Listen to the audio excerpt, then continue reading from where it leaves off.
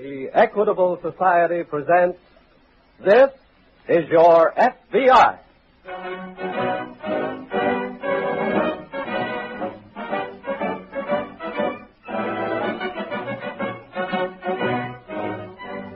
This is Your FBI, an official broadcast from the files of the Federal Bureau of Investigation, presented as a public service by the Equitable Life Assurance Society of the United States and the Equitable Society's representative in your community.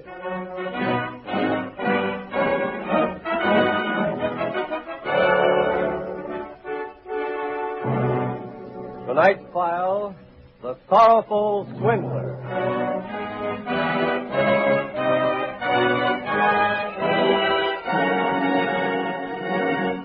Before opening tonight's file, it is my pleasure to bring you season's greetings from the Equitable Society. This week at the Equitable Society, in the lobby of our home office building, we have decorated one of the tallest Christmas trees in New York.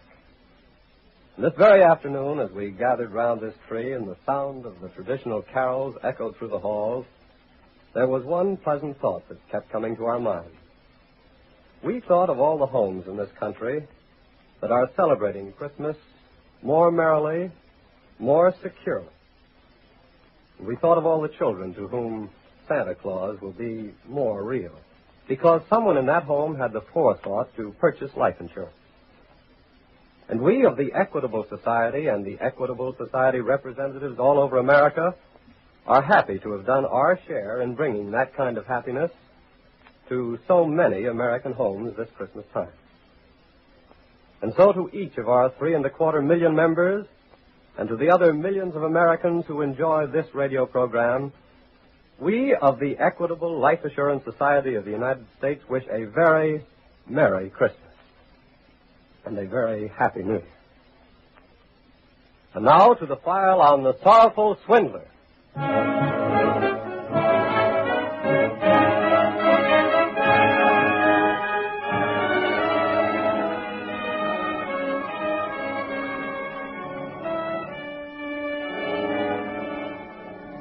With America virtually on the eve of celebrating her first peacetime Christmas in several years, the topic of crime seems hardly in keeping with the mood of the day.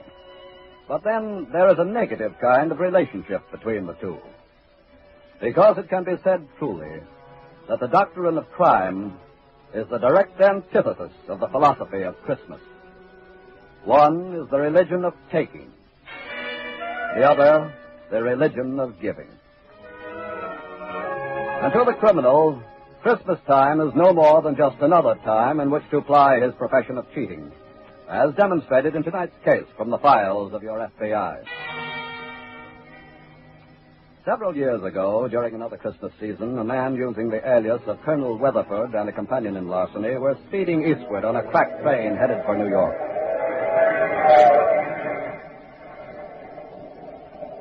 You know, Colonel. Yeah? I still can't figure out how come we leave Chicago so quick. I think, Michael, we may sum it up in one word of 2 syllables. Like which? Police. You mean they were hep to us? They would have been, Michael, shortly after that check I cashed began to ricochet. Yeah, but suppose they get an idea we caught this train and they got the New York police waiting for us when we roll into Grand Central. Please, Michael. I'd rather not have to wrestle with that remote contingency for the moment. Huh? Allow me, if you will, to revel in a vision of the unbounded joy of my dear Valerie when I show her the fruits of this little mission to the west. You ain't gonna give her the whole $5,000. Valerie has demanded a mink coat of Santa Claus. And Valerie, my dear Michael, knows who Santa Claus is. Now, your ticket's ready, please. All right, get him right here, Colonel. Yeah, I checked your ticket, please, madam. Oh, yes. Here's my ticket, right here. Thank you. What time do we get to New York in the morning, Mr. Conductor? 9 o'clock. Well, I do hope my daughter is there to meet me. Sweet little old lady, ain't she? Yeah. You may keep this part, madam. Oh, thank you. Oh, just a minute, please. Yes? I wonder if you'd help me. I have some stock certificates with me which may be very valuable. Colonel. I'm listening. I'm kind of afraid to keep them in my berth with me tonight. Well, I'll be back directly, madam, and We'll make some arrangements, I'm sure. Oh, thank you very much. Michael, I think Donder and Blitzen and the other tiny reindeer are about to make a landing on our own roof.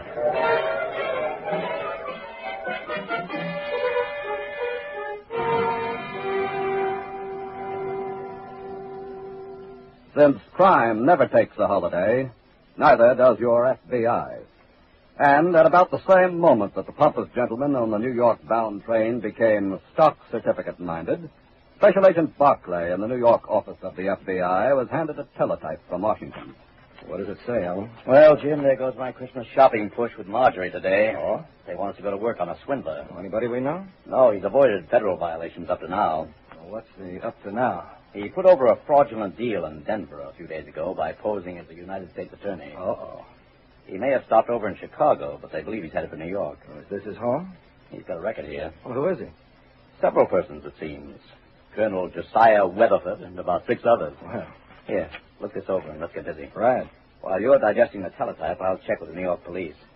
And also put a cover on railroad, plane, and bus terminals.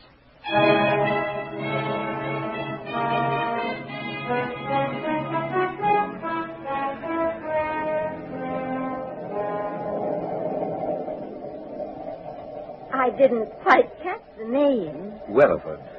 Colonel Josiah Weatherford. Oh, yes. Well, I'm Mrs. Greeley. How do you do? Will you please sit down? Thanks. I came primarily to apologize for staring at you as I did. Oh, I didn't think anything about it. You see, you look so much like my own dear mother. Oh, then I feel quite honored. She passed on last March. Oh, I'm so sorry to hear that. This is to be my first Christmas without her. It'll be most desolate. Yes, I know it will. You live in New York, Mrs. Greeley? Oh, land, no. It's too big a place for me. I'm just going there to spend Christmas with my daughter. How fortunate for your daughter. Oh, I suppose that you live in New York? Well, I sort of divide my time between Chicago and New York. I have an investment business with offices in both. Investment business, did you say? Yes. Well, then maybe you know about my stock certificates. I beg your pardon? I mean, know whether they're any good or not. No. Well, I don't know. May I see them? Oh, dear. I've already let the conductor put them away in a safe place for the night. Oh. You see, I was going to have them looked into while I was in New York. I could do that for you. You see, my husband has been dead about 10 years, and I didn't know he'd left anything like that till the other day I was rummaging around in his old desk, and well, there it was, 1,000 shares, all tied together. 1,000 shares of what? Lodestar Mining Company. What was that again? Lodestar Mining Company. That's what I thought you said. Do you know something about it? Well, it's not listed on the exchange anymore that I know. Oh, then you mean it's no good. I wouldn't say that. I want to look it up for you. Oh. You will let me serve you in this, won't you? Oh, I'd be very glad if you would. Especially since that's your business. Well, now, you just leave everything to me, and I'll be talking to you again in the morning before we get off the train. Oh, thanks. Oh, thank you so much. Well, how'd you make out? Santa Claus is not merely knocking at our door, Michael. He's trying to break in with a pack full of gold.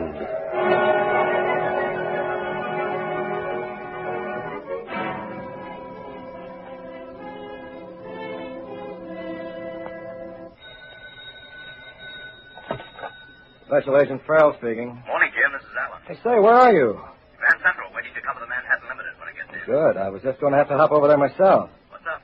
Well, Weatherford's on that train. How do you know? A teletype just came in from Chicago. He passed a bad check there yesterday. And the ticket agent at LaSalle Station remembers selling Weatherford and a man with him space on the Manhattan. Then I better run. Let's pull in. Right.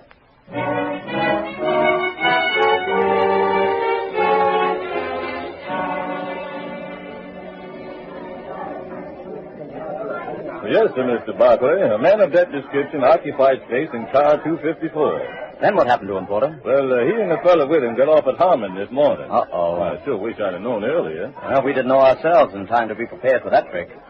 Well, thanks anyway. Say, wait a minute. Yes? There's somebody might know something about him, and maybe she's still in the station. Who? A little old lady who had the space across the aisle from them. Oh? This man gave me a note when he got off at Harmon to give to her when she got up. What does she look like? Well, her name is Greeley. She's about 5'2", gray hair, and she's wearing...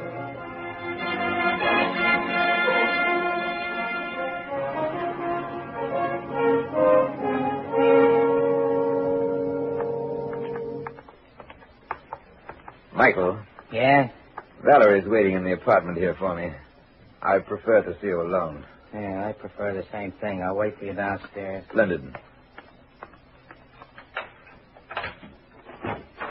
Valerie? Valerie? I'm in here. Valerie, my darling, come here. Wait a minute, not so fast. But, my dear, aren't you glad to see me? I don't know. How was your trip? How was it? Look, my sweet. Here. $5,000. Let me see one of the bills. They're genuine, every last one of them. Oh, my darling, I am so glad to see you. I have missed you so much. And now I can go right down this very day and get my mink coat. Oh. Well, you see, Valerie... What's the matter? Well, naturally, you're going to get the fur coat, Valerie. That's right. But tomorrow will be ample time. What is, my sweet? I'm waiting for the hook. What is it? I merely want to retain possession of the money for the balance of the day. Go on. For $5 a share, darling, I can pick up 1,000 shares of Lodestar mining stock from a party who doesn't know their true value. Have they got any true value? Have they? Lodestar merged a few years ago with Rocky Mountain. Each share of Lodestar is still exchangeable for 1 share of Rocky Mountain, worth today $100 a share. You mean put out $5,000 and get back $100,000? Exactly. Look, a mink coat on the back is worth $40 in the window. Nothing doing. Well, darling, you can't. You just dreamed this up to keep from coming across. I swear I didn't, Valerie. She's going to call me any minute. What? Now, don't get excited, my dear. Don't get excited. It's a little old lady, a Mrs. Greeley I met on the train. She has the stock. Oh, yeah? That's probably Mrs. Greeley now. Colonel Weatherford speaking. This is Mrs. Greeley. Oh, hello, Mrs. Greeley. Are you at your daughter's now? No, she lives in the country and she didn't get my telegram until this morning. Oh, but she'll be in for me this evening. Oh, I see. It was snowing, so I took a room in a little hotel not far from the station to wait for her. Of course. Well, Mrs. Greeley, I have some good news for you about your stock. Oh, you have? How would you like to have $5,000 in cash for a Christmas present? $5,000? That's right. Good gracious me. Now, you just give me the name of your hotel, and I'll be right over in a few minutes. You mean we'll be right over?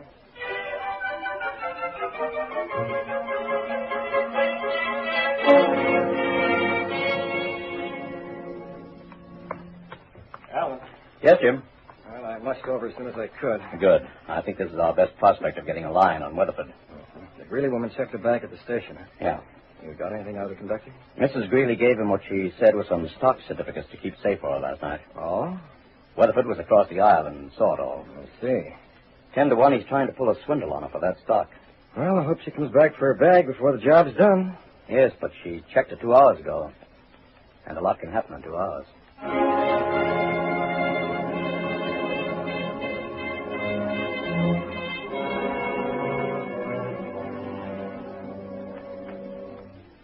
Colonel Weatherford. Yes? If the Lodestar Mining Company is out of existence, I don't see why the group this young lady represents wants to buy my stock. Oh, you should make that clearer, Colonel Weatherford. The group still controls the Lodestar Company's property, Mrs. Greeley. Oh. And they're going to start operating again. And they're willing to pay $5 a share for all the old outstanding stock. Well, maybe I'd better hold on to mine, and maybe it'll be worth more after a while. Oh, explain it to her, Colonel. It may be years before it's worth a cent more, Mrs. Greeley, and after all, $5,000 is a lot of money. I'll trust your judgment, Colonel Weatherford. Good. I'm sure you won't regret it. Do you have all that money with you? Here it is. $5,000. $5,100 bill. Gracious me. Now, if you have the stock, please. Oh, of course, yes. It's right here in my hand there. Splendid. Yes. Yes, here we are. Mm-hmm. And now I want you both to put up your hands. What? What's the meaning of that gun? Oh, it merely means that I know as much about Lodestar as you do, you old swindlers. And I wish I did have some of the stuff. Well, now, look here. You can't... asked her she didn't want $5,000 for a Christmas present, didn't you? But I... Well, I'm not going to give up my mink coat this easy. Be nice now. And back into that closet over there. Go sell you. There. Who knows? Maybe somebody will open it before Christmas.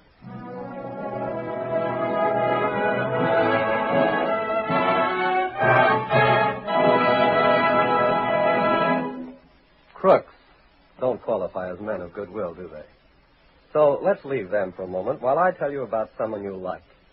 A man who is bubbling over with the contagious good humor that infects all good people this time of year.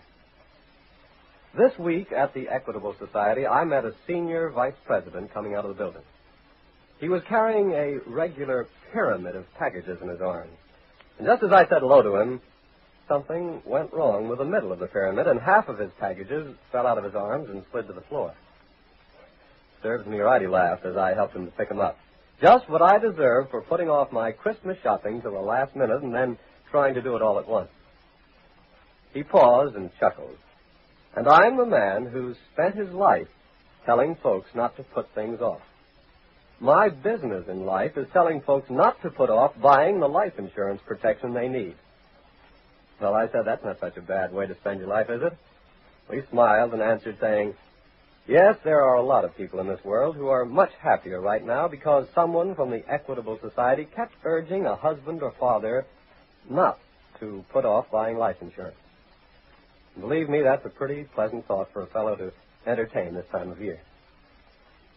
Well, as I said goodbye to him, the thought came to me that it would be a very fine thing if all members of the Equitable Life Assurance Society of the United States had the same opportunity to know the officers of their society that I have.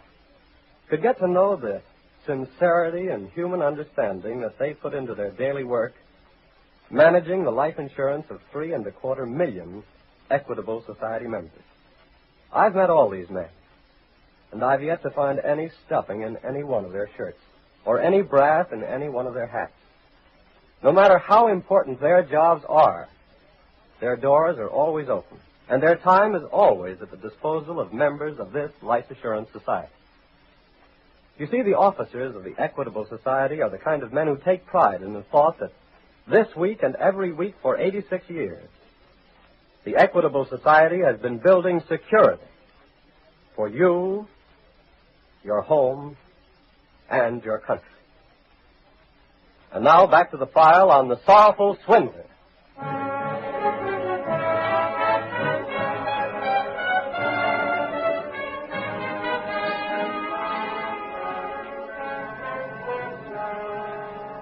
There is a saying that no one is so easily swindled as a swindler. And the victim, intending himself to commit a crime, can ill afford to complain to the law. Therefore, being denied recourse to the law, he usually takes matters into his own hands, and generally with the same net result. Both are caught. At the moment, however, the little gray-haired confidence woman is trudging through the snow away from the hotel with $5,000 in $100 bills, while behind the locked door of the closet in the hotel room. But, Valerie, darling... Don't darling me, you financial wizard. Nagging me is not going to get us out of here. You just regretted the closet where there's not room enough to swing at you. Michael's waiting just outside the hotel. Sure, probably building a snowman. But he's surely seen the woman leaving by herself. Oh, of course. He probably helped her across the street. You'd think he'd suspect something and come up here to see about it? Oh, no, that calls for thinking. Valerie, if you'll help me push against the door just once more, I'm sure we can force it. I should knock myself out getting you out of a closet. Look, you're in here, too. You got us in, you get us out. Well... 5,000 and get back 100,000. Please. Can't miss. It's a Oh, cinch. for heaven's sake, Valerie, shut up. Come on. Let's get out of here quickly. Wait a minute. Now, I'm warning you. I'm getting a mink coat tomorrow, or else. Or else what? Or else the police are going to learn where you got that 5,000 in the first place. But, Valerie, darling, you can't... You heard me. It's the mink or the clink.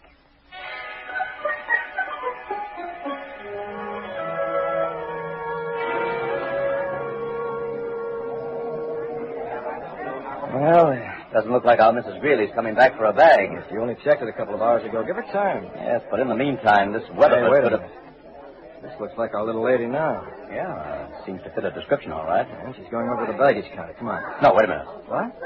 For one thing, somebody's trailing her. Huh? Look over there. And according to the conductor's description, that would be Weatherford's pal. Yeah, you're right. And item number 2, do you know who our Mrs. Greeley really is? No. I had dealings with her a couple of years ago. That's an old-time operator who's known as Larceny Annie. What? So far as Weatherford and she are concerned, I'd say at this point it's a question of who has done what to whom. Well, then let's pick them up and ask some questions. And Miss getting Weatherford? Hey, look, there she goes. And a shadow, too. Come on, Jim. Let's make it a convoy.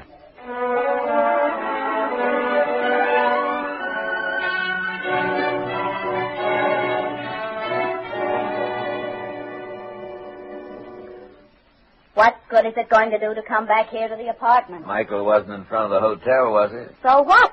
Darling, please. Patience and fortitude. Probably saw the woman leave and... Oh. Just a minute. Hello?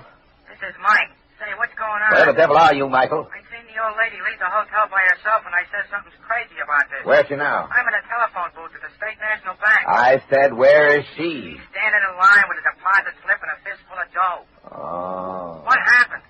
We've been robbed, Michael. Yeah? Don't take your eyes off her until she holds up somewhere, and then call me, do you hear? Sure, If you slip up, Michael, it'll be a cheerless Christmas for you and me. What do you mean? Did you ever spend Christmas behind the bars, Michael? Not yet. Then do what I tell you, or you will.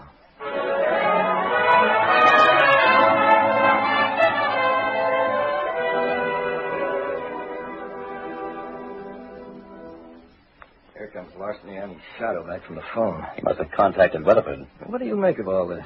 I'd say that Weatherford has now learned how it feels to be swindled himself. Well, he took somebody for the money first, and now Annie's taking him. Yes, but he puts it up to us to take them both. Well, what's your idea?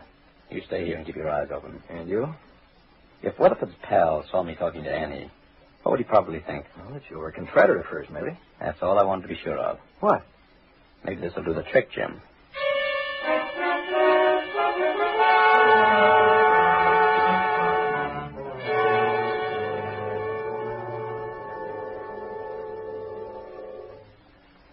Come, darling. Let me help you trim the Christmas tree. You better get out and trim somebody for that mink coat. I tell you, I'm waiting on a telephone call from Michael. I'm surprised he can even use a telephone. You should not disparage Michael's intelligence, my dear. Ha! Providence beat me to it. Michael is a simple soul, but a loyal one with a great amount of common sense. And on occasion displays a flash of superior intelligence. Maybe you ought to be working for him then. May I fix your cocktail? No, and don't try to soften me up because I'm... Yes? It's me, Colonel. Well? I done what you told me. Where is she? You better meet me quick, corner of Madison and 91st. There are 4 corners, Michael, you know. Yeah, but I'll be standing on just one of them, boys. East side downtown. You better hurry. I'll be there right away. You mean we'll be there? Then come on quickly, my dear. Now you shall have that mink.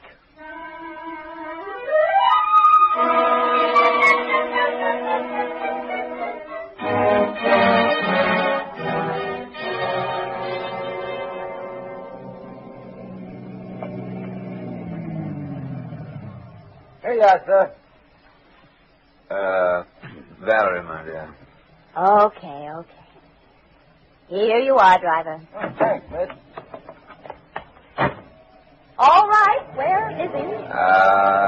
Right over there. Michael. Oh, hiya. Where's the woman? I done a good job of trailing her. You ought to be proud of I me. said, where is she? Right in that brownstone house. Well, what are we waiting for? Lead the way, Michael. Okay, come on. She went right in here, the ground floor. This better work. Please, my dear. Yes? Greetings, Mrs. Greeley. Well, come right in. Go ahead, darling. Michael. I dare say you're a trifle surprised to see us again. Well, as a matter of fact, Colonel Weatherford, I am a little surprised the way things turned out, but we rather expected you'd come here. Who's we? Yes, what do you mean? What she means, Weatherford, is that you're all under arrest. What? What is this? We're special agents of the FBI. Huh?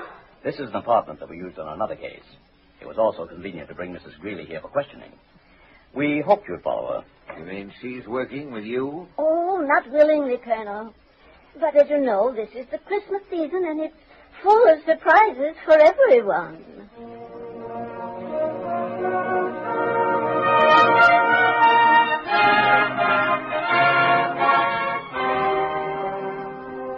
And now, your FBI would like to take this opportunity to wish for all of you a Merry Christmas and a happy, peaceful, and prosperous New Year. And through your continued support and cooperation, it will go on protecting your right to enjoy them year after year.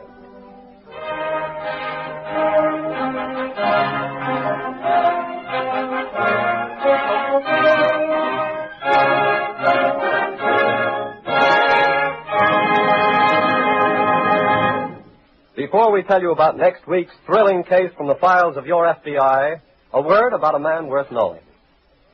To your FBI, you look for national security, and to the Equitable Society for the financial security of life insurance. In the past 86 years, the Equitable Life Assurance Society of the United States has weathered 4 wars and 7 major depressions. During that time, over $5.5 billion have been paid to policyholders. This tower of strength, security, and stability is represented in your community by a man whom hundreds of your fellow citizens know as their good friend, the Equitable Society agent, who, like your FBI, is dedicated to the protection of you, your home, and your country.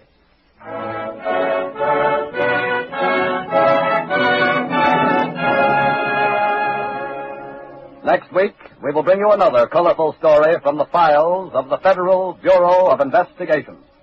Murder on the High Seas.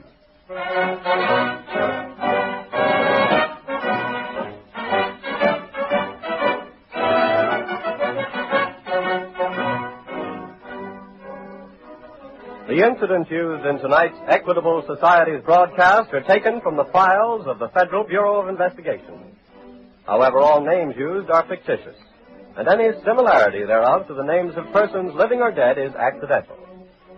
Programs in this series of particular interest to servicemen and women are broadcast overseas through the worldwide facilities of the Armed Forces Radio Service. Tonight, the music was under the direction of Frederick Steiner, the author was Frank Ferries, and your narrator was Dean Carlton. This is Your FBI is a Jerry Devine production. Now this is Carl Frank speaking for the Equitable Life Assurance Society of the United States and the Equitable Society's representative in your community, and inviting you to tune in again next week at this same time for This is Your FBI.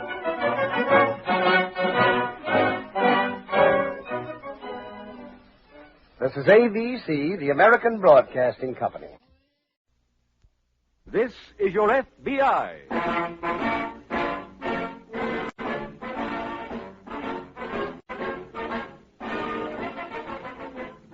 This is Your FBI, the official broadcast from the files of the Federal Bureau of Investigation.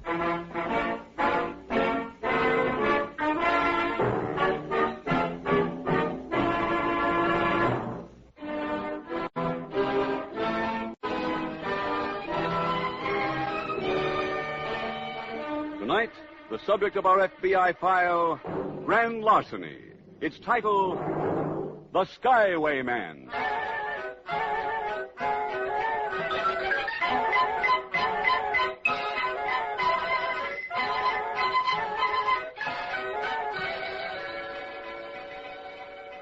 Crimes are committed for many reasons: revenge, fear, ignorance, hate.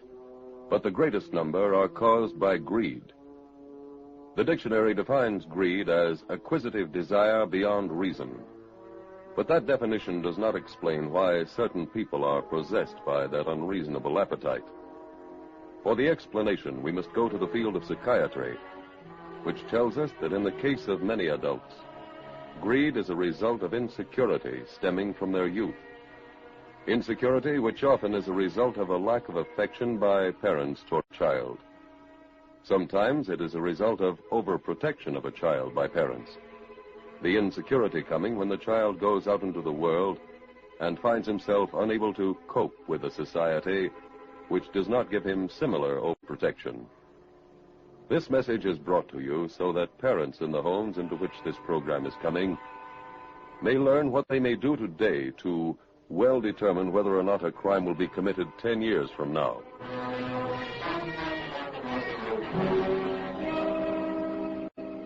Tonight's FBI file opens on the midway of a county fair. It is early afternoon as a well-dressed man approaches one of the midway games of chess. Come on, anybody, you there, mister. Come on up to the counter. No, I don't want to play cards with you. Never gambled in my life. But I'll tell you what I'm going to do. I'm going to show you an amazing deck of cards. Come up a little closer, mister. That's it, right up to the counter. Now, let's say you've been losing to some rascal. You want to get even. That's human. That's natural. You bet this rascal $1 you can pick out the 4 aces without looking. You let him examine the cards. You let him shuffle them. Now, go ahead, mister. You shuffle them.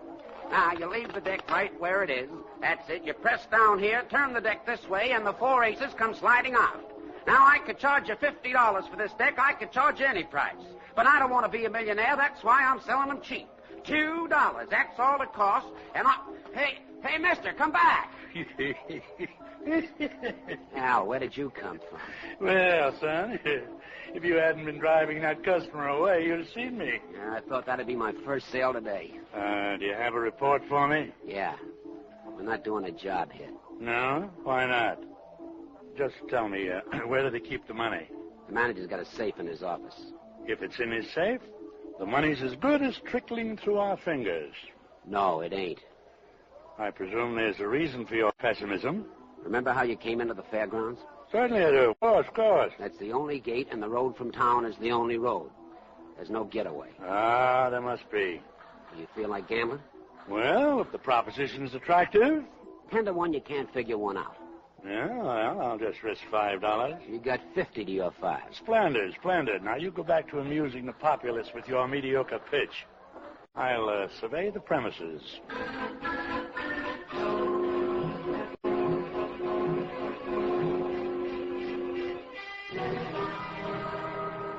That same afternoon, at the FBI field office in a city some miles away, Special Agent Jim Taylor approaches the desk of Agent George Bentley. Hi, George. Oh, hello, Jim. This is one fugitive we won't have to worry about for a while. He got 30 years this morning. We've got a couple of new ones on our hands. Oh, who? A case the SAC just put us on. Several county fairs and carnivals have been burglarized in the past 6 months. Yeah, so I saw in the bulletin. Well, we know definitely the same safecracker worked in 4 different states because he left fingerprints behind each place. That'd probably mean the loot was transported interstate. Yeah, I guess so. Any ident on the burglar?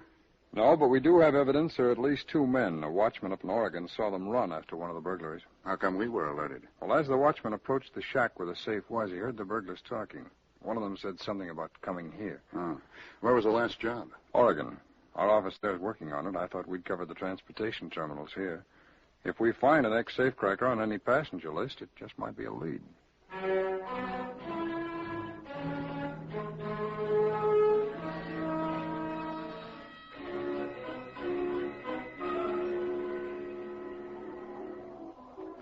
Hi, Betty. Hi, Chuck. You done your jump? Just now. Pretty soft. 1 jump and through for the day. Maybe through for good. You retiring? Might have to. Come on, walk me over to the office. What's playing there? Andy wrote to some carnies down south. That where you're going? Yeah, if we get a booking. What happens if you don't? We try something new, not eating. You that broke? I got about $6.50, and Andy's holding a 10 spot. Maybe you can borrow some dough on the plane. Anybody who would lend us money on that wouldn't have sense enough to have money. Hi, kids. Hi. How's old aches and pains? Okay. Andy, you been to the office? Yeah. Any hot offers? Nothing. Well, something will turn up. Fellas, why don't you get a new act? We got one. Well, sure. Didn't you see me come down on fire? I mean a whole new act. Forget about the plane, the parachute. Start from scratch. Betty, how long you been doing publicity? 10 years. Then it'd be like me telling you all to forget your typewriter. We've been doing this act since Chuck got out of high school. But in those days, it was a novelty to see a guy jump from a plane. Today, in a newsreel, 1,000 GIs jump with guns. Don't you see, you're selling a stale joke. I'll see you both later. Where are you going? To the hangar to rest my bones. That's old-fashioned, too. Guess he didn't like my popping off. Oh, that was okay. You sore, too? Of course not. Go on, I'll buy you a drink.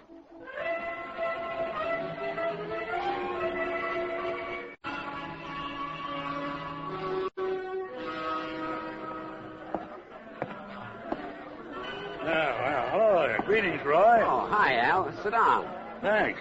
Well, Been over the whole layout already? yep. And the outlook seems to appear gloomy. After this, when I say there's no getaway, don't bet me. Here, I ordered this drink for you. Oh, thanks, John. Thank you. Good luck.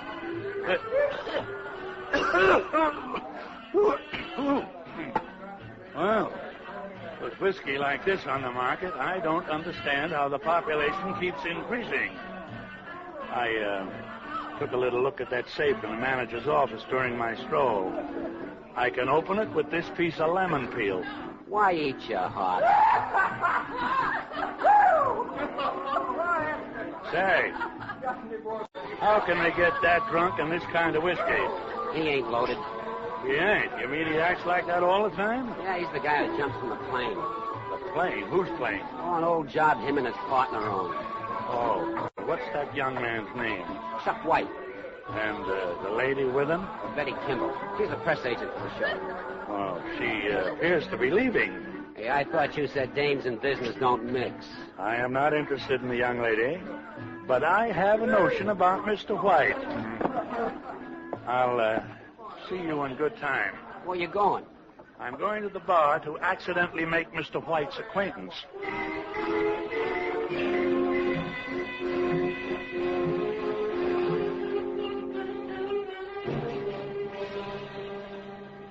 Tracking down suspects is never an easy job, and this case proved to be no exception. All that afternoon, Agents Taylor and Bentley collected passenger lists of trains, planes, and buses originating in Portland. Then the names were teletyped to Washington.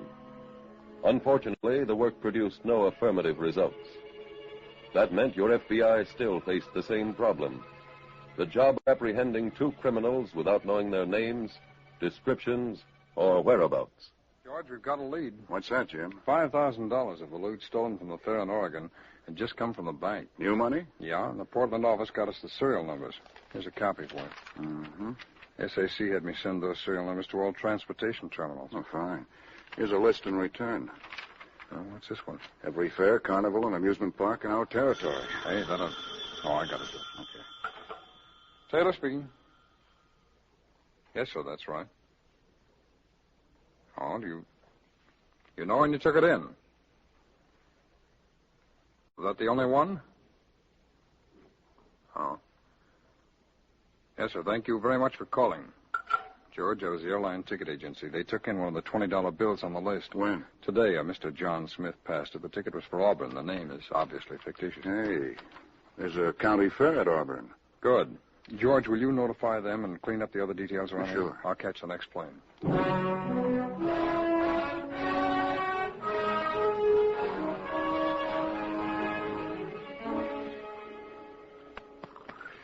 Andy. Andy. Up and at 'em. Come on, come on. The pain in the back of my neck. Wait till you hear the news. I was at the saloon on the Midway, and I ran into somebody named Mr. Williams at the bar. Yeah? He'll pay us $300 to take him to Lake City. In old-fashioned money? Yeah, get up. Oh. What shows this Mr. Williams with? None. He missed his train back to Lake City, and tomorrow's his boy's birthday, so he's got to get home. Yeah, I like that boy of his. He already paid me. Look. Where's Mr. Williams now? Shopping for a birthday present. When's he want to leave? Sometime tonight. Well, that'll give me time.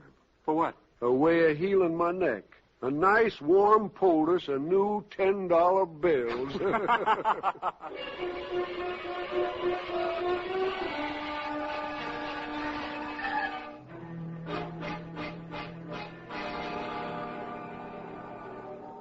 All right, you riffle the cards this way, and everyone's the 8 of diamonds. You say that's not a trick? Okay, try this one. Bet that rascal $1 you can cut the deck 10 times and always cut an ace. You say it can't be done? Well, just watch the deck. I'll be glad to. Oh, hi. Son, did it ever occur to you that the lack of customers could be due to a poor product?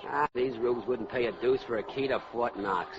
I came to bid you a fond farewell. The fair don't close for an hour yet. I am acquainted with the schedule, but my plane is waiting. I'll meet you at my apartment. What about the job?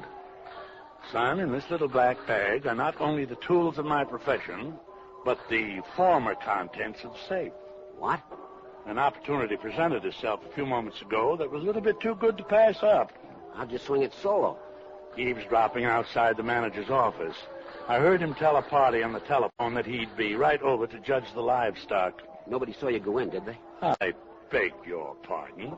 This is the first time I ever blew a 10-to-1 bet and liked it. Well, I'll deduct the loss from your portion of the proceeds. Okay. Oh, son. Yeah? When the gendarmes arrive, don't be surprised if they assume the theft was committed by your devil-may-care compatriot. Who? Mr. Chuck White. When I finished work, I left a memento for the police. A little wallet I borrowed from his pocket this afternoon.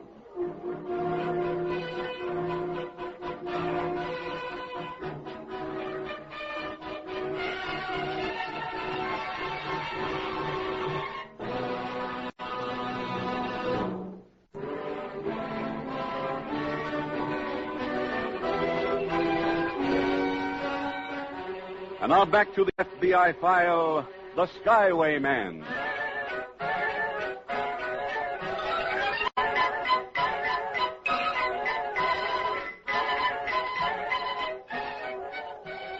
No child enters life a criminal. Yet today, approximately 1 person out of every 20 in the United States has a fingerprint arrest record in the Washington files of your FBI. In tonight's case, you see 2 of those people, an older criminal and a young man in his 20s. Each is a confirmed lawbreaker. Why? Actually, the sources of crime in America may be sought in 3 directions. In the abnormal personality traits of the criminal, in the general culture of American society, and in the abnormal physical or social conditions under which the criminal has lived. Of those, perhaps the most important is the last, the physical or social conditions under which the criminal has lived. Each person is a product of certain influences, and it is axiomatic that home life and parents rank at the top of those influences. If you are a parent, what are you doing to help prevent your child from becoming a criminal of the future? Is he learning by watching you to respect law and order? Are you giving him the attention and affection he needs? Your FBI has learned many things in its years of fighting crime, one of them being that even more than charity, crime prevention begins at home.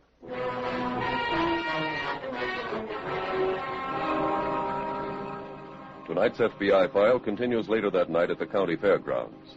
Special Agent Taylor is in the manager's office when Agent Bentley arrives. Jim, I hear this place was burglarized tonight. Yeah, just before I got here. Even after our warning, huh? The manager thought his safe couldn't be cracked. Where is he now? It's down at police headquarters. They sent out an alarm on 2 suspects named Chuck White and Andy Anderson after they found this wallet near the safe. Belongs to White. Who's he? He's a parachute jumper with the show. Anderson is his pilot. Any idea where they went?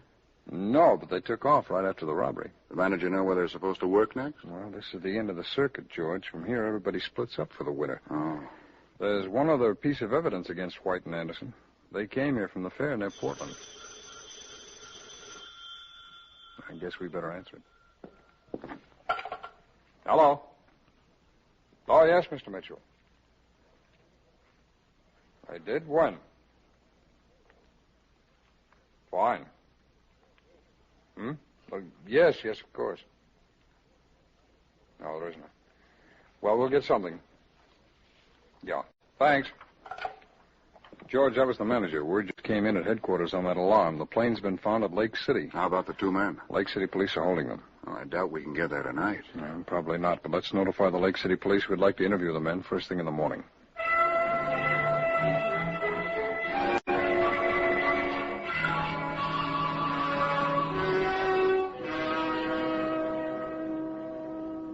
Now, Mr. White, you claim you have no idea how your wallet got into the manager's office, huh? That's right. When do you last remember having it? I don't know. wallets are for keeping money in, so I didn't get to use it a lot. Seems like y'all know me and Chuck ain't crooks. Mr. Anderson, White's wallet was found in the safe after the burglary. You both took off from the fair immediately after that safe was cracked. You both had money that was stolen last week at a fair in Oregon, and you both worked at that fair. But we told you we got that money from Mr. Williams. Yeah, ask him. We're trying to. Oh, hi, George. Find anything? No. We've checked every Williams in the phone book and on the voting records. Today's his boy's birthday. That didn't help. Neither did that description you gave. You men know anybody who can prove there is such a man? No, I'm afraid not. We saw him and spoke to him. Don't that prove he's real? Well, I'm sorry, gentlemen. I'm afraid the evidence against you is pretty strong.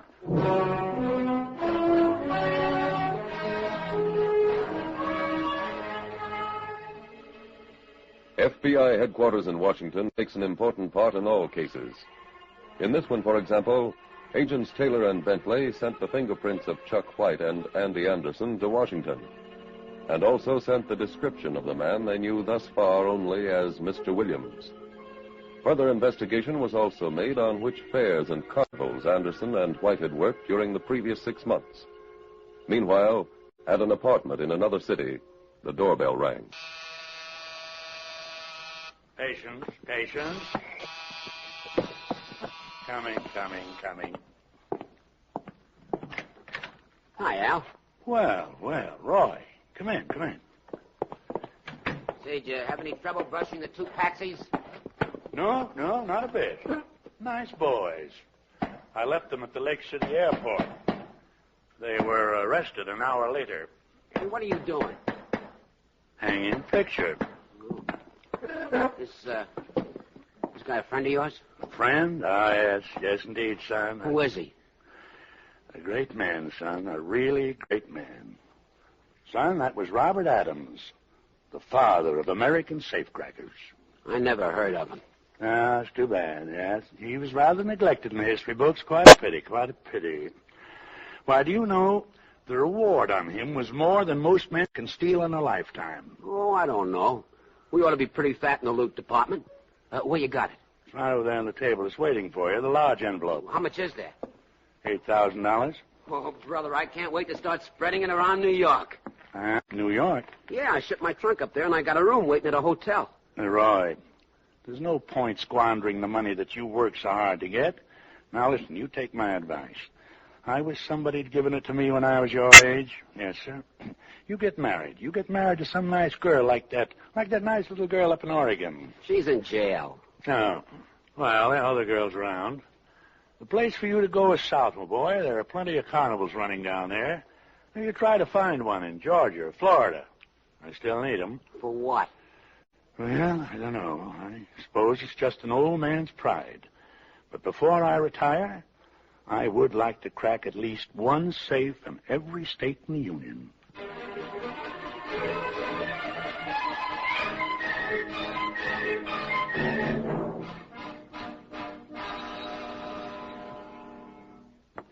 George, we got some reports from Washington. Neither White nor Anderson has a criminal record. Anything back on that Mr. Williams? Yes, there is a safecracker with that name who answers the general description. They wire photoed his picture for us. Oh, that it? Yeah, here, take a look at it. Mm-hmm. Are you the FBI men? Yes, that's right, ma'am. The policeman at the desk said to see you. About what? Chuck White and Andy Anderson. I'm Betty Kimball. Oh, I'm Agent Bentley, and this is Agent Taylor. How do you do?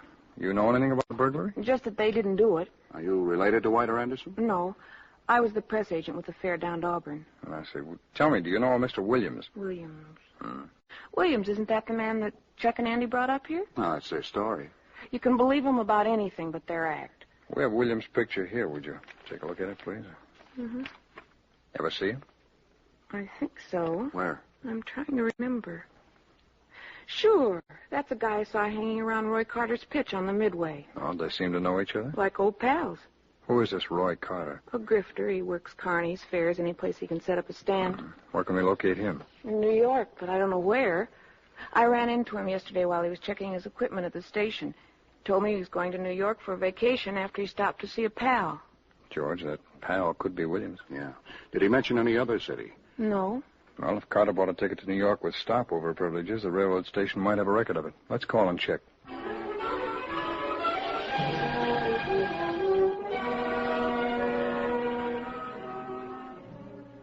George, the railroad says Carter's ticket allowed for a stop at Oakville. Oakville? Al Williams was arrested there last year. Oh? And Washington sent this teletype. Those unidentified prints on the 4 safes are Williams. Well, then he probably did this last job, too. Yep. And they also learned that Roy Carter operated concessions at all the fairs and carnivals where the robberies were reported. Well, that ties them both in. Come on, we're going to Oakville.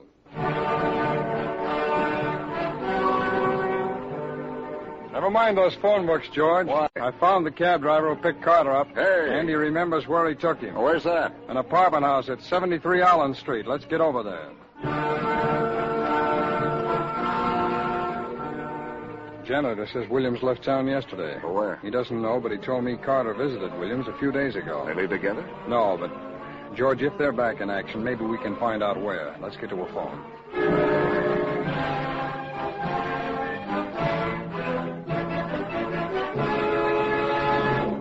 All right, folks, you want to fool your friends. You want to get even with some rascal. Now, here's the way. Watch carefully. Just a minute, Roy.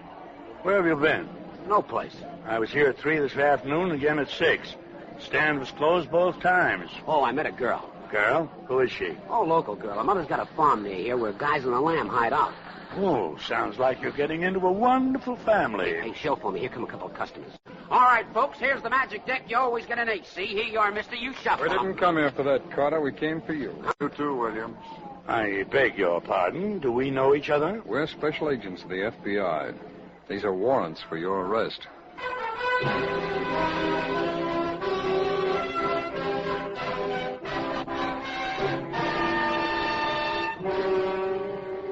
Roy Carter and Al Williams were convicted of interstate transportation of stolen property and sentenced to federal prison.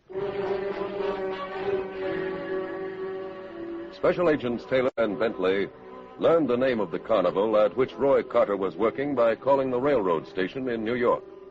The station master's office told them where Carter had requested that his equipment trunk be sent. The arrest of the two fugitives in this case illustrates not only the thoroughness of any investigation by your FBI, but also the labor which goes into freeing innocent suspects. The Federal Bureau of Investigation is proud of the fact that special agents have never set out to prove the innocence or guilt of any particular person, but have always concentrated on finding the evidence in a case and allowing the facts to speak for themselves. For only in that way can justice be served. And justice is the sole interest of your FBI.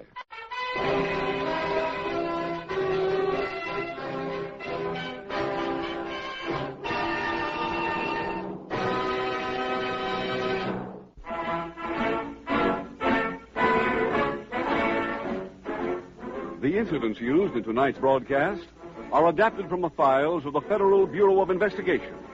However, all names used are fictitious, and any similarity thereof to the names of places or persons, living or dead, is accidental. This Is Your FBI is a Jerry Devine production.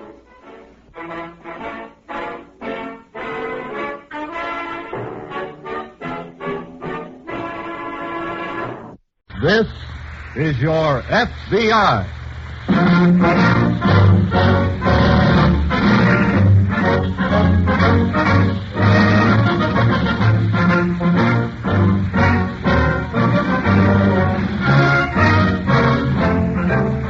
This is Your FBI, an official broadcast of the Federal Bureau of Investigation, presented as a public service by the Equitable Life Assurance Society of the United States. To your FBI, you look for national security, and to the Equitable Society for financial security. These two great institutions are dedicated to the protection of you, your home, and your country. During the course of tonight's opening broadcast, you'll hear from Mr. Thomas I. Parkinson, President of the Equitable Life Assurance Society of the United States, and Mr. J. Edgar Hoover, Director of the Federal Bureau of Investigation.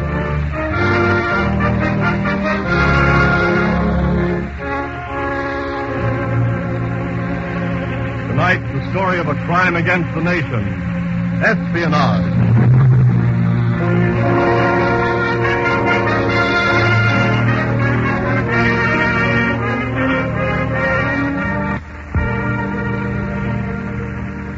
Spying is just like any other business. A spy gets paid so much a week to do so much work. And in most cases, that salary is small because most spies gather only small bits of information. But when these bits are pieced together in Berlin or Tokyo, the result is a stolen invention or a sunken concept. That's why spies are ordinary people working in ordinary places. Places like a waterfront where ships can be watched. Places like a factory where parts for a new train can be copied. Places like a bar where people talk, and talk too much. Oh, brother, you should have seen. Yeah? She was steaming right into that bay when, zoom, out from no place come a zero. Zero? Bang.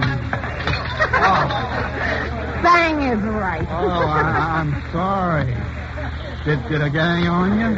No, but it's all over you, Junior. Willie. Gee, I'm sorry. 1,000 apologies, fair lady. 1,000,000. Oh, look at that. Will you wipe it up, Willie, and get him another drink? Sure. Excuse me, young man. You're awfully cute, Junior, but you're getting a little messy. Poor battle wagon. She's sunk now. Sunk off Guam? Yeah, but they got a new one. The biggest, best. Well, it's a heck of a battle wagon. It must be, Junior. You're pretty. You hear that, George? Shit. Where's my drink? I'll get it right away, sir.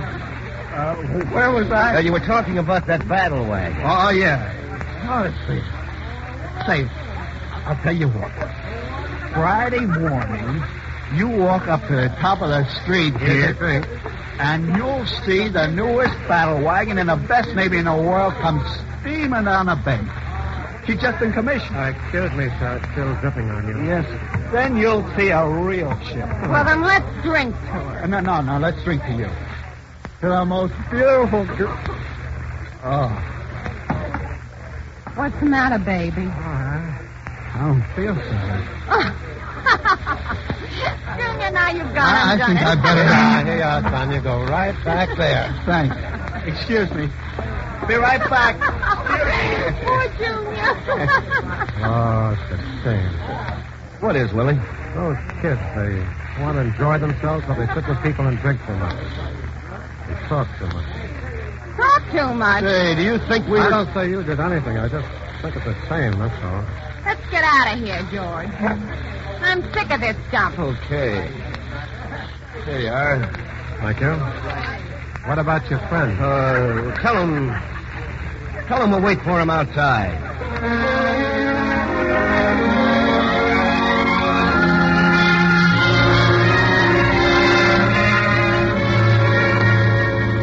That was in January 1943.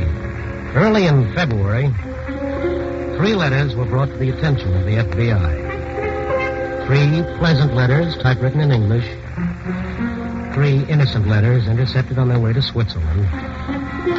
3 friendly letters containing, among other bits of information, a report and description of the newest battleship launched by our Navy. Come in. Hello, Dan. Hi. I've been waiting for you. Pull up a chair. Thanks, Ross. You look bushed. Yeah, I am, kind of. Why don't you try hitting the hay early? Are you kidding? I was in bed at 11:30 last night. But starting at midnight, the phone rang every hour on the hour. My wife says she wishes she'd married a doctor instead of an FBI agent. My wife's been wishing that for 15 years. Did you read those letters from Switzerland, then? Yes. Very dull if you don't happen to catch the parts printed in secret ink on the back. Have they been sent to the laboratory yet? No, they just got here. Oh, we'll send them through. Check the printing on the back. It's in German, isn't it? Yes. Not in code, though. That's a help. Let's see. We'll have the ink checked, typewriter, paper. They're all signed Henry Brown. Yes, and all postmarked New York City. Well, there must be a slew of Henry Browns in a small town like New York. And it's probably an alias anyway. That's my guess, too. We'll check up on them anyway and see what the laboratory has to say.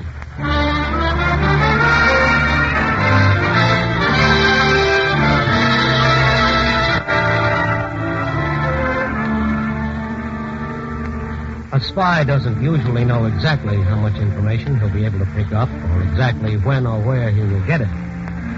He knows, of course, that convoy movements in general are valuable. And he knows, too, that he may get this information from Navy or waterfront personnel. He knows he may be able to pick it up around the docks.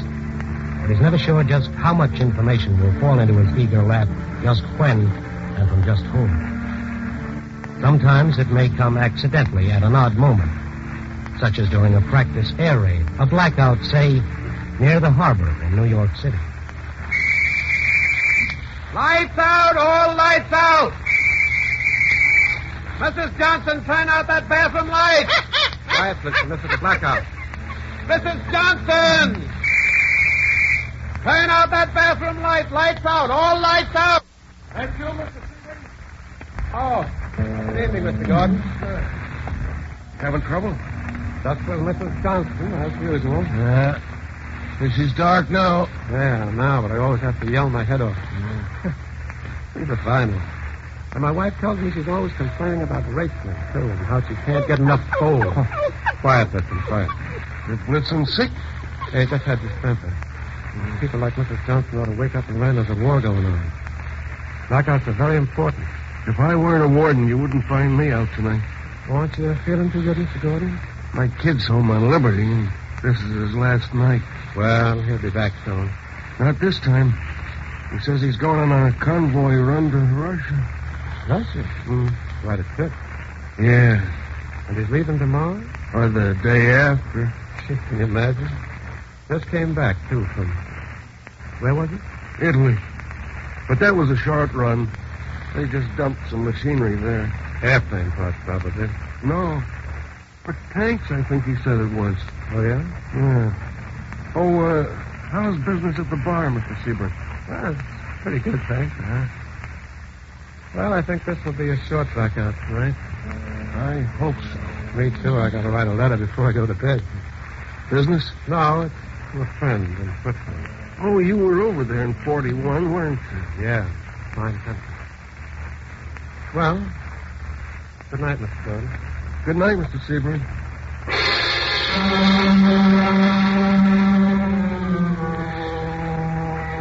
A spy, you see, can be a very ordinary man. He doesn't have to live in a penthouse and drive a low-slung car. He doesn't have to work with a bulging wallet and an exotic woman. He doesn't have to employ gunmen disguised as chauffeurs or secretaries or waiters. He can be a waiter himself. A waiter in a sick dog. A waiter named Willie Seabrook. As a matter of fact, it's better for the enemy if he is, because ordinary men like Willie Seabrook are hard to track down.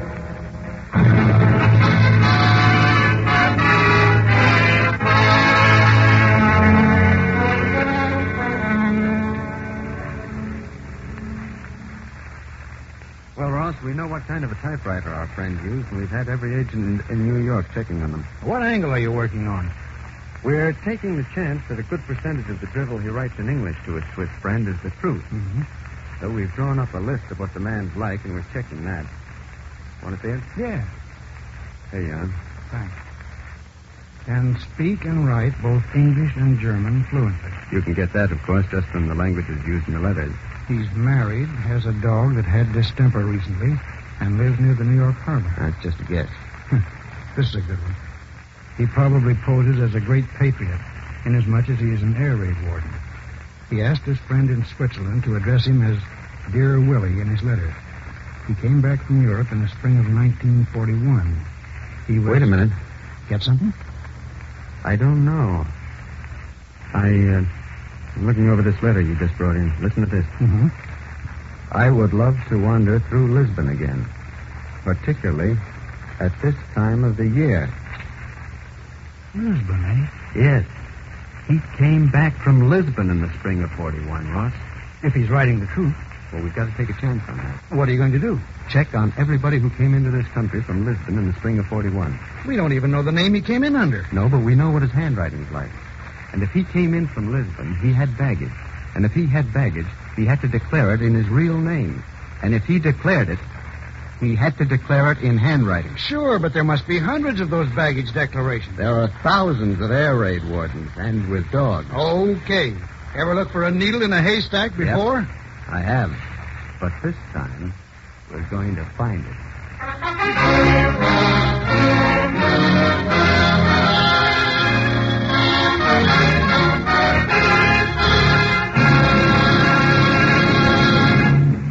We momentarily close the Federal Bureau of Investigation file on the case of Willie Sebring. We will return to this case in just a moment. It is now my privilege to present the President of the Equitable Society of the United States, Mr. Thomas I. Parkinson. Good evening, ladies and gentlemen. You deserve a clear and forthright statement of the reason why the Equitable has undertaken the sponsorship of these radio broadcasts. For 86 years, this mutual society has shielded the financial welfare of millions of American families. And whenever there has been an opportunity for the Equitable to serve the public interest, we have gladly undertaken that privilege. We believe that no medium more vital than this official FBI broadcast could be used to bring the society closer to its members and those who may become members in the future. Our business, too, is the business of safeguarding the security of the American family. Whether it be through the provision of life insurance protection for your loved ones, or the protection of your homes and property, or the financing of industry to make more and better jobs, or the participation in war bond subscriptions and other war activities. In fact, in nearly every form of security other than the services rendered by your FBI, the Equitable considers itself your partner and your friend.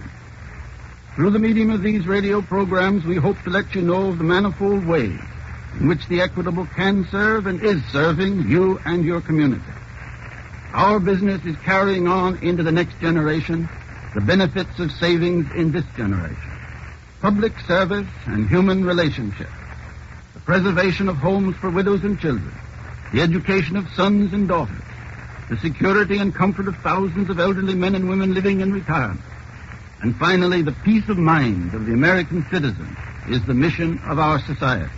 And after all, there could be no closer parallel to the objectives of your Federal Bureau of Investigation. Thank you, Mr. Parkinson. And now we continue with the file on the case of Willie Sebring, spy.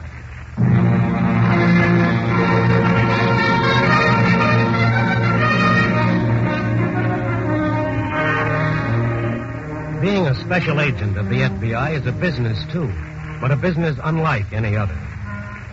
An FBI agent, for example, must be a college graduate or have a degree in law or accounting. He must go to school all over again when he enters the Bureau. He must be intelligent, observant, and thorough. So thorough that the notion of examining hundreds and hundreds of baggage declarations will not faze him. Actually, special agents of the FBI discovered that from February 1st to May 5th, 1941, boats sailing from Lisbon brought 3,095 aliens and 1,786 citizens to the port of New York. Approximately 5,000 people. Approximately 5,000 baggage declarations to check. Approximately 5,000 samples of handwriting to check against the handwriting on the letters to Switzerland. To match, to examine, to scrutinize, to sweat over, pore over, work over. Wait a minute. I think we've got it. Yes. Here, look. You see that M? See that German F? Get the slant of the print here. Here. I think we've got it. I think the laboratory will back us up that Mr. William Sebring is our boy.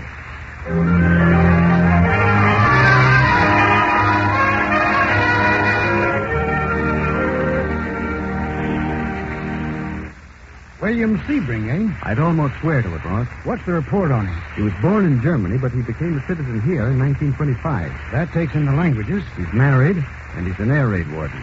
Has he got a dog? Well, the ASPCA has 3 dogs registered in his wife's name. I see. It follows all the way down the line, Ross. He lives near the harbor. He works in a bar near the harbor. Come in.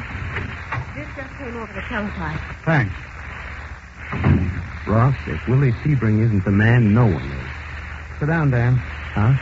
What's the matter? Sit down. Mr. Hoover sent this over the teletype exactly 7 minutes ago. Concluded question script writing on intercepts this case, written by William Sebring. Baggage declaration and letter to bank written by Sebring. However, insufficient samples to ascertain whether Sebring hand-printed German messages in secret ink. Also, no typewriting specimens available for comparison. Not enough proof. I'm afraid not, then. Okay. Now what? I think Sebring's the man. I think Mr. Hoover does, too.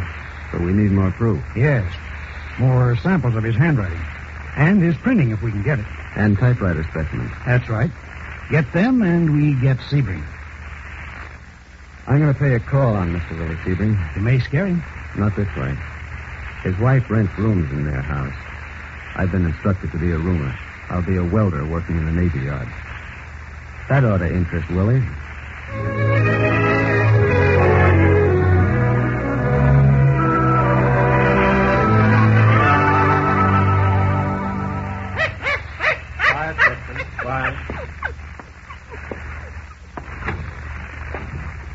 Hello.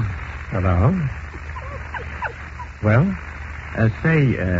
Can I rent a room here? Oh, well, I'm sorry. My wife takes care of that, and she's out now. Oh, gee, it's tough. I wanted to get a room right away. Why don't you try across the street? They've got a room there. Oh, thanks. I guess it doesn't matter. Same distance from the Navy Yard. Be quiet, Piston, quiet. Well, hello there, old sport. You like dogs? Sure. Well, in that case, I'll tell you what. My wife will probably bite my head off, but we have a room on the top floor. Oh, thanks. I don't want to get you and your wife. No, it's all right. Come on in. Well, thanks, Mr. Sebring. Willie Sebring. Dan Braddock. Glad to meet you. Thanks. You know why I'm really giving you this room? No, why? The Navy Yard. I don't get you. Any man who works for the war effort, I do what I can for. Say, you're a real patriot, Mr. Sebring. 100%. Fight this book.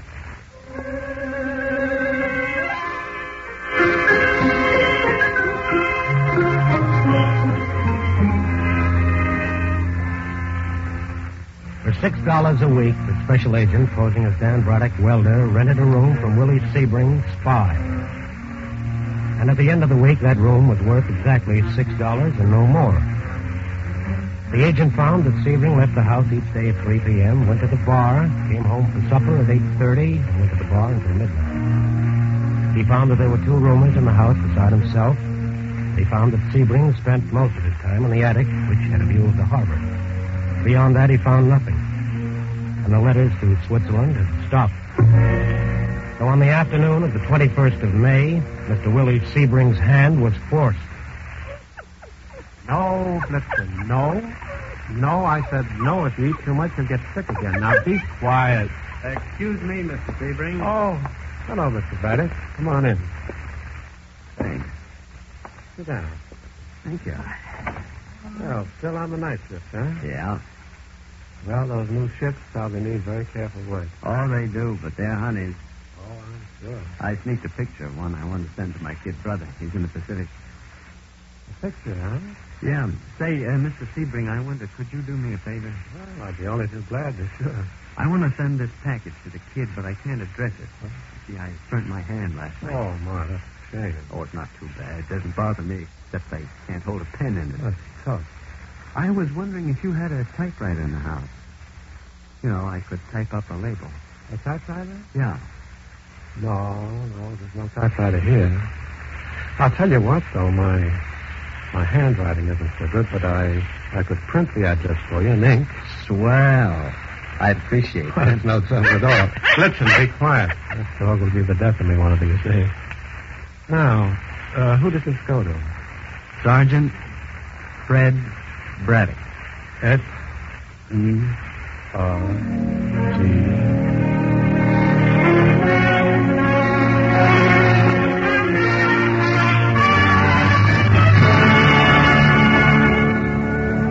Once again, a handwriting specimen comes to the FBI laboratory. In all, 5,376 specimens were checked in this one case. But this is the last. This is it. This is proof, neatly signed by Willie Sebring himself. Only one thing more remains. One missing piece of evidence. One last final proof. a typewriter. Hiya, Blitzen, old boy. What's the matter with you tonight, huh? Lonely for your master? Well, he'll be back later. But in the meantime, we'll have a little look around without him, huh? We'll see where it...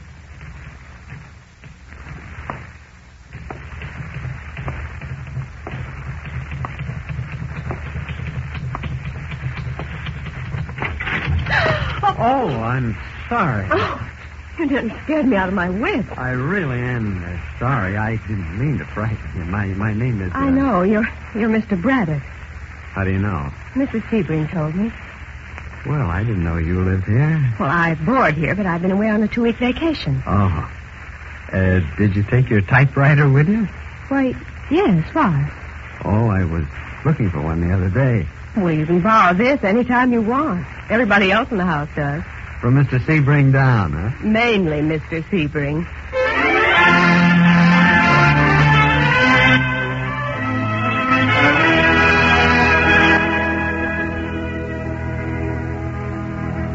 At 2:30 p.m. on the 5th of May, Willie Sebring left his house, walked to the corner, and waited for a bus. He never caught that bus because 2 special agents of the FBI came up, identified themselves, and asked him to go with them to their New York office to answer some questions. Willie Sebring smiled. He was a patriot, so he went willingly. At 3:15 that afternoon, he sat in conference room C on the 6th floor of the FBI office in New York. Mr. Sebring, I want to tell you frankly that you don't have to answer any questions if you don't want to. Oh, I consider it my duty as a citizen to answer questions. Don't you, Mr. Braddock? We all do. But you understand, Mr. Sebring, that anything you say can be used against you later on. Against me? Sure, of course I understand that, but if anything I've done, it certainly was done innocently. Okay. Mr. Sebring, were you in Lisbon in the spring of 1941? Why, yes, as a tourist. Where were you born? In Europe? Germany? Yes, but now I'm a citizen of the United States, of course. And I'm an air raid warden. I know that. Mr. Sebring, look at this baggage declaration. Did you write it? Yes, when I came back from Lisbon. Okay. Look at this package. Did you address it? Well, yes. Mr. Braddock said it was for his brother. But I guess... Mr. Sebring, look at this letter, please. No. Look at the back, where the secret ink has been developed. Did you write that? Yeah. Could I have a cigarette?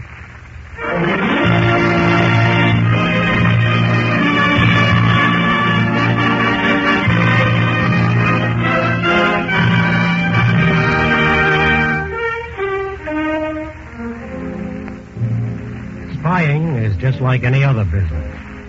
Its market is the enemy. Its merchandise is talk, gossip, conversation in a bar, on a street, on a train. In times like this, in wartime, the FBI is more alert, more watchful than ever. It has a tremendous job before it. In this country, espionage is under control. But remember, talk is the merchandise of spying, and its market is the enemy. What you talk about in a public place may seem unimportant to you. But if it's anything connected with the war, you may be helping spies. You may be writing a letter to Tokyo or Berlin.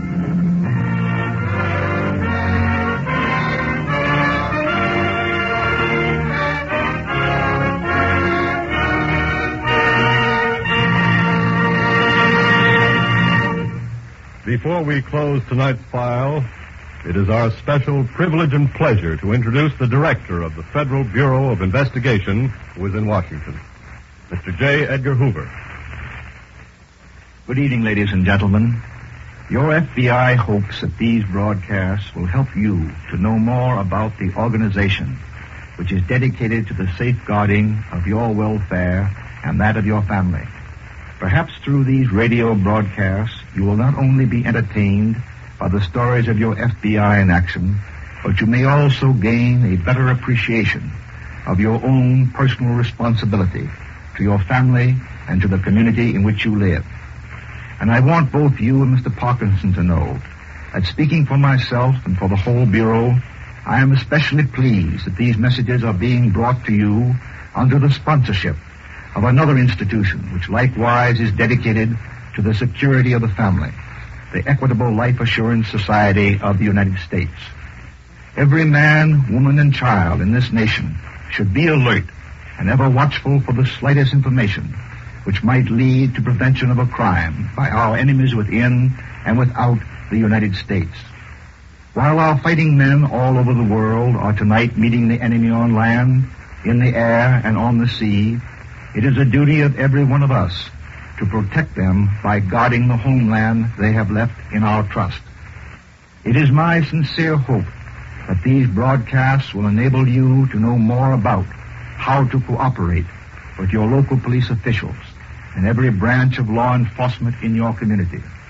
I also hope that you will come to know your FBI as a group of men and women who seek no personal glory and who are part of a great team serving you, your family, and the nation.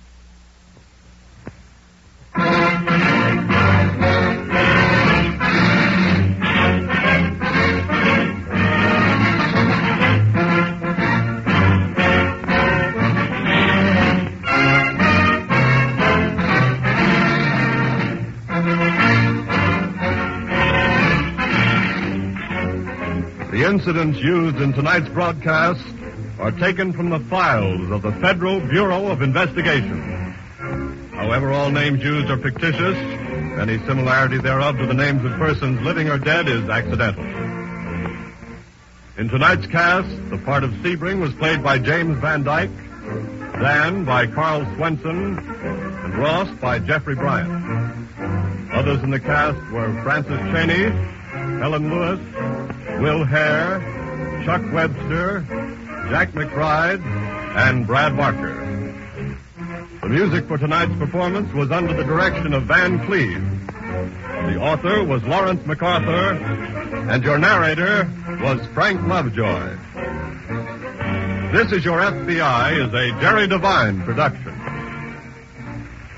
This is Carl Frank speaking for the Equitable Life Assurance Society of the United States, and inviting you to tune in again next week at this same time for This Is Your FBI.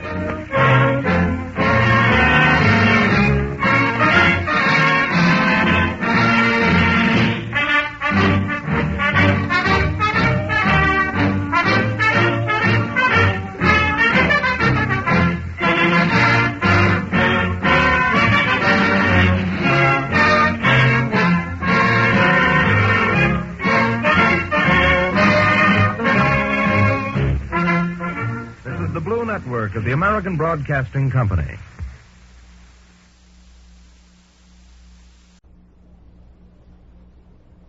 This is your FBI.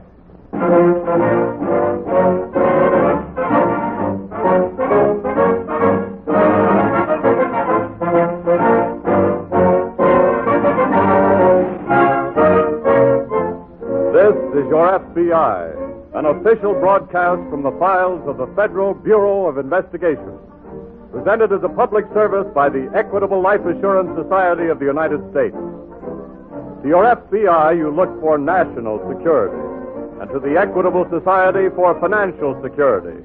These two great institutions are dedicated to the protection of you, your home, and your country.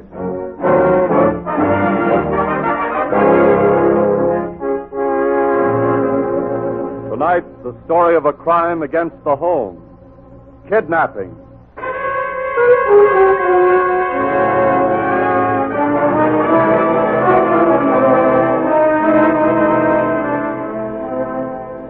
Just as it takes a special type of criminal to become a Hitler, so it takes a special type to become a kidnapper. Someone who refuses to face the fact that eventually all kidnappers and those who aid them will be hunted down by the FBI until they are dead or brought to justice. Such criminals aren't born, they're made. Created by environment, by society, by circumstance. And in one case, the kidnapper was created by something else, too. By his wife.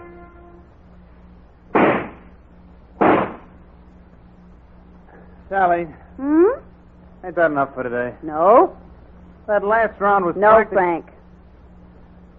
I'm tired. Then rest for a minute. It's dragging me out here every day for 2 weeks.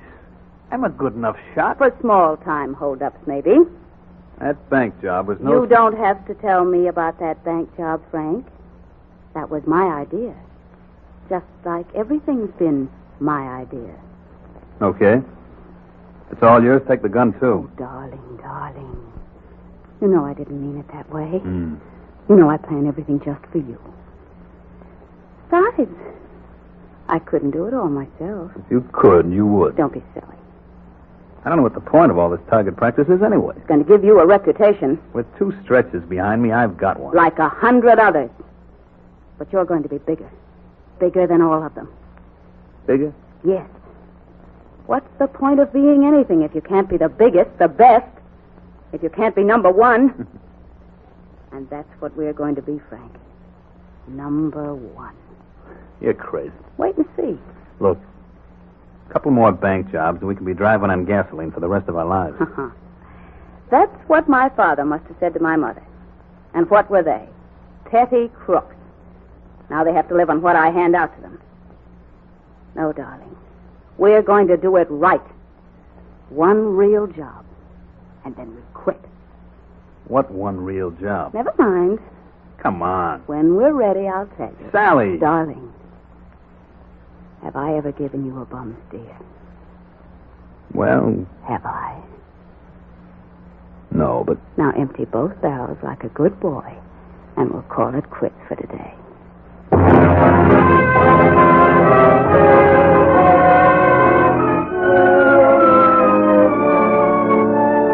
Professional criminals don't work alone. They help each other. The most successful are those who get the most help, and they get it through their reputations in the crime world. Sally Hadley learned this the way most people learn things, through experience. She made her husband an expert with a sawed-off shotgun, and then she made herself his press agent. She gave him a name, Shotgun Hadley. She passed out shells as souvenirs. She planned robberies and holdups, saw that he carried them out perfectly. She built up his reputation, and then she was ready. Ready for really big game. Ready for that hot Saturday night in July when an Oklahoma millionaire named Walter Montgomery was playing cards on the screen porch of his home with his wife and his best friend. There's no point in playing with you, Henry. You always win. You and Walter just let me win because I'm your guest, right, Walter? I'm sorry, what'd you say, Henry? Oh, Walt. I thought I heard a car stop down below. You always think you hear something nobody else does. How about another hand? Well, not for me. Me either. I'm about ready for bed. Oh, why don't you... Sit down and keep quiet. What are you... Sit down. The shotgun works.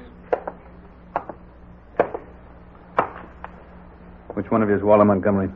What do you want to know? Never mind. Which one of you is Montgomery? Which one of them's your husband, lady? Okay, I'll take both of them. But you can't... Shut up.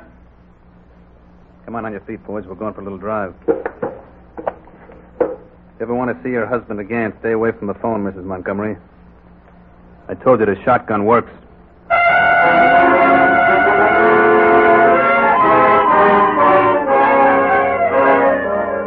1 hour later, a blue sedan stopped at an intersection 12 miles from Oklahoma City. A man was shoved out and his empty wallet thrown after him. Then the car continued on its way with Walter Montgomery blindfolded on the back seat. Just about that time, Mrs. Montgomery was putting through a long-distance call. She knew kidnapping was a federal offense, and following the Attorney General's advice to the public, she telephoned Mr. J. Edgar Hoover in Washington. In less than 45 minutes, special agents assigned by Mr. Hoover were on their way. They took no immediate action. Not even 4 days later, when Mrs. Montgomery received a typewritten letter, the first of a series of letters, the first of a series of ransom notes. There was this note from my husband enclosed in the letter.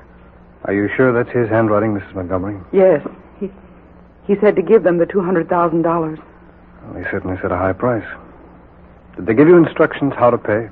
Well, the letter says to watch for an ad in the paper. And then take an ad yourself? Yes. Then it told you not to notify the police. Yes. Not to take down the serial number of the bills, and to have only, used $20 notes. How did you know? We haven't been reading your mail.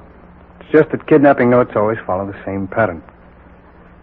Who do they want as the intermediary to deliver the money? Henry, Mr. Carroll. He's my husband's best friend. Well, if they put that ad in the paper tomorrow and you answer immediately, your husband should be back on the 1st of next week. Unless something happens. What do you mean? Mr. Schuyler, Yes. I want to cooperate with the government. I know kidnappers are the worst kind of criminals.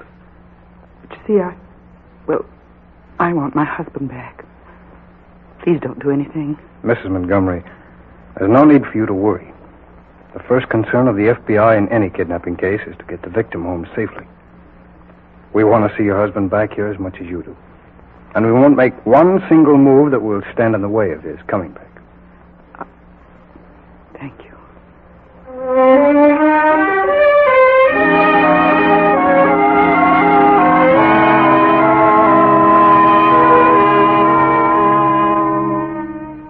3 days later, arrangements were made to have a satchel containing $200,000 thrown from the observation platform of a speeding train at a certain spot in Oklahoma. Although no one knew it, the serial number of every bill was taken down and listed. And 9 days after he was kidnapped, Walter Montgomery came home to his wife. He hadn't had much sleep. He was very tired, but he was safe. He was alive. He was home. As soon as he'd recovered from the shock and rested, he was interviewed by the FBI. Now, Mr. Montgomery. Yes? What was the last thing you saw before being blindfolded? Why, a lot of lights. Must have been some kind of plant. Well, there was a power plant near where they dropped Mr. Carroll. It could have been a power plant. All right. Now, on the way to the house, did you hear anything? Well, one or two cars passed us, but... Oh, yes.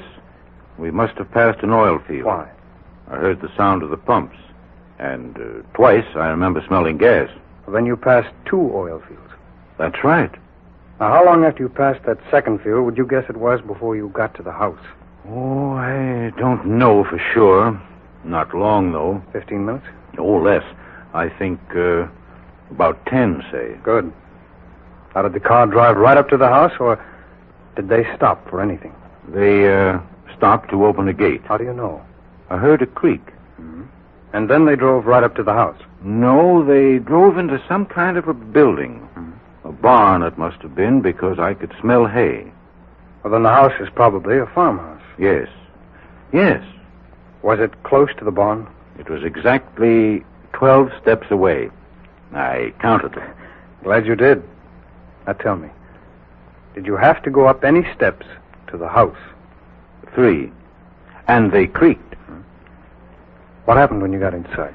Well, they put cotton in my ears and taped it over with adhesive so I couldn't hear what they said. Mm-hmm.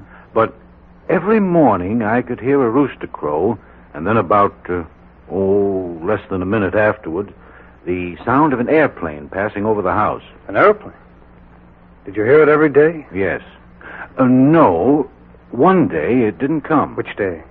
Well, I don't know. But it rained that day. That was Sunday. That's the only day it rained while you were away. And that's the only day you didn't hear the airplane. That's right. I don't know whether this is of any aid to you. At the time, I knew I should try to remember everything that happened so I could be of assistance. Mr. Montgomery, I think you've practically drawn us a map right to that farmhouse.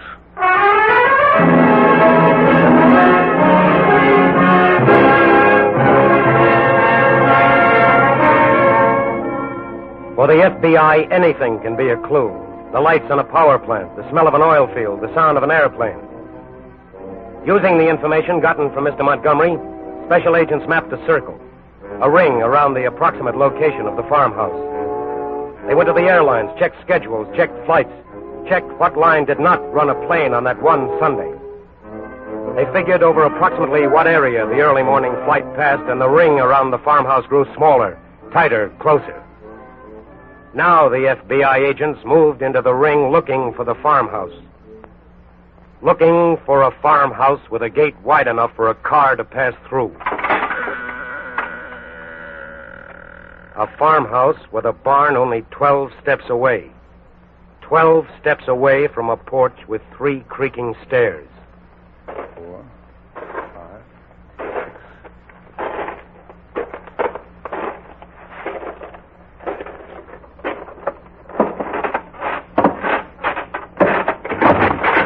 want? Oh, I'm sorry.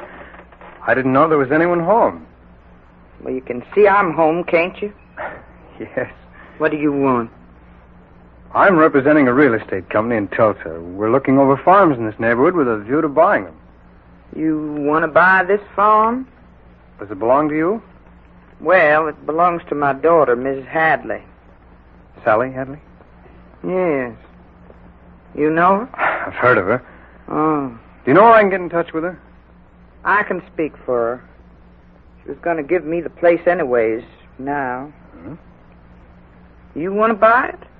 Well, looks like the right place to me.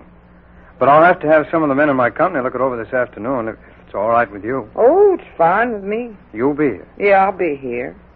As long as I can count on seeing you later. Oh, don't worry. You can count on seeing me. Definitely.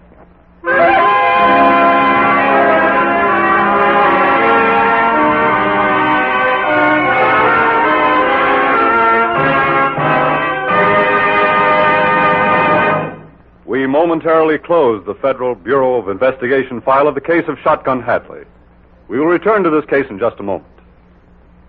In pioneer days, Americans looked to their neighbors for security. When Mrs. Brown was sick of bed, neighboring wives came over to help out. If her husband died, neighbors saw to it that she and her children had clothes, food, and shelter. But as the nation grew in population, as life became more complex, this neighborly security was no longer sufficient.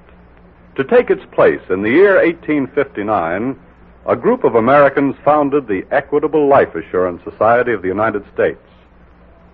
Today it has grown into a strong mutual organization in which each member enjoys the advantages of association with 3,200,000 good neighbors who have pooled their dollars to protect each other. The equitable management then puts these dollars to work in ways that benefit the entire nation. Equitable funds encourage home ownership. They lend the farmer a helping hand. They finance great industries on which our prosperity depends. So is it not right and proper to speak of life insurance funds as one of democracy's greatest assets? By serving its members, the Equitable serves America. And now, back to the file on Shotgun Hadley, Kidnapper. Small things, but enough for the FBI special agents to move swiftly on the trail of the kidnappers. The parents of Sally Hadley were arrested and jailed. Throughout the nation, the FBI sent a list of the serial numbers on the ransom money, sent a description of the kidnapper, sent the call, "Find Shotgun Hadley." To the FBI, Frank Hadley was another criminal who had to be caught. To the nation, he was public enemy number one.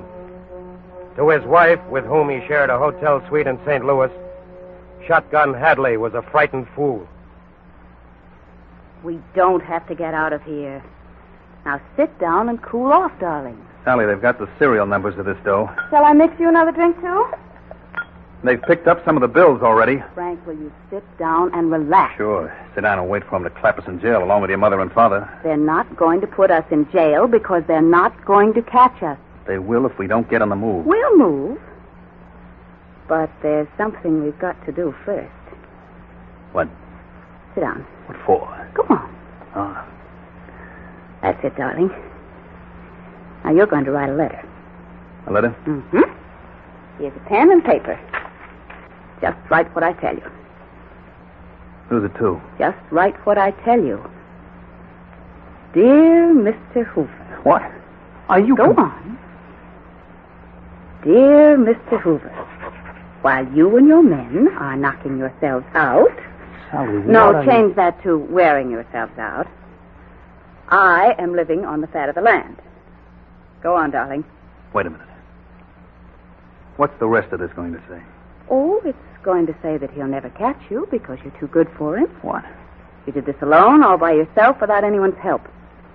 And you did. What are you trying to do, tie a noose around my neck? Frank, this is a confession. He's got my poor mother and father in jail, and I've got to get them out. By having me confess? Look, he knows you did it anyway. This will just clear my folks and show him that you're not afraid of anyone. It'll just put me in jail instead of them.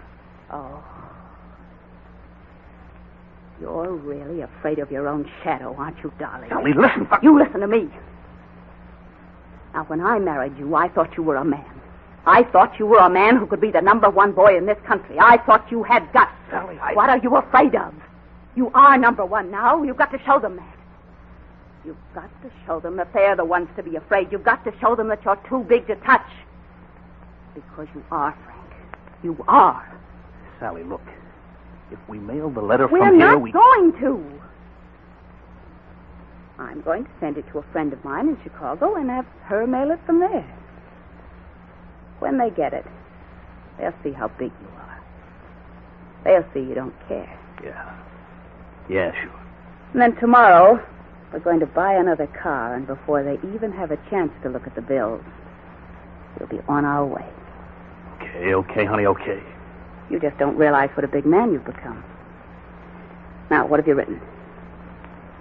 Dear Mr. Hoover, while you and your men are... Wait, I've got a wonderful idea. An idea that will top the whole thing off. What now?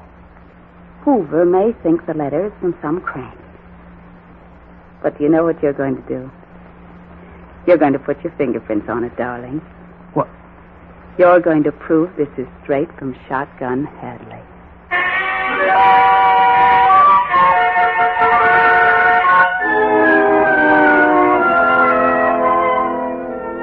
From Chicago, from Dallas, from Denver, from cities all over the West come letters to the FBI. And as the letters turn up, money turns up too, ransom money. $20 bills reported by alert citizens to the FBI. $20 bills had put the FBI closer on the trail of Frank and Sally Hadley.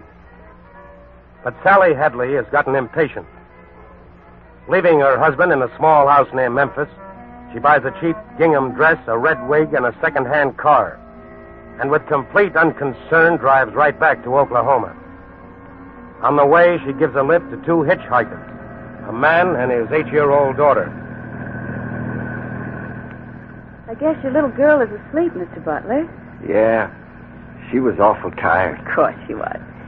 Well, we'll get her a good dinner as soon as we get to town. Oh, you've been so nice, I couldn't let you do anything else for us, ma'am. Oh, don't be silly. I want to. Besides, she reminds me of my own little girl. Oh, do you have one? Yes, by my first husband. He died, poor man, and Frank, that's my second husband, he won't let my little baby live with her. Oh, that's terrible. Well, he isn't a very nice man. Mr. Butler. Yeah? Can I trust you? Of course. I'm in terrible trouble, and I've got to speak to somebody. I've just got to get help from someone. Ma'am, if there's anything at all I can do... Well, maybe you won't say that when you know the truth. I'm Sally Hadley, and my husband is Shotgun Hadley. The kidnapper? Yes. Gee. I didn't know what kind of a man he was when I married him. Well, it's a little too late for that now, isn't it? But he's done terrible things to me, too, to my little girl, to my family. Oh. Because of him, my poor mother and father are in jail now, and Mr. Butler, I've just got to get them out. But the papers... I know, but anything my father and mother did, he made them do at the point of that shotgun of his. Oh, Mr. Butler, will you do me a favor, please? Will you just go to Oklahoma City and see my lawyer for me? Sure, You see, I can't go because the police are looking for me. But I want him to get a message to the FBI for me. I want him to tell them that if they'll release my mother and father, I'll tell them where my husband is. I'll be glad to take your message, Mrs. Hadley. Only... Only what? Well, my little girl... Oh, don't worry about her. I'll keep her here with me. Why, she'll be as safe as my own little girl would be.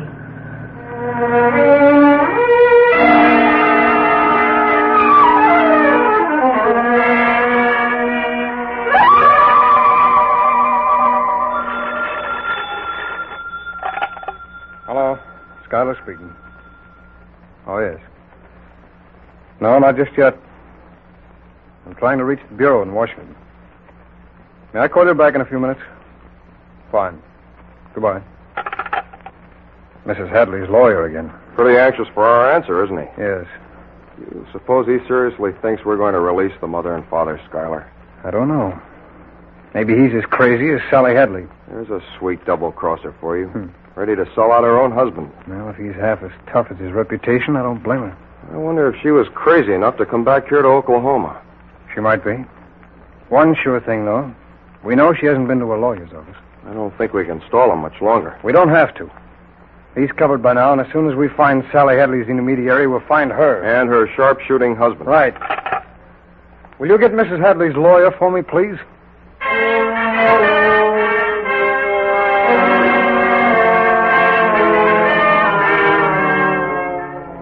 Sally Hadley, waiting in an auto camp outside Oklahoma City for the message from a lawyer, gets frightened.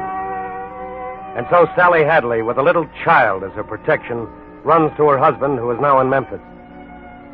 Meanwhile, special agents of the FBI located a man in Oklahoma City. The man who was Sally Hadley's intermediary. The man whose 8-year-old child is on her way to a gangster's hideout. Well, now we've got a little 8-year-old girl to worry about, Schuyler. Yes. I just hope that Hadley woman will get... Hello. Schuyler. You did? I see when. Okay, we'll see what you can pick up. Well, that's it. What? The Hadley woman cleared out of the auto camp. Where's she going? I don't know. But we'd better send out a call for a woman driving with an 8-year-old girl. A woman with a red wig. Right. She's probably going back to her husband. That's my guess, too. And they'll probably try to move with the little girl. And... Schuyler speaking. Yes.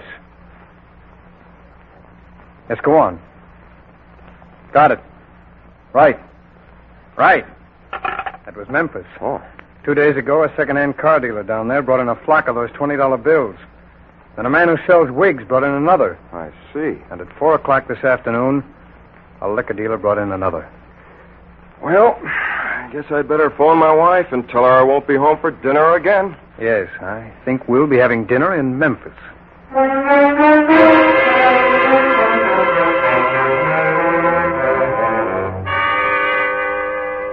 At 3:45 one September morning, a little girl sat on the Memphis railroad station. A frightened little girl clutching a ticket that would take her back to her father. But a little girl who remembered that she had had supper in a frame house near the edge of the city, and that she had seen a shotgun in that house. At 5:35 that same morning, agents of the FBI and local offices surrounded the frame house.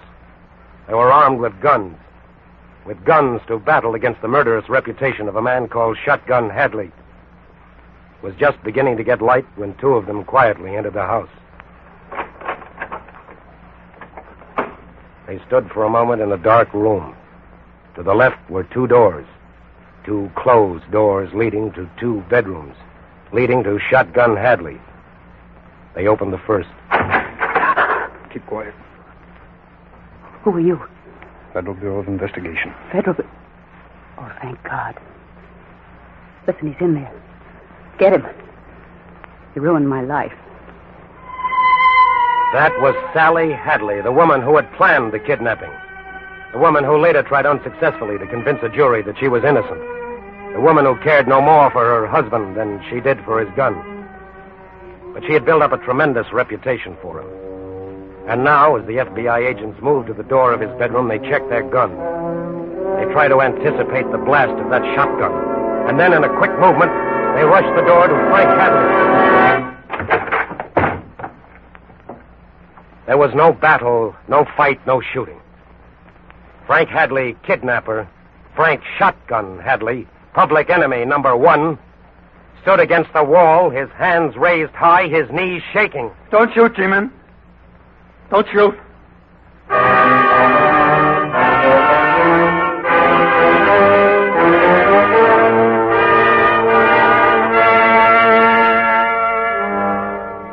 That was the beginning of the popular use of the phrase G-men. G-men meaning government men, meaning FBI agents. And that was the first and last time Frank or Sally Hadley tried a kidnapping. No kidnapper in this country has ever tried twice, once the FBI has caught them.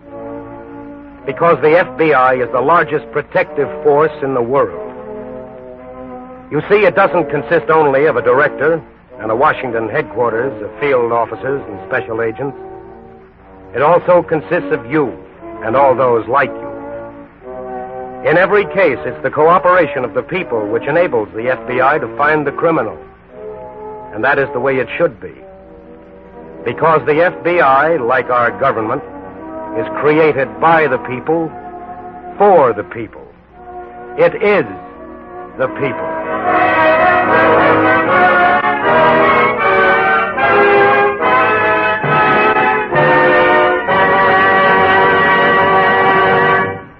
Have you ever said to yourself, no, I can't possibly buy an extra war bond? And then you find yourself thinking of someone you know in the Army or Navy, your son, your brother, your neighbor. And you think, what are your sacrifices compared to his? And so somehow or other you find the money for that extra war bond. Remember the extra satisfaction you felt? Well, that's how members of the Equitable Life Assurance Society of the United States feel about the special campaign their society is conducting this month. All premium dollars received from new Equitable policies written in April will be matched with an equal number of dollars by the Equitable, and the combined total will be used to purchase extra war bonds during the 7th war loan drive in May. Remember, these war bonds will be over and above the Equitable's other purchases, which amounted to the largest single subscription in both the 5th and 6th war loan drives. In wartime, Equitable dollars are fighting dollars, and at all times they are security dollars for you, your home, your country.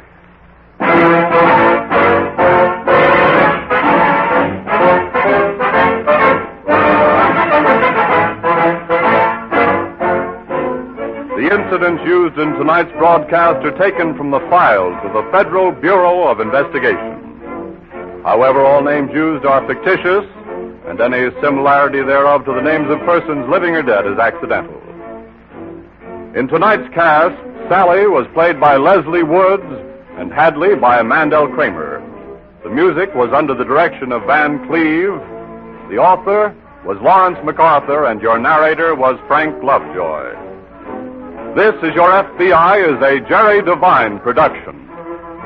This is Carl Frank speaking for the Equitable Life Assurance Society of the United States and inviting you to tune in again next week at this same time for This Is Your FBI.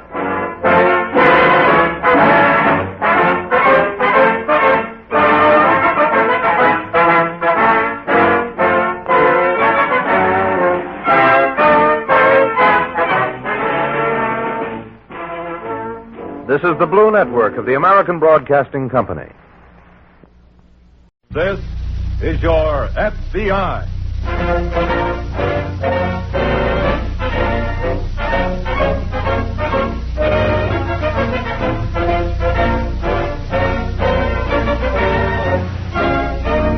This is your FBI, an official broadcast from the files of the Federal Bureau of Investigation. Presented as a public service by the Equitable Life Assurance Society of the United States. To your FBI, you look for national security, and to the Equitable Society for financial security. These two great institutions are dedicated to the protection of you, your home, and your country.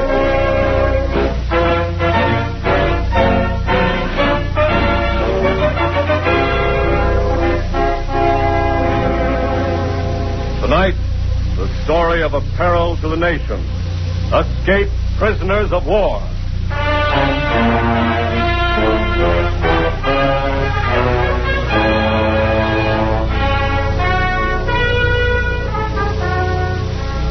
There are several million Nazis across the sea.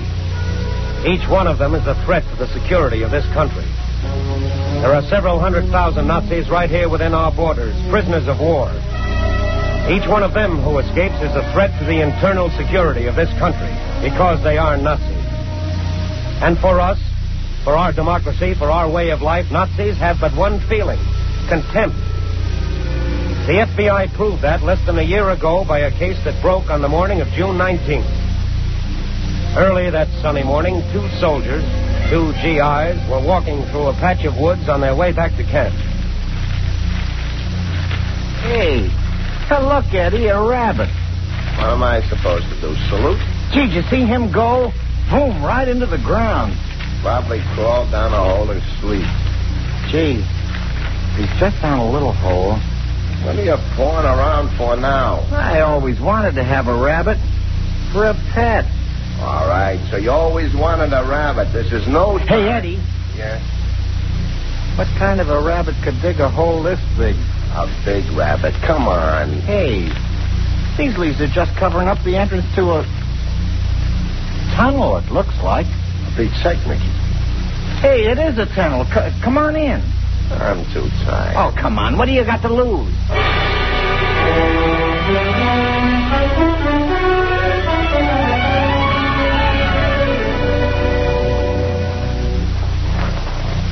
Well, I really am tired. Where's your pioneer spirit? Yeah, where's your rabbit?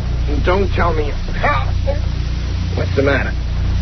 It stops here, that's all. Oh, that's great. Now, I suppose we crawl back like a couple of brave pioneers. Hey, wait a second. Help me push this thing up. What thing? The roof here. Feels like boards or a trapdoor or something. Yeah, it does. Come on, push. I'm tired. Will you push? 1, 2, 3. Eddie, closer. Eddie, you know where we are? Yeah. Right under the barracks of the Nazi prisoners.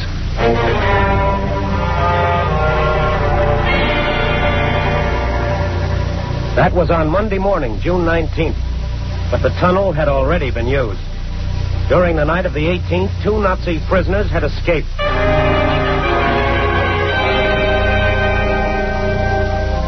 That was in Texas. And immediately the FBI headquarters in that state were notified by military authorities. They weren't caught unprepared because special arrangements had been made for such an emergency. And the special agents went to work immediately. The newspapers, the radio stations, and most important, the local police of Dallas and Fort Worth were notified and given detailed descriptions of the 2 men. The police radioed warnings to all sheriffs and all peace officers. And broadcasts were also sent out over the Texas State Patrol's network. By late afternoon, the FBI was busy checking the dozens and dozens of reports which kept coming in. Dean speaking. Yes? Yes. Yes, okay. Thanks a lot, Sheriff. All right. Well, that's another lead gone, Phil. Which one? Those 2 fellas spotted fixing a puncture on a back road. Those local police sure got on the job quick. Age 23. What? I was just reading over the description of Tanner. Oh. Lieutenant Paul Tanner of the German Navy. Captured when submarine disabled by depth charge. Dean speaking. Yeah? Uh-huh. I see. Okay, thanks a lot. All right. Which one was that? Those 2 men seen sleeping in that cemetery. Bad lead? Yeah. Something's got to turn up, Dean. Yes, and you know when it does, Hackenberg's going to be easier to spot than Tanner. Because of that scar on his cheek. Yeah. Well, with the whole state out on the hunt, there's got to be... Dean speaking. Yes? Yes? Yes. Thanks. Right. Bicycle was stolen from a house 1 mile from the camp the night of the escape. Bicycle? Yes, and the house was on the same road the prisoners took when they went on labor detail. That sounds good. That sounds better than good. 2 men on 1 bicycle. They ought to be easy to spot, Phil.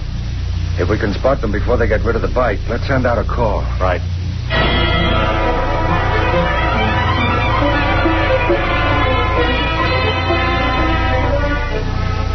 Late that afternoon, a truck driver reported seeing 2 men on a bicycle on the night of the escape. An hour later came another call. A farmer had seen 2 men on a bicycle the morning after the escape. Then there were no more calls, no more reports. The search was intensified, but by 1 o'clock on the morning of the 20th, the 2 Nazis and the bicycle seemed to have disappeared, seemed to have vanished completely. Where were they? At that moment, at 1 o'clock on the morning of June 20th, they were sitting in a diner. Dressed in blue jeans and khaki shirts, drinking coffee, two escaped Nazis were sitting in an all-night diner in a small town in Texas, USA. You boys want anything with that coffee? No, thanks. You ain't from around here, are you? No. Just passing through. Yes. Where you heading? East. East, huh? I know somebody's going in. Maybe we will have something else. Do you have any pie? Sure, what kind you want? Oh, anything that's good. You pick it out. You trust me. Sure. Okay. 2 pieces? Yes. Okie doke. Whitey, let me have 2 cuts of that peach pie. Okay. Now, Whitey, now. I heard you. Gee, I'm getting hungry myself. Scramble me up a couple eggs. I just ate an hour ago. Oh, I'm a growing girl. Scramble up the eggs, you cheapskate. Here's your pie. Thanks. Toast with them eggs, too. Peach pie, boys. Don't you? I don't think we want the pie after all.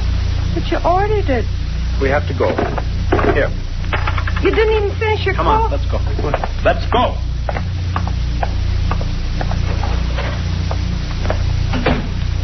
Oh. Good night. Huh? How you come with those eggs, Whitey? Don't keep your shirt on. You'll get them. You can put this pie back. What's the matter? Beats me. Didn't they want it? They didn't want nothing. They even left the coffee. Millionaires. Come on, make with the eggs. The griddle ain't hot enough yet. Pot yourself. You ring this up, I'll keep the change. How much? Darn. You ain't going to charge him for the pie, are you? I guess not. And what those guys rush out for? Now, how do I know? The griddle looks hot enough to me. You want your toast, though, don't you? And coffee. How about a steak, too, Your Highness? Ha ha. Very funny. Whitey. Yeah? What's Tonkashin mean? Huh? Tonkashin or Tonkashine? What? One of those fellows said it to me when I brought him the pie. The pie you didn't eat, huh? Yeah. I think I'll have a piece myself. Oh, here. Tonkashin. What? Maybe that's French for what's your telephone number? French? Sounds more like German to me. Where do you get German out of that? Listen, when you want to say thank you in German, dope, you say Dankeschön. That's it. That's what he... Whitey. Holy crow.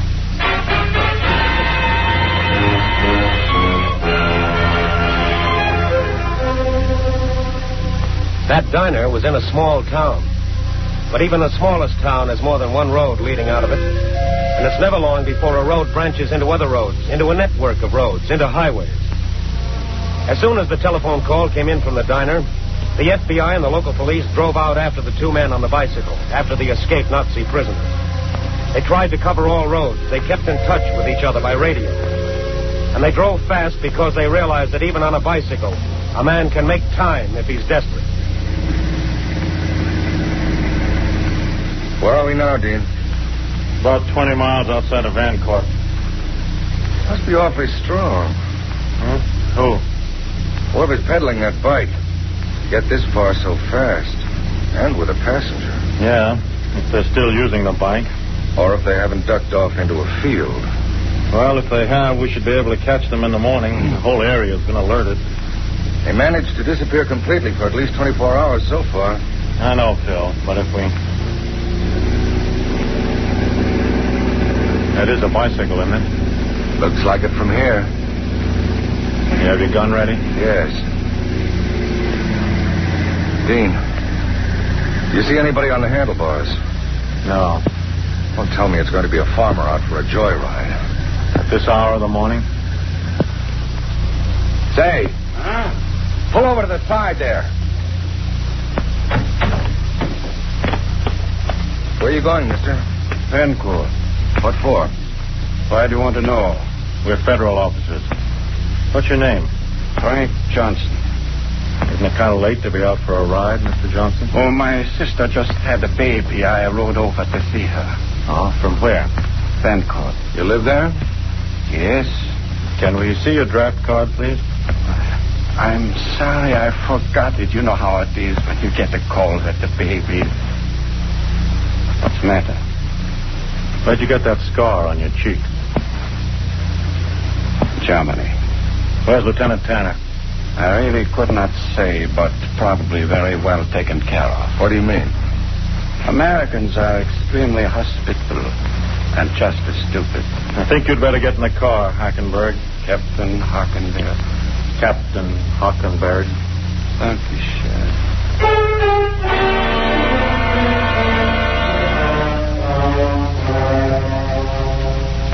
By morning, the Texas newspapers and radio stations had spread the report.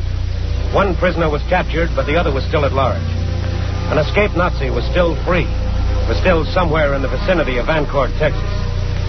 The cooperation of every citizen was requested, and the response was fast. Report after report came into the FBI and the state and local police. Report after report was checked and followed up. The most promising came from a doctor.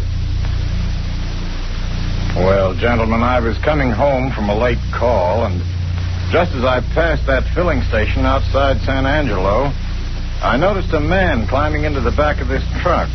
About what time was that, Doctor? Oh, I left the hospital at 2. I guess that was about 5 after. What'd the man look like? Well, to tell the truth, I didn't notice him much or think much about it. So I heard the radio broadcast about the escaped prisoners this morning. Thank you, Doctor. We appreciate your help.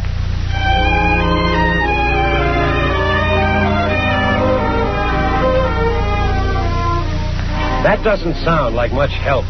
It doesn't even sound like a real clue. But the FBI checks everything, every report. Special agents immediately called the owner of the San Angelo filling station. He remembered selling gas to a truck driver a little after 2 in the morning before. But he'd only seen one man on the truck. From the gas coupon, the agents learned the license number of the truck. From the license registration, they learned the name and address of the owner. And then they went to him to see what they could learn from the truck itself. You can see for yourself. I'm here fixing a blowout like I was. Anybody could hop on the back without me seeing them. Would be pretty easy, don't you think, Dane? Well, let's see if there's anything in the back to prove that Nazi was riding with you. Well, what you looking for? Oh, lots of things. Fingerprint? Yep. But with all this cloth back here, I doubt if we'll find any surfaces too soft. Phil, you have your flashlight? Sure. Shine it over here, will you? That your hatchet, Mr. Lang? Yeah. Use a dope and crates. You mind if we borrow it to send to our laboratory for a fingerprint check? No, sir. It's all...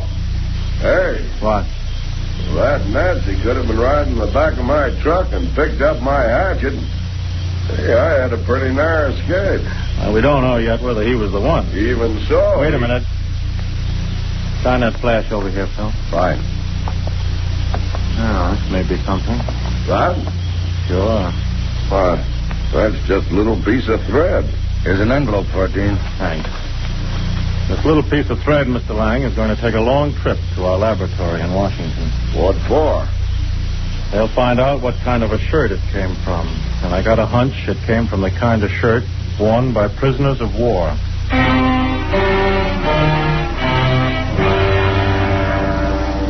The hatchet and the piece of thread arrived at the FBI laboratory in Washington on the morning of June 21st. That afternoon, the result of the examination was teletyped to special agents in Texas. From a small piece of thread, from one fingerprint on the blade of a hatchet, there was proof, conclusive proof, that the hitchhiker on the back of the truck had been Lieutenant Paul Tanner of the German Navy. But where had he gone? Where was he now? An escaped prisoner of war, a Nazi, was still at large in the state of Texas.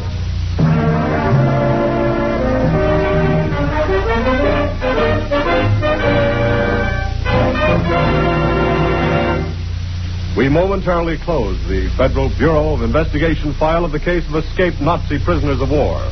We will return to this case in just a moment. It is the year 1872. A distinguished Army officer, a young man with golden hair that reaches to his shoulders, is about to sign his name to an application for membership in the Equitable Life Assurance Society of the United States. The Indians of the Western Plains call him White Chief with the yellow hair. But you and I will know him better by the name he is signing on the equitable application. So let's watch his pen as it writes, George Armstrong Custer, Brevet Major General, USA. A name that has also been inscribed for all time on the roll of America's immortal soldiers. Now, we do not know what led General Custer to choose the equitable, but we do know that he showed sound judgment. For in 4 wars and through 7 major depressions, this society has never failed to meet a single financial obligation. And for 86 years, equitable funds have marched in the vanguard of American progress. Equitable dollars helped build the railroads. They promoted the growth of our greatest industries. They helped grow wheat in Minnesota, oranges in California, cotton in Texas. So by serving its members, the Equitable serves America. And now, back to the file on Paul Tanner, escaped prisoner of war.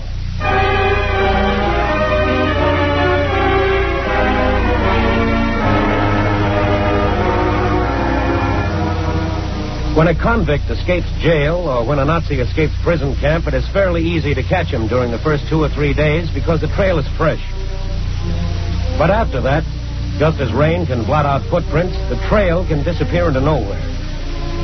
That's what happened to the trail of Paul Tanner, former lieutenant on a German submarine. The search continued all through the summer. Reports came in, but by September, Tanner was still free. Where was he? Still in Texas. As a matter of record, he was working as a hired hand for a farmer named Allen. Working under the name of Gene Meyer.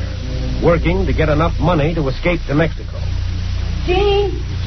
Yes, Dickie. Gene, look what I got done. Dickie, don't start pestering Gene with those model airplanes or whatever they are. But, Pa, we want... He worked hard today and he wants to rest. Oh, that's okay, Mr. Allen. Let me see what you got done today, Dickie. Say, Gene, are you going to have to go back to that hospital? Oh, no. Merchant seamen aren't like Army or Navy. We're pretty free. Should I glue this on now? Uh-huh. That's right. Still, it's funny they let you do what you wanted after you got out of the hospital. What do you mean, funny? A little further down, Dickie. Right. Well, not making you go back to sea. I told you. I decided to work. Build up my health. Well, I ought to just pray that they let you finish out the harvest. Every time the mail comes, Say, that's no model airplane. Whoever said it was, Pa? Anybody can tell it's a submarine. A submarine? Where'd you learn about submarines? Gene drew the plans for it. Oh, it looks just like a picture, one I saw. Ready? Oh, nuts. Come on, Gene. We'll finish after supper, Dickie. You wash your hands, Dickie. I did. Wash them again. Oh, Pa. Well, that's a darn good submarine. I guess you... What's the matter? Oh, I was going to say it's probably modeled with sub you was on yourself, and then I remembered. Remembered what? They don't have merchant seamen on submarines. Come on, let's see.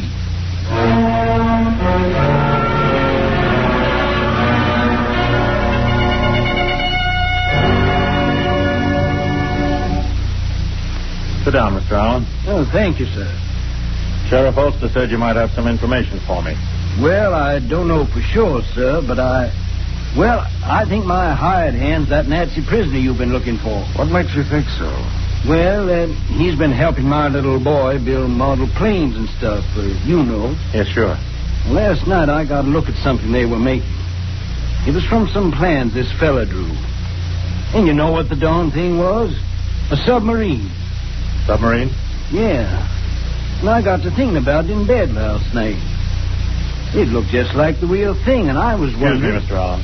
Sir? Here, look at this photograph. Sure. What? Why, that's him. Let's go, Phil.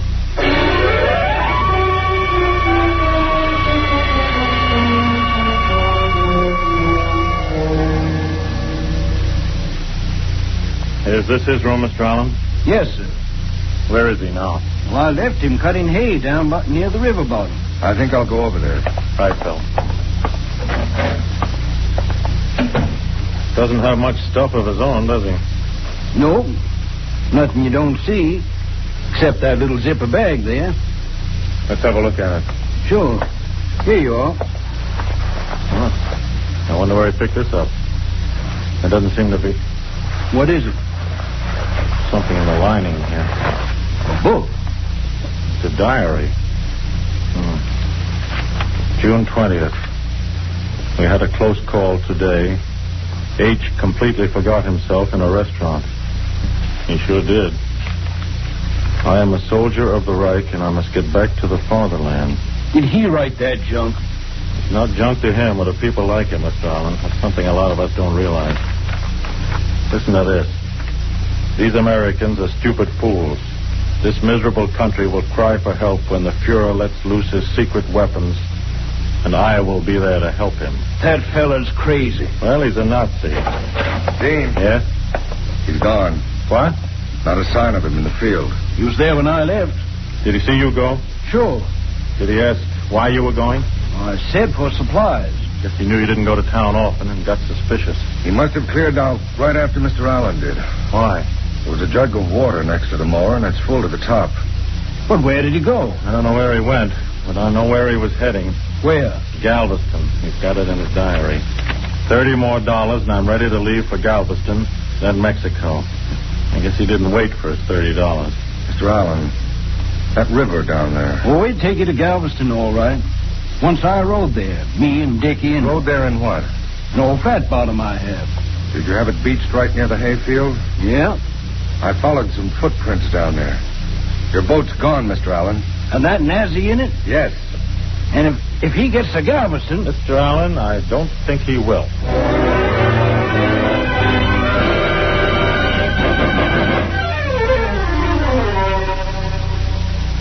The Brazos River winds its way through Texas to Galveston.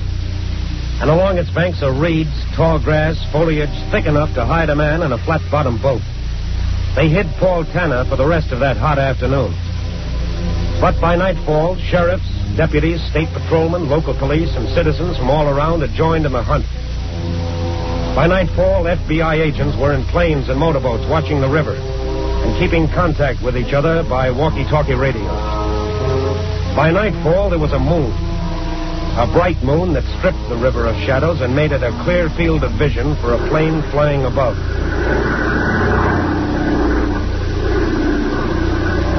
Moving upstream toward the bridge.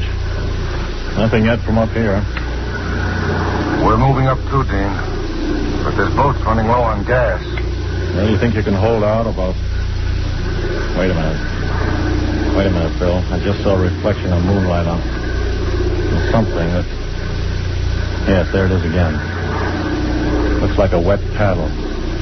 Close to the right shore, heading downstream. It's about a quarter of a mile above Dead Man's Bend now. Just below Hempstead.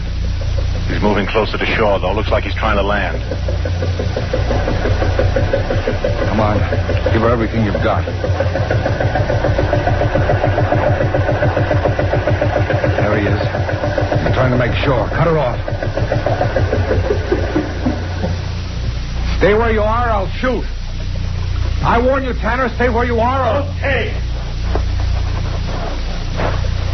Come on, jump aboard. Well, you led us a fine chase. Who's in command here? In command? Yes. I am. Heil Hitler.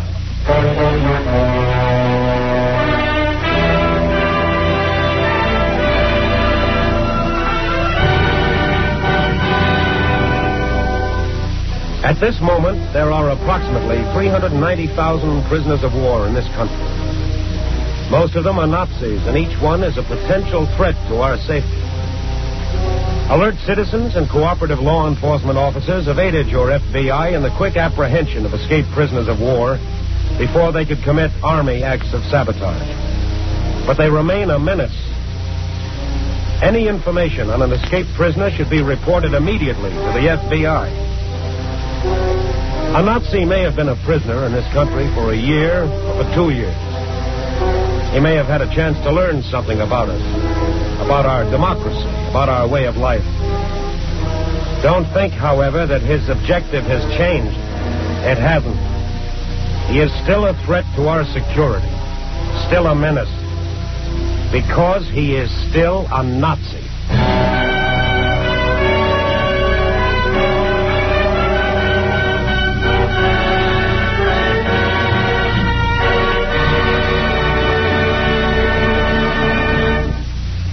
In these days, young Americans are fighting and dying all over the world.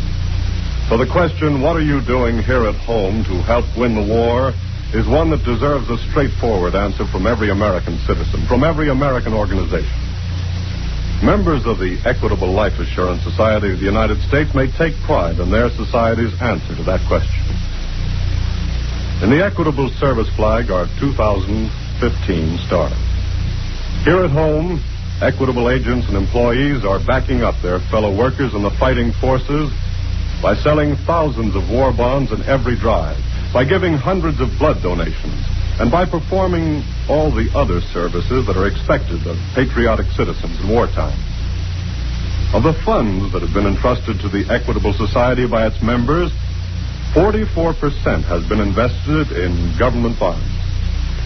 In both the 5th and 6th war loan drives, the Equitable made the largest single subscription, each subscription amounting to $500 million. In wartime, Equitable dollars are fighting dollars, and at all times they are security dollars for you, your home, and your country.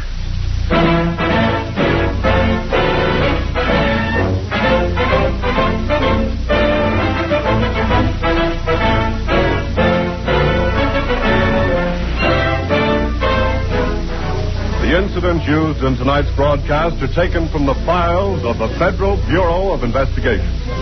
However, all names used are fictitious, and any similarity thereof to the names of persons living or dead is accidental.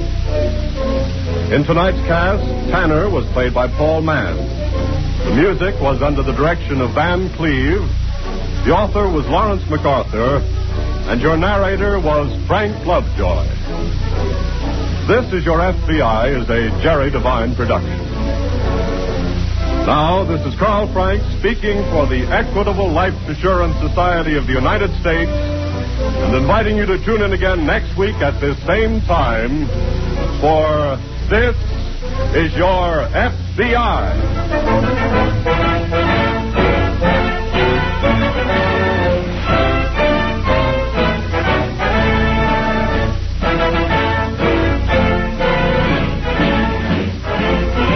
This is the Blue Network of the American Broadcasting Company. At this time, there are no major developments in the war news to report.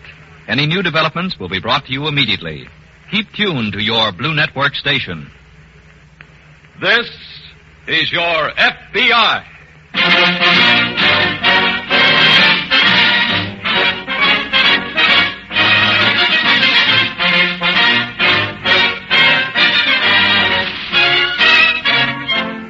This is your FBI, an official broadcast from the files of the Federal Bureau of Investigation, presented as a public service by the Equitable Life Assurance Society of the United States.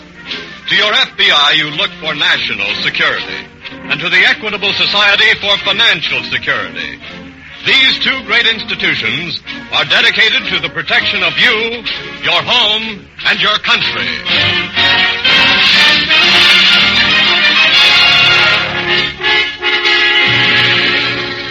Tonight, the story of a crime against society, the confidence game.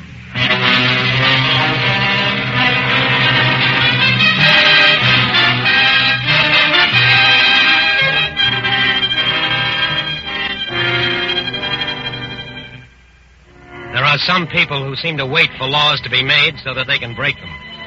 Break them and make money doing so. To those people, a curfew means a speakeasy. A price ceiling means a black market. A war means a high-pitched, gullible nation. They like war, those people, because they can make money out of it in 100 different ways. Sooner or later, they all get caught, but they try. They try every angle that a nation at war provides, and they try it in the most innocent places. Places like... Well, take the sunny boardwalk overlooking the ocean at a resort near New York. Get your face up, Abby. Let the sun get at it. It only brings out my freckles, Lily, or else I start peeling. Oh, it's good for the bones. Oh, I wish we were really on vacation from school. But I can't help feeling a little guilty about spending money in wartime. I think of poor Mrs. Greenway and... She hasn't heard from her son yet? No. She's hoping he's a prisoner of war in Germany, but... Beg your pardon, ladies. I couldn't help overhearing you mention the name Greenway. Do you by any chance know the lad's first name? Well, Forgive my rudeness, but I've just come back from overseas myself, and I thought perhaps... Oh, his name is Herbert. Isn't that it, Abby? Yes. Herbert Greenway? Do you know him? Yes, quite well. Oh, Abby, is he all right, do you know? Madam, you can tell the lad's mother to rest easy. Exactly 8 days ago, the Russians freed him from a German prison camp. Oh, then he was a prisoner. Oh, it's so Lily. nice of you to tell us. Major? Major. Major William Evans Roscoe, at your service, miss. That is, I hope it's miss. Yes. I'm Miss Tompkins, and this is Miss Bergen. How do you do? Most charming pleasure. You see, I happen to know about the Greenway boy because... May I sit down? Oh, please do. Of course, move over, Lily. Yes. Thank you. Now, as I said, I've only just returned from some very secret work overseas in connection with prisoners. I leave for Washington shortly to make my report. When? Oh, not for a day or so. I've been granted a short leave, but frankly, I don't know anyone in the city, and would you ladies think it very presumptuous if I asked you to join me for dinner tonight? Oh, it would be a pleasure, Major. Miss Bergen? Well, Lily, you know I promised the Perkins. Oh, yes. I'm very sorry. Some other time, perhaps? I'd like to. But I will have the pleasure of your company, Miss Tompkins. Well... Please, take pity on a lonely serviceman. You know, I haven't had a real meal or charming company for... Well, let's not say how long. Oh. Major. Yes? Wouldn't you prefer a good home-cooked meal? Well, as a matter of fact... Oh, I'd be so honored. I couldn't. Oh, please. It would make me very happy. And it's the least a civilian could do. Well, in that case, I'm at your service, ma'am.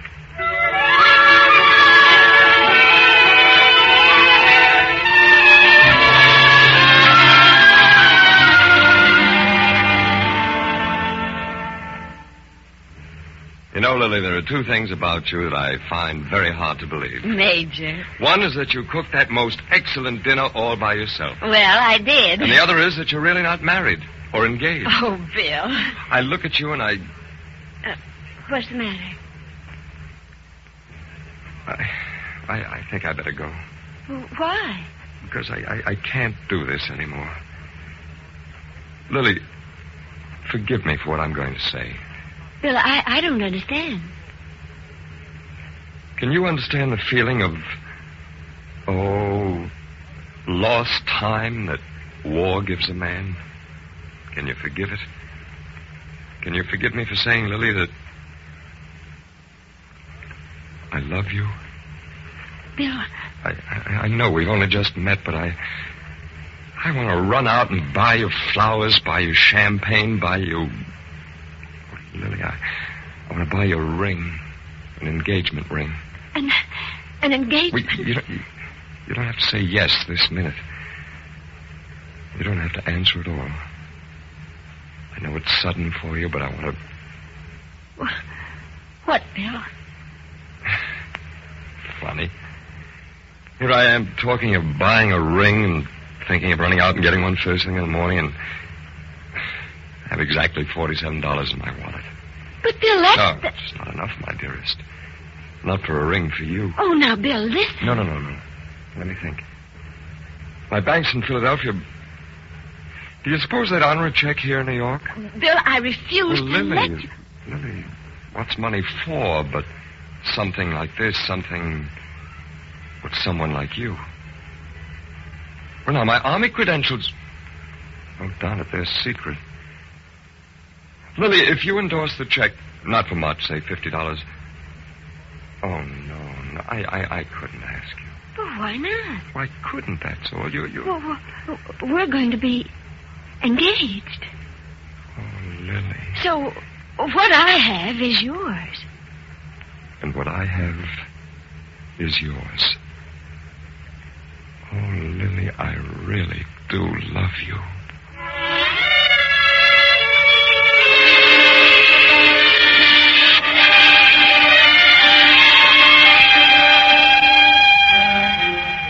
The world is filled with people looking for love. And people in love forget to ask questions. They don't care. Lily Tompkins didn't ask, didn't care, didn't know. Didn't know that when Major William Roscoe left her house that night with a check for $50 in his pocket, he walked quickly to the nearest subway station. Not because he was in a hurry to catch that train, but because he had an appointment. An appointment he had made that very afternoon. Miss Bergen! Major! Oh, Major, I hope I haven't kept you waiting long. I've been waiting all evening. Oh. It sounds like a pretty speech, but it's true. Did Lily say anything? Oh, no. I knew she didn't hear us on the boardwalk, and if she had, I wouldn't have cared. I really never should have done this. I'm sorry. Oh, no. No. You don't understand. I mean... Abby, forgive me for what I'm going to say. I don't understand. Well, can you understand the feeling of... lost time that war gives a man? Can you forgive it? Can you forgive me for standing here on a lonely subway platform and saying... Abby, I love you.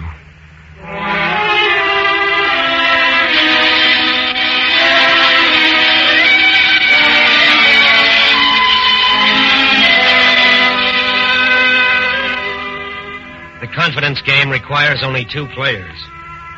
A gullible, rather lonely woman, for example, and a man with a great deal of charm and absolutely no scruples.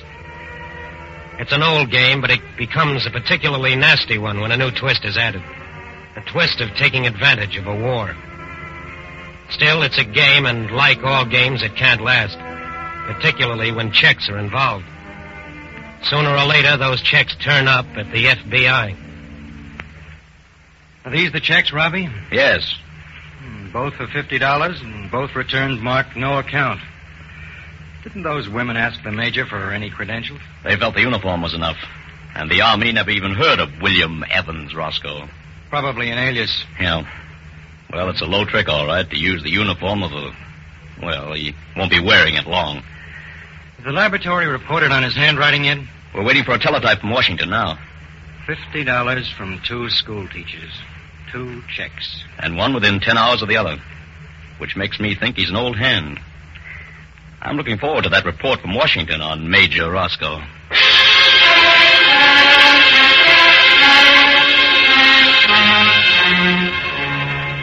When a handwriting specimen sent to the FBI laboratory in Washington is identified, the work does not stop there. In a sense, it just begins, because agents immediately begin investigating the man concerned. In this case, while the FBI was checking, the criminal who called himself Major Roscoe decided to leave the city and go to a mountain resort. It would be cooler in the mountains. It would be relaxing. And besides, there would be lots of women. Lots of unattached, lonely women. When my plane caught fire, naturally, there was nothing for me to do but bail out. And that was when the Japanese fired at you? Yes. Of course, I got the Purple Heart, but... But what, Major? Well, I'd rather not talk about it, Miss Hudson. Of course. Oh, I wish I were a man. Why? Well, I could have the kind of life you have now. Personally, I prefer the life I led before I fulfilled my obligation to my country and joined up. What did you do before the Army, Major? Exactly what I wanted to do at the moment. Oh. If I felt the urge to go to China, the South Seas, I'd take, $25,000, $30,000 out of the bank and go. It always takes money to do things like that. I could probably go as far as Chicago, I guess. Oh, now. You must have more than $100 in the bank. Well, I do, but... How much? Just a little. Barely 7,000. Well, where's your spirit of adventure? Take that and just pick up and go. Oh, yes. I've always wanted to. I've always felt that I don't know why I talk like this to you. I do. You do it because you know that I understand. Yes. I think you do. Martha, can you forgive me for what I'm about to say to you? Say to me? From the first moment I saw you, I knew don't. that... Please, Major, don't say that. Oh, Martha. No, please. Don't you see how much it would mean to a woman like me? Don't you see how seriously I would take it? Martha, I know. And I know how I feel. You mean... Yes, Martha. You want to marry me? Yes, Martha, I do. Oh, William. Well, what's the matter, my dear? I just never thought I'd be happy. And I am. I am now for the first time in my life.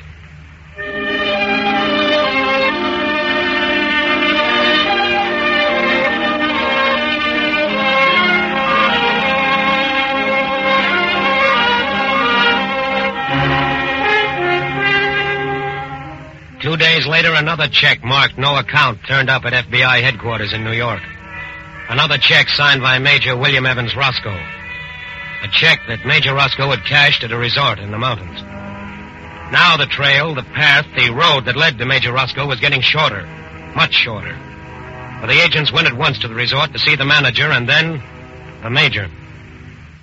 Well, really, gentlemen, if you can't accept a check from a major in the United States Army and a major who's been decorated and wounded, Lord knows what else... Did you ask to see his credentials? Well, no, but after all, his uniform is enough. Unfortunately, the uniform is not enough of a credential. Not with people like Major Roscoe around. And by the way, has the major been very friendly with any particular woman? Yes, with Miss Hudson. Very nice lady. Miss Hudson, huh? Miss Martha Hudson. We'd better see her right away, Leo. Oh, you can't. She's gone, too. Too? Oh, yes. They both checked out yesterday, and he paid for both. By check? Yes. By check. You have Miss Hudson's home address? Yes, I'll get it for you. Check. A day too late. Yes. Laboratory report on his handwriting certainly indicted him. The major has quite a record. He's been operating for almost 5 years under about 20 different names. I think we'll catch him this time. That isn't what worries me. What then? I was thinking of a Miss Martha Hudson, of the report from Washington that the major's been married twice. And both wives died almost immediately after the wedding.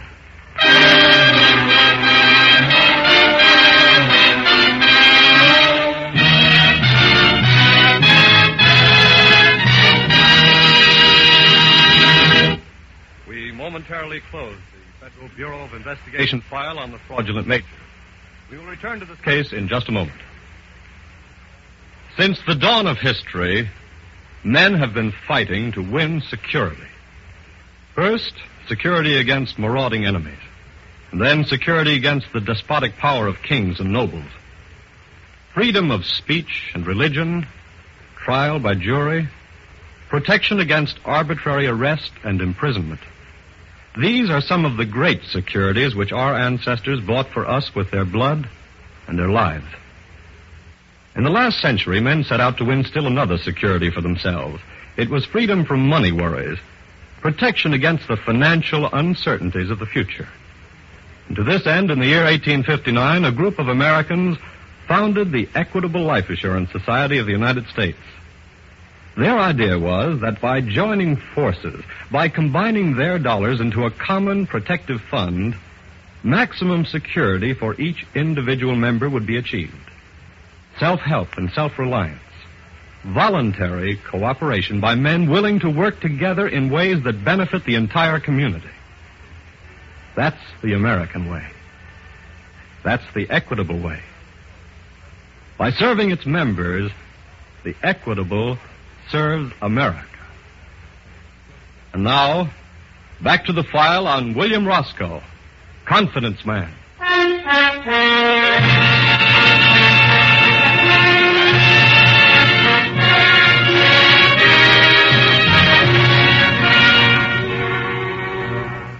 A man signs an assumed name to a check and defrauds a woman of $15. He's done it before many times. He's never been caught, and he sees no reason why he should be now.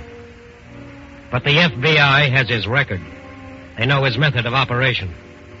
And now, on a train returning to New York, they are finally on his trail.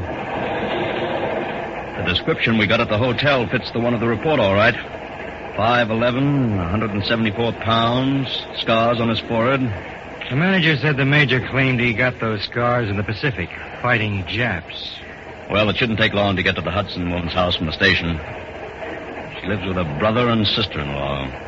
What? Oh, yes. What are you thinking about? Same thing you are? What that chambermaid told us? Yes. Well, just because the major carries a gun, it doesn't mean... I know. I wish this train would move a little faster. So do I.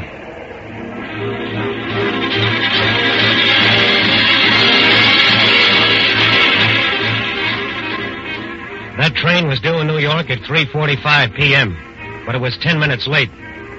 And at 3:50 p.m., Major Roscoe was waiting in the railroad station, waiting to board a train. Waiting to board a train with his bride-to-be, Martha Hudson.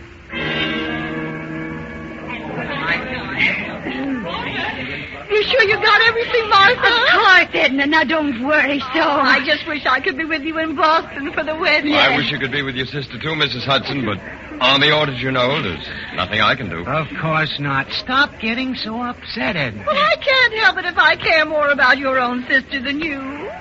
Oh, Martha. Edna, now don't cry. I'm just so happy for you. There, my dear. Don't you think Martha's safe in my hands? Oh, yes, that's just it. It's all so wonderful. Oh, for Pete's sake. Let me have your handkerchief, Harry. Martha, my dad, I think we better... Yes, William. Harry? Sis, well, all the luck in the world to you. Thanks. I think I've got it now. Goodbye, Edna. Goodbye, honey. Goodbye, Major. Take care of her. I'll do my best. Harry, old man. Goodbye, sir. Thanks for everything. I can't tell you how... Oh, the tickets. Holy mackerel. Here they are. Thanks for picking them up. Oh, forget it. You got my check. Sure. Well, goodbye, then. Goodbye. Goodbye.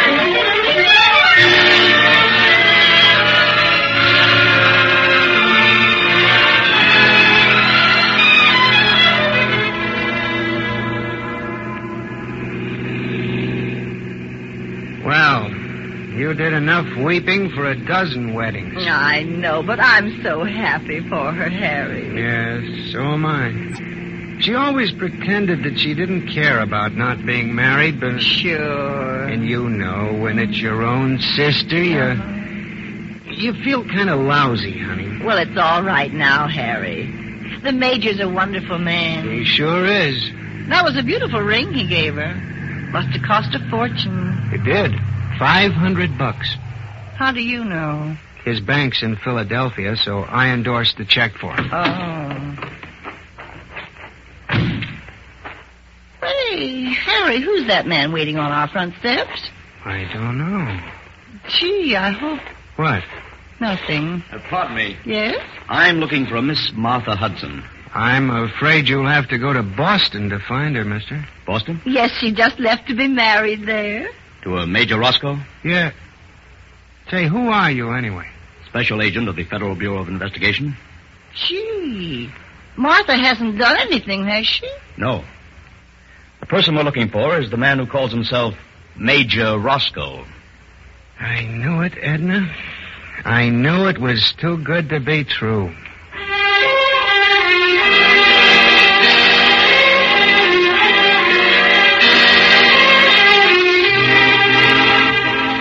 There is not a section of this country that is not covered by the FBI. Before a train carrying Major Roscoe and Martha Hudson could have arrived in Boston, special agents in that city were notified by teletype to be on the watch. When the train arrived, they were at the station. There was no sign of the Major or Martha Hudson.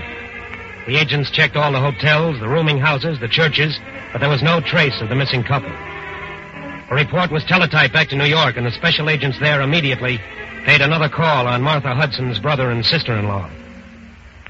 Mr. Hudson, are you certain that your sister and the Major left for Boston? I can't be certain of anything anymore. Harry. I'm sorry. We know this has been a pretty bad shock, Mr. Hudson, but we're trying to find your sister. Did you put them on the Boston train? No, we said goodbye to them in the station. Maybe they got off before Boston. We're checking on that. But there's also the possibility they never started for Boston. I picked up the tickets myself. Did you see them? No. I just picked up the envelope, paid for it, and never looked inside. You say you paid for the tickets? Yes. Do you remember how much they cost? Sure. The major gave me his personal check for them. Here. Thank you. This check's for $20.38. That's the price. Yes, but that's not the price of 2 tickets to Boston. That's the price of 2 tickets to Washington.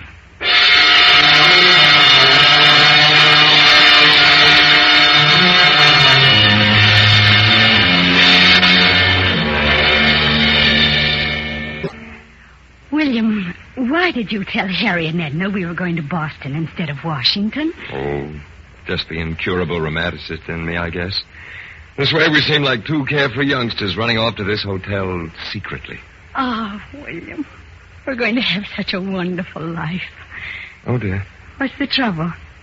In all the confusion of getting away, I didn't have time to get to the bank. I stripped myself of cash. That's all right. I have some. It's a fine way to begin our life together. What do you mean? Borrowing from you. Oh, it's not borrowing. Whatever I have is yours anyway. I wish you didn't have a single penny. Why? I suppose it's because at heart I'm old-fashioned, my dear. But I wish you were completely dependent on me. I wish you had to come to me for every penny. William, may I have your pen? And what are you going to do? The pen, please. Here. Thank you. I'm going to make myself completely dependent on you because I'm old-fashioned, too. But what's that check for? All I have. Oh, my dear. I knew from the very beginning that you were the woman I always... Who's that? It's a bellboy, I guess. I ordered some champagne for us. Oh, William. Yes? Major Roscoe? At your service, gentlemen. Would you step out into the hall for a moment? Who are you? Special agents of the FBI. William? Just some military matters, my dear. Nothing to be alarmed about. I'll be back in a moment. Now then, gentlemen. I think you know what we're here for. My dear man, I really haven't the slightest idea. You mind if we search you? For weapons? Yes. Well, the only weapon I carry is right here in my pocket. My checkbook. What we'd like to talk with you about concerns checks and impersonation. Oh? We have quite a few of your checks. One endorsed by a Miss Lily Tompkins, another by a... No, you don't! My checkbook. I know. I'll take that checkbook, Major. What is it, 38 automatic? Yes. Handy little gun you had there, Major. Not quite handy enough, it seems. But you know, gentlemen, I should have known from personal experience that as a weapon, the checkbook is much better than a gun. Shall we go?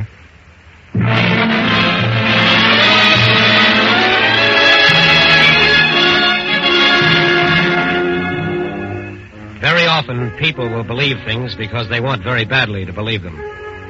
But too often, other people, criminals, confidence men will take advantage of this desire, even to the extent of impersonating an officer of the United States Army. Every representative of this country, every government employee carries credentials that you should examine carefully. This is a duty you owe not only to yourself, but to your country, and to the protectors of our internal security, the FBI. These criminals can be among the most difficult to catch, but with the full cooperation of the decent citizens of our nation, they can be the easiest.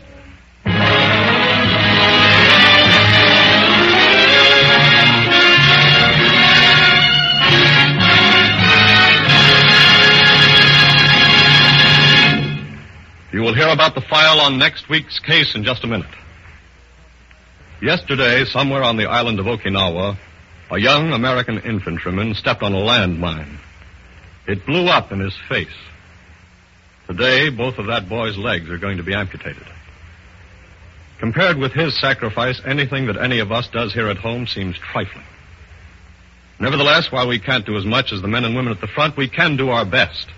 And that best is vitally important to victory. So it'll be a source of satisfaction to Equitable members to learn that 44% of this society's assets are now invested in war bonds and government securities. Recently, Thomas I. Parkinson, president of the Equitable, pointed out what this means. He said, quote, "For every one of its 3,200,000 members, the Equitable now owns government bonds amounting to $490. For each member, an additional $220 is invested in industries and utilities which manufacture weapons of war, plus $115 per member invested in railroads engaged in war transportation. That's another reason why we say that in wartime, Equitable dollars are fighting dollars, and at all times, they are security dollars. For you, your home, and your country."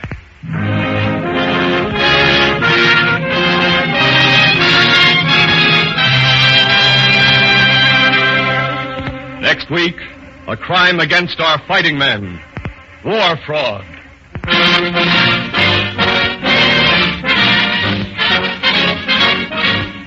The incidents used in tonight's broadcast are taken from the files of the Federal Bureau of Investigation. However, all names used are fictitious.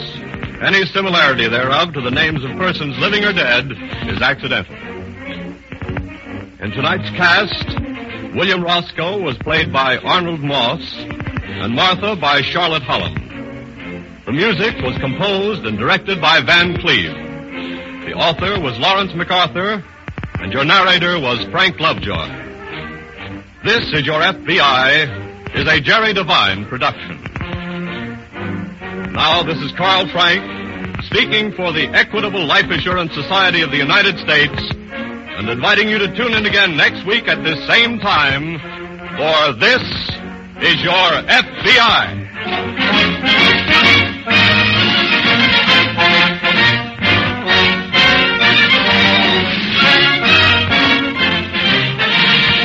This is the Blue Network of the American Broadcasting Company. This is Your FBI.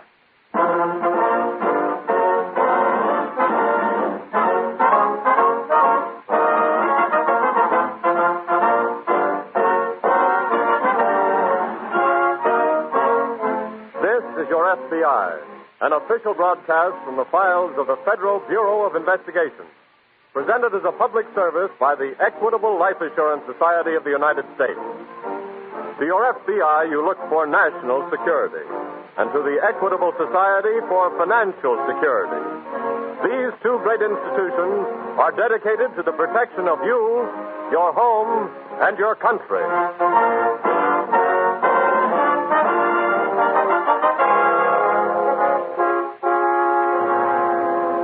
Tonight, the story of a crime against our fighting men. War fraud.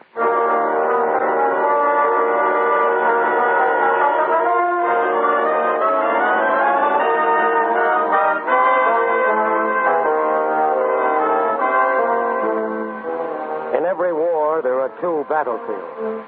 One where guns are fired and one where guns are made. We have been victorious on this second battlefield. We have been winning in our factories, our plants, in all our arsenals of supply. But there have been a few men who have fought the war of supply, not for us, but for the enemy. Because to these men, war has meant only one thing, a chance to make money. They have been caught. Sooner or later, these men are caught by the FBI. Because the workers in their plants are also working for this country. In one case, a war profiteer was caught because of a worker who was only a cleaning woman. A middle-aged woman who swept the floors in a plant which manufactured hand grenades for the government. Hey, hold on there. What? Well, where are you dumping that stuff? In the trash barrel. Oh, that doesn't go in the trash barrel. But it's just the sweepings from the floor. I know, but... It's trash. Trash goes in the trash barrel. What's your name? Anna Waco. What's yours? Rockland. Oh, Mr. Rockland. Oh, I'm sorry. That's all right, Mrs. Waco. How long have you been working here? 3 months, sir. Surely you know by now that any sweepings with powder in them go in that box over there. But this powder isn't good for anything, Mr. Rockland. It's all mixed with dirt and shapes. Mrs. Waco, this is my plant. I'm manufacturing hand grenades for our government. One of the duties to anyone working for the government is to conserve material. But this powder... will you let us worry about it? We have ways of sifting the powder from the dirt. We must conserve. Well, I've got 2 sons over there, and I'd hate for them to get a hand grenade with powder like... Mrs. Waco, any sweepings from the floor which have powder in them are to be dumped in that box. Yes. After all, there's a war on, you know.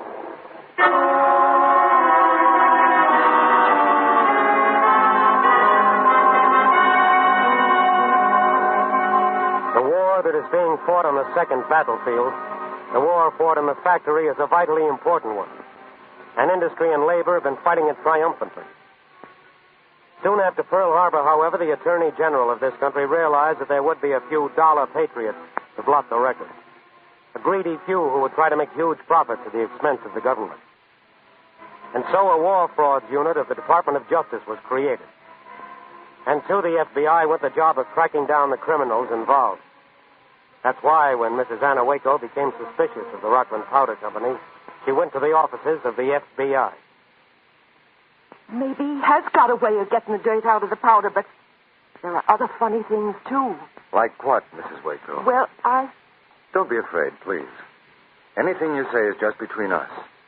The FBI will never do anything to endanger your position. Oh, I'm not afraid, Mr. Daly. Not for myself, anyway. Who, then? My daughter-in-law. She works in the plant, on the assembly line, putting in the powder charges. But they don't care how much powder goes in. Who doesn't care? Mr. Rockland or one of his sons. How many sons does he have? 4. And they're all nasty boys. One of them's Ruth's foreman, and he just keeps saying, hurry up, speed it up. He doesn't care if the grenades are any good. He just cares if they're getting out a lot of them. Mrs. Waco, you must know the government has inspectors checking those grenades before they leave the plant. Sure, I know. Well, if the grenades don't come up to specifications, if they're not any good, those inspectors are going to reject them. I know. Well, what happens to them after the inspectors turn them down? What do you mean? Oh, Mr. Daly, those Rocklands are just out to make all the money they can. They wouldn't be in such a hurry to turn out bad grenades unless they had some way of using them. Well, what way? I don't know, sir. But they're always talking and talking about conserving material. Yes. Well, good or bad material, I'll bet they've got some way of getting those rejected grenades out of that plant.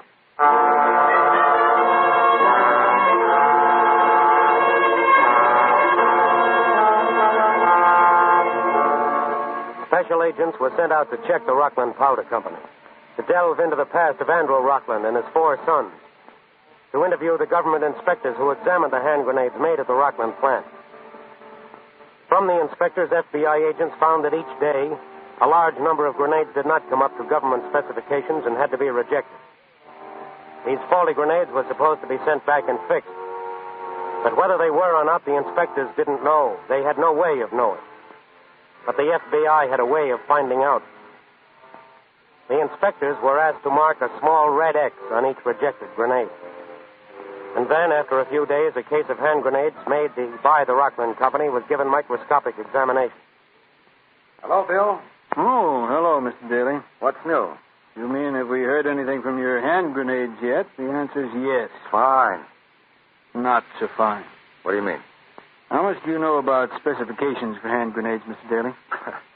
I've learned a lot in the last few days. Well, seems that each of these grenades is supposed to have 4 individual powder charges. Otherwise, it won't go off correctly. That's right. Now, here. Look at a cross-section drawing of this one grenade. All right. You see? Yes.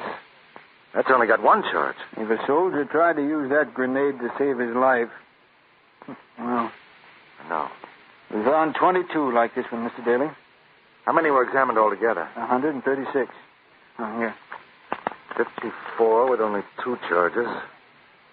37 with only 3 charges. And out of the whole lot, exactly 25 that met with specifications. Wow. That's not all. Not all? No. To be really efficient, the powder charges have to be compressed into the grenade under a pressure of from 5,000 to 6,000 pounds. That means using a machine press. Yes. Some of these were made with a hand press. You know something? What? The powder in every one of these grenades made with a hand press is full of dirt and shavings. Almost as if... The powder had been swept up from the floor. Yes. Bill, let me see one of those grenades. Yeah. What are you looking for? A little red X. Oh, you won't find any on those, Mr. Daly. What? The 40 ones made with a machine press, they all have the red X on them. But the others, the ones with the dirty powder and made with a hand press, they don't have any mark on them at all.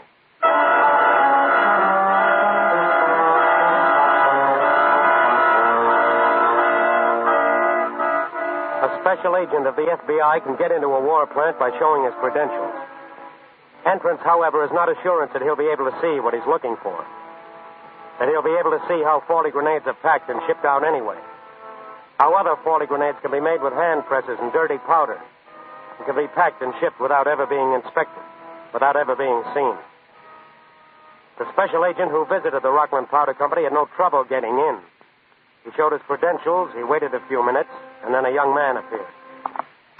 Mr. Daly? Yes? I'm Fred Rockland. Oh, how do you do? Hiya. My father's waiting inside for you. Oh, that's fine. Just a few steps down this hall.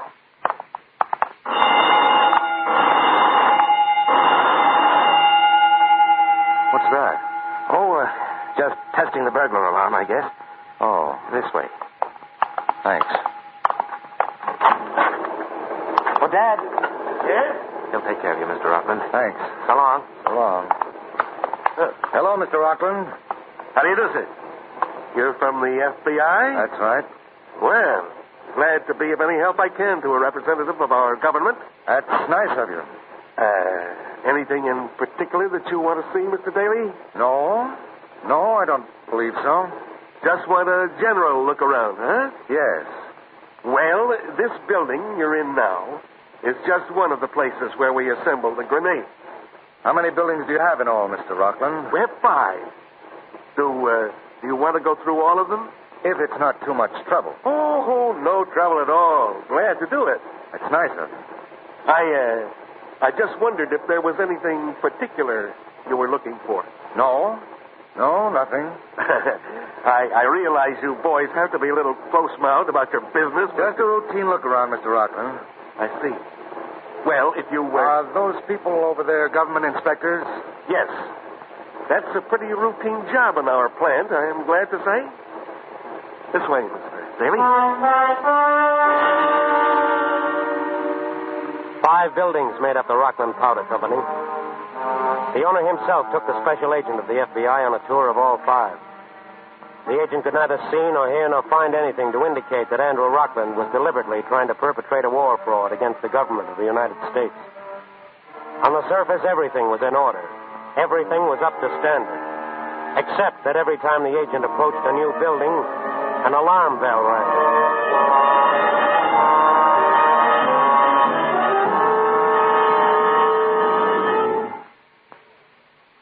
I suppose this is the last building? Yes. You've seen them all now. Well, I must say it seems to be a fine place. Thank you. We think it is. We're all pretty proud of our little contribution to the war. I'm sure you are. Tell me something. If 1 or 2 of the grenades happen to be faulty, what happens to them? Oh, they're set aside and remade. I see. I noticed that you have special boxes set aside for the rejects. Naturally. We don't want them to get mixed up with the others. Naturally. I was just... We can get out this way. Thanks. After you, sir. Sure. And very nice of you to show me around, Mr. Rockland. Oh, not at all. I'm always glad to be of service to my government or any... What's the matter? Didn't you say you had 5 buildings? Yes. Well, isn't that small one over there... Oh, that one isn't used. I see. That's where I originally started my plant. But it's too old to be good for anything now. You suppose I could see it? Certainly. Some other time. Oh, as long as I'm here now, I'm might afraid as well. not, Mr. Daly. I do have a business to run, you know. I can't spare any more time. Well, perhaps someone else could take you I don't think so. We all work very hard here. There's a war on, you know. Yes. Of course, I couldn't go through it myself. No. No, I think you'd have a little difficulty in doing that. Good day, sir.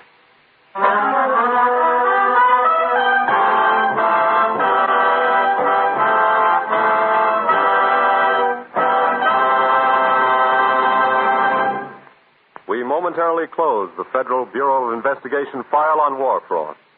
We'll return to this case in just a moment. And now, back to the file on Andrew Rockland, war profiteer.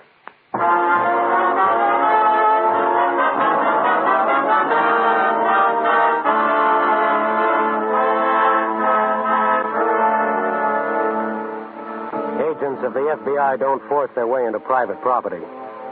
Neither into a house, nor into a building, nor even into a war plant where they are fairly certain criminals are working, and working overtime. In the Rockland case, special agents attempted to get into the plant by working there as employees.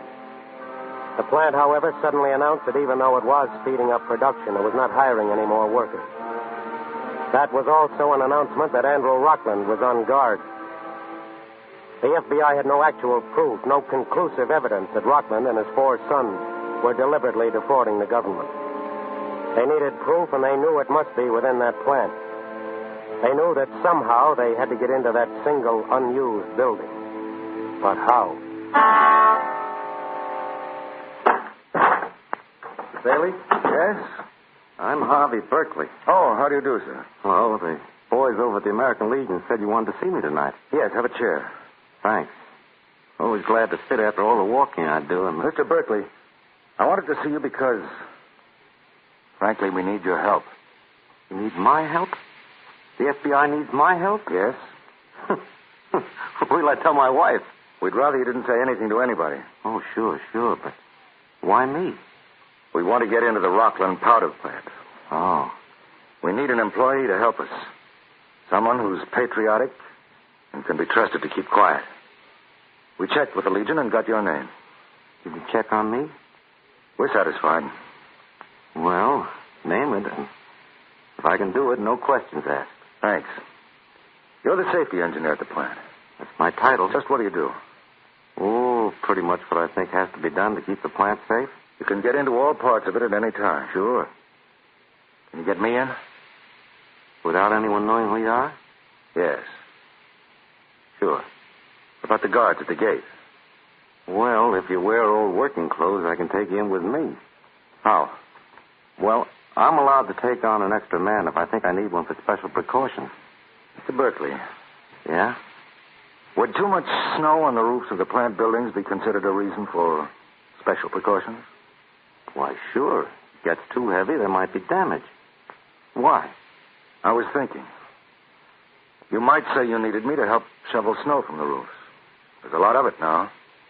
Well, I could figure out an easier way. Less work for you. I'd rather do it that way. I'd like to shovel snow off the roof of that unused old building. Oh. You see, I want to get into that building. And I think the roof's probably the best way.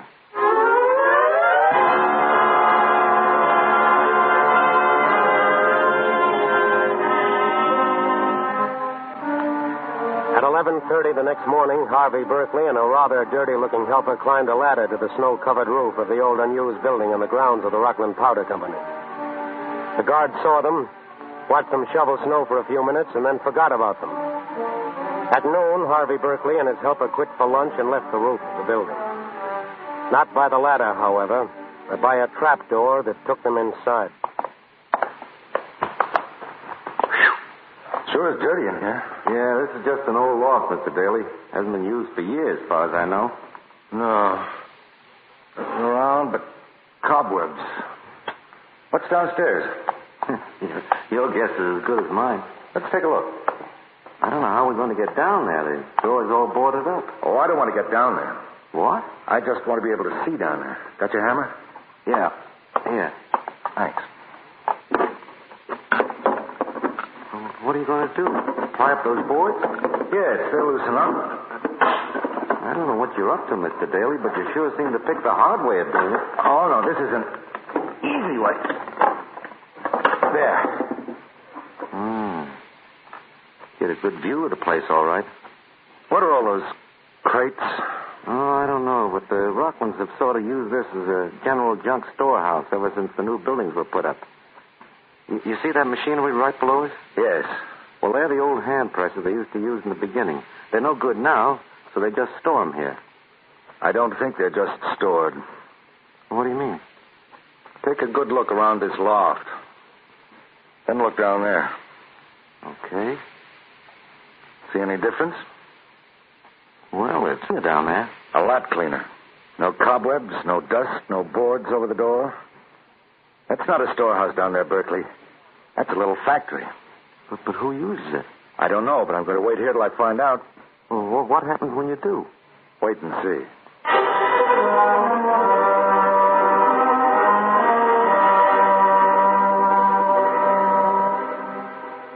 For almost 10 hours, Special Agent Daly sat quietly and alone in the dusty loft of the unused building. For almost 10 hours, he waited.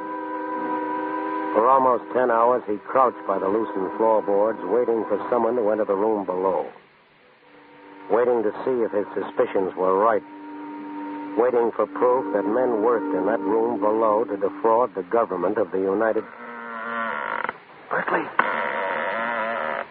that you, Berkeley? Yeah. Sure is dark in here. Hurt yourself? Nah. Anybody see you come up? No, but I had to wait till the guards got out of the way. Here. What's this?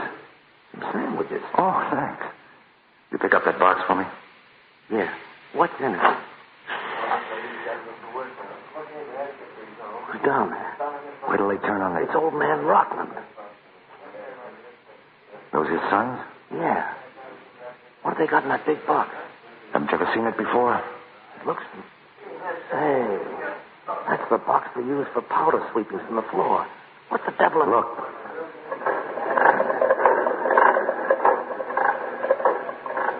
They're making grenades with that lousy powder in the old hand presses. Why those... Do you know what's in the other crate they're bringing in now? Look like grenades from here. But what for? Those are the rejected grenades, Berkeley. Let me have that box you picked up for me. Here. Thank you. What are they going to do with rejected grenades? Hey, is that a camera you got? Yes. 16-millimeter movie camera. You're not going to take... Yes, I'm going to photograph Mr. Rockland and his 4 sons at work cheating the government. We've got plenty to take pictures of down there.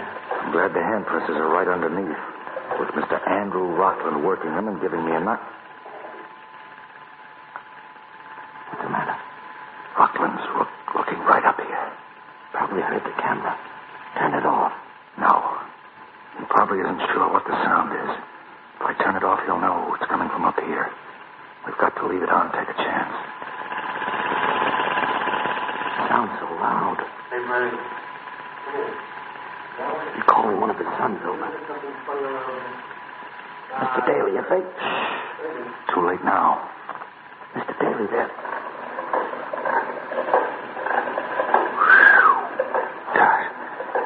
I'm back on the hand presses again. I thought for sure he spotted us. The son probably told the old man he was hearing things. That's a break. It sure is. Now we're really in business.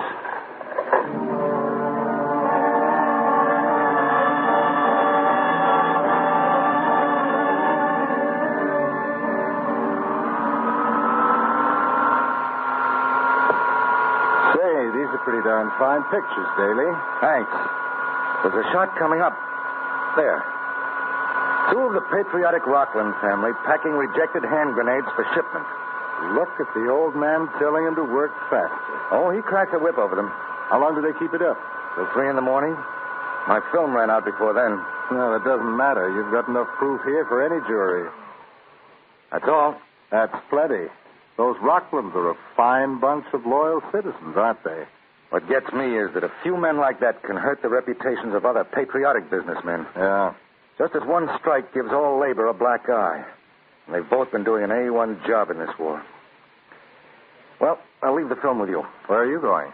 Wind up the case. I've got orders to pick up Mr. Andrew Rockland personally.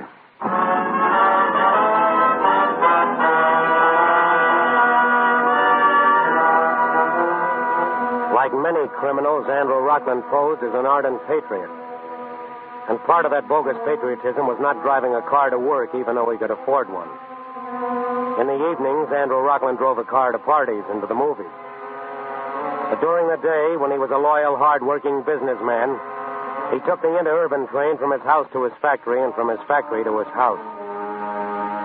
At 5:35 one afternoon, Andrew Rockland stood on the interurban railway station platform, waiting, as usual, for the train that would take him home after his day's work had ended, and before his night's work began. Dad! Freddie, I thought I told you to glad say I found it. you. What's the matter? I was afraid you'd For left. heaven's sake. What's got into you? Dad. This is your FBI.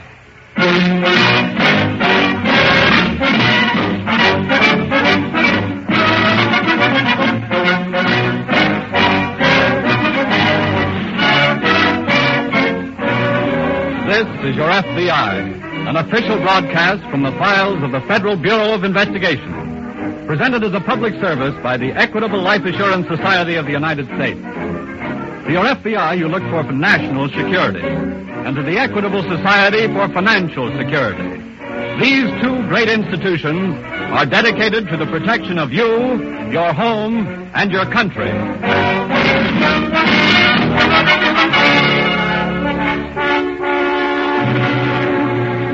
Tonight, the story of a crime against society, grand larceny.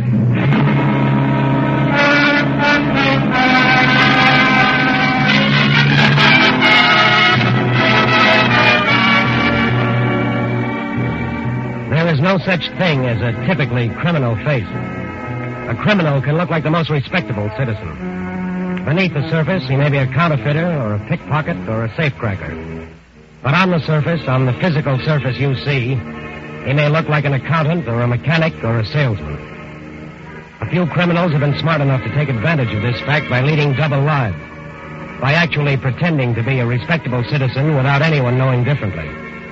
Neither the police, nor the community, nor even, in one case, the criminal's own wife. Dan, I hope you're going to finish that pudding. Honey, I really don't have time. Oh, come on now. How about just a little more, Well, okay. Well, the way you try to fatten me up, I'll have to start going to a gym. Well, you need your calories, Dan, with all that night work you do. Pays dividends, honey. Pays dividends. Oh, I know. I ran into Mrs. McKinney downtown today, and she said her husband said you were the top salesman of the company. Is that what she said? Mm-hmm. Well, of course, you know what we get if I top all sales for this month. No. What? A trip to Mexico, all expenses paid. Daniel. Yep. Hey, I'd better be getting underway. Oh, are you working again tonight? Got a good prospect I think I can land. Oh, Dan. I hate leaving you alone again, honey, but business is business. Oh, I don't mind that. I just don't like to see you work so hard. It pays dividends. Well, I wish there was some easier way of getting to Mexico. Honey, believe me, I'm getting us to Mexico the easiest way anybody could. Don't wait up.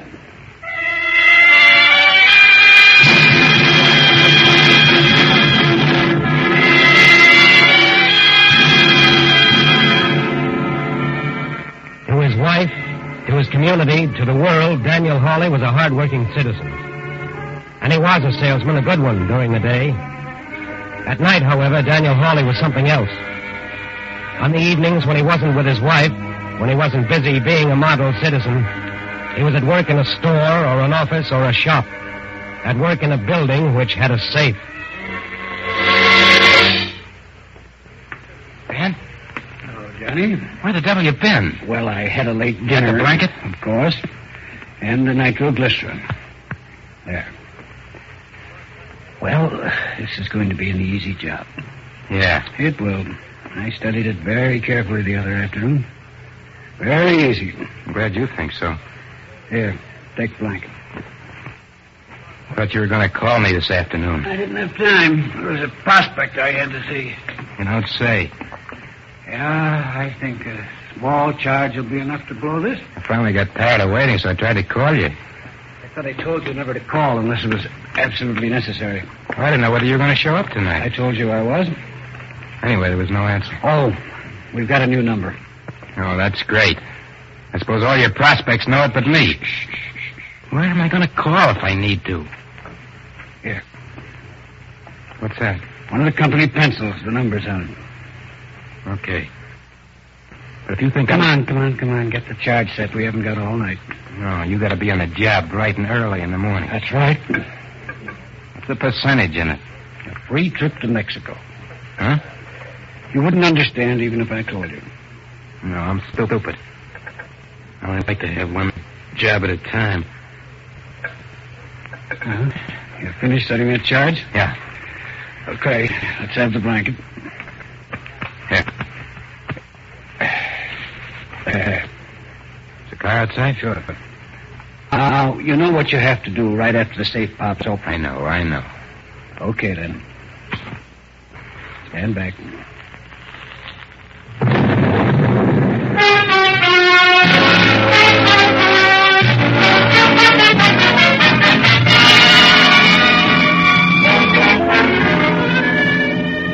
There can't be a perfect crime because there isn't a perfect human being. Criminals, like the rest of us, make mistakes, but theirs are more costly. And that safe which Daniel Hawley cracked with jewels for military precision instruments belonging to the United States.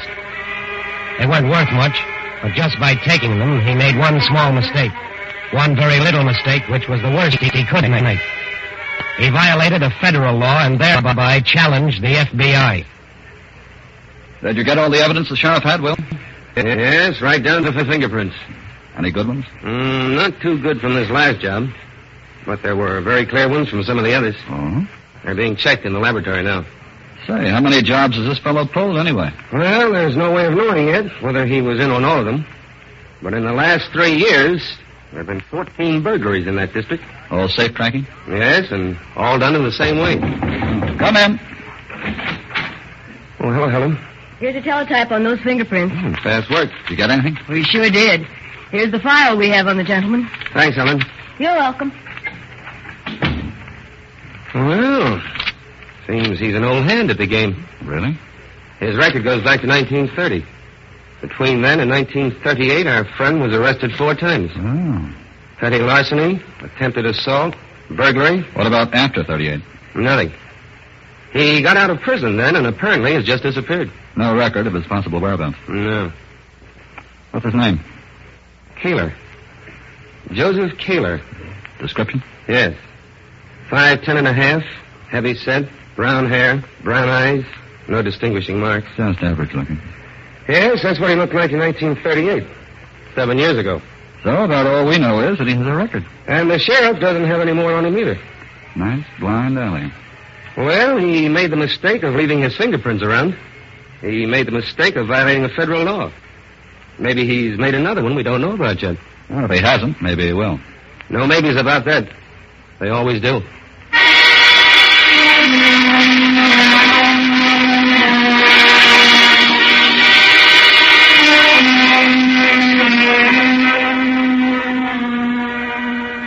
If there are 5 steps involved in the committing of a crime, then there are 5,000 mistakes the criminal can make. Some are even made after the crime is committed. Many criminals, for example, take a curious pleasure in walking by the doors of a police station, in returning to the scene of the crime, in deliberately courting danger. The most common mistake is that criminals cannot stop. If he gets away once, the professional criminal tries again, thinking he has learned more, but not realizing that the more crimes he commits, the more chance he has of being caught, because he is bound to make more mistakes. Daniel? Yes, dear? Are you very busy? You're too busy for you. What is it? Well, I've been trying to straighten out my accounts for the month. All right. Oh, it's not what you think at all. Bank doesn't add right. No, the baking company doesn't. Hmm? They sent me this bill for $5.80, and we really owe them $9.80. Are you sure? Well, of course, I know what I bought. Well, then what's the trouble?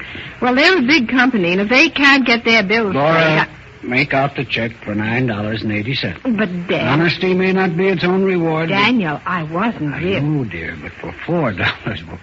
Don't have it on your conscience. I'd have it on mine. It's not worth it, Laura. It's never worth it. You mean sooner or later they always find out? That isn't the point. Oh, I know, Dad. Anyway, they don't always find out. So it's just a question of your own honesty. Daniel, I'm making out the check for the right amount. That's my girl. Just a drop in the bucket. What do you mean? Oh, that company does a wonderful business. Harriet's cousin told me. She works in the Ohio office, the one just across the river. What'd she do there? Keeps books or something.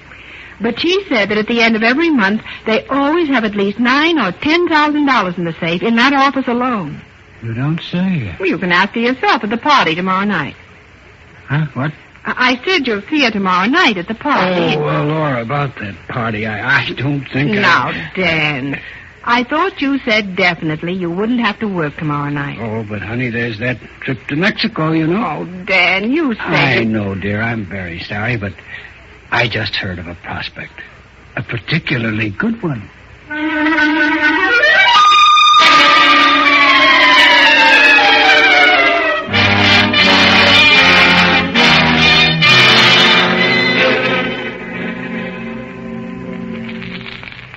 You ready, Johnny? Yeah. Okay, stand back. Nice and neat, John. Nice and neat. Not bad. Well, I hope there's as much dough inside that safe as you think. Why shouldn't there be? Baking company? Well, there's only one sure way to find out, and that's by... Well, how do you like that? What? Look, got a small safe inside the big one. You sure cased this job, didn't you? Shut up. Well, come on, let's put the blanket over the little one. There isn't time. What? There isn't time. The watchman will be back again on his round. What are we going to do, chalk it up to experience? Shut up, let me think. While you're thinking, I hope you don't mind if I just... Hey, wait, come on. Where? Help me lift the little safe out.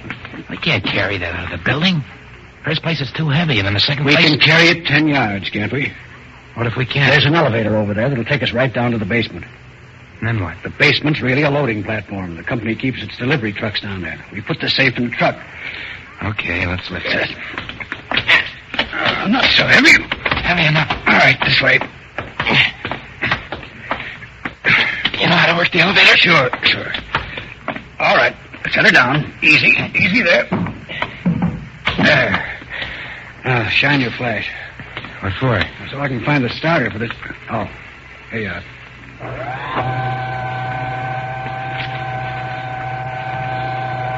Hope that watchman's hard of hearing. Yeah, I just hope he's on the other side of the building. Thought you said he was. That's where he's supposed to be. Which truck? Shh. Okay. Let's pick her up and dump her on the back of this one. Lifting wallets is a lot easier on the back. Yes, but there's a lot less in them, too. All right, now set her down. Easy.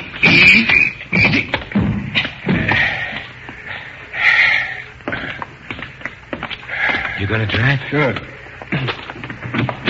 All right, slide in. Hey, Dan. What? The ignition keys. What? Where are the ignition keys? How are you gonna start this thing? Well, they always leave them in the truck somewhere. Well, where? Usually on the little ledge under the... Watchman? Yeah. He's shining his light around. Shut up. Where are those keys? Will you shut up? And suppose... All right, got him. Now, hold on tight, because the minute he turns, I'm going to move fast. Just started. You ready? Danny's shining the light on the elevator. It's too late now. Who's there? Who's there? Choke it. Who's Shut in that truck? Come on. Come out of that truck now.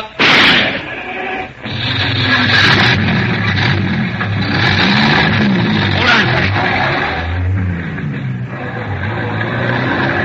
This is okay. After we pull out of this alley, we're in the clear. Just keep your eye out, Johnny, and you... Johnny. What do you know? He got you, eh? Well, I'm sorry, friend, but there's no room for excess baggage on this trip, so... Out you go!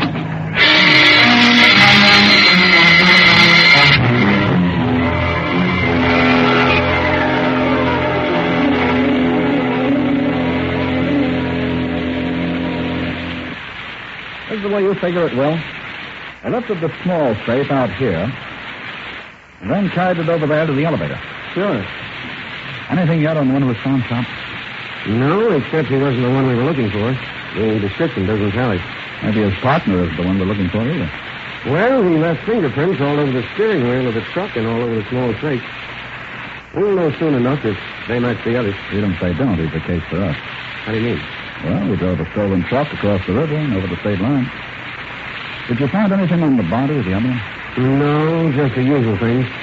Keys, wallet, a pencil from some company, a bar of candy, and, of course, his gun. Nothing to give us a lead. Nothing that looks too good. Well, they did a neat job on this safe. Well, they had enough practice. I wonder where they got the nitroglycerin. Probably homemade. You know, Harvey, I knew it. I knew sooner or later our little friend would make a mistake. What have you got there? You know how these boys always cover a safe with a blanket when they crank it? Sure. Well, here's a piece of that blanket. This time, Mr. Taylor, or whatever he calls himself, left his visiting card.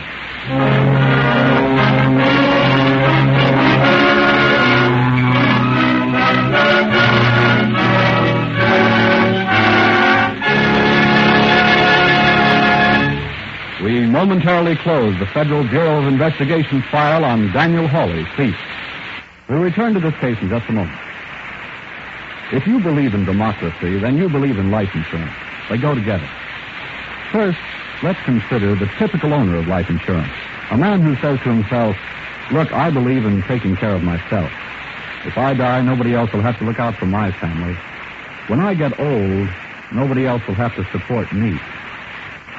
Men of that breed, right-thinking, independent, self-reliant, make democracy work. The Equitable Life Assurance Society of the United States, a mutual organization, is dedicated to cooperation with such men, to help them make democracy work. The Equitable is owned by its members, that is to say, by its 3,200,000 policyholders. And all the Society's funds are put to work for the benefit of all its members. Finally, remember that these Equitable funds are so invested that they promote the system of free enterprise on which our democratic economy rests. And so by serving its members, the Equitable serves America. And now, back to the file on Daniel Hawley, thief.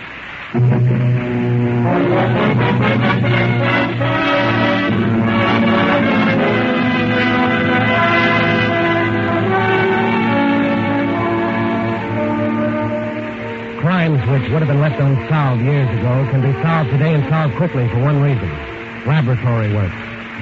That's why the FBI has built up its own laboratory until it is now the best in the world. Years ago, a small piece of a blanket would not have been a clue. But in the Hawley case, it was the lead the special agents have been waiting for. They sent the piece of cloth immediately to the laboratory and had it analyzed. Had the texture, the weaving, the thickness, the dye, every conceivable element in that piece of blanket analyzed until they found who manufactured it. From the manufacturer, they found in what areas that type blanket was sold.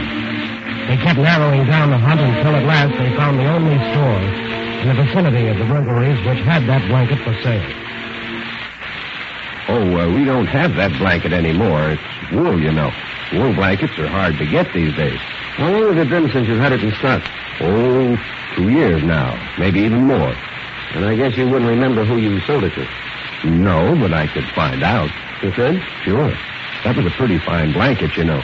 When they came in, I called all my charge customers and said, grab them while you can. Did they all buy blankets? No, sir, I didn't have enough to go around. My one customer alone bought half a dozen. Who was that? Well, I couldn't tell, except it was one of the charge customers. How many charge customers did you have then? Several dozen. I see. Do you have a list of who they were? Sure. But, how are you going to pick out the one you're looking for? We'll pick him out. There's 34 names. I know. But I think we'll pick out the right one.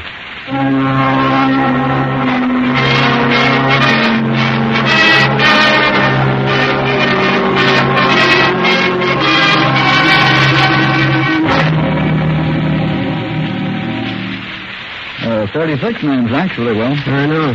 It'll take quite a while to check all of them. Yes, I was thinking about that. Of course, we have his description. Or a description of him 7 years ago. And probably over a dozen men on that list could fit it. Let me see it again. Sure. Benton, Dorcas, Andy, Green, Holt. That name. What about it? I've seen it someplace before. It's not a very unusual name. Well, no, but I've seen it someplace. Where? And I'm trying to remember it. Hawley. Oh, that name was in the local paper this morning. The salesman named Dan Hawley won a contest. Yeah, I saw it, too. He works for... Wait a minute. Have you still got the stuff that was found on the other man's body? Sure. Right here in the drawer. The pencil. Right. Here it is. Killer's Products. That's who that salesman worked for. Daniel Hawley. Alias Joe Keeler. Oh, we can't be sure. It's too much of a coincidence. We still can't be sure. I know, but we've got Keeler's fingerprints. They match the prints on the steering wheel of that truck. And if Hawley's match... Well, suppose we visit Mr. Hawley and see if we can get his print.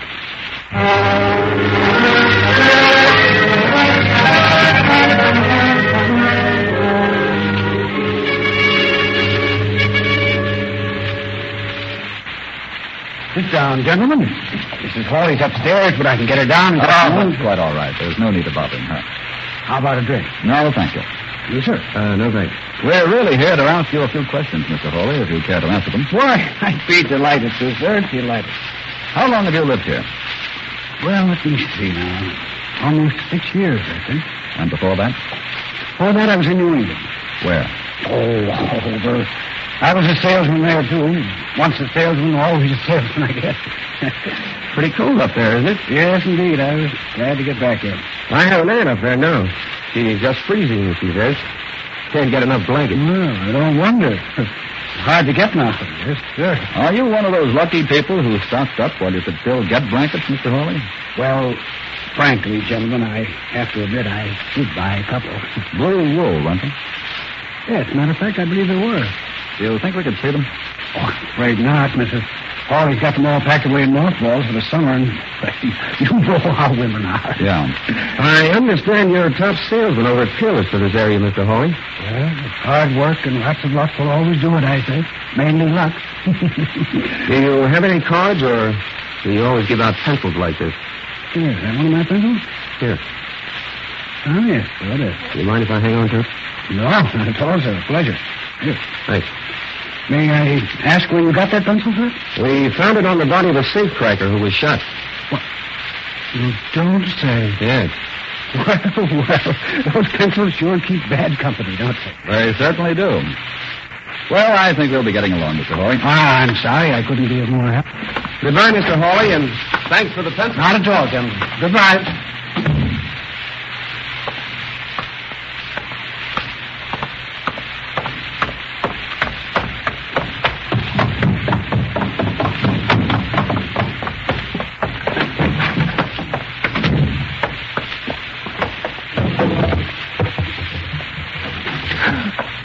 Daniel, what in the world are you doing? Are you packing? Well, Daniel Hawley, where are you going? To New York. New York? Yes. Well, I thought those two men What two men did? were the ones that just left. I saw them from my window, and I said to myself, Laura, that's just going to mean more work for Daniel. Well, that's pretty nice work, honey. What do you mean? They just came to talk to me about my winning that trip to Mexico. I've got to go to the New York office first to go to some kind of official ceremony. Well, it seems awfully funny to have to go to Mexico by way of New York, but as long as you're going to get there. Oh, I'm going to get there, honey. Don't you worry about that.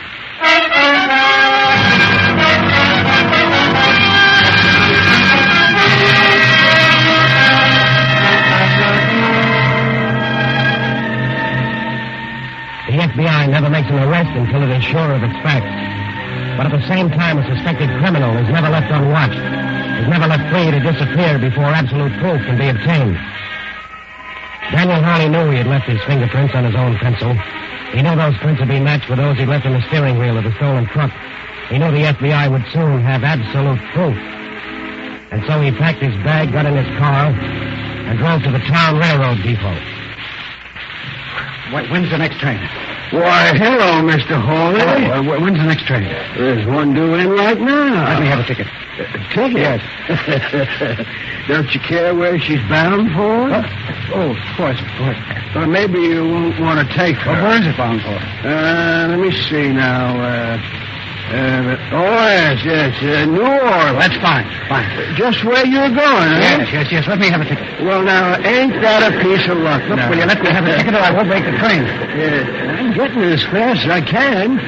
You sure are upset today, Mr. Hawley. Hurry, that's all. I'm just in a hurry. Well, here's the ticket. That'll be... Don't worry, keep the change. Well, Mr. Hawley, don't you want the balance of the change there? Take it back? No, that's all right. I'll handle it. Killer. Yes? Going someplace, Mr. Killer? Well, or should I say Hawley? You better get aboard, sir. We'll pull it out. He's changed his mind. Yes, I don't think I'll be going after all.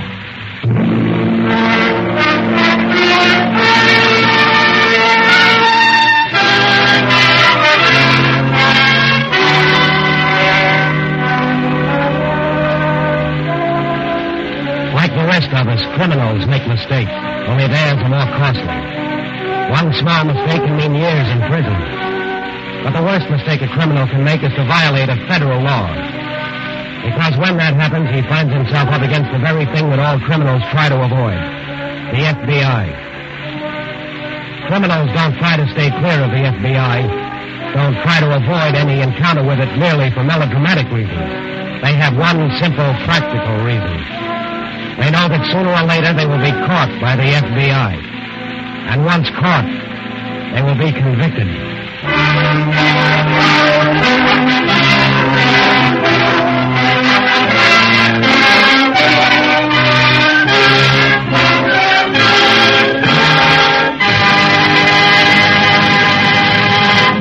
You'll hear about the file on next week's case in just a moment. In this, the opening week of the 7th War Loan Drive, I should like to read an important message from Thomas I. Parkinson, President of the Equitable Life Assurance Society of the United States. And I quote, "In every war loan drive, America has never failed to go over the top.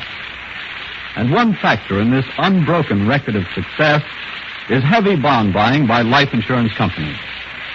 In both the 5th and 6th war loan drives, the Equitable subscription was larger than that of any other life insurance company.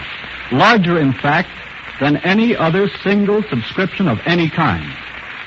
In the present drive, the Equitable will again be one of the leading subscribers. In addition, funds of this society are heavily invested in the great industries that have broken records manufacturing weapons of war, and in the railroads that have done such a tremendous job of wartime transportation. And that is why we say that in wartime, Equitable dollars are fighting dollars. And at all times, they are security dollars. For you, your home, and your country.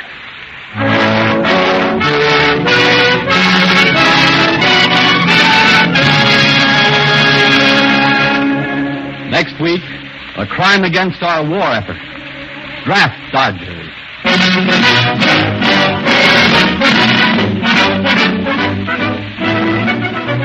The incidents used in tonight's broadcast are taken from the files of the Federal Bureau of Investigation. However, all names used are fictitious, and any similarity thereof to the names of persons living or dead is accidental. Tonight, the music was composed and directed by Van Cleve. The author was Lawrence MacArthur, and your narrator was Frank Lovejoy. This Is Your FBI is a Jerry Devine production. And now this is Carl Frank speaking for the Equitable Life Assurance Society of the United States and inviting you to tune in again next week at this same time for This Is Your FBI.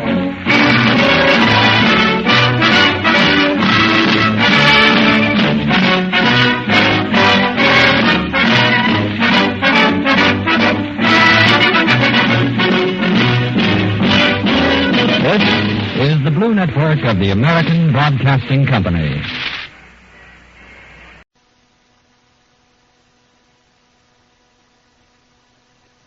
Is REN. This is your FBI.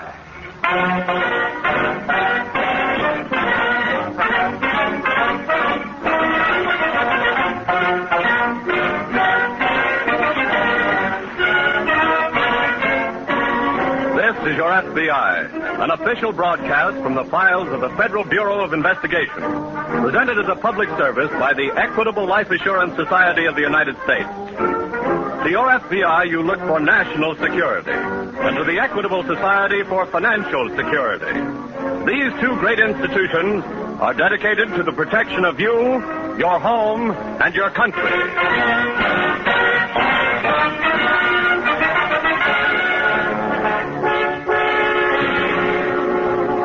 Tonight, the story of a crime against our war effort. Draft dodging.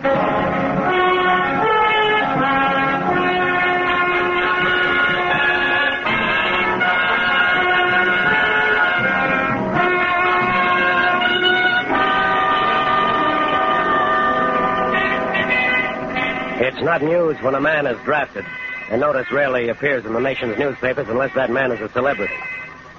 It is news, though, when a man is caught trying to evade the draft, and so notice does appear in the paper. That's why it may seem that we have had many draft dodgers in this war. Actually, we haven't. Actually, the number has been very small, particularly when compared to the last war, when 7 out of every 1,000 men were delinquent. When whole areas like Times Square in New York were roped off and slacker raids were common. In this war, instead of 7, only 1 out of each 1,000 eligibles has been delinquent. The FBI has vigorously sought to get men in the Army instead of jailed. Those who have tried to make a racket out of the draft have tried many schemes. Some of their victims, like teenage kids just out of high school earning their first real paychecks in war plants, and reluctant, in a rather human way, to give up those checks and go to war, have been misled by a vicious type of criminal. Hey, Rick! Oh, hi, Chubb. Hey, did you eat lunch yet? Yeah, I went across to the diner. Oh. Where they get you working? I'm over in assembly. Oh? You get the same dough? Yeah. But not as much overtime. It don't make any difference now, though. I got that paper this morning. Oh, what paper's that? Greetings from Uncle. Oh. Yeah. Says I should report for my physical next Monday. That's when you go, ain't it? Yeah. You should have seen my mother.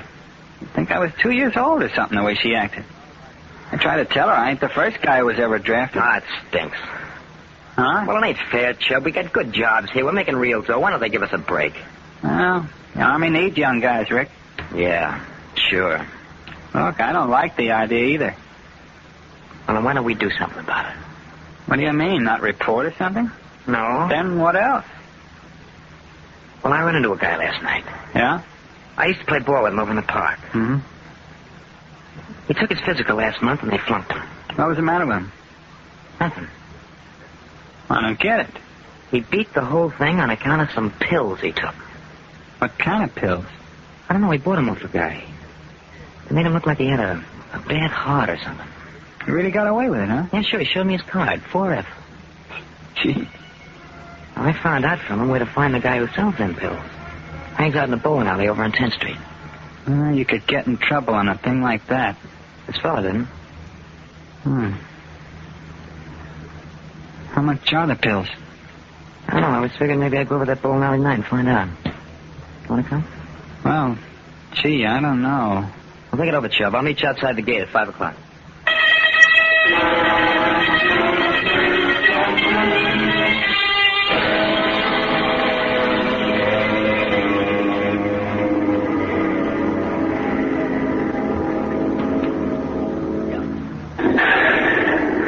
Would you like to bowl a string, boys? No, thanks.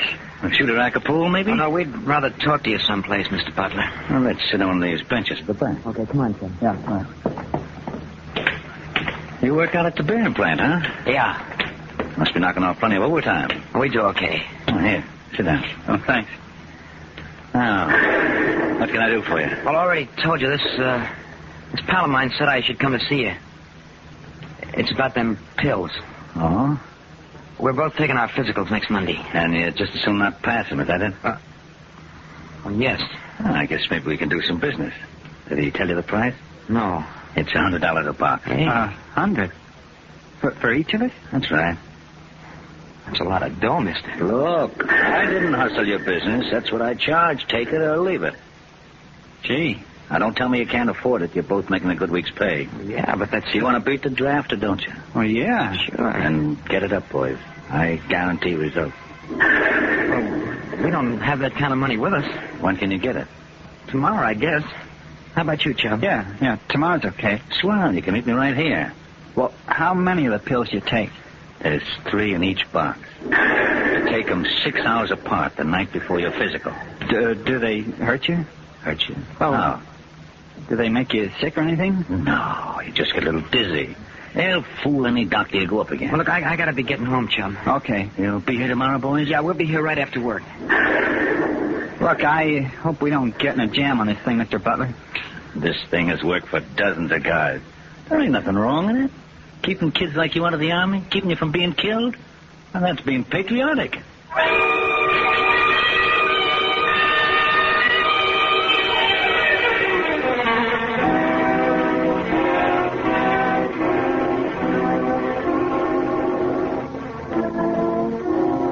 Criminals never know when to quit. Never know that a racket can last just so long. In this case, the existence of the racket was exposed when the 2 boys collapsed during their physical examination and became so violently ill that they had to be taken to a hospital. It was obvious to the Army doctors that both boys had taken the same kind of pill. Obvious that both were trying to evade the draft. Obvious that this was a case for the FBI. And so, as soon as the boys had recovered sufficiently, a special agent questioned them at the hospital. How do you feel, boys? Not so good. You, son? Awful. Are you well enough to answer a few questions? About what happened? Yes. I'd like all the details on where you got those pills. You tell him, Chub. Okay. Well, we got them off a guy who hung around a bowling alley over in 10th Street. Where on 10th Street? Right near the corner of Maple Avenue. I don't know the address. I think it's number 720 10th Street. I see. Who was this man? His name was Ralph Butler. How did you contact him? A pal of mine told me about him. He said we should go there and see him. Did he charge you for the pills? Yes, sir. How much? $100. A piece? Yes, sir. Well, They came 3 in a box, and we took one every 6 hours the night before the physical. That was some job, too, sir. I had to set the alarm twice during the night. Well, you're both very lucky. I just read the laboratory report, and the ingredients in those pills might have killed you. Gee. We gonna be okay, mister? Yes, doctors believe you'll recover completely. Boy, hope so. Now, can you describe this man, Butler? Yeah, he's about your size. Tall, I mean. He was lots fatter, Chum. Yeah. He was, baldy-headed, wore kind of flashy clothes. How old would you say he was? Oh, he was real old. Must have been about 40. Tell about that address he gave us. What was that? Well, the second day we went to see him, the day he gave us the pills, he wanted to know, do we have any friends he could do business with? Yes. Well, he told us he wasn't going to be around the bowling alley anymore. But anyone who wanted the pills could write to him about him. Where?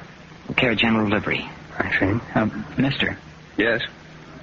I guess we're going to get put in jail on account of this, huh? Well, you've broken the law. Well, can't you leave Chubb out of this? He didn't want any part of it. This was all my idea. Son, I'm afraid you're both involved. We're real suckers. How do you feel about going in the Army now? Well, mister, we'd love it. Yeah. Well, I'll talk to the U.S. Attorney. I won't promise you what the decision will be, but you might have another chance.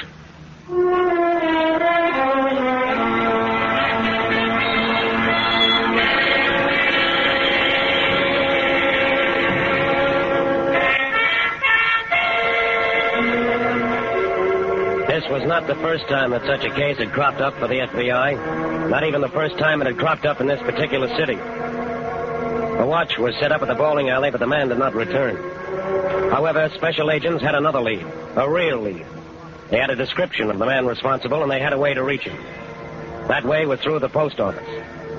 The agents waited and watched there every day and every night, waited for someone to pick up a letter. A letter addressed to Mr. Ralph Butler in care of General Delivery. Early in the afternoon of the fourth day, someone did pick up a letter for Ralph Butler. Not a rather stark, bald-headed man, but a sallow, sandy-haired boy. Two agents followed him carefully to a building in the business district, watched him go into an office on the third floor, and then stopped him in the hall as he came out. Excuse me, son. Uh-huh? You just delivered the letter to that officer? Yes, sir. Who accepted it? Nobody. You mean there's no one in there? That's right. I put it on the desk and left. Who asked you to deliver the letter? Some man I met on the street. Huh? He said I should pick up a letter addressed to Mr. Ralph Butler at the general delivery window in the post office. Yes. He asked me to bring it here to this doctor's office, and he gave me a quarter. Well, this man who asked you to do the errand, was he about my height, son, rather stout, bald-headed? Yeah, that's him. Thanks, son. Okay, sir. Come on, Terry. Let's take a look at this office. Right. This must be the doctor that Butler told his other customers about. The one who made the pills. Yes. Dr. Woodbury's Health Club. Let's go in, Terry. Right. Not exactly an elaborate layout. No. Now, this is apparently the anteroom. Let's see what's in the next office. Look at those charts on the wall. Typical quack equipment. Yeah. Go ahead, Terry. Thanks. Well, at least there's a desk in here. But no doctor. What do we do now? Just wait. Someone should tune up for that letter. I have a hunch it won't. Wait.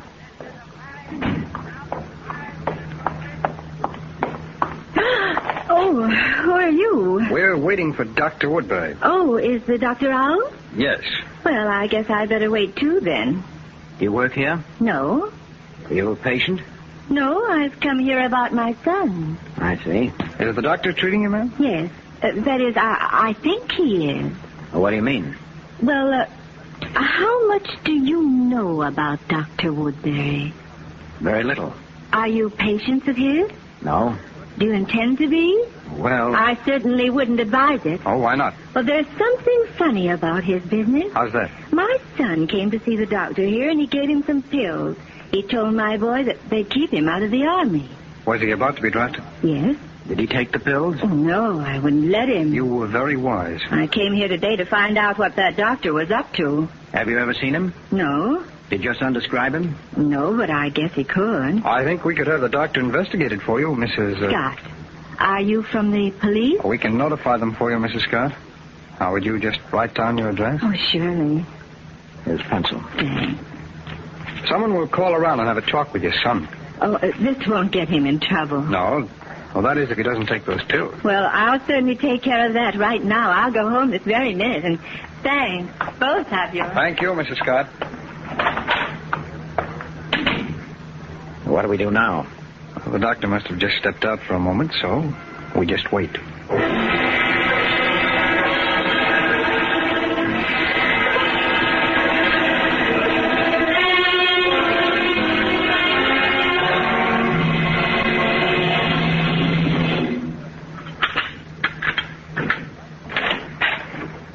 That you, Cora? Yes. I thought you were going to stay in the office this afternoon. I had company. Who? Two very inquisitive gentlemen. They had to be from the law. What do they want? They were looking for Dr. Woodbury. How do you know? They told me. What is this? I went down the hall for a minute. When I came back, they were waiting in my office. Didn't they tumble? No. Why not? I told them I was just a visitor myself. I said I'd come to see the doctor about my son. Did they buy it? Of course. They're probably still waiting for the doctor. Well, that's that. What do you mean? Looks like we got to find a new touch. Why? I ain't putting my neck out. By the time this time they've got a full description of me, the racket, and how it operates. They must have tailed that kid who picked up the letter. Yeah. It ain't going to take them too long to find out that you're Dr. Woodbury. But that doesn't put us out of business. All we do is change names and locations. Now, wait a minute, honey. Now, look. They stopped calling older men in the draft. They're concentrating on youngsters. That makes it just perfect for us. We can't peddle them pills anymore. The FBI will take care of that. I can make other things besides pills. Now, let's pack, honey. We'll find a new location, new suckers, and start all over again.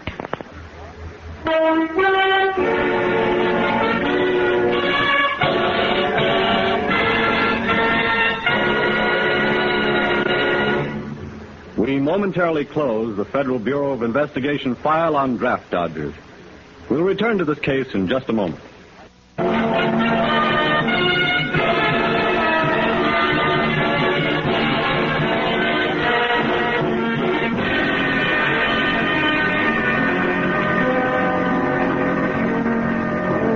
The element of surprise is as important to FBI agents working on a case as it is to generals fighting a war.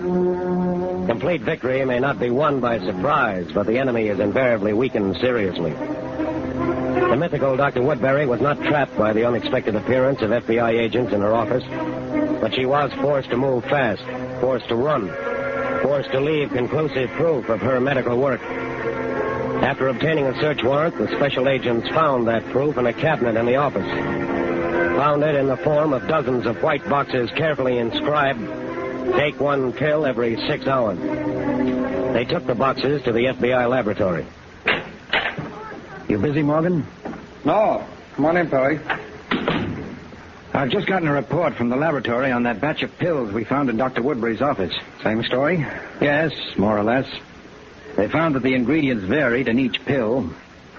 Good thing some of them didn't get into circulation. Bad is that?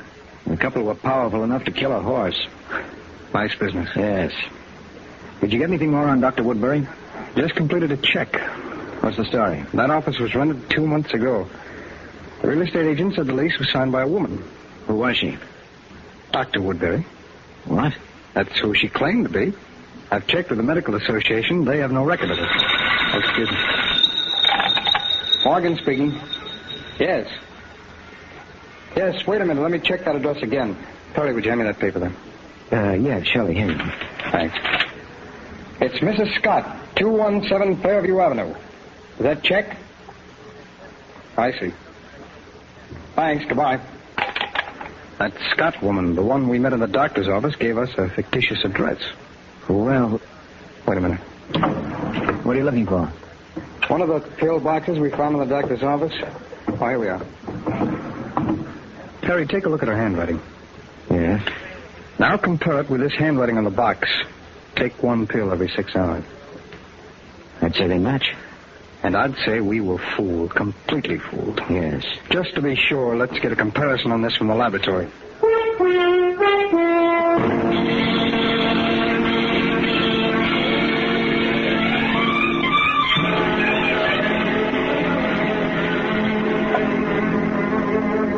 It was simple for the laboratory to confirm what the agents had suspected. Mrs. Scott had written the directions on the boxes of pills. Mrs. Scott was Dr. Woodbury.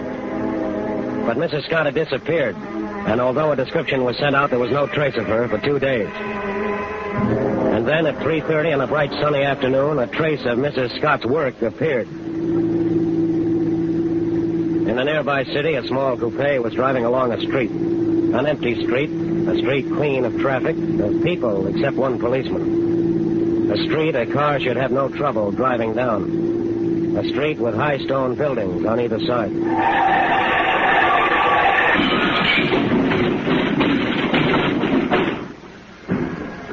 Are you all right there? Are you all right? Are you okay, mister?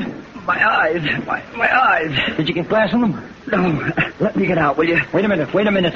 You should have some broken bones, White. I don't think I have. I seem to be able to move everything all right. Well, then let me give you a hand here. Here you are. Take it easy now. Easy does it. There we are. That's it. You sure you're okay? Yes, I'm okay. I watched you coming across that viaduct. When you got to this end, you started driving in circles. I know. Have you been drinking, mister? No. Then what happened? No one cut you off. In fact, there was no traffic coming at you at all. I know. Well, did something go wrong with the car? No, sir. It was just my eyes. Hey, wait a minute. Let me have a look at them. They're all red and inflamed. They hurt so. I can barely see. Look, are you sure you haven't been drinking? Of course not. I've been taking a physical at the pre-induction center all day.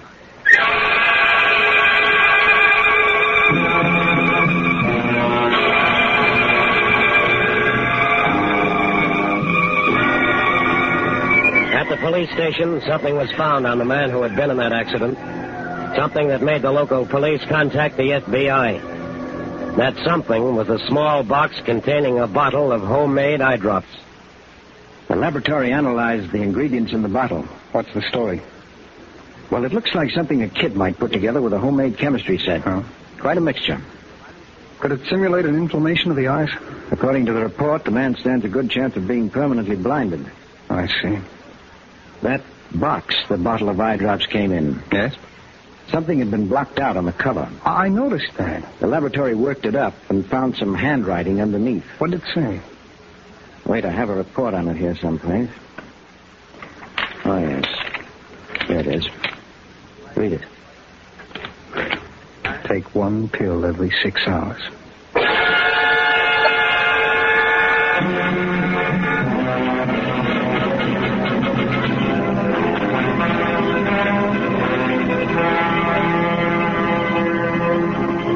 Now the FBI knew Mrs. Scott was working again and had simply changed her product and shifted her operations to another city. But where was she? They knew she and her partner, Ralph Butler, had only been in the city 2 days. Knew they couldn't have had time to get either an apartment or an office. Knew that they must be staying in a hotel.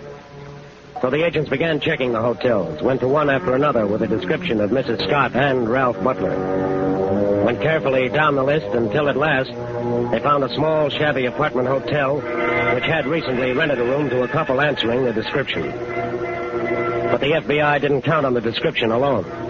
They compared the woman's signature on the hotel ledger with the handwriting of the woman they were looking for. Then they were sure. Then they knew. They had found Mrs. Scott. Ralph. Ralph! You going to sleep all day? Well, look, I've done my work. You were out for exactly 3 hours this morning. Sure, but I set up some real good contacts. Like what? Well, I made a connection with a guy who owns a candy store right across the street from the local high school. Well? He's a real larceny bum. He's going to handle our business. For the kids in the school? Yeah. So that makes you an executive now, is that it? Well, he can talk to them punks better than I can. That's only one contact. There's still work for you to do. Look, if I hustle around, we'll wind up in the same jam we got in before. Not if you watch your step. Now, come on, get out. Okay. I want you to run out the store for me. What for? I need some more powder. I thought you sent the bellhop out for that. I asked him to go an hour ago, and he said he'd get it when he had time. That could take all day. What are you making now? Oh, I'm just fooling around with something. What is it? I'm trying to put together something that'll work on a man's nervous system. Let's see. You remember that quack I used to work for out in Cleveland? Yeah? Well, he had some stuff that'd make a man shake all over like he had St. Vitus dance or something. Uh-huh. Trying to remember how he did it. Look, why don't you just stay with the stuff for the eye? You gotta keep switching them around. That's what keeps us out in front. Who's that? Probably that bellhop. Oh, good. Save me a trip. Let him in, will you? Okay. Yes? Here's them powders. Oh, thanks. Just a minute, Mr. Butler. I want to talk to you. Who are you? We're special agents of the FBI. Cora. I heard them. Is this your son, Mrs. Scott? No. You know why we're here. Yes. Want to pay for the powder, lady? No. We won't be needing it.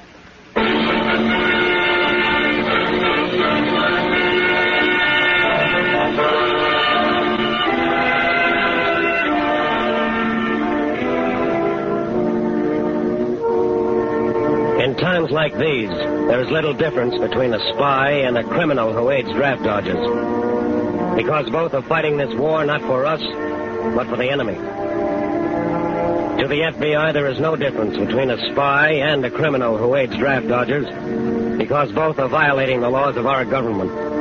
Both are a threat to the nation, and both must be caught. A spy case may be more sensational, may get more space in the newspapers, but the FBI devotes as much time, as much resource, as much energy to a lesser case if necessary. Because every federal case is a case against the people of this entire country. And the FBI is a protector of the people.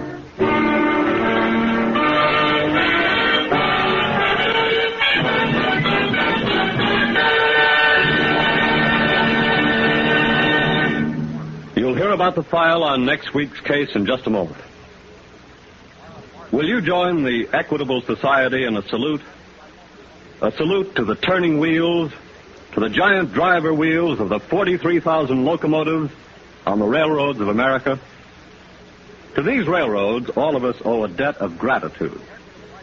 By meeting every wartime demand, by transporting 4 times as many passengers and more than twice as much freight as in 1939, the railroads have helped prove once again that American ingenuity, American organizing ability, and the American system of free enterprise are equal to any emergency. For many years, funds of the Equitable Life Assurance Society of the United States have been working on the railroad. Equitable Society dollars helped finance some of the early transcontinental lines.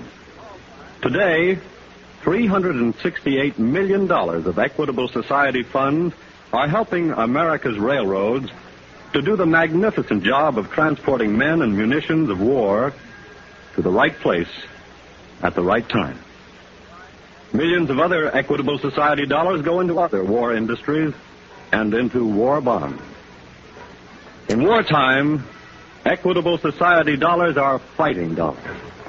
And at all times, they are security dollars. For you, your home, and your country.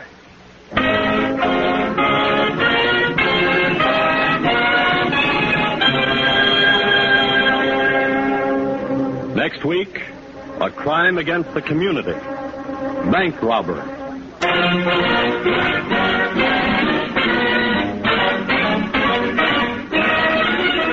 The incidents used in tonight's broadcast are taken from the files of the Federal Bureau of Investigation. However, all names used are fictitious, and any similarity thereof to the names of persons living or dead is accidental. Tonight, the music was composed and directed by Van Cleve. Your narrator was Frank Lovejoy. This is Your FBI is a Jerry Devine production. Now, this is Carl Frank speaking for the Equitable Life Assurance Society of the United States, and inviting you to tune in again next week at this same time, for this is Your FBI. This is the Blue Network of the American Broadcasting Company.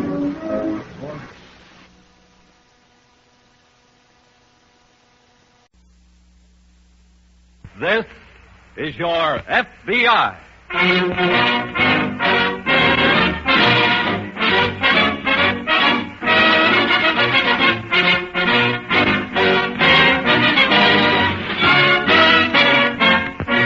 This is Your FBI, an official broadcast from the files of the Federal Bureau of Investigation, presented as a public service by the Equitable Life Assurance Society of the United States. To Your FBI, you look for national security, and to the Equitable Society for financial security. These two great institutions are dedicated to the protection of you, your home, and your country.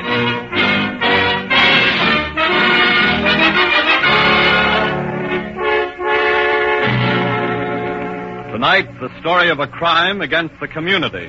Bank robbery.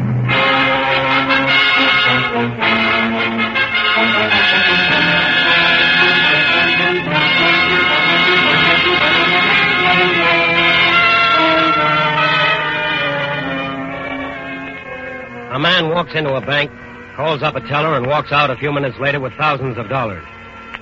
How was he finally caught? How was he traced? What is the clue to his identity? The answer seems easy. The teller could describe him, that's true, but until 1934, there were about 600 bank robberies every year, most of them successful. Last year, there were 37, most of them unsuccessful. What brought about the change? The explanation that in 1934 Congress gave the FBI jurisdiction over certain banks is not enough. The main clue to work on is still the same, the robber's description. The real explanation lies in the FBI itself, in its organization, in its coverage, in its methods of following up a description, of tracing bank robbers, of hunting down, for example, the two men who began plotting a bank robbery in a small rooming house in a Midwestern city a few months ago. Hi, Artie. Oh, hi, Phil. What time is it? 2 o'clock? Was I sleeping that long? Yep. Who are you riding with? Nora. Oh. Tell her I'd hit Cincinnati around the 20th. Uh-huh. That'll be the blow-off for us then, kid. Really gonna marry her, huh? Yep. Then what? Then I lay off for a couple of years. That's for squares. So I want it. Where are you gonna take her? Got a spot all picked out, kid. Up in Minnesota. Nothing to do all day but fish and hunt. Yeah. Where's the cigarettes? On the table. She know about you and Larceny? Nope. And she ain't gonna. Hey, what's in this box? Look out for that. Huh? Handle it real easy. It's loaded with dynamite. Real dynamite? Yep. I've been working on it all morning. What for? It's Betsy. What? She's gonna go with us on the bank job tomorrow. I don't get it. You figuring on blowing the joint up? Nope. She just makes the job easier. Look, Artie. Let me give you the setup. We take Betsy into the bank with us. Uh-huh. I hand one of the tellers a note. Yeah? The note says if he don't hand over all his cash, Betsy will go off in his kisses. And you go with it? No. He ain't that brave.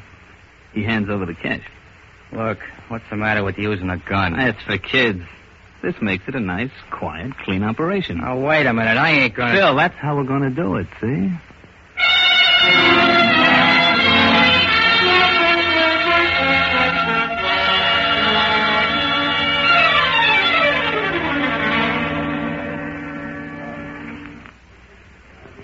Artie.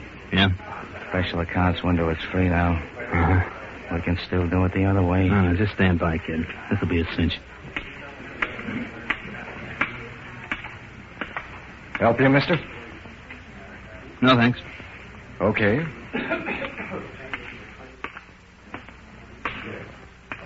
Good afternoon, sir. Good afternoon. Are you making a withdrawal? Yeah. Well, may I have your passport, please?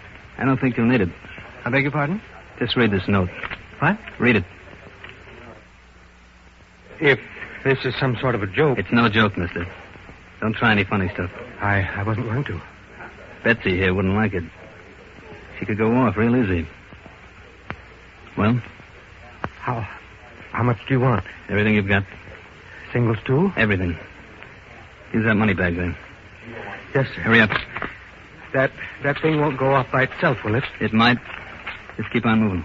Yes, sir. Don't forget them 20s. I was just putting them in.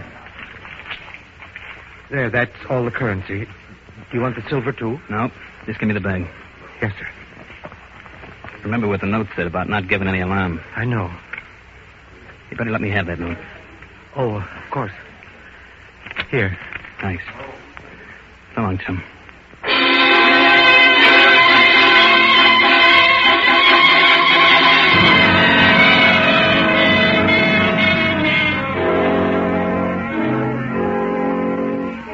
What is the next step in the holdup of a bank? What do the criminals do next? In this case, they stopped a taxi, drove to the downtown section of the city, and rushed into a busy, crowded department store. That took 15 minutes.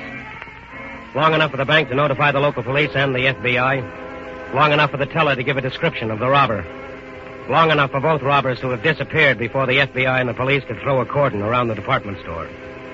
15 minutes and the trail was cold except for a description of the man. But for the agents of the FBI, that was a beginning. That was a lead. That was a clue which would lead to other clues sooner or later. Busy, Jim? No. Come in, Ray. Thanks. Any further developments? No. No trace of either one of them. Well, they probably went in one door of that department store, not another. Yes.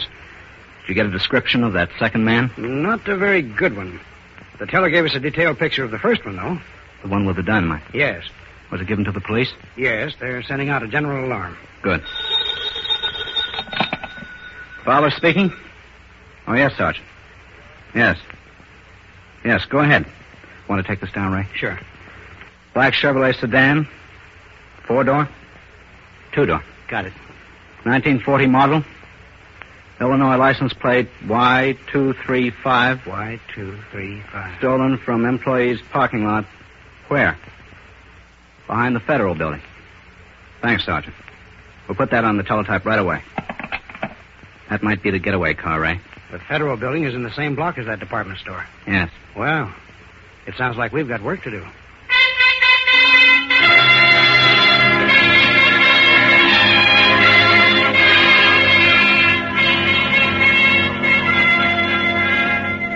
Now there are two descriptions. A description of a man and a description of a car. Now there is more to work on. Now the trail picks up again. But what of the bank robbers? If they have planned this crime well, they know that the stolen car will be reported, will be watched for, will lead to their capture. What do? They keep off the main highways, keep clear of the state roads, keep driving swiftly along lonely, unused back roads. Artie. Yeah? Do me a favor, huh? What? Get rid of that box, will you? Betsy? Yeah. What for? Well, you done what you wanted with it. I know. I just feel better having her around. What's the matter? I don't know. Oh, great. Take it easy.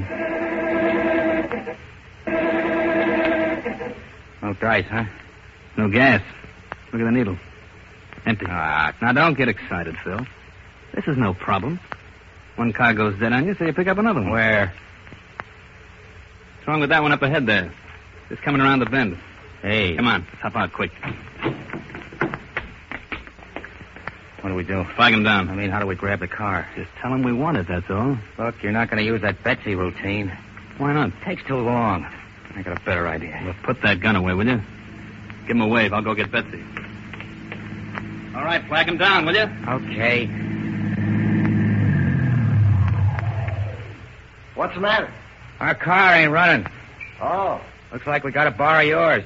Huh? Pile out, mister. Oh, no. I told you to wait till I got Betsy. We got the car, didn't we?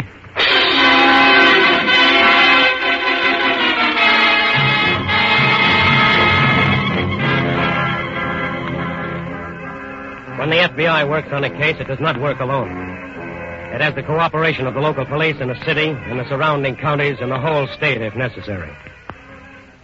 It was a local policeman who found the wounded man and telephoned in his report. Immediately, the special agents checked the engine number of the abandoned car, checked on the man who was shot, found that he had a car, and broadcast a description of it. It wasn't long before that broadcast got results. Fowler speaking. Hello, Jim. Ray? Yes. We've traced our men across the line into Missouri. Are you sure? Positive. They held up a farm family in Monticello, took some food from them, and stole their car. How about the car belonging to the man who was shot? They abandoned that. The sheriff who reported it checked the motor number. I see. How badly was that man wounded? I think he'll pull through. I hope so. Ray? Yes? What's the dope on this latest car they took? 1938 Ford. We've got all details on it. An alarm has been sent out. Good. Another small lead. This farm family heard the two men quarreling. They talked of splitting up. In that case, one of them would leave the car. Yes. Well, let's send their descriptions to every bus depot, airfield, and railway terminal in, let's see, Missouri, Iowa, and Illinois. That ought to cover it.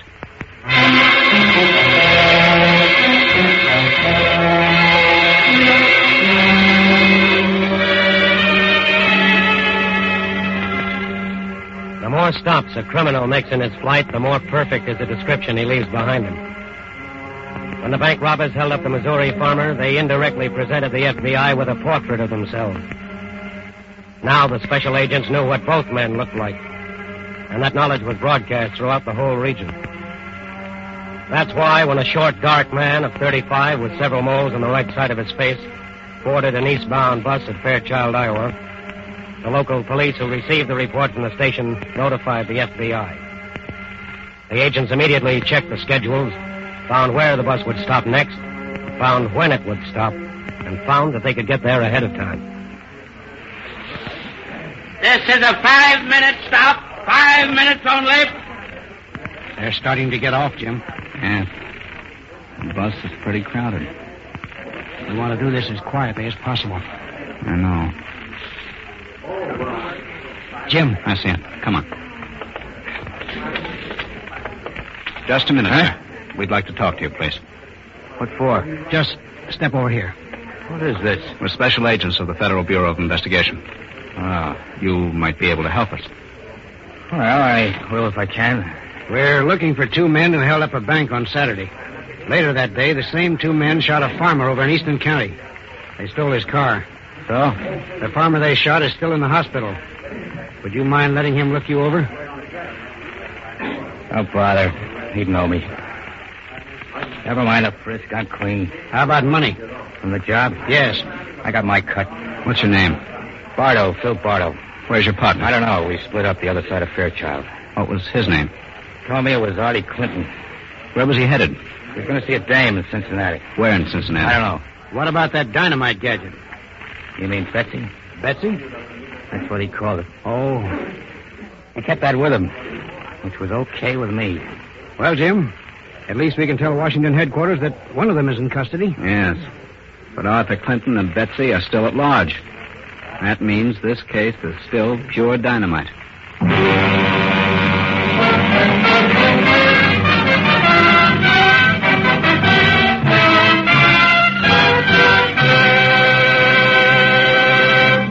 We momentarily close the Federal Bureau of Investigation file on Arthur Clinton, bank robber. We'll return to this case in just a moment. Tonight, we'd like to introduce two widely separated members of the Equitable Life Assurance Society of the United States to each other and to you. Mr. Litton, we'd like you to know Helen McGrath. And Helen, we want you to meet Mr. Henry C. Litton, president of the Hub, Henry C. Litton and Company of Chicago, Illinois. Having attained the remarkable age of 98 years, Mr. Litton ranks as a senior member of the Equitable Society. Helen is one of our youngest and newest members. Yesterday, she was 4 months old. Mr. Litton, when you became an Equitable member in the year 1861, the Society was facing its first great crisis, the financial difficulties brought on by the Civil War. Since then, the Equitable Society has continued to grow and expand through 3 more wars and 7 major depressions. And so, Mr. Litton, after your 73 years' experience with the Equitable Society, we think you could tell little Helen McGrath that her father showed excellent judgment in making her a member of this society. You can assure her also that as long as she lives, the funds of her society will be put to work in many different ways that will benefit her and her family. Equitable dollars are invested in the farms that help feed her, and in industries which provide jobs for her father and millions of other fathers. By serving its members, old and new, the Equitable Society serves America. And now back to the file on Arthur Clinton, bank robber.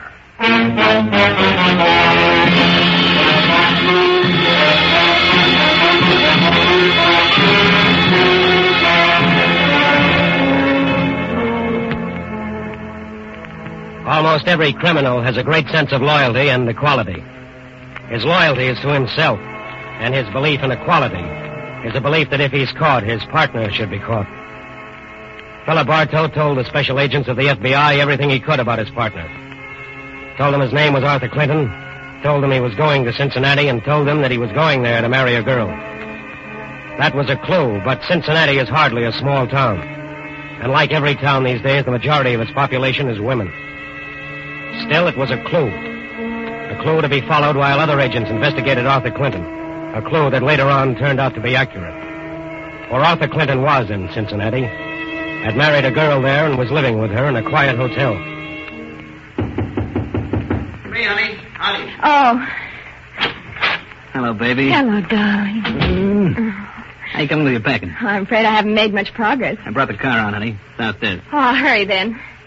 Aunt Mary phoned. Yeah? She kept me talking for almost half an hour. What you want? Oh, you know. Why was I going away? Why didn't we have a church wedding? What'd you tell her? I said we were married by a justice of the peace because that was the way we wanted it. Atta girl. Can I get those dresses out for you? Oh, thanks. She wanted to know all about you. Yeah? Did you tell her? Well, just about 10 minutes worth. I said you were wonderful, that I was very happy. Suppose she wanted to know where we were going on our honeymoon? Of course. I just said we didn't know. We were going to get in the car and travel. Yeah. Get some dresses, honey. Oh, put them on the bed, will you, dear? Okay. You can close that bag there. Sure. No, Aunt Mary really is very sweet, but she still thinks that I'm about 12 years old. She doesn't want us to go away at all. Why not? Oh, on account of my painting, mostly. She thinks I should stay here in Cincinnati and study. Did you tell her you were going to take your paints along with you? Oh, yes. I said I'd get more work done that way than ever. There. Now then. Anything else I can do? No. No, I think I'm just about ready, dear. Okay, honey. Oh, well, would you put these shoes in your bag? Yeah, sure. No, I didn't realize how much... Look out, honey. Huh? Don't touch that little box. Just put the shoes on the other side, huh? Oh, all right. What's in it? The box? Yes. Nothing really. It's just kind of a good luck thing I carry around. Oh. Well, I'm all packed.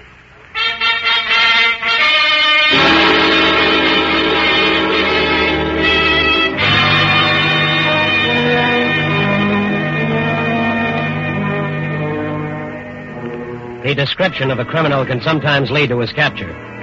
But the chances are better if that description can be checked against something else. The FBI had something else, the fingerprints that Arthur Clinton had left on the abandoned cars. The prints checked were those of a man who had been arrested 4 years back in Jackson, Mississippi. The name was different, but the description was the same. The trail was easier to follow now. It was smoother, and it led straight to Cincinnati. To a marriage bureau, to the family of the girl Clinton had married. But after that, once again, the trail stopped dead. Well, let's see what we have here now, Ray. Well, there's the description of Clinton. Yes? Description of the girl. Yes. Also some data on the second-hand car he bought in Cincinnati. This girl knows nothing about Clinton's background. Not a thing. Her family was quite shocked when they heard about him. Too bad. He had told them that he had his own business out west. But a relative had died and left him money. That's how they could afford this long honeymoon. Has the family had any word from them?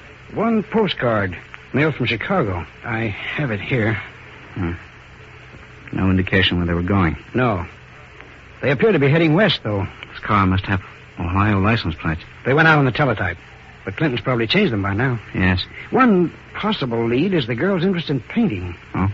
She studied art for a number of years. In fact, she sold 1 or 2 watercolors to some local dealers. I see. Her family said she brought her equipment, paints, canvases, along with her. That could be a very good lead, Ray. By the way, did you see this? A wanted notice on Clinton. Yes. Mr. Hoover ordered that for national distribution.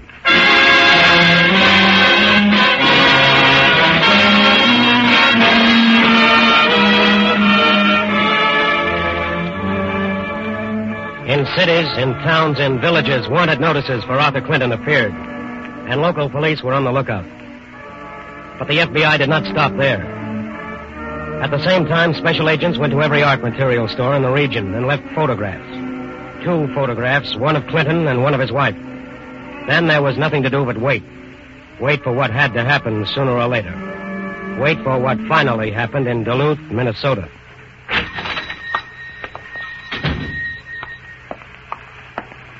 Can I help you, ma'am? Oh, hello. Hello. I wanted to look at some brushes, please. Sure. There's a whole trayful right here. Oh, thank you. That's a new shipment. Just came in. Yes, I see. I can't say that they're too good. Do you sell paintings? Well, that's not my regular line, you know. Well, I have some watercolors here. I did them myself. Let's have a look at them. Well, surely. Let's see now. There's just the 2 of them. Landscape. Mm-hmm. My husband and I have a camp up in the lake country, and these are local sketches. Mm-hmm. Well, they're not bad. Well, I've sold several canvases back home in Cincinnati. Cincinnati? Mm-hmm. Would you be interested in them? I don't care about the money. It's just the selling of them. That's very satisfying. Mm-hmm. Well, why don't you leave them here, and I could handle them for you on a commission basis. Oh, that would be wonderful. Where do you live? Well, we're buried up in the woods right now.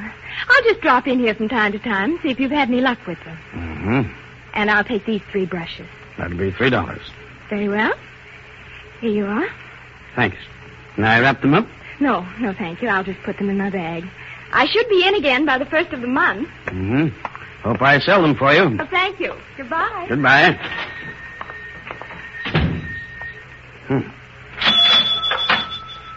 Cincinnati. Hey, miss!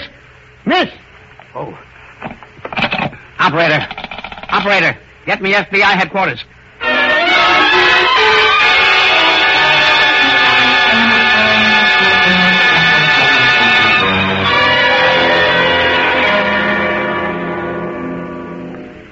And you positively identify this photograph, Mr. Weymouth? Yes, that's the girl, all right.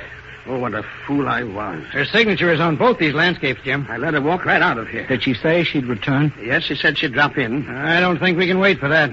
Gentlemen, I wish that there was some way... Mr. Weymouth. Yes? These landscapes. Where did she say she'd painted them? Why, right up near their camp. Are you familiar with the country around here? Of course, I know every inch of it. That's what makes me so mad. If she'd told me where that camp was... I think she has. Huh?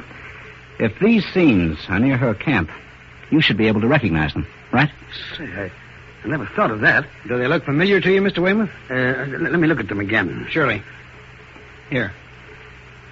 Say, I believe I do know this spot. Yes? She's changed it around some, but that's Hibbins Lake. Where's that? It's about 40 miles north of here. Could you take us there? Be glad to. When? Right now.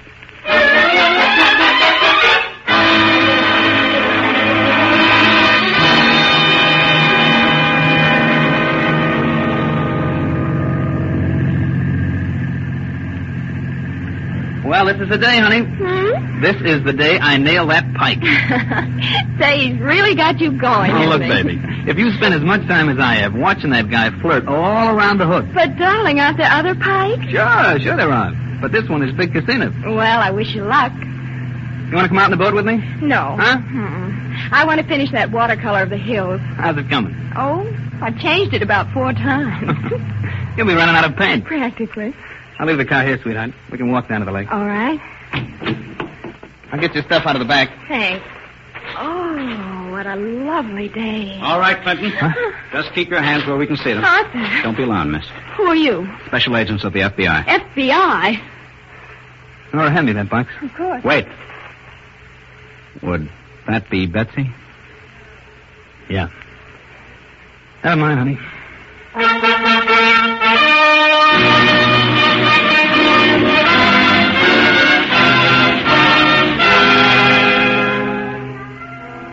The trail of a bank robber begins with a description, continues on with a stolen car, leaps across state lines, and ends finally with capture and arrest. Along that trail are clues, good and bad, big and small, right and wrong. The agents of the FBI follow them all. That thoroughness is a great factor in its success. But there is another, a vitally important factor that must never be forgotten. It's in every region, every area, every section of this country. Local policeman, sheriff, and deputy in the entire nation.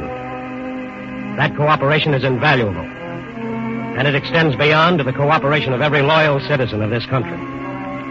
That is a formidable opposition. That's a defense to stand up against any criminal.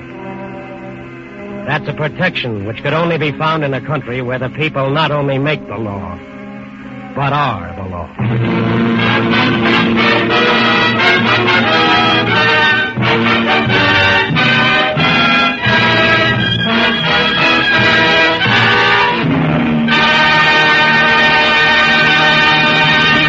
You'll hear about the file on next week's case in just a moment. Will you join the Equitable Society in a salute? A salute to the man on the tractor and to all men who plow the good American earth. Yes, a heartfelt salute to the farmers of these United States. In spite of manpower losses, our hard-working farmers have managed to increase this country's food production by more than 1/3. Authorities in England and Russia say that the war might easily have been lost without this extra food raised by America. Today, as it has for many years, the Equitable Life Assurance Society of the United States is lending the farmer a helping hand. Equitable funds make it possible for thousands of farmers to own their own homes and land and realize that typical American ambition summed up in the words, I want to run my own business. In addition to helping to raise the food that fights for freedom, Equitable funds are heavily invested in other industries which make and transport the weapons of war. Still, other Equitable dollars are invested in war bonds. For in wartime, Equitable Society dollars are fighting dollars. And at all times, they are security dollars. For you, your home, and your country.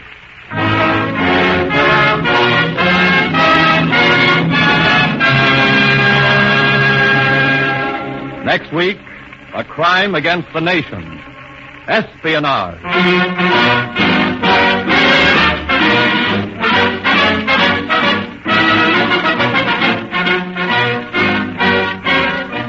The incidents used in tonight's broadcast are taken from the files of the Federal Bureau of Investigation. However, all names used are fictitious. Any similarity thereof to the names of persons living or dead is accidental. Artie Clinton, was played by Mandel Kramer. The music was composed and directed by Van Cleve. Your narrator was Frank Lovejoy. This is Your FBI is a Jerry Devine production. Now this is Carl Frank speaking for the Equitable Life Assurance Society of the United States and inviting you to tune in again next week at this same time for This is Your FBI.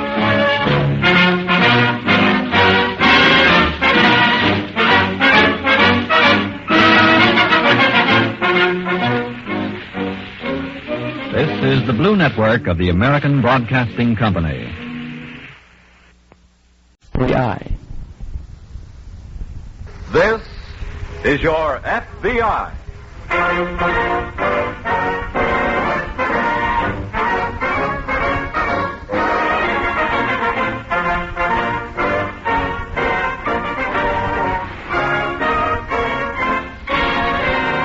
This is Your FBI, an official broadcast from the files of the Federal Bureau of Investigation.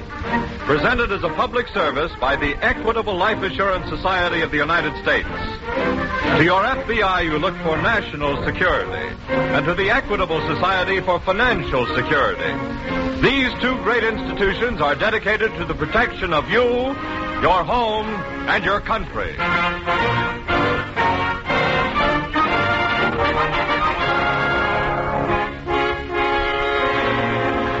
Tonight, the story of a crime against the community, auto theft.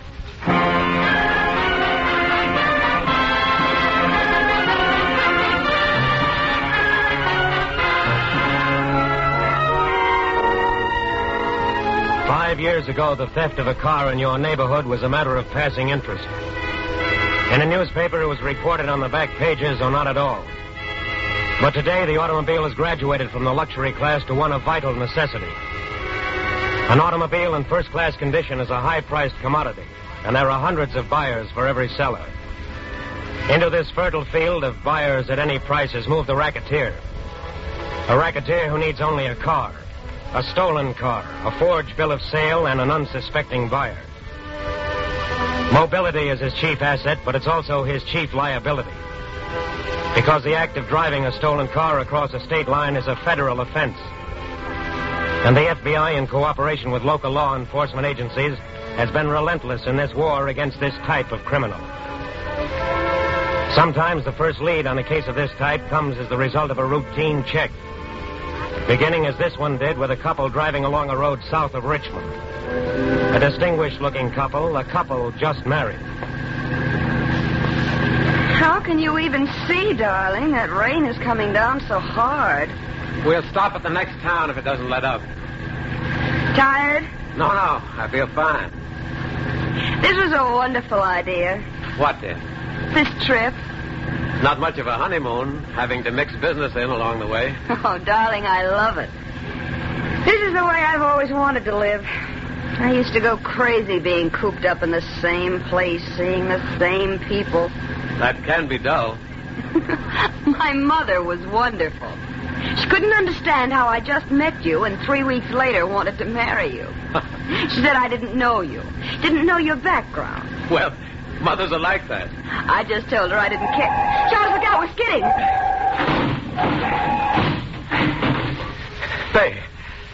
Faye, are you all right? Yes, I think so. Oh, thank heaven. How about you? I'm okay. Oh. What's the matter, dear? Look at the front of the car. Oh. Yeah. Let's get out. It's all smashed. I know. Let me help you, dear. Thanks. Where are you going? Just getting the license plate. License plate? Aren't you going to call the garage? No, it's too much bother, dear. Then what are you going to do? Leave the car here. What? Now, don't worry, sweetheart. I'll get another one tomorrow.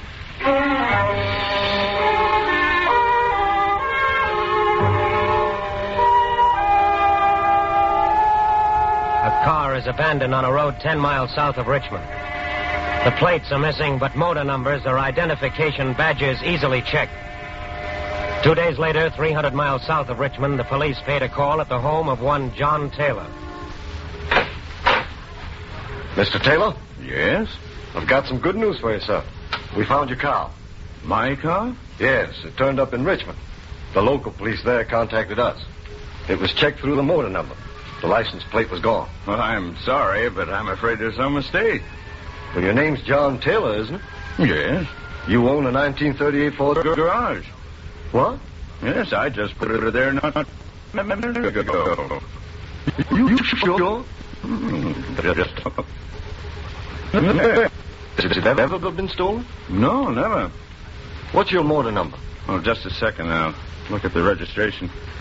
I don't understand. How come your car turns up in Richmond when it's really here? The motor number is 321264. Well, that's the same number, all right. Maybe you'd better tell somebody about this. Yeah. Maybe it'd better be the FBI.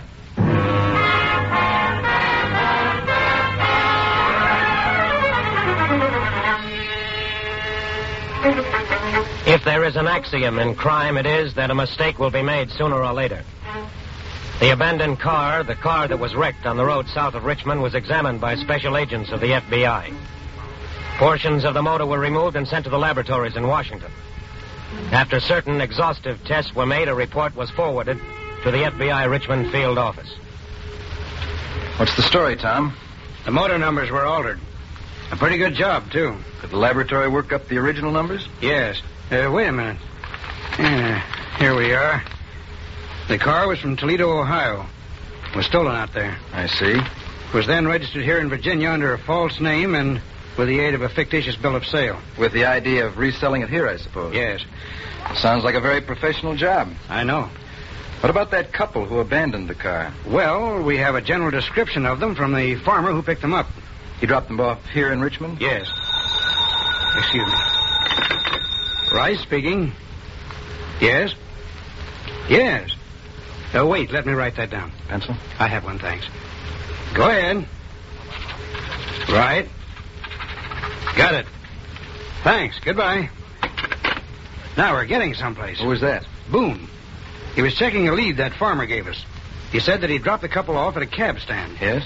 Boone contacted a driver who remembered picking up a man and woman answering to the description of our suspects. Good. He dropped them at a downtown hotel. I think we'd better get over there right now.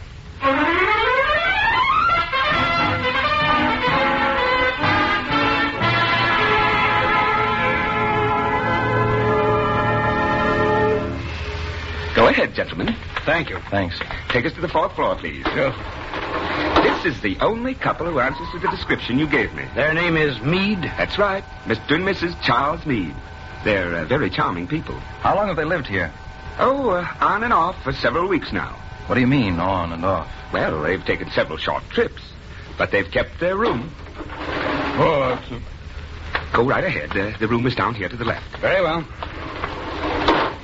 Do you know anything about what business Mr. Meade is in? Why, he's a salesman of some sort. I don't know his line. You've talked with him? Oh, yes, we've been quite friendly. I've dined with him several times. That's why I'm sure you must have the wrong party. We'd like to talk with him anyway. Here we are, 412. I'm not so sure that he's home. Why? Well, he borrowed my car this morning. His is being repaired.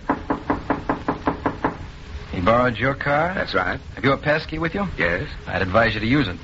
What for? I have an idea that Mr. Meade is no longer a guest. Well, goodness, Wait, I have a key right here. Excuse me. Surely. Heavens, you were right. Everything's been moved out. How did you know he'd be gone? Because he borrowed your car. That happens to be his line of business.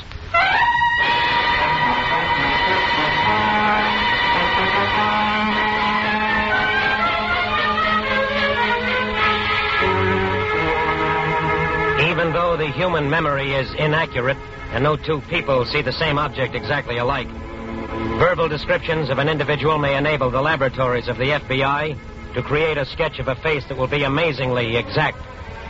This has been done successfully in many cases where no photograph is available in the records. A description of Charles Meade and his wife was teletyped to all law enforcement agencies in the neighboring states. But professional car thieves move swiftly. And even as the alarm was on the wires, the Meades were already established in another hotel in another city 200 miles west of Richmond. Bye. Yes, dear? Did you see my brown glove? They're right here on the dresser. Oh, thanks. How do I look? Oh, very handsome. Well, I have to run over now. Prospect. Charles, Yeah? before you go, I'd like to talk to you about something. Honey, I really have This is very important. It's about you.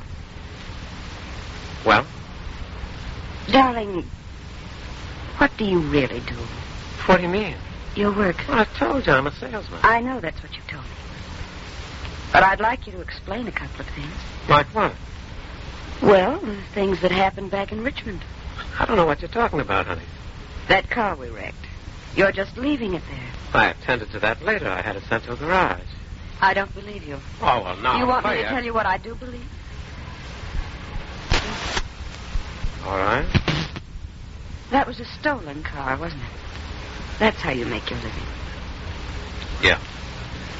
I thought so. Look, darling, I couldn't tell you. Why? Because I love you. I knew if you ever found out the truth, that would be the end of us. That would be the end of her. What are you laughing at? You. Huh? Why did you think you could keep it from me, Charles? And why did you think it would matter? Hey. Come here. Well? I think it's wonderful. What? I love it. And I want to work right along with you.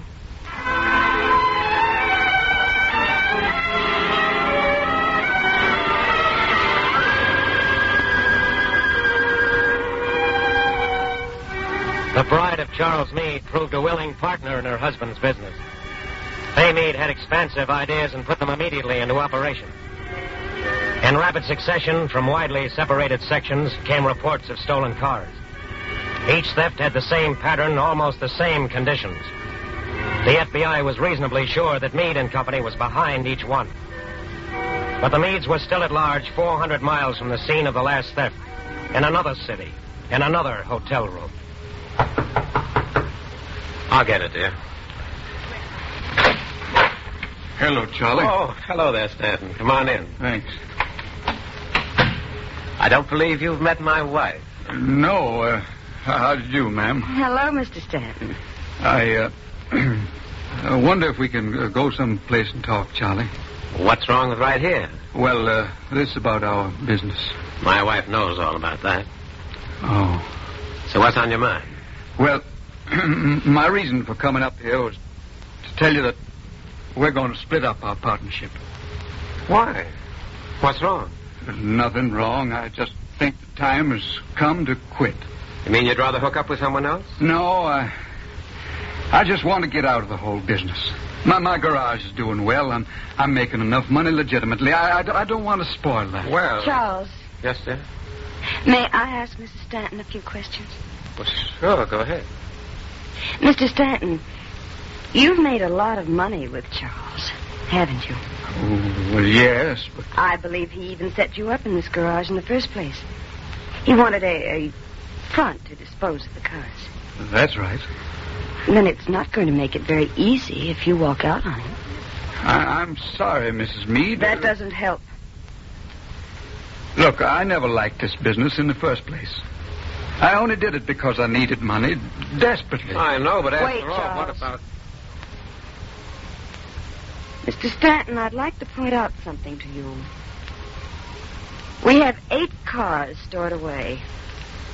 8 cars that my husband worked very hard to get. Now you're going to sell those cars for him just as you originally agreed. I can't do it. Then you leave us only one choice. What do you mean? We'll have to spoil that respectable front you've been maintaining. Now, just a minute. I mean it, Mr. Stanton. I believe you do. Now, when do we send you the 8 cars?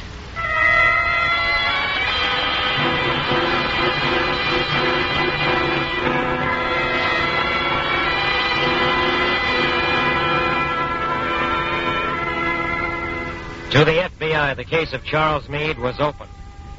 And an open case means that the entire facilities of the FBI are working without pause, searching every possibility, every source where a clue may be.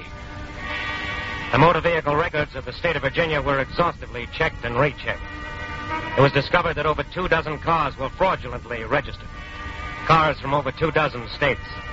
Motor numbers changed, fictitious bills of sale issued. Most of them had been sold to innocent dealers. Dealers whose recollection of the seller reconfirmed the picture of Charles Meade. One sale, a sale of 8 cars to a garage in North Carolina, was a real clue. A real possibility for positive information. Agents of the FBI paid a visit to Mr. Stanton, the owner of that garage. See, gentlemen, I'm just at a loss to understand any of this.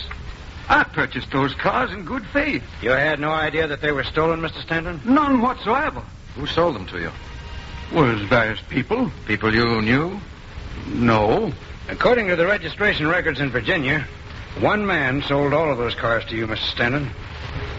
Well... Suppose you give us the real facts. Well, one man did sell them. But he told me he represented several owners. Who was this man? His name was... Let me see, Crawford. George Crawford. How did you meet him? He answered an ad I put in the papers. And then he came here to my garage. Can you describe him? Not too well. Do you mind if we take a look around the garage here, Mr. Stanton? What for? Just a routine inspection. Very well. Go ahead. I'll go out back to the office, get you those registrations. Thanks.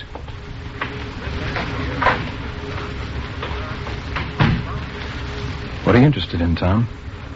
That workbench over there. Come on. I noticed it on the way in. It had some very familiar equipment on it. Look it over. Well, electric drills, buffing machine. Not forgetting those sandpaper discs and that steel brush. Very handy equipment to alter motor numbers on stolen cars. Yes. Do you think... That came from the office. Yes, come on. Well, it looks like Mr. Meade just lost a partner.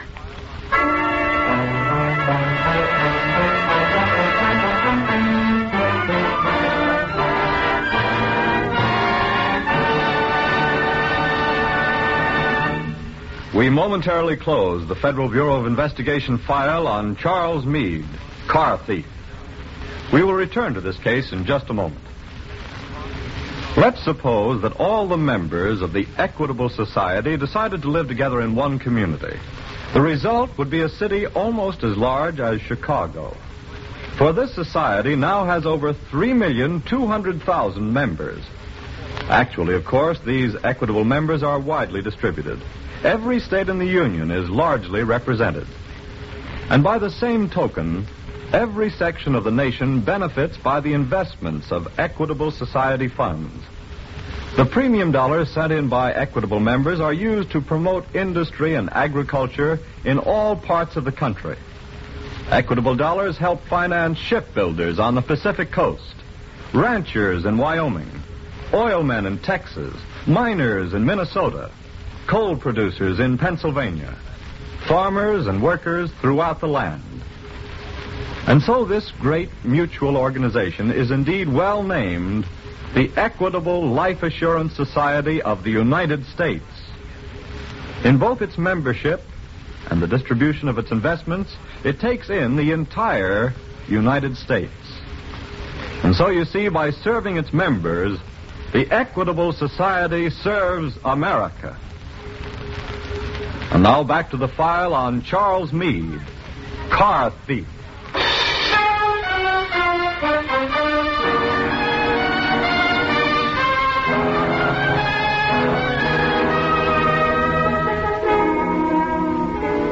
In the FBI headquarters in Washington, there is row upon row of file cabinets containing cases marked complete. An examination of any one of these will show that every thread, every rumor, every bit of information pertinent to that case, however minute, has been investigated to a conclusion. There are no loose ends, only complete and irrefutable proof. The suicide of the garage keeper enabled the FBI to uncover many additional facts regarding Charles Meade. Special agents conducted an intensive search in the dead man's garage. Records were combed over, correspondence checked. Finally, out of this painstaking work, there emerged a clue. A small clue, a letter that had been mailed to the garage man by Meade over a year before. A letter sent from Portland, Oregon. A letter with a return address. A teletype was sent to the Portland field office, and a special agent was sent to the address to investigate. I bet this has something to do with my nephew, Charlie. Charles Meade? That's him. I was right, huh? Do you know where he is? Nope, I haven't seen him in over a year. He went east to Cleveland, but I know he isn't there anymore. Why not? Because I wrote him at the address he gave me. The letter was returned. May I have that address anyway? Sure, but I don't think it'll do you any good. Charlie moves fast and often.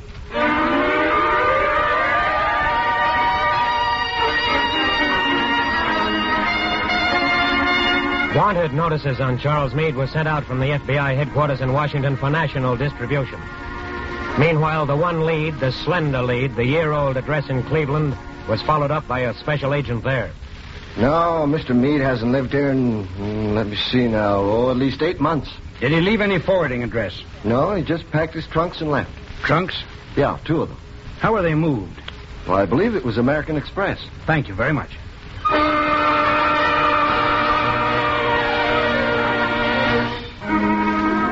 A search of the Express Company records, a long, tedious search, was finally rewarded. The record showed that 2 trunks belonging to one Charles Meade were picked up at the Cleveland address and delivered to an apartment house in Louisville, Kentucky. Charles Meade moved out about 2 months ago. I understand he went back east to get married. Where in the east? He didn't say. Did he leave any trunks? Yes, 2 of them. Did he take them with him? No, he had them sent to storage. Here in Louisville? Yes, to the Acme Storage Warehouse.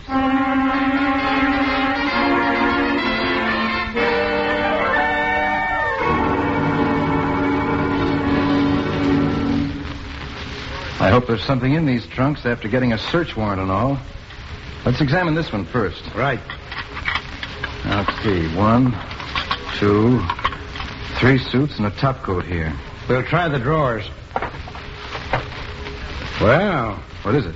A box of keys. Car keys. That would be Mr. Meade, all right. Here's some cans of automobile paint. For retouching purposes. Yes. What story did you get from the warehouse people? They said he paid them 2 months in advance. And no further word from him? No, none at all. That 2 months should be up. It is. He owes the money now. Well, we've got one good chance then. That he'll get in touch with the warehouse? Yes. And give us a chance to get in touch with him.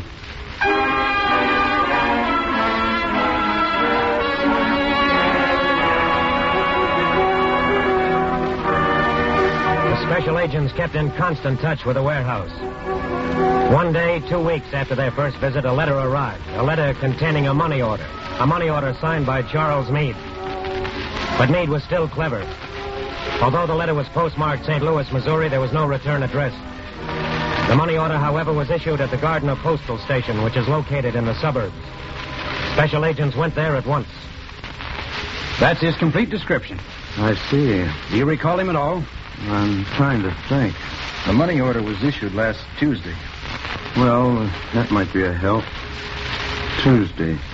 Well, that was a pretty slow day. Did any strangers come in here at all? Yes. Yes, I remember now. The fellow came in here around noontime. Yes? He was... Well, say, he looked just like the fellow you described. Are you sure? Of course. I remember him real well now. He told me he was just driving through. Did he say where he was heading? No. Oh, now, wait, though. He did ask one question. What was that? He wanted to know about a good tourist camp. Yes? I recommended Brockton's place. That's about 6 miles further out. Brockton's place. Let's go, Tom.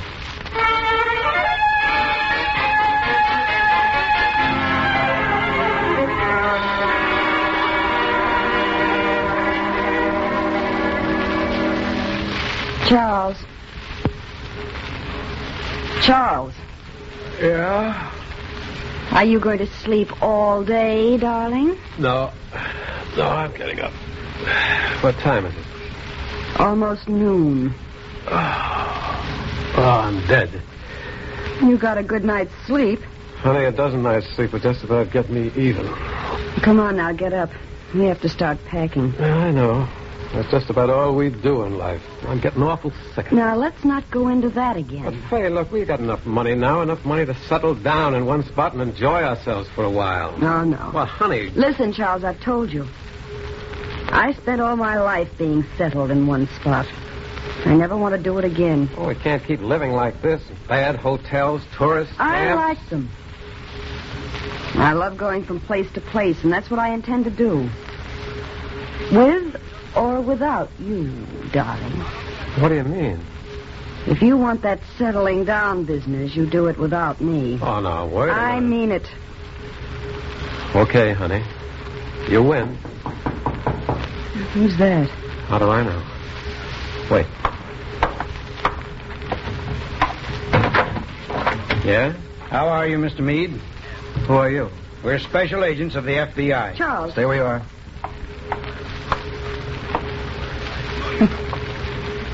Well, it looks like you're going to get your way, darling. We're settling down.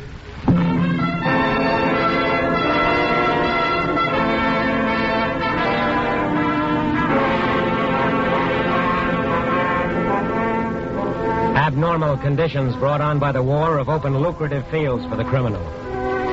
Lucrative temporarily because the criminal has to risk a battle of wits and a battle of endurance with the FBI. And that is a battle he cannot win. Last year alone, over $5 million worth of stolen cars were recovered, and over 2,000 car thieves were convicted. The FBI is and will be relentless in the apprehension of anyone threatening the security or rights of the people of the United States. It is your organization. It is part of the government. And the government is you.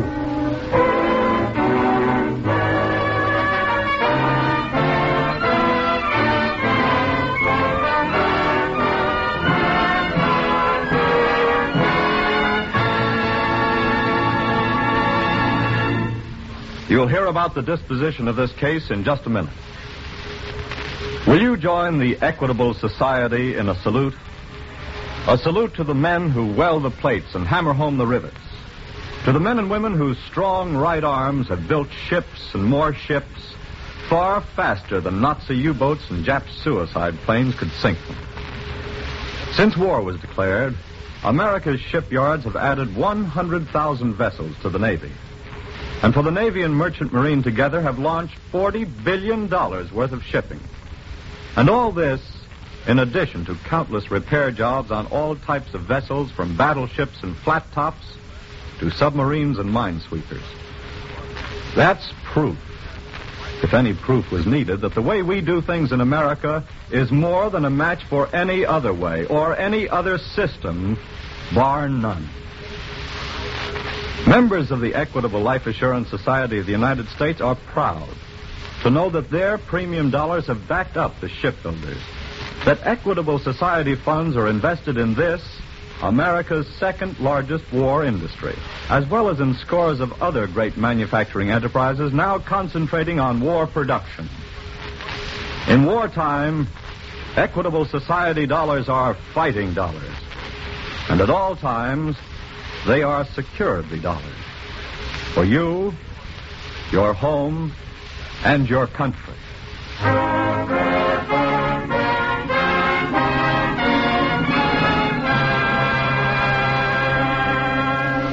After being indicted by a federal grand jury at Columbus, Ohio, Charles Meade and his wife pleaded guilty to violating the National Motor Vehicle Theft Act. They were each given sentences totaling 20 years in a federal penitentiary.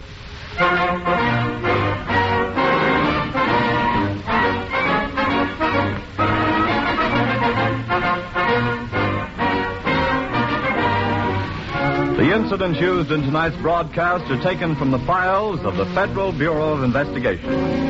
However, all names used are fictitious, and any similarity thereof to the names of persons living or dead is accidental. Tonight, the music was under the direction of Van Cleve. Your narrator was Frank Lovejoy. This Is Your FBI is a Jerry Devine production. Now, this is Carl Frank, speaking for the Equitable Life Assurance Society of the United States, and inviting you to tune in again next week at this same time for This Is Your FBI. This is the American Broadcasting Company. This is your FBI.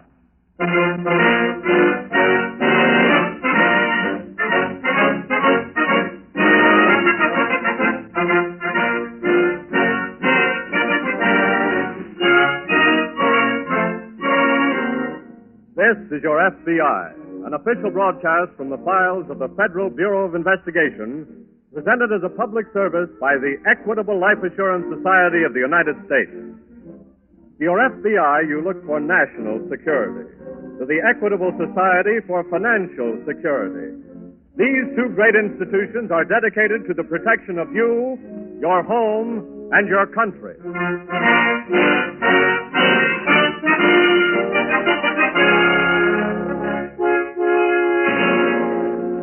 Tonight, the story of a crime against society. Murder.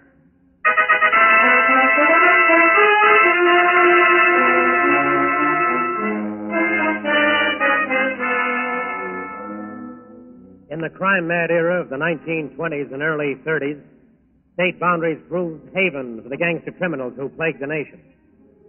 Law enforcement agencies had to rely upon complex systems of extradition to bring these lawbreakers to justice.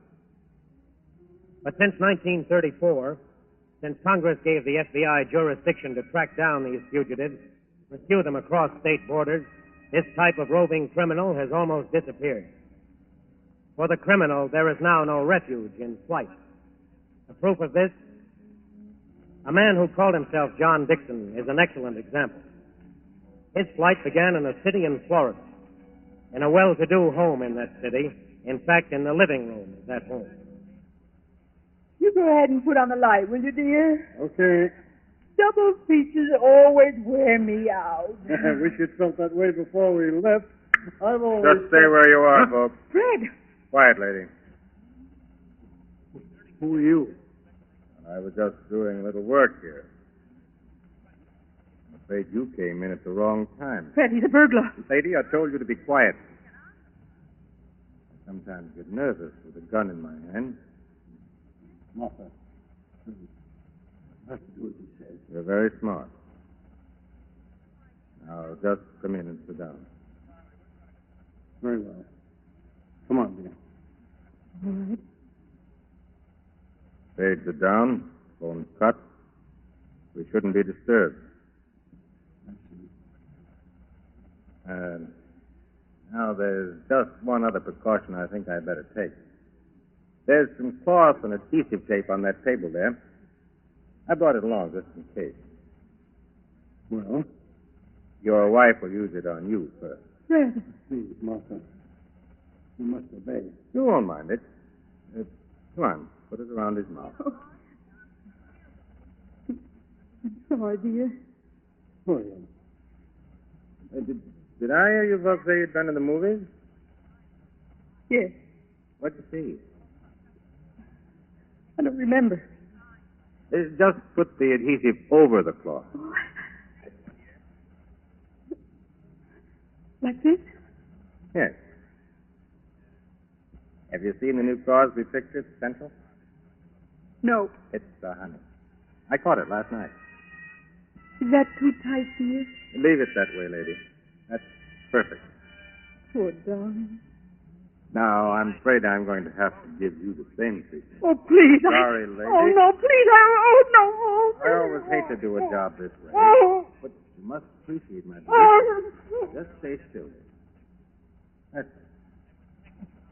You'd only come home 15 minutes later. I'd have been out of here. And we wouldn't have had to go through all this. There you are. Now, if you'll both sit down, I can tie you up. Right over there will do. Come along. That's good. I have a few of your possessions in that bag. I'm afraid I'm going to need transportation, too. Have you your car keys, sir? In which pocket? Fine. Now, why don't I sit down with you, have one little farewell drink, and leave?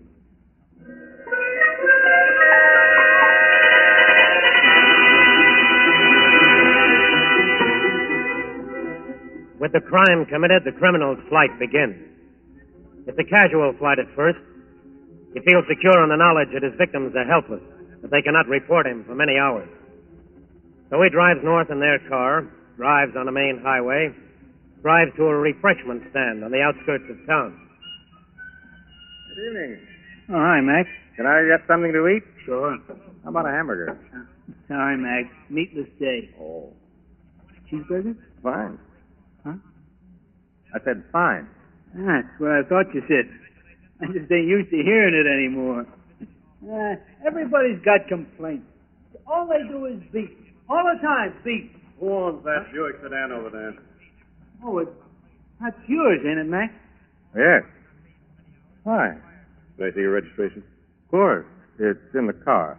Come on, I'll get it for you. Okay.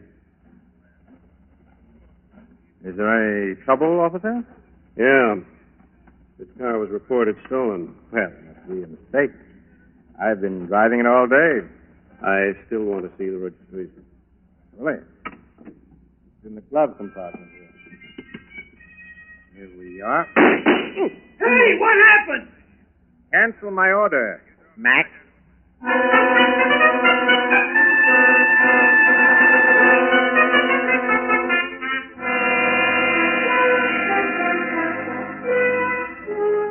To the crime of robbery, the fugitive has added the crime of murder. The two shots killed the policeman who sought to question him regarding the ownership of the car. The flight is not so casual now. John Dixon abandoned the stolen car and hurriedly went to a nightclub on the outskirts of the city. Hello? Hello? Oh, hiya, honey. When'd you come in? Just now. Kind of late, aren't you? I just came out to see you. Oh, I'm not singing any more tonight, baby. In fact, I was just on my way home. Well, maybe we can stop off for a bite to eat someplace, huh? Yeah, guess that'd be okay. Fine. You have a car, don't you? Yeah, don't you? Not with me. A fellow of mine dropped me off here. Oh. Well, we can use mine. You ready now? Sure. Let's go then. Say, you know something awful? What? I forgot your name. Dixon. Johnny Dixon. Oh, sure.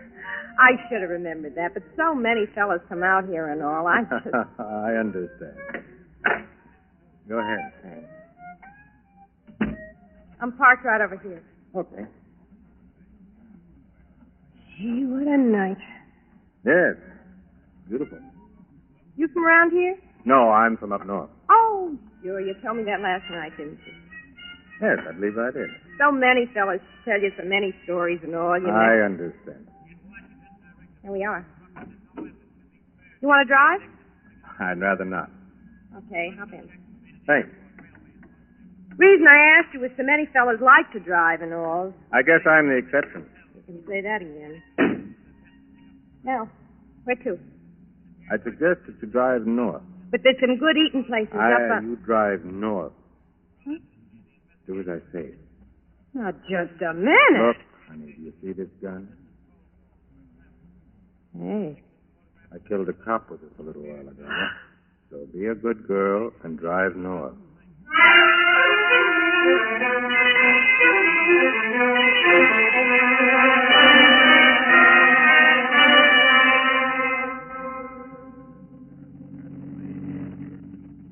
Tired, Flo? I said, are you tired? Yeah. Sorry, I can't relieve you of the driving. I just think it's better this way. For you, maybe. What time is it? Almost 4 a.m. Tell me something, will you? What? Is this a regular business with you? What do you mean? Killing people? Cops? No. Why'd you do it? He tried to interfere.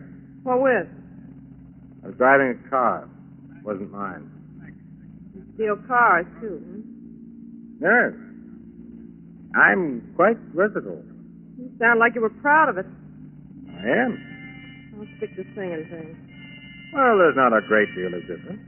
What do you mean? We both enjoy prominence, being in the public eye. Kidding? Not at all. You're undoubtedly pleased when you see your picture in the paper. Well, I am, too. You got a press agent? No. But my picture was in True Detective magazine 3 times last year. With numbers under it. Still satisfied. Okay. Oh, wait a minute. What? That's a bus up ahead there. Yeah. When you pass it, stop. You mean you're getting out? Yes. According to the gauge, your gas tank's just about empty. Hurry up, pass it. Mister, that'll be a pleasure.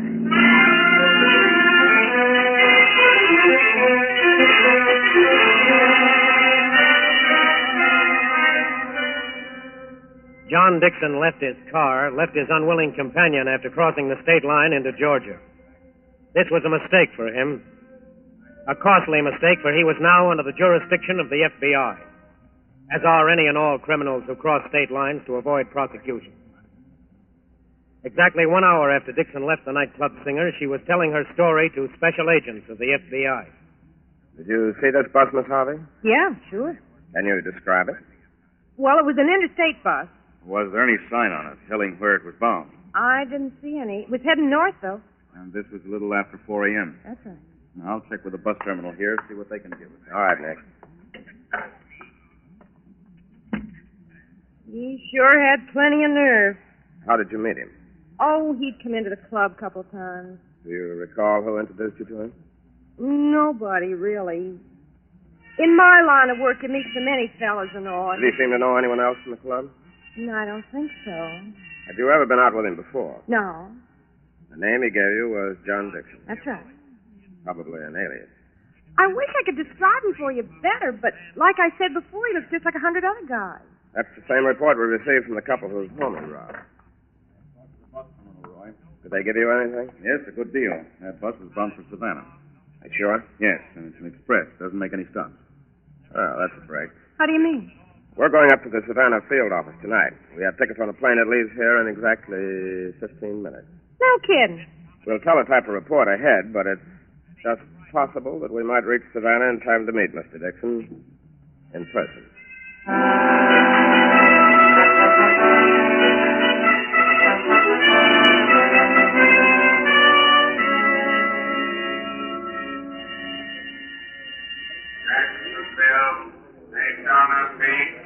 Doing right now, Nick. I know.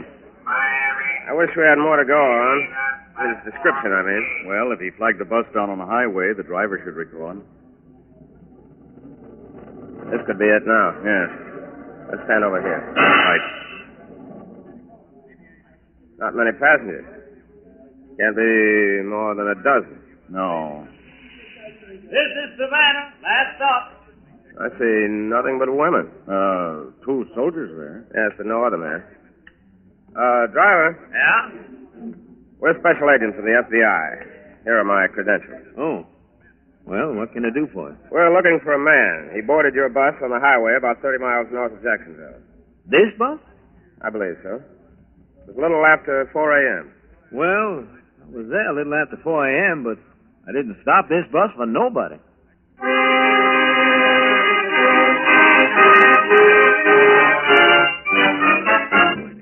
We momentarily close the Federal Bureau of Investigation file on John Dixon, murderer.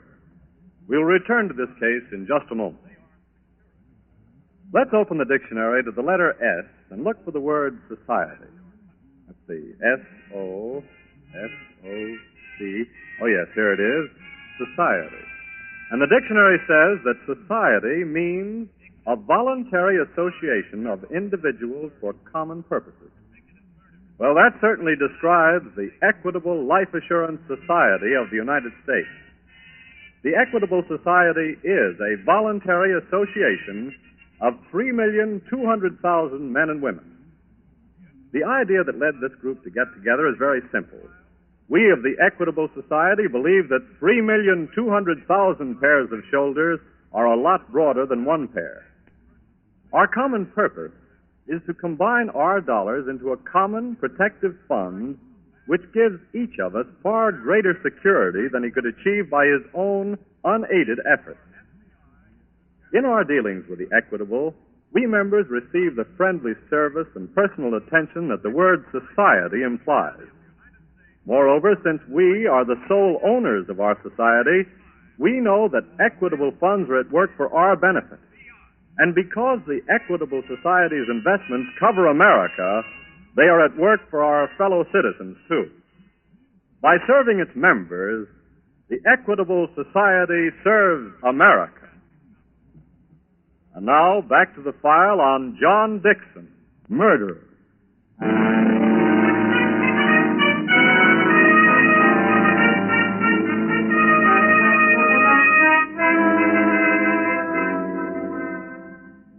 A fugitive, a clever fugitive, can find many ways to elude the law. He can travel on railroads, buses, cars, trains. He can move swiftly from city to city, from state to state. But the FBI moves swiftly, too.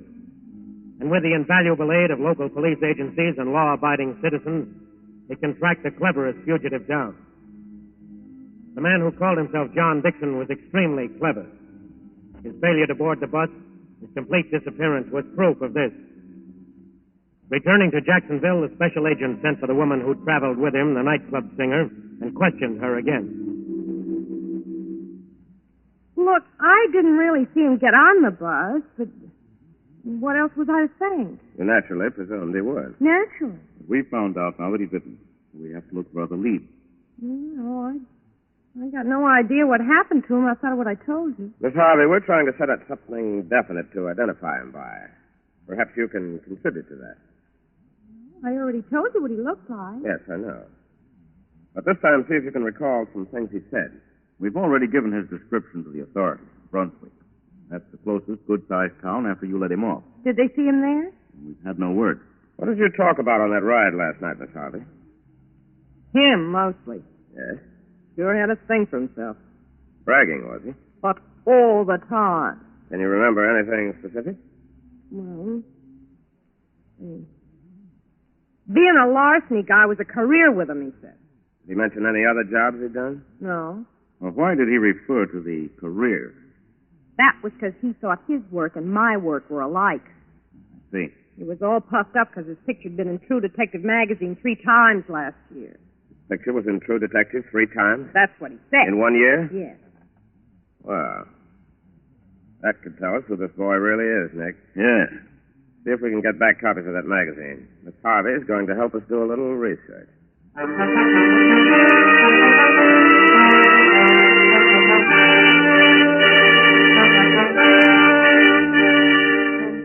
The idle remark, the boasting remark made by the man called Dixon to the nightclub singer brought results.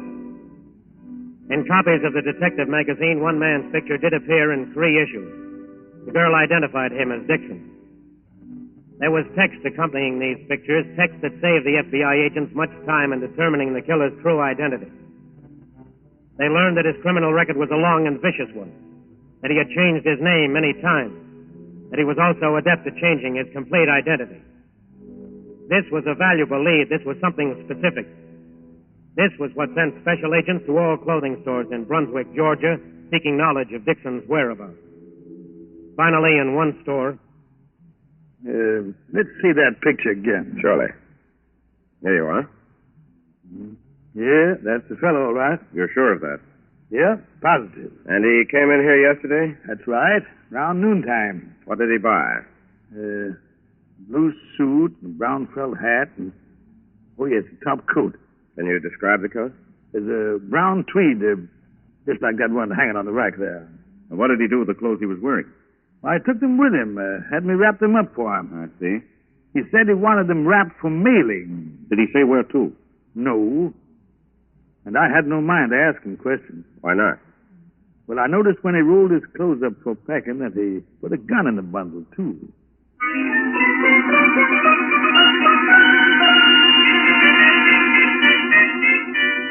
A clue. A clue that is 24 hours old. In 24 hours, a man can cross and recross our continent, but still there was now a clue. The special agents, armed with Dixon's complete description, visited all transportation centers in Brunswick. At the railroad station, they came up with a lead. The day before, a man they believed to be Dixon had inquired about trains to Atlanta. When informed that one did not leave for many hours, he inquired where he could hire a car. He was sent to a garage. Look at this picture. Mm-hmm. Is this the man? Sure, that's him all right. He told us his mother was dying and he had to get out of town. Did you rent him a car? No, he couldn't do that, but he got up to Atlanta anyway. Ah. Well, we got him a lift with Doc Whitney. The doc was driving up there in his ambulance.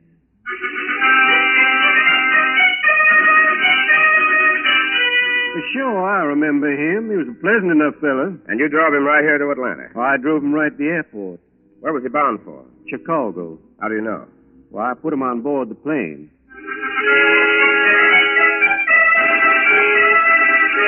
Yes, I remember him. He occupied seat 5 on yesterday's run. Did you talk with him? Mm-hmm. What about? Well, he said his mother was dying, and he inquired about the flight to Omaha. Did he say he was going there? He wanted to, yes.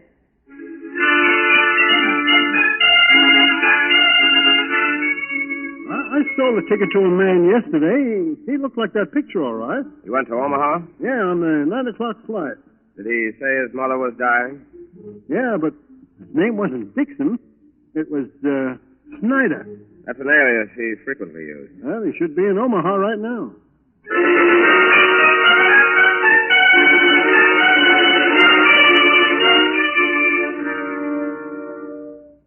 That's the story, Mr. Bryant.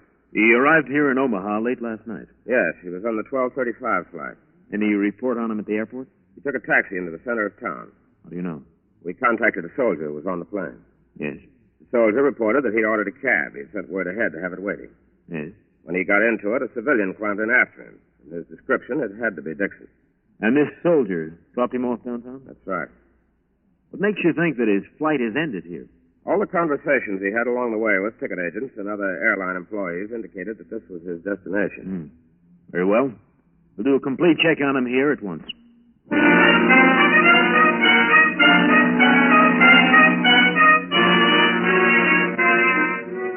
In Washington, Director Hoover instructed that no effort should be spared to locate Dixon and bring him to justice. Constant checks were made at the airport, railway, and bus stations, but no further information was developed. Special agents visited hotels, tourist camps, and boarding houses in an attempt to pick up the trail. It appeared quite likely that Dixon had stopped his desperate flight in Omaha and was somewhere in the vicinity. Relentlessly, the investigation continued. A double check was made at communication centers. Long-distance toll calls were examined. Dixon's photograph was shown to Pullman conductors, beer tavern operators. A crew of agents made regular rounds of nightclubs, but no trace of him was found. Once more, Dixon had completely disappeared. Just a dead end, Nick. I know. We could only uncover something. Barest kind of a lead. You're still convinced that he's here in Omaha? Yes, everything points to this being his destination. It's true. I don't even think he's hiding out. You can't suspect it we're this close. Oh, excuse me. Warren speaking. Oh, yes, Frank. Yes, I see. Now, when was this? You'll have the place covered. Good. Thanks. Goodbye. Well, there's the lead you wanted, Roy. What? A waitress in the coffee shop at the Rome Hotel identified a picture of Dixon. Really? Had breakfast in there yesterday morning. I see. Someone's going to cover the place from now on. Nick. Yes. I just remembered. What? The package. The package Dixon had wrapped for mailing in Brunswick. Yes? If this is his last stop, he could have had it sent here. Yes. Let's cover the post office and express companies at once.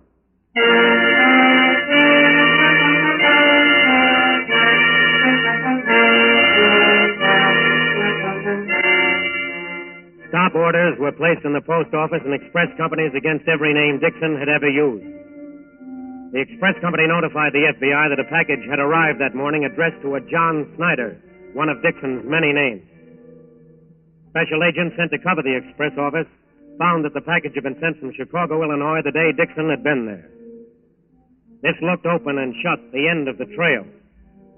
But a week passed, a week of endless waiting, and Dixon made no effort to pick up the package. Dixon was in the city. The FBI was reasonably sure of that. It would have to be a matter of time. Tired, Nick? Just tired of waiting. Why don't you go out and get some lunch? I'll stick around here for a while. Yeah, maybe I will. I'm sure that if we...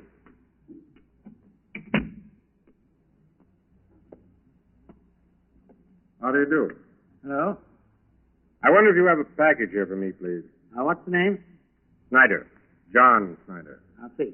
This is it. Yeah, come on. Dixon. What? That's your name, isn't it? No, I'm sorry. There's a package here for you, Mr. Snyder. Thank you. Just a minute. Look, I told you my name wasn't Dixon. You're wasting your time. Who are you? We're special agents for the FBI. What do you want with me? We'd like to talk to you about Florida. I've never been there. In fact, I... Hold it. Let go of me. Oh, no. There. I just remembered. We heard there was a gun in that package. Would you pick it up, please, Nick? Right. Come on, Dixon.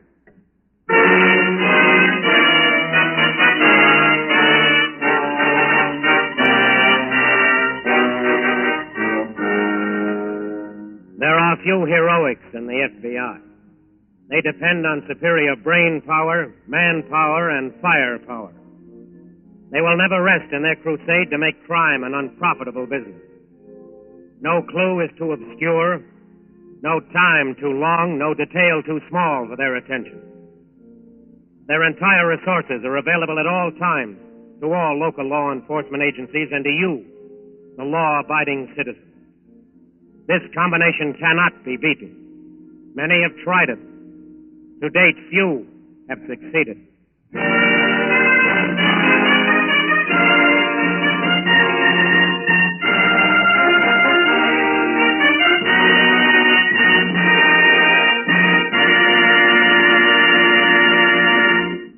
You'll hear about the disposition of this case in just a minute.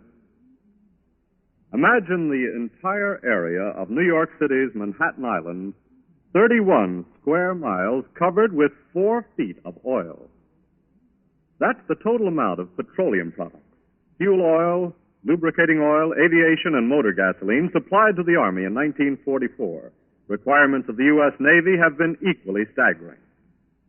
So will you join the Equitable Society in a salute to the men of the petroleum industry? By working this miracle of war production, they have proved that no job is too difficult for the men and women of America and for the system of free enterprise that flourishes in America.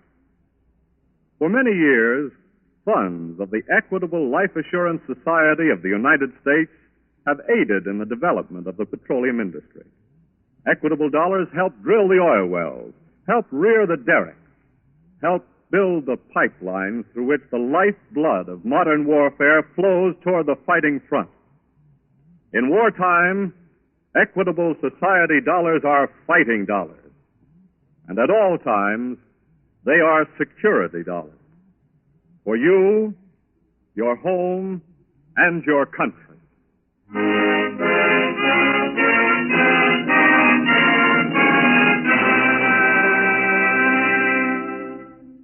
Dixon, returned to Florida and turned over to local authorities, was convicted of murder in the first degree without recommendation for mercy.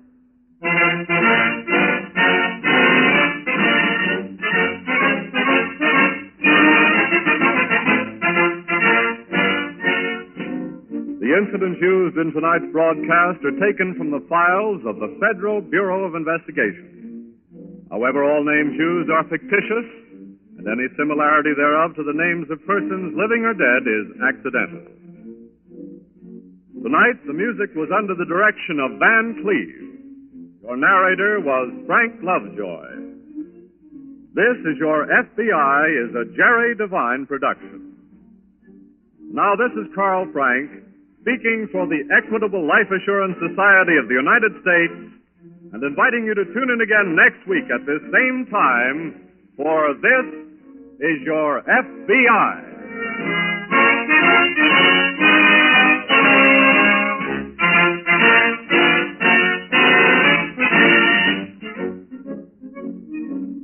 This is the American Broadcasting Company.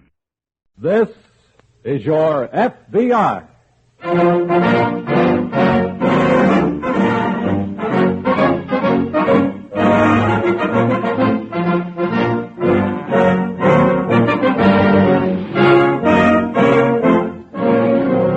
This is Your FBI, an official broadcast from the files of the Federal Bureau of Investigation, presented as a public service by the Equitable Life Assurance Society of the United States.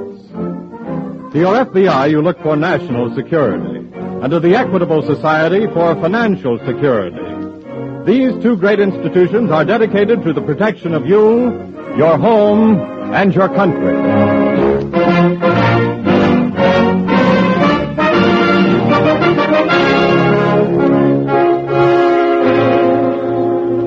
Tonight, the story of a crime against the people. Misery Chiseling.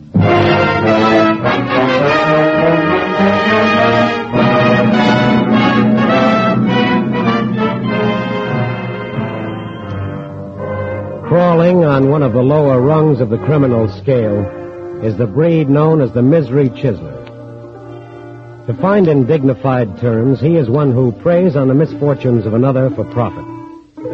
In language more becoming him, he is a parasite who exists on human sorrow, heartache, and misery.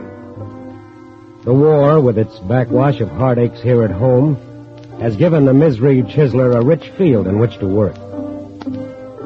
Through the cooperation of the victims, however, the FBI has already bagged scores of these despicable criminals and is continuously warring against them. But a Misery Chiseler is not too easily caught, because he has robbed his victim and disappeared before the victim realizes or even suspects that he or she has been robbed. The story of tonight's case begins in San Francisco, in the modest little home of Mrs. Henry Miller, a widow, whose son was reported missing in action some time ago. But just now, from a man introducing himself as Colonel Addison Bramley of British Army Intelligence, Mrs. Miller has heard good news. You don't know how I've prayed, Colonel Bramley, that this might be true. I understand. That my son was alive, even though a prisoner of the Japanese. Yes, it is much better to know that than nothing at all. I know. Well, I fear, madam, I must be dashing along now. Oh, must you leave right away, Colonel Bramley? Yes, I must. I have so little time, sorry to say. Oh. I'm en route to Washington on a special mission in connection with the work of the underground in Indochina, you see. Oh, of course. Well, you'll never know how deeply grateful I am to you. Not at all, madam.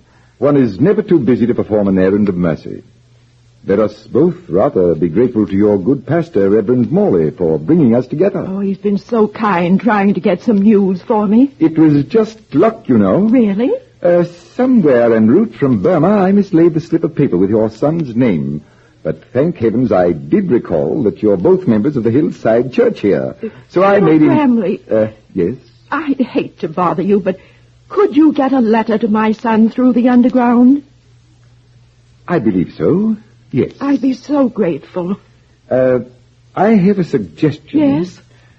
With a little money, Mrs. Miller, your son could purchase special favors and comforts from the Japanese guards. They're very susceptible to petty bribery. Could you get that to him, too? Well, we have managed from time to time to transmit sums of money from parents to their sons. Oh, that'd be wonderful. I haven't much, but, well, I have $500 in my savings account. Could you get that to my son? Certainly. And I can assure you, madam, that such a sum would improve your boy's circumstances immeasurably. Then I'll go to the bank the first thing in the morning. Oh, but that'd be too late for you. No, not at all. My plane for Washington doesn't leave until 11 a.m. I could meet you in the lobby of my hotel just before going to the airfield. Oh, thank you, Colonel Bramley. My dear madam, it's been a pleasure.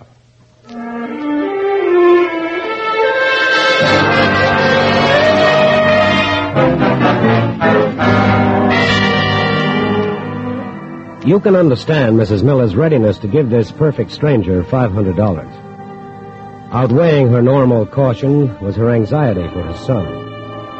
And Colonel Bramley's so-called, his important bearing and credible story, and the fact that he had contacted her through her pastor, these things were enough to allay any suspicion. And no doubt her disillusionment would have been delayed for a long time had not something occurred a few days later, which brought her to the San Francisco office of the FBI. And what caused you to suspect this Colonel Bramley, Mrs. Miller? This message, Mr. Hartley, from the War Department. Oh, I see. There had been a mistake. My son was not missing. He was wounded, and they're sending him home. That's fine. I'll not tell him anything about it, of course. But we're mighty glad that you told us. A neighbor of mine said that I should. You've done exactly right. These things are embarrassing to the victims, I know. But unless they report the cases, we don't know that they exist. I only hope I haven't come too late. You've given us an excellent description of the man, and we'll go to work at once. Do you have to say anything to my pastor? He'd feel so badly about it. He'll be as anxious for us to catch this man as you and we are, I'm sure. Of course, but... And he might have a helpful clue. We'll teletype this description to Washington headquarters at once.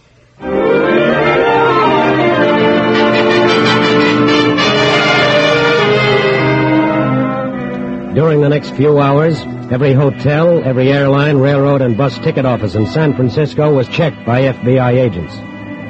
But no trace of any Colonel Bramley or anyone fitting Mrs. Miller's general description of him. Later that evening, a teletype message is coming into the FBI office as Special Agent Hartley enters. What's coming in, John? Answer from Washington. They say, no information on Colonel Bramley or anyone fitting general description in personal files. Try to get fingerprints. Well, I did just that, and I got them. You did? Where? I think our Colonel Bramley made a mistake calling on Mrs. Miller's pastor. What do you mean? The pastor had Bramley sign his guest book. Oh? Look. Bramley signed on the right-hand page and had to press down the left-hand page with his left fingers while he signed. Reverend Morley saw him do it. Well, he certainly left some fingerprints. Yes. They were going to send these specimens off to Washington right away.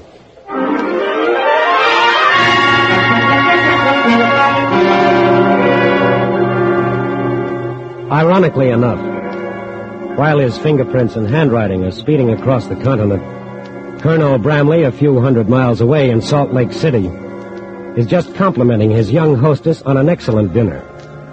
On this occasion, however, he has demoted himself to a Major Romney Richards. My dear madam, that was a most delightful meal. Well, it was very simple, really, Major Richards. Oh, come now. I haven't dined so well in quite a spell. A bit of a rhyme, what? And pure flattery. And you know it. Oh, nonsense. I'm quite shamelessly a philogastric, an ardent Epicurean, and I declare I envy your good husband such an excellent cook. Well, Major, this was all too little in return for what you're going to do for him. I must repeat, nonsense. I don't know how I can ever thank you enough for either of us. Just thank your good pastor, my dear, for bringing us together. And you may rest assured that through my agents in Russia, working with the Manchurian underground, the money will reach and bring relief to your dear husband.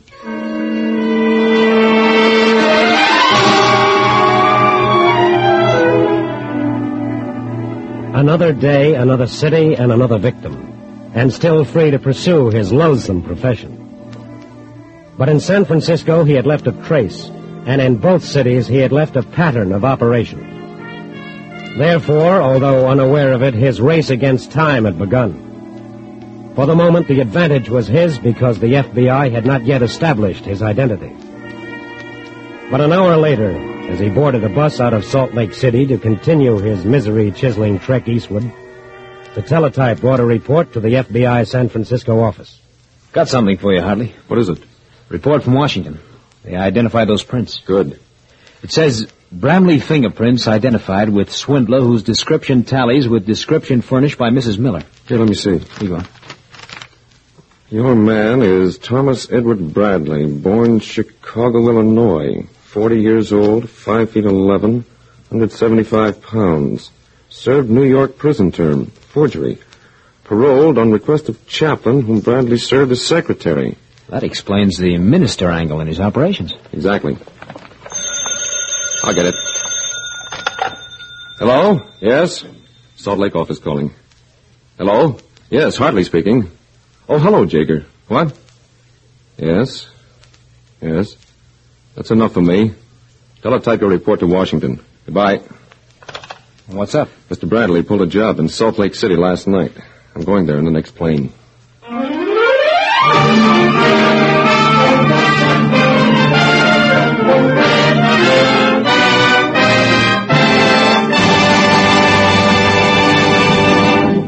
We momentarily close the Federal Bureau of Investigation file on Thomas Bradley, Misery Chiseler.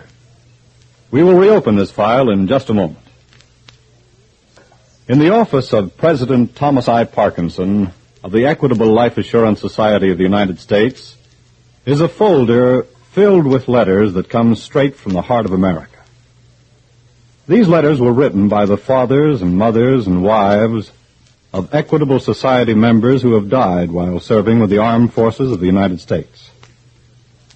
Since the Equitable is truly a society in which all policyholders belong to one big family, we would like to share the inspiration of these letters with all our members.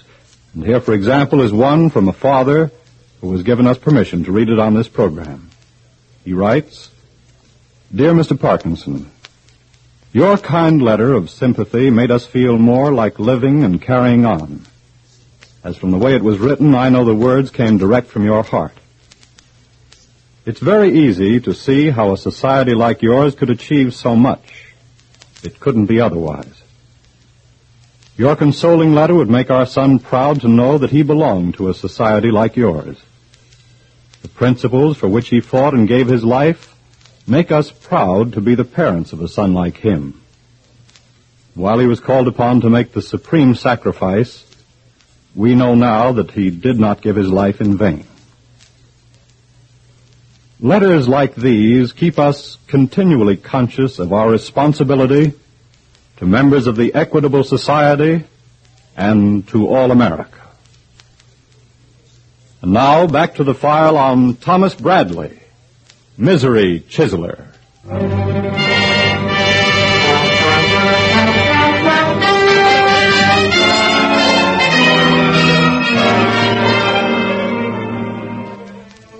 Unfortunately, a misery chiseler nearly always leaves a large number of victims in his wake. But the more promptly the victims report their cases, the shorter becomes the criminal's trail. Mrs. Miller in San Francisco did not report her case for 3 days, although she was not to blame for that. But this gave the criminal, Thomas Edward Bradley, a 3-day start. The FBI lost another day establishing his identity. And a 4-day start in an area as broad as America is quite a handicap in pursuing a criminal who must keep on the move. The FBI now had Bradley's description and his pattern of operation, and all FBI field offices throughout the country had been alerted. His race against the FBI and time had begun in earnest, and already he had lost ground. The report of the fresh case in Salt Lake City had cut Bradley's lead from 4 days to 36 hours. At this moment, Special Agent Hartley, bent on picking up Bradley's trail, has landed in a passenger plane on Salt Lake City's airport. Hartley? Oh, hello, Jigger. Not much use in you stopping off here. What's the story? When Washington alerted us this afternoon, we contacted all ministers. Yes? One of them reported a Major Richards. He had sent him to a Mrs. Warner. Her story is in this report here. What about Bradley? We checked, and he left on a bus at 9:30 last night for Denver. He's loose in Denver by now, I guess. Yes, we got the information too late to have him picked up at the Denver terminal. But the Denver office is working in the case? Yes. All ministers there alerted? Yes, and all railroad and bus offices are being watched. Good. Thanks, Jager. I'm heading for Denver.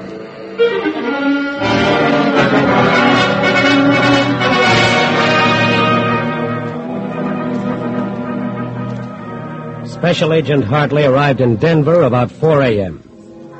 The FBI agents there had uncovered no trace of Bradley. But he had to be somewhere in the city. Hotels and rooming houses were checked. No Bradley. And by that afternoon, no minister had reported any contact with him. But Bradley was at work that afternoon, just the same.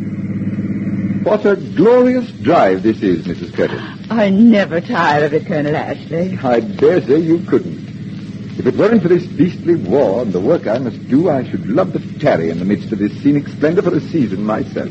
You must come back someday. You may be sure I shall. But for now, I'm afraid we must be turning back toward the city. Oh. Colonel Ashley. Yes. How soon will the money reach my son? The underground in occupied China is doing a splendid job, Mrs. Curtis. Your son should receive the money within a fortnight.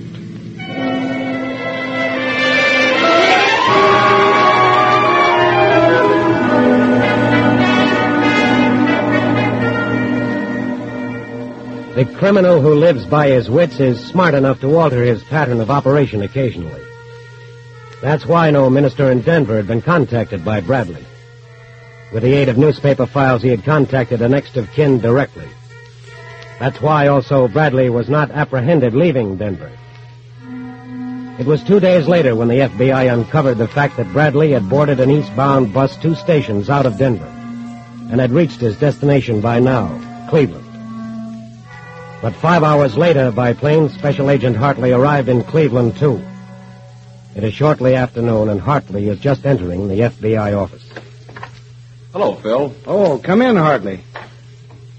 We've been expecting you. What's been happening? The town's pretty well covered, but no lead on Bradley yet. You read his report? Yes. I hope he goes back to the minister pattern here. The ministers have all been alerted, but no report from any yet. How about the newspaper list of next of kin for the boys missing in action? 3 men are working on it, but Bradley may go to work before all next of kin are alerted. Yes. You figure he worked that way in Denver? Well, he didn't contact any ministers, and the newspaper files are open to anybody. So Bradley went down the list of missing in action, picked out a victim, and went to work. I'm sure of it. Well, we've covered everything. We'll just have to wait for developments. Yes, but I sure hope they develop, and fast.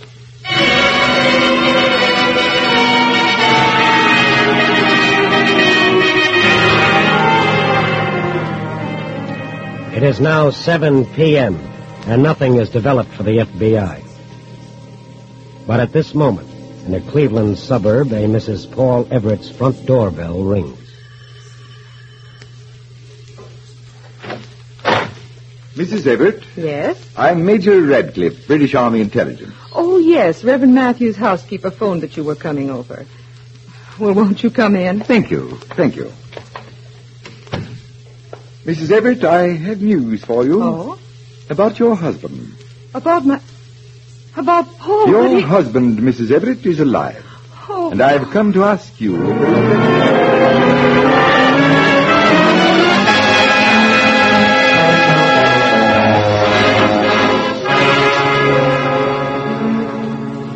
Reverend Matthews' housekeeper sent Bradley to Mrs. Everett's house. But why wasn't the FBI notified? While Bradley goes to work on his prospective victim, the minutes, the hours drag by in the FBI office. Well, Phil, it doesn't look like things are going to develop. No. If Bradley is going into action here, we should have heard by now. I know. I'll get it. Robert speaking. This is Reverend Matthews. Yes, Reverend? I was out all afternoon and neglected to tell my housekeeper about your warning. Yes? I have just returned, and she tells me she directed a Major Radcliffe to Mrs. Paul Everett's house. Yes? He's probably still there. What's the address? 1625 Lenway Boulevard. Lenway Boulevard. Thank you very much, Reverend. One of the ministers, Phil? Yes. Here's a name and address. Mrs. Paul Everett. I think Bradley's there. Good. I'll get a cab. You phone the woman and tell her to hold Bradley. Right.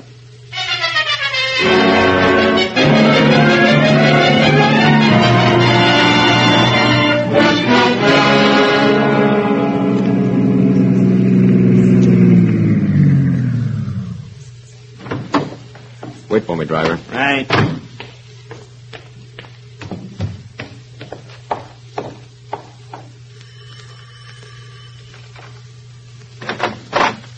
How do you do? Yes? I'm Special Agent Hartley, FBI. Oh, yes, I've been expecting you. Is the major still here? No, I'm sorry. He left just a few minutes before your office called.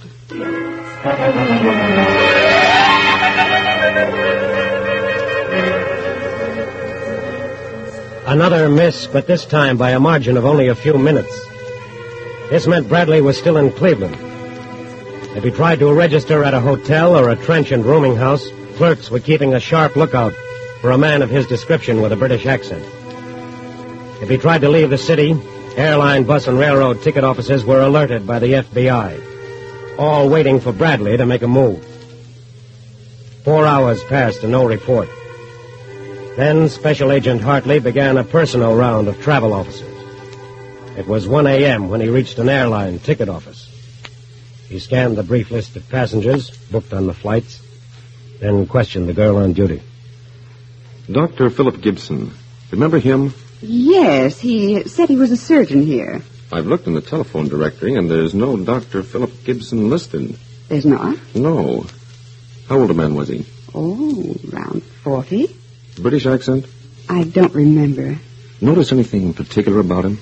Well, no, but he did make a mistake. He asked for space to Newark, New Jersey, and we don't stop there anymore. Newark, eh? Yes. I gave him space to New York and told him how to take the tube to Newark. When did his flight leave? Oh, it's reached New York by now. May I use your phone? Why, yes, of course. Thanks.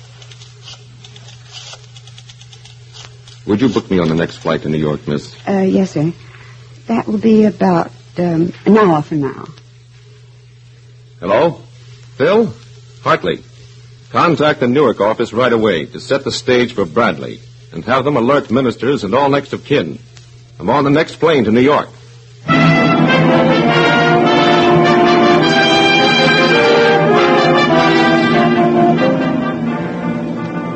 Hartley arrived at the Newark office of the FBI about 6 a.m. By noon, the stage was set. Ministers alerted. Next of kin of boys missing in action alerted. Everything was in readiness. The afternoon hours dragged by. Nothing happened. 6 o'clock. Maybe there was a Dr. Philip Gibson after all. Maybe Bradley hadn't dropped his English accent, changed his name and manner. 7 o'clock. 7:30. At 8 o'clock, a Mrs. George Wiley, a resident of Newark, was entertaining a guest in her living room. Some more tea, Colonel Barton? No, thank you. It was delicious, but I can't name the blend for the life of me. Oh, gracious, I wouldn't know either. To me, tea is tea, except in a Chinese restaurant. A jolly good quip, that. Well, Mrs. Wiley, I'm afraid I really must be dashing off. You'll be late for your dinner engagement. But it's been such a pleasure talking with you. Thank you. And I find it difficult to leave your charming company, but I have urgent matters to take care of in New York this evening. Of course. And you may rest assured that as soon as I've cashed your check, the money will be on its way to your brother. The Korean underground has not failed yet. I can't thank you enough, Colonel. Just thank Providence for making it possible for me to be of service to you. Good night, Mrs. Wiley. Good night, Colonel.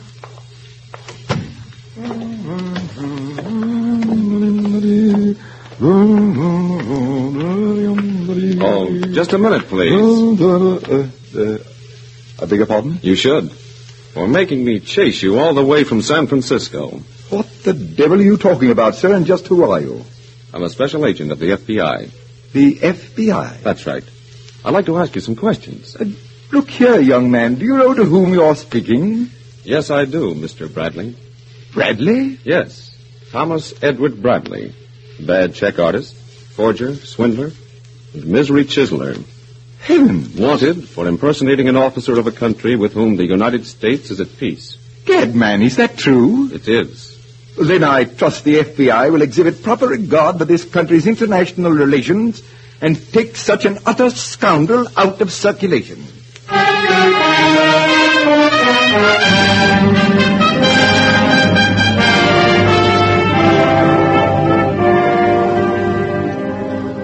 And so, thanks to the cooperation of the citizens on whom he preyed, the FBI was able to chalk up another victory in its war on the misery chiselers. Bradley's final capture was made possible in this case when Mrs. George Wiley, who had been alerted, took long enough at making a pot of tea to also telephone the FBI. Scores of Bradley's kind have been arrested, but not all. Their arrest depends on your help. And you can make their miserable racket unprofitable by dealing only through government agencies and through reputable public service organizations in seeking information concerning loved ones in the service reported missing. Also by checking first with the FBI before dealing with any individual professing to have special knowledge about the missing person. Remember, the FBI belongs to you.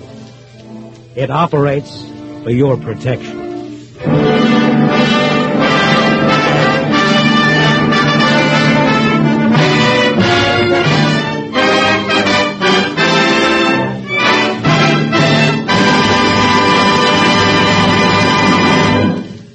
You'll hear about the disposition of this case in just a minute. Do you know what would happen if every single piece of farm machinery in America wore out tomorrow? Well, among other things, it would mean that war production would come to a dead stop. People now living in cities would have to hurry back to the farms. Actually, to get in the wheat crop alone without the aid of mechanical equipment would require the services of every able-bodied person in America, plus millions of foreign workers. So will you join the Equitable Society in a salute to an indispensable industry? A salute to the men and women who manufacture and the dealers who service farm equipment, who have built the huge backlog of tractors, binders, and combines that have sowed and harvested our record wartime crops.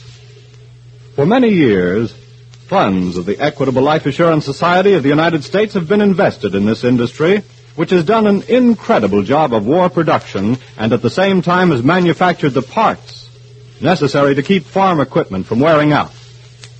Today, although thousands of young farmers have exchanged their overalls for Uncle Sam's uniforms, America is still well fed, thanks to the farm equipment industry.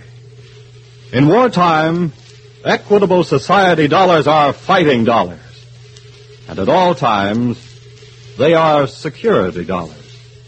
For you, your home, and your country.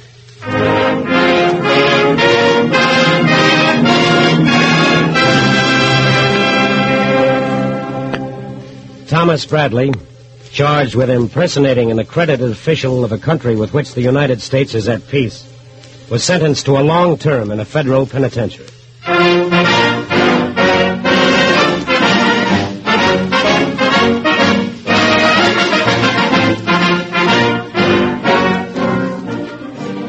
The incidents used in tonight's broadcast are taken from the files of the Federal Bureau of Investigation. However, all names used are fictitious, and any similarity thereof to the names of persons living or dead is accidental. Programs in this series of particular interest to servicemen and women are broadcast overseas through the worldwide facilities of the Armed Forces Radio Service. Tonight, the music was under the direction of Van Cleve, the author was Frank Ferries, and your narrator was Frank Lovejoy. This is Your FBI is a Jerry Devine production. And now this is Carl Frank speaking for the Equitable Life Assurance Society of the United States and inviting you to tune in again next week at this same time for This is Your FBI.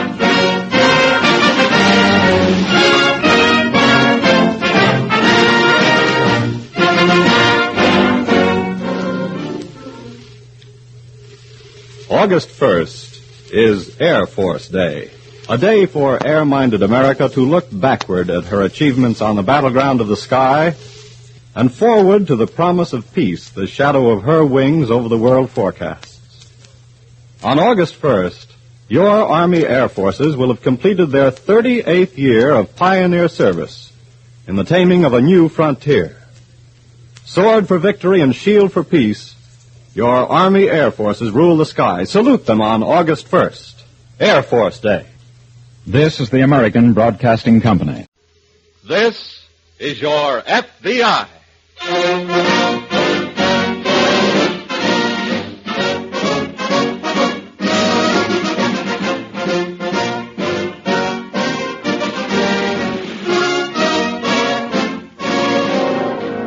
This is your FBI.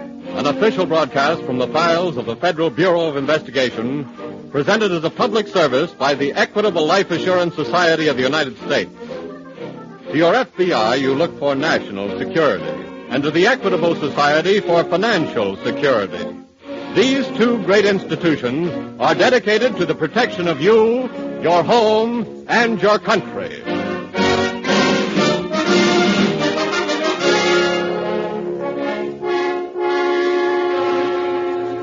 Tonight, the story of a crime against society. Extortion.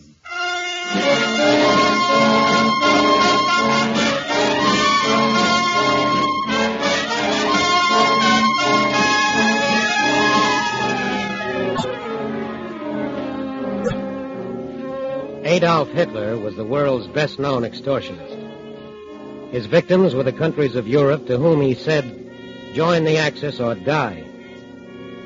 Here in the United States, the merchants of misery who practice extortion do not meet with any more success than Hitler did. And their failure can be attributed in a large measure to the FBI. Extortion used to be a very profitable racket, but the number of cases that crop up each year is diminishing. Every once in a while, though, there comes along a ring of white-collar hoodlums who think they can commit the perfect crime, who think that extortion is the easy way to make a living. 2 men and a young girl recently hatched an extortion plot in a small Midwestern city. The plot was formulated, the victim was chosen. All that remained was when and how to strike. Well, Joe, maybe yes, maybe no. Maybe yes, maybe no. Maybe yes, maybe Shut no. up, Anna. Look, you can't keep stalling forever. Either you're going to do it or you're not. Honey, I've been in this game a long time. It isn't as easy as all that. You can't just send him a letter and expect 20 grand to come back by return mail. I think we should ask for more. Carl, I got some news for you. This guy isn't the treasurer of the United States. Well, let's get started. So far, we've done nothing but talk. That's right. Why don't we go into action? Because this is the way it's done. Yeah. That's how our sucker got all his dough, and that's how we're going to take it away from him. Sounds like another stall to me. Now, listen. Tonight, we're going to send him 2 letters. One to his house and one to his office. Mm-hmm. Also, we're going to call him up. Hey, you want me to write the letters, Joe? Yeah. Here's a copy. Type them out on that plain paper I got in the 5 and 10. And don't handle them. Don't leave any prints on them. It's as good as signing your name. Yeah, okay. And spell everything right. Check it with a dictionary. You want to call him now? What time is it? 11:15. That's just about the time he goes to bed. Well, that's interesting. There's a reason. You know, in this business, there's a reason for everything. Yeah. Look up his number. Okay. Tonight, I want to give him something to think about. He's been sleeping too good lately. I wonder what kind of a guy he is. I don't know. I never met him in my life. I suppose he's like all rich guys. Lancaster 2141. Hmm? The number, Lancaster 2141. Well, don't just stand there. Dial it for me. Okay. Last to get started. Hey, Joe, how do you spell... Look it up. Hey, Joe. Take the phone. Okay. Hello? Hello. Is this Mr. Martin? Yes? Mr. Martin, how would you like to donate $20,000 to me? Oh, what? Who is this? Never mind. I said I want 20 grand. Now, just a minute. Listen to me. If I don't get $20,000, Mr. Martin, I'm going to have to kill you.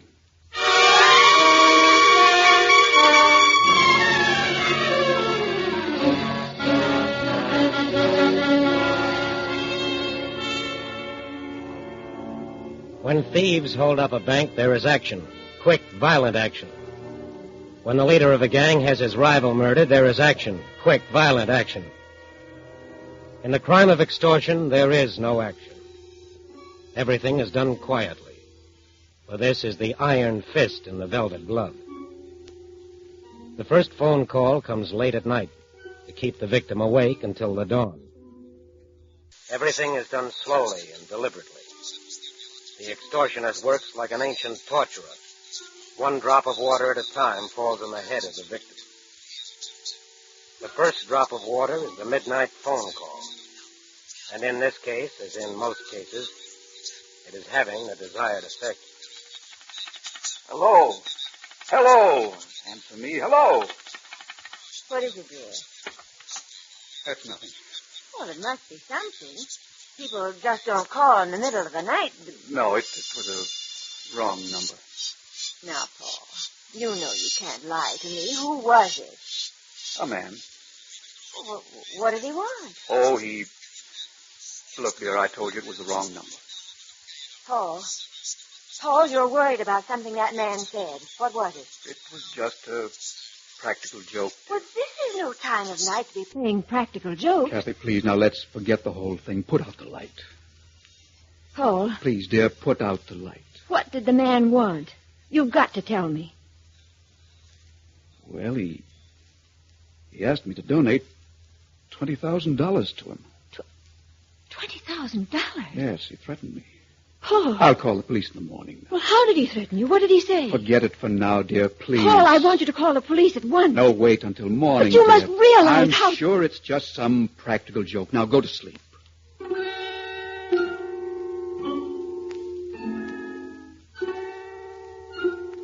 Fear is a disease. And like other diseases, it is catching. Mrs. Paul Martin was afraid, deathly afraid. And soon she made her husband afraid. All through the night, a dark, frightening night, Paul Martin kept repeating to himself, "Your money or your life. Your money or your life.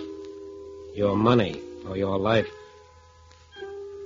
A man who works with his hands can sometimes take care of his business on the day after he has lived through such a night. A man who works with his hands, yes, but not a man like Paul Martin. Not a man who sits behind a desk. I sent that letter off to Osborne Electric, Mr. Martin, telling them they forgot to credit us with the 10%. What was that, Miss Gray? That letter to Osborne Electric. I sent it off last night. Oh, that's good. Do you want me to take any more dictation this morning? No, not this morning. Did I receive any more letters? Just the usual mail. If I do receive any personal letters, bring them right in. There's a Mr. Simmons waiting to see you. Simmons? I don't know him. Well, I'll tell him you're busy then. Simmons. Oh, send him right in, right away, yes. Yes, Mr. Martin, right away. You can come in now, Mr. Simmons. Thank you very much. How do you do, sir? Hello, Mr. Martin. That'll be all, Miss Gray. Yes, Mr. Sit down, Mr. Simmons. Thank you. Sorry you were kept waiting. I didn't know you were here. I just arrived. You are from the... Federal Bureau of Investigation, yes. Yes. The local police got in touch with you. Yes. How much did they tell you? Well, I heard about the phone call last night and the letters you received this morning. Well, you know, I thought at first it might have been a practical joke, but these letters do seem to mean business. You received one letter at home and one here at your office? That's right. Now, what am I supposed to do? Well, first of all, would you mind answering a few questions? Not at all, sir. You know of anyone who has a grudge against you? No, I explored that angle, but I can't think of anyone. Well, how about the people who work for you? Oh, they've been with me for years. My relationship with all of them has been extremely pleasant. Do you mind letting me see those letters you received? Not at all, sir. Let's see now. Just a minute. Here they are. Thank you. I wish there was some way I could comfort my wife. She's worrying herself sick over this. Has anyone handled these letters other than yourself? No, sir. Good. I'll send them on to Washington to be examined. I see. They'll check them for prints, handwriting, and against anything we have on file. Well, I appreciate that, Mr. Simmons. And I'm grateful for the FBI's interest. Well, the FBI couldn't have been called in on this case unless the criminals had outsmarted themselves. You see, people should be more careful what they send through the United States mail.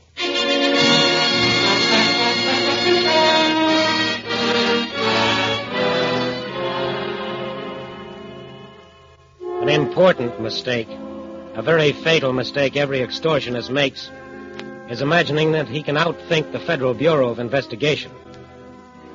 One man, if he is smart, can outthink another man. But no man, no matter how smart, can outthink a battery of laboratories, a building full of files, an agency for law enforcement that has branch offices in every corner of the land, an agency like the FBI that works 24 hours a day. Are there any fingerprints on the Martin letters? Do the letters check with any in the anonymous letter file?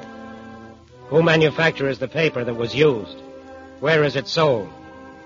On what kind of typewriter were the letters written?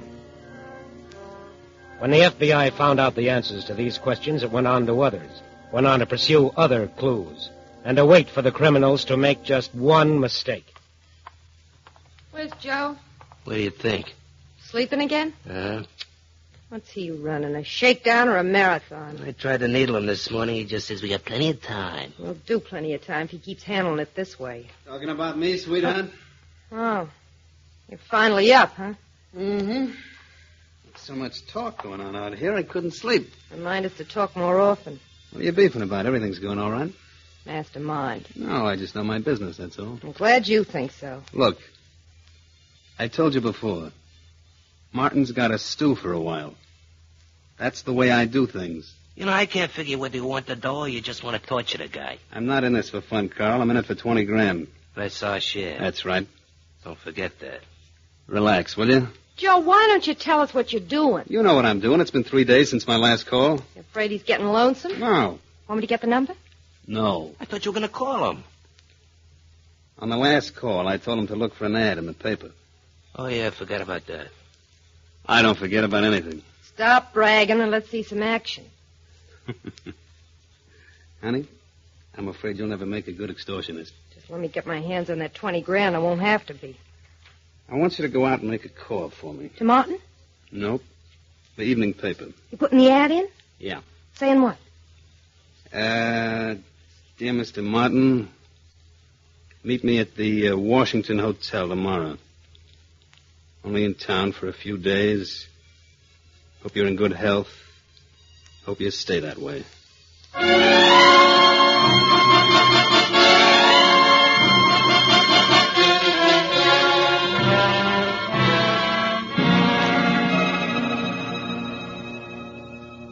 Give a man enough rope and he'll hang himself is not a saying which was originated by the FBI, but it might well have been, because patience is one of their virtues. And in the Paul Martin case, the FBI was giving the extortionists all the rope they wanted. After the advertisement appeared in the paper, Paul Martin and a special agent went to the Washington Hotel. They checked in and waited. Waited for the next move. Cigarette, Mr. Martin? No, thanks. I've smoked too many now. Why don't you sit down for a while? You think I'll hear from him? Yes, I'm reasonably sure that he'll call. Well, we've been here now for over 3 hours. Seems like 3 days. 3 years. Well, unfortunately, that's part of the technique. I guess that's true. Please, sit down, Mr. Martin. You walked about 100 miles. I'm sorry. I know how you feel. I think I'll call my wife again. Would that be all right? Sure, go ahead. She's so upset, you know. I know. Yes? This is room 1102. Would you please Just a moment. I have a call for you, sir. Oh. Will you take it now? Well, just a minute. There's a call for me. Take it. Very well. I'll take the call, operator. Yes, sir. Go ahead, please. Hello? Mr. Martin? Yes? I'm ready to do business. Oh, it's you. Yeah. Get the $20,000 ready. I'll call you at your home and let you know how to pay off. Well, look now, can't you tell me now? I'll tell you when I'm ready, and don't try any tricks. I know them all, and if you cross me, you're going to wind up awful dead.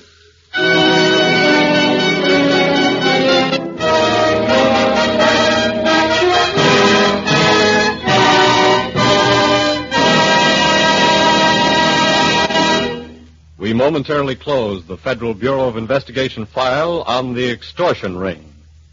We'll return to this case in just a moment. Not long ago, a little church in Brooklyn, New York, was having difficulty making both ends meet. The church building was in urgent need of repairs, but where was the money coming from to do it? And then one morning, the phone in the pastor's study rang. A representative of the Equitable Life Assurance Society of the United States was calling to tell a very surprising story. It seems that way back in the 1880s, 3 members of this parish had joined the Equitable Society. Their object was to create an endowment for their church, so they made it the beneficiary of their equitable policies. Well, many years passed by. The policies became paid up.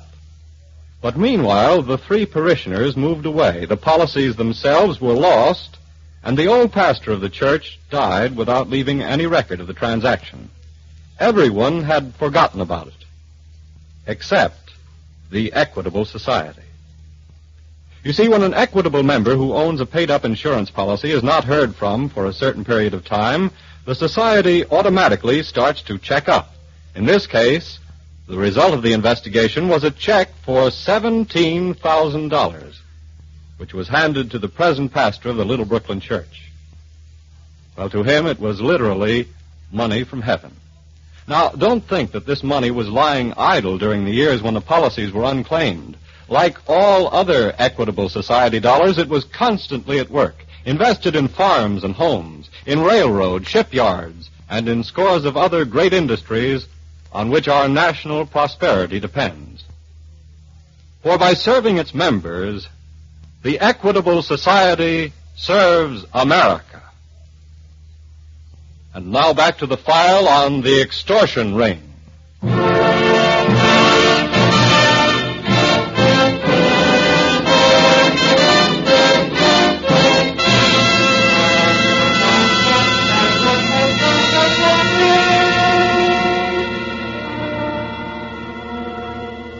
After the first phone call, the midnight phone call, the crime of extortion becomes a war of nerves. A war between the criminal and the victim.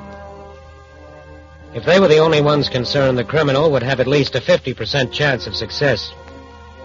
But extortion is more than a crime against one man or one family. Extortion is a crime against the people. And the victim has, as his ally, every resource of the FBI. If the criminal wants to fight a war of nerves, the FBI will fight that way. So the FBI waits. Waits for that mistake every criminal makes. It's your play, Carl. How do you expect me to concentrate on this game? It's your play. Joe, how can you think about cards at a time like this? At a time like what? At a time like this?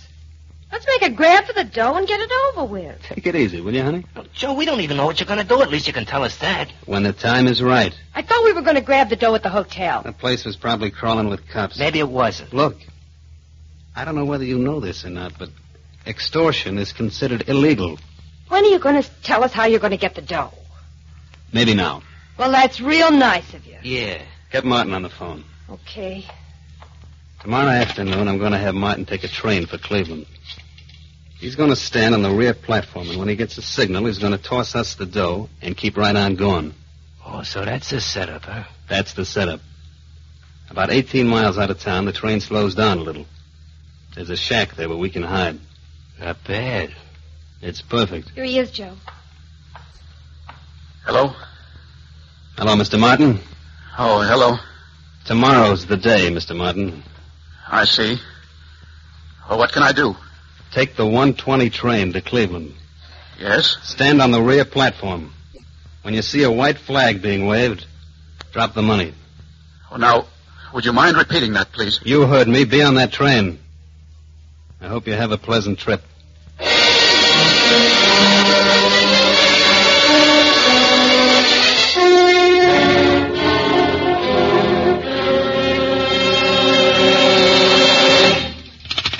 Hello? Hello? He hung up. What did he say? Well, he told me to take a train for Cleveland tomorrow and drop the money off the rear platform. Oh, Paul, this has got to be the end. I know, dear. How much do they think we can take? Well, I'm sure this is the end. But that's what you've been saying for weeks. I think this is it, Mrs. Martin. I hope so. Kathy, why don't you go to bed? Oh, I couldn't sleep, dear. I haven't been able to sleep since that first night. Mrs. Martin, believe me, we're doing everything we can. I know you are, Mr. Simmons. I think this is the break we've been waiting for. Do you have the money I drew out? Yes, we made a list of the serial numbers. I'll have it for you tomorrow. Now, don't worry, Mr. Martin. Everything will be all right.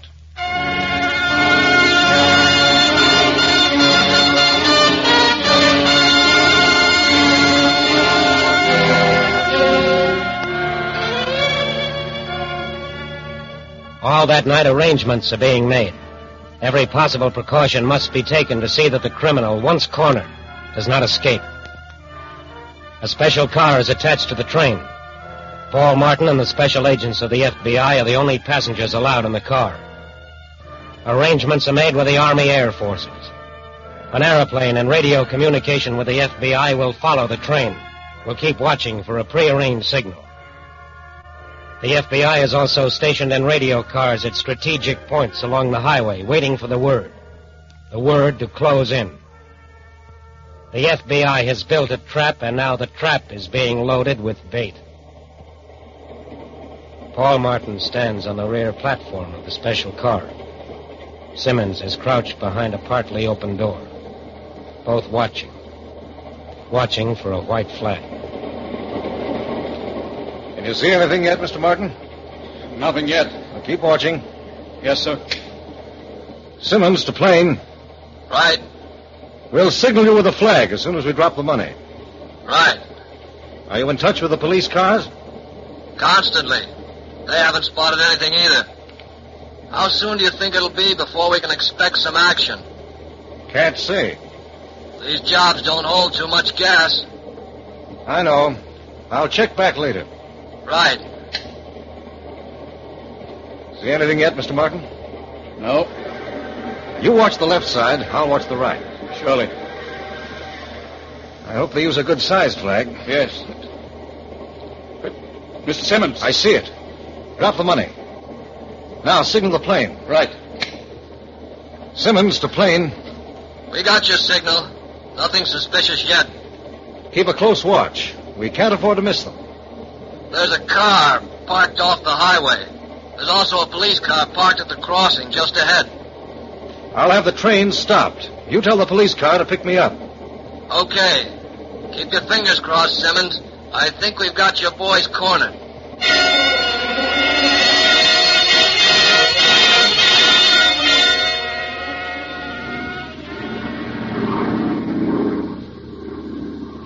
Pilot to radio car 6. Go ahead.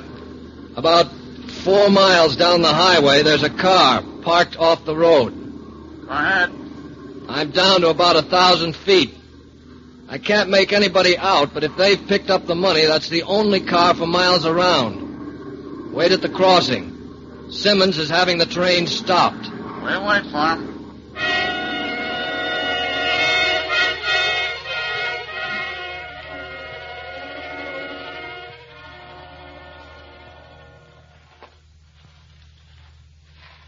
Wait a minute. Huh? Don't go out on the road. Why not? We'll wait right here for the car. Well, who's going to see us? We wait here. You figure we'll be entailed? No. I just never take chances. Remember? Where's the package? The money? Yeah. I have it under my coat. Okay. I hope Anna remembers us, Spud. Look, will you stop worrying just for once? Yeah, okay. Car coming. I hear it. What do we do? We wait. If it's Anna, she'll stop. It's a Chevy. It's our car. Good. Come on. Here we are, honey. Come on, Joe. Stay where you are, both of you. Huh? What is this, Anna? These guys stopped me up the road, got in the car. Who are they? We're special agents of the FBI. Joe. We're here to collect that $20,000, gentlemen, with interest.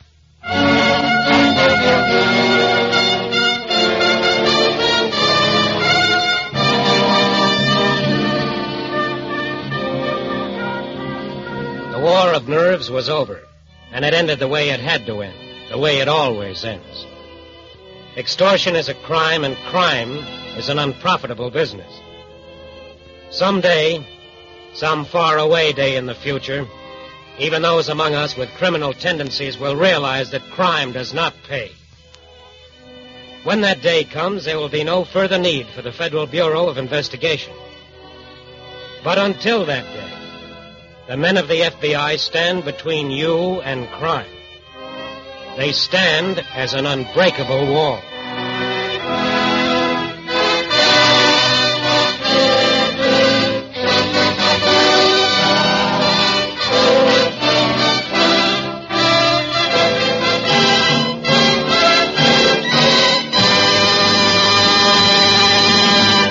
You'll hear the disposition of this case in just a moment. Tonight, will you join the Equitable Society in a salute to a very humble and thoroughly familiar object, a salute to a lump of coal? Without old King Coal as our ally, it would be impossible to fight this war. Coal runs our railroads. Coal provides 62% of our electric power. Coal is a necessity in the manufacture of steel for ships and tanks. And from coal, more than 200,000 products are derived, ranging from high explosives to the sulfa drugs that have saved the lives of countless American fighting men. So let us salute the coal industry for supplying us in 1944 with 700 million tons, an all-time record of this indispensable weapon of war.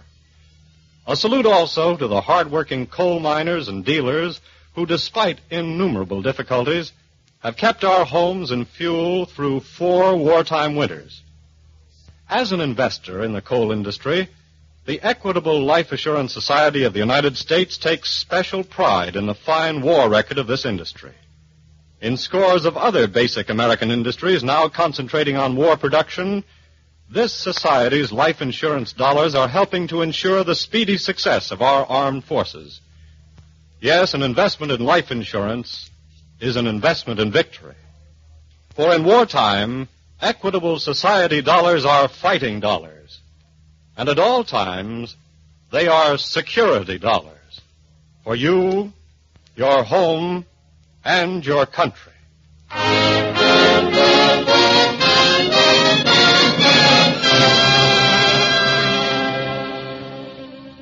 The two extortionists and their female accomplice were sentenced to serve 12 years in a federal penitentiary.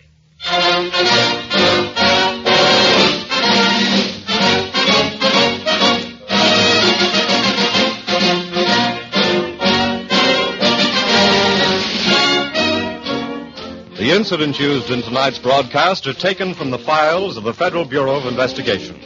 However, all names used are fictitious, and any similarity thereof to the names of persons living or dead is accidental.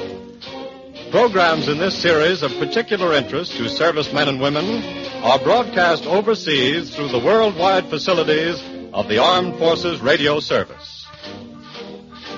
Tonight, the music was under the direction of Van Cleve. Your narrator was Frank Lovejoy. This is Your FBI is a Jerry Devine production. And now this is Carl Frank, speaking for the Equitable Life Assurance Society of the United States, and inviting you to tune in again next week at the same time for This is Your FBI.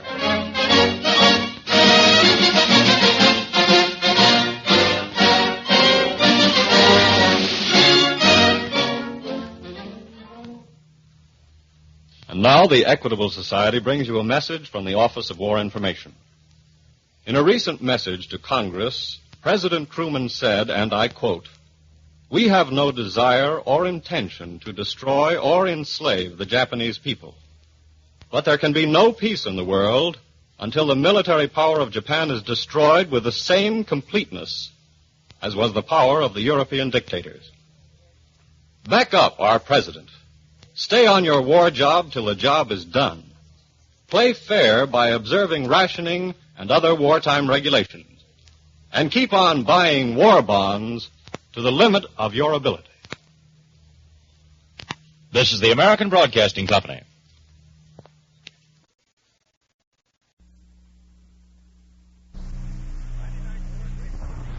This is Your FBI.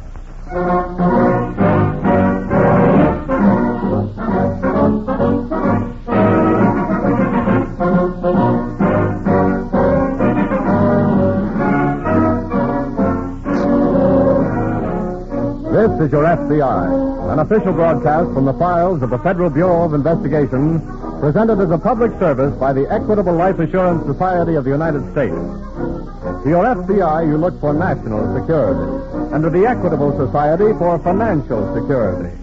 These two great institutions are dedicated to the protection of you, your home, and your country.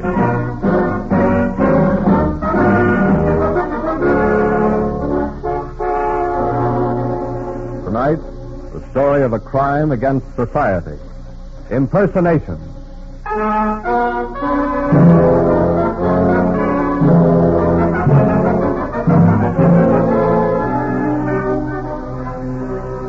In the course of an ordinary year, the FBI handles big cases and small cases.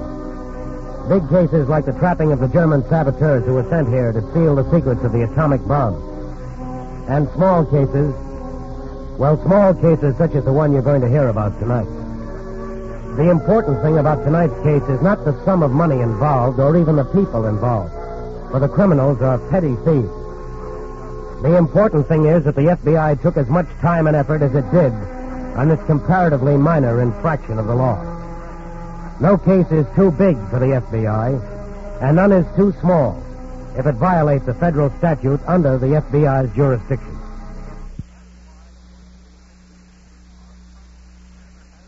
Our story tonight opens in a tourist cabin on the outskirts of a small town near New York.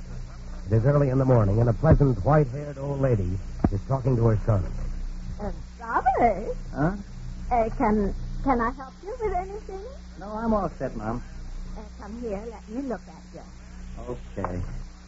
Well, nice and neat. Just straighten your tie a little. Sure, Mom, sure. Always look your best before you go out to do business. Sure. That was one of your father's rules.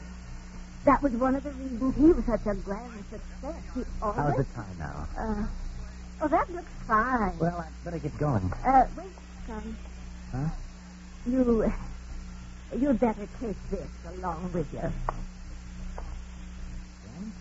Yes. What do I need that for? It was your father's, son, Robert. Mom, it's not that kind of a job. I wanted to take it anyway. Your father always carried it when he began a new venture. He was so sentimental. Okay, that's that. That's a good boy. I'll see you later, Mom. Robert? Huh? You forgot something. What? Come here, son. Have a good day, Robert.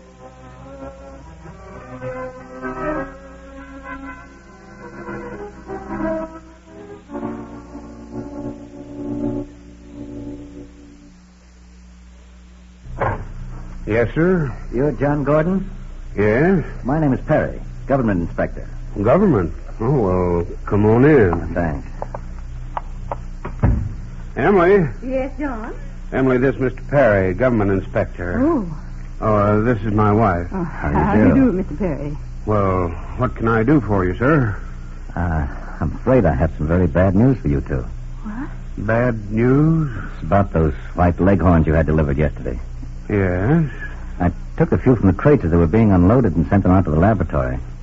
Oh, what's the bad news? Well, I'm afraid we're going to have to condemn all of your chickens. Condemn them? Why? Two of them showed signs of tuberculosis. Oh, no. No, that couldn't be. Our reports are never wrong, Mr. Gordon. Well, couldn't the chickens be treated, fixed up some way? I'm afraid not. What can we do, Mr. Perry? Well, you can sue the people you bought them from, and the government service will stand behind you. Oh, by the way, have you got a lawyer? No. We haven't any money either. That's a shame. Well, I'll tell you what I'm going to do. You both look like honest people. I'll loan you enough to retain a lawyer. Well, now, Mr. Perry, let me make you out a check. Now, I don't think you... Well, really, this is really very nice of you, Mr. Perry. Mr. Perry, I don't think we ought to... There. There's my check for $50. You can pay me when you get your money back for the chickens. Oh, I don't know how we can thank you, Mr. Perry. Oh, don't mention it. Oh, Mr. Gordon, have you got a man around the farm who can help me load the chickens onto my truck? No, but I'll help you myself. Come on, Emily. Oh, yes. Mr. Perry helped us. Now let's us help him.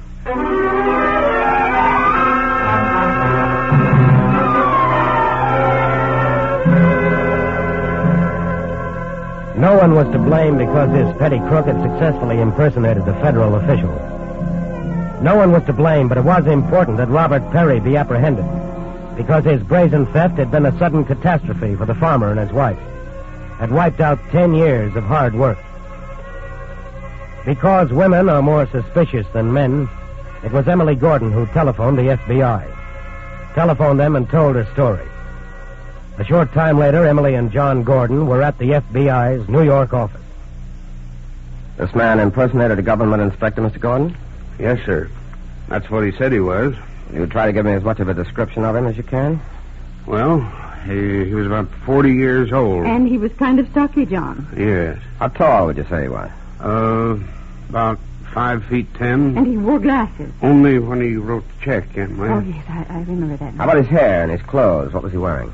Well, had kind of brown hair. He was wearing a blue suit. Mm-hmm. How about the truck he was driving? It was a 1940 Chevrolet. How do you know so exactly? Well, Bill Miller up the road from us has one. See? Mr. Perry's truck was painted brown, and he didn't have any writing on the sides. This is really asking too much, but you didn't happen to notice the license plate number, did you? Oh, no. I did. I don't know what the whole number is, but it started with a 1 and a 3 and a 5. Yes, that's it, I'm sure. 135. Well, that's fine. That'll be a big help. Hi, Dad. Oh, come on in, Bill. Get anything? Your hunch was right. I called the bank. No one named Robert Perry has an account there. See. I guess we'd better send out a teletype. Yes, alert all retail and wholesale chicken dealers within 100 miles. Send Perry's description and a description of the truck. Right. Maybe we can give Mr. Perry a little indigestion from too much chicken.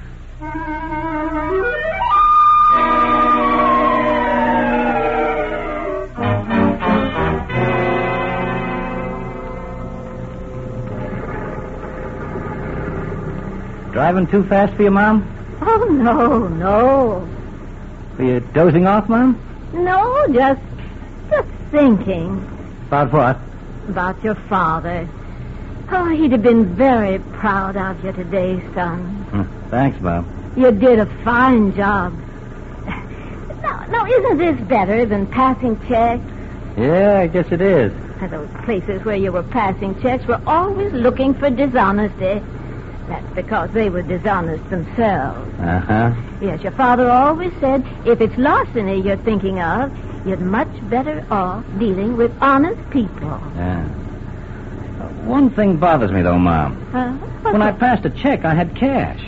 Now we got chickens. What do we do with them? Why, we drive to Waterbury and sell them. That's easy, isn't it? Yeah, but who do we sell them to? No, don't worry about that. Why, have you got a customer? Certainly. When I was in Waterbury yesterday, I took care of that. Yeah, I told the man I had some chickens to sell. Told him I was closing down my farm. Didn't he ask you why? Yeah. I told him that my son was going into the army, and I had to sell out, you see. Mom, I guess you're the smartest mother a fella ever had.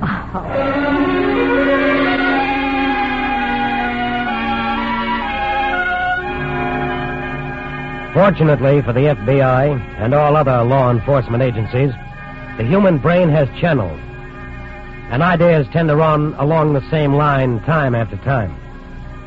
It accounts for the odd fact that some thieves, like Robert Perry, love to pass bad checks.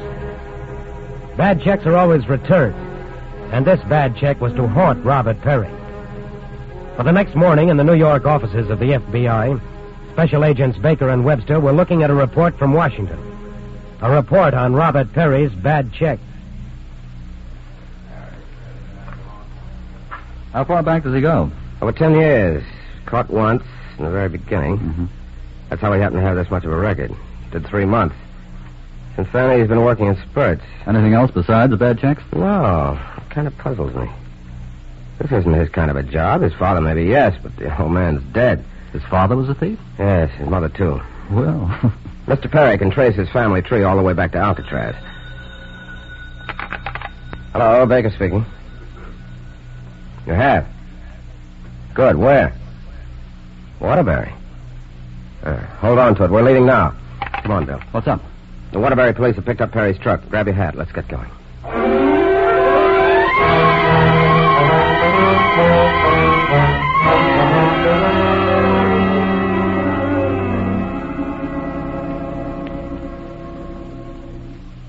Hello, Sergeant. I'm Baker, New York office, FBI. Oh, how are you? This is Bill Webster. Hello, Sergeant. How do you do, sir? Well, gentlemen, somebody just called to claim the truck. Perry? No, a legitimate fellow. Who is he? A chicken dealer named Crawford from right here in Waterbury. How did he get hold of it? I'll let him tell you that. He's right in here. Mr. Crawford? Yes? Mr. Crawford, these gentlemen are special agents of the FBI. How are you, gentlemen? How do you do, Mr. Crawford? Would you mind telling us how you happened to get hold of that truck? I bought it. Same time I bought the chickens. From whom? A real nice old lady. She came in to see me on Tuesday. Said she had to sell her farm because her son was going into the army. She reminded me of my mother. Nice old lady. Bill. I think this nice old lady is Perry's mother. Yes. Mr. Crawford, this is very important. Was there a man with this nice old lady? Yes. Did he look about 40 years old, pretty stocky, about 5 feet 10 inches tall, wearing a blue suit? Did he have brown hair? Yes, that's the fellow was with her. Where did they go? Why, after I bought the truck, the old lady asked me if I'd drive him to the railroad station. What train did they take? Did she say where they were going? They took the 521 out of here. She said they were going to New York. They're in New York by now. Well, we better get down there before that nice old lady sells somebody the Brooklyn Bridge.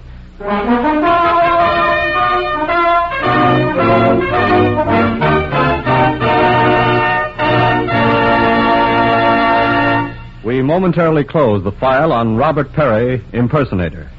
We will return to this case in just a moment. Now will you join the Equitable Society in a salute to the United States Merchant Marine, to the more than 100 privately operated American steamship companies, and to the bold and hardy merchant seamen who sail under the American flag. These companies and these men are the inheritors of a great tradition that goes back to the Yankee whalers from old New Bedford and Nantucket Town. They are the spiritual heirs of the daring crews that drove the tall-masted clipper ships round the Horn. And in this war, they have written new and glorious entries into the records of American seamanship. From Murmansk to the Philippines, undaunted by minefields, suicide planes, and wolf packs of submarines, they have delivered the cargoes on which our armed forces depend. Without these gallant vessels, America would have been forced to fight a defensive war. So here's to the ships and the men who operate and man them. May they be as successful in the years of peace that lie ahead as they are fearless in war. For many generations, there has been a close bond between the American Merchant Marine and the Equitable Life Assurance Society of the United States. Thousands of operators and sailors are members of our society. Hundreds of the ships they sail were launched from shipyards in which Equitable Society funds have long been invested. And thousands of the wartime cargoes they transport come from factories that Equitable dollars help build. For in wartime, Equitable Society dollars have been fighting dollars. And at all times, they are security dollars. For you, your home, and your country. And now, back to the file on Robert Perry, Impersonator.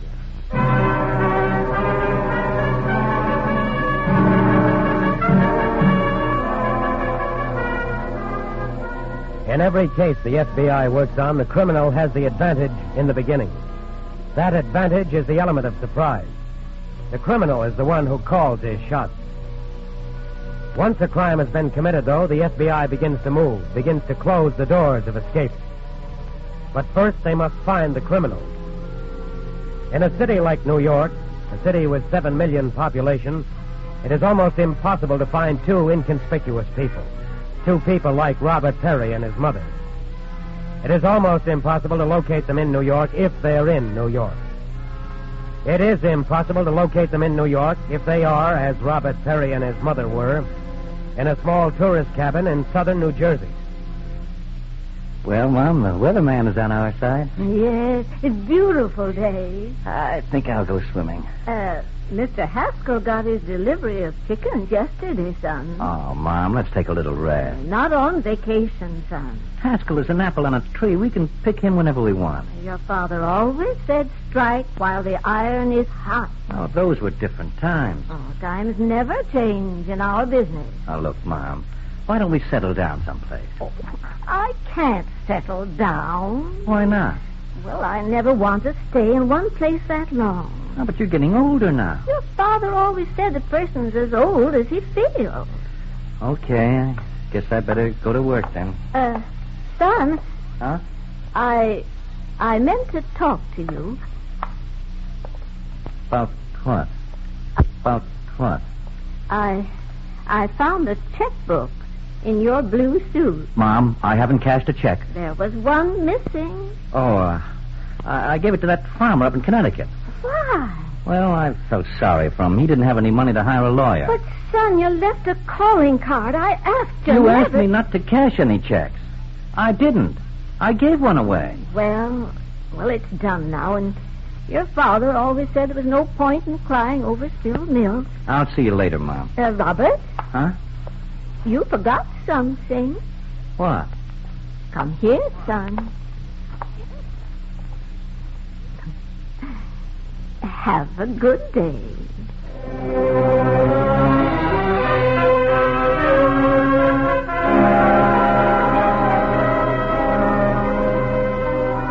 It is impossible to help some people. A sign will read wet paint, but some people get paint on their clothes. A sign on the highway will read slow down, curve ahead, but some people get killed. A warning is issued by the FBI, but some people, some stubborn, self-sufficient people, get robbed.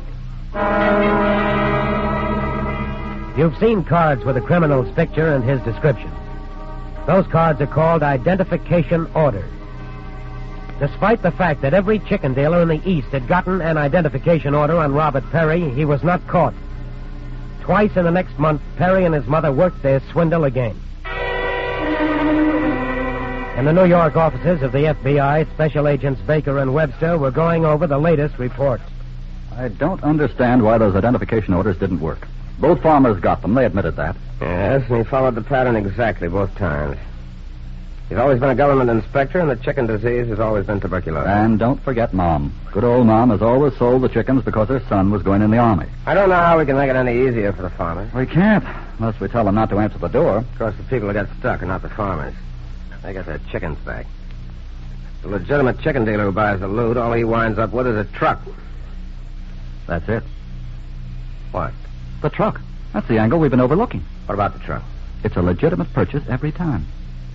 You're right. Every time Perry sells one of the trucks, he and his mother come back down to New York. That means they're buying their trucks here. I think we've got something, Dan. Yes.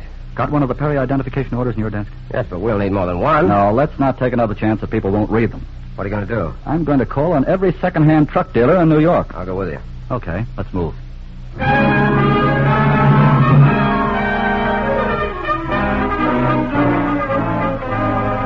For 3 days, 3 long, weary days, Special Agents Baker and Webster interviewed truck dealers.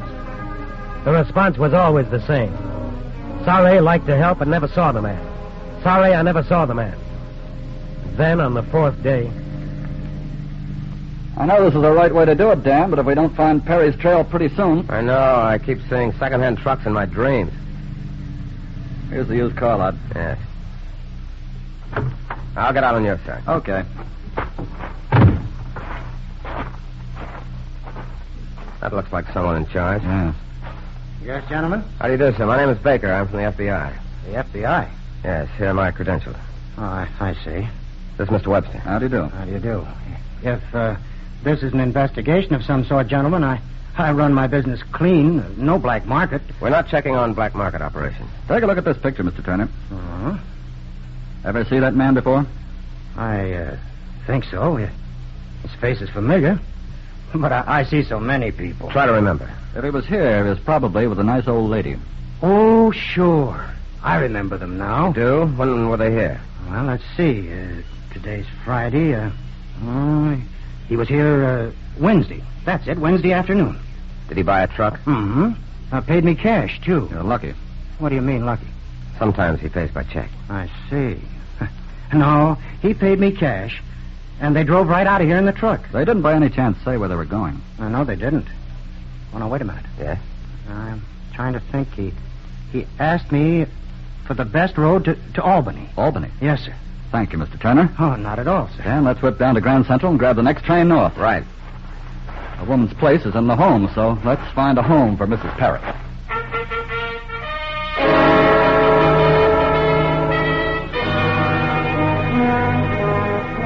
Albany, New York, has been an important American city since the completion of the Erie Canal in 1825. It is the capital of New York State, has a population of 561,000. It is a city of steep hills and lovely scenery. And on the outskirts of Albany, you'll find lush farmland and lots of chickens. In addition to all of these things, Albany had on this particular day, in the FBI field office, 2 special agents, 2 hard-working agents named Baker and Webster. Hi, Bill. Hi. Have any luck? No.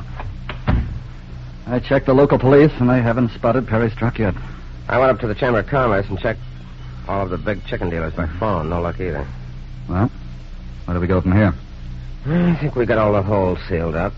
Let's just wait for Perry to try to get through. Well, maybe we'll get some help in the identification orders. Could be. We certainly sent enough of them out. Sometimes it looks as if the people who get the IOs must make their ads and tear them up. Bill. Huh? We're missing a bet. Well, what's that? IOs are also put up in railroad stations. That's what made me think of it. Think of what?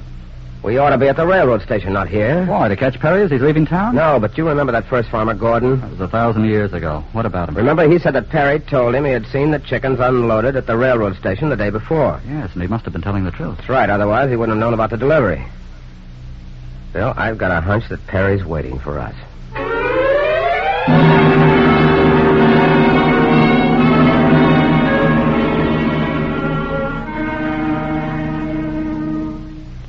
never saw this fellow, huh? Nope. We don't let anybody hang around this platform unless they got business here, Mr. Baker. Have you had any really big deliveries of chickens the last few days? Well, I guess so. I'll have to look it up. From Thursday on. Thursday, huh? Well, let's see. Well, here's one. There's a couple here. There's another batch here. Two more here. Let's see, that's 15 altogether. Let's copy down the names and addresses of the farmers. Right, then we'll make a tour. If we get lucky... We're overdue. If we can only get lucky, we'll be waiting when Perry knocks on the door. And that's one date I don't want to stand up.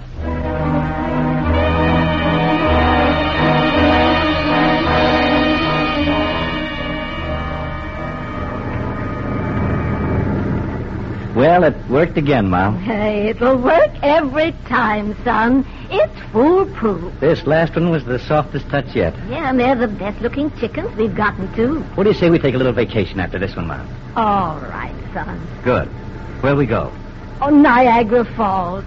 I wanted to go there with your father, but he was always too tied up with business. Not Niagara Falls, Mom. Well, why not, son? It's lovely up there. I've seen the postcards. Buffalo Cops, Mom. I'm hot up there. Oh, yes, I forgot. Well, there are plenty of other places. Yeah, of course. How about California? I'd like to go there. Oh, no. No, I'd always be thinking about your father if we went to California. He was at San Quentin. Well, we've got time to think about that after we get back to New York. You know, I think we ought to stay right in New York. Why? Well, the papers have been saying that it's unpatriotic to take long trips by train. They need the space for soldiers. Well, maybe you're right. Maybe we'll stay in New York. Well, that car, it's forcing us off the road. Be careful, son. It's not forcing us off the road, Mom. They want us to stop. Well, have you been speeding? No, Mom. Pull over, Perry. Okay. Well, what in the world is this, son? Come out of there, Perry. You too, Mrs. Perry. Well, who are you? Special agents of the FBI. Well, what do you want with us? Well, you and your son seem to like chicken so much, we're going to do you a favor. Well, what is it? We're going to arrange for you to be sent to an institution. A place where they have chicken every Sunday.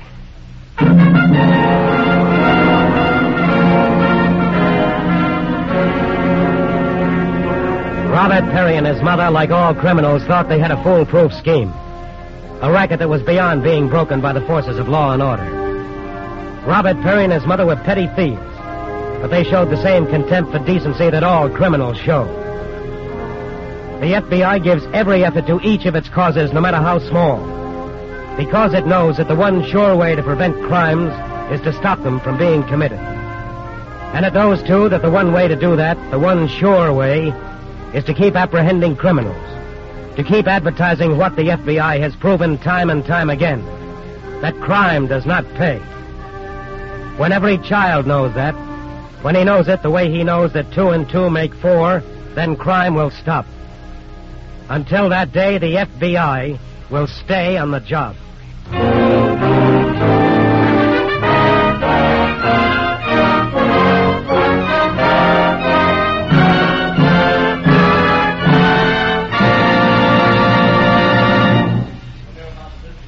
Case in just a minute. But now, will you join the Equitable Society in a tribute to the victory which is near at hand?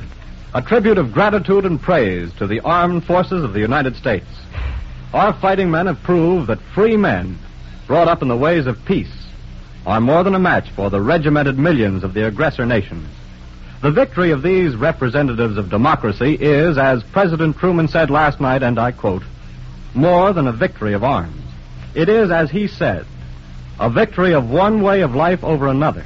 A victory of an ideal founded on the rights of the common man, on the dignity of the human being, and on the conception of the state as the servant, not the master of its people. Tomorrow, let us hope a new era will dawn on this earth, an era in which goodwill will prevail among all men, and all men will work together for the peace and prosperity of the world. As its contribution to peace, the Equitable Society will concentrate its full resources on the great task of providing security and jobs for the men and women who have served their country so well.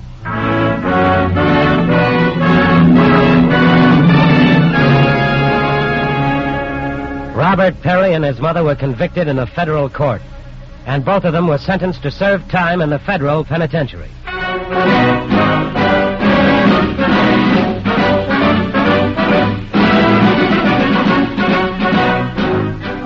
The incidents used in tonight's broadcast are taken from the files of the Federal Bureau of Investigation. However, all names used are fictitious, and any similarity thereof to the names of persons living or dead is accidental.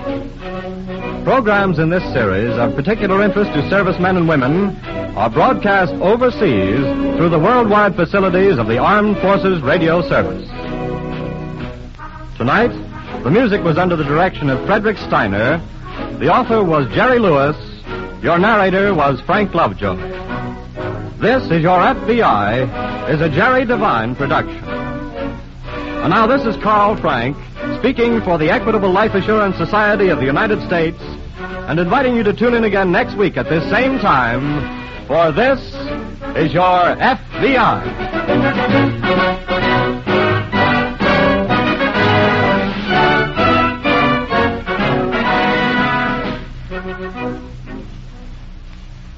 This is the American Broadcasting Company. This is your FBI.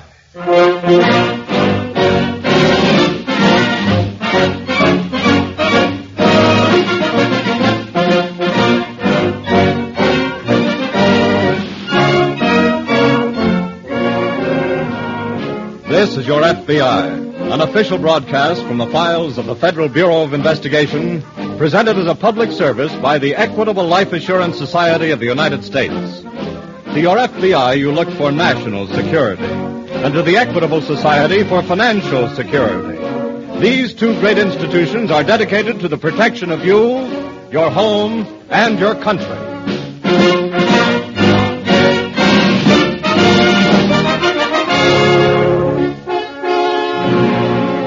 Tonight, the story of a crime against the community. Bank robbery.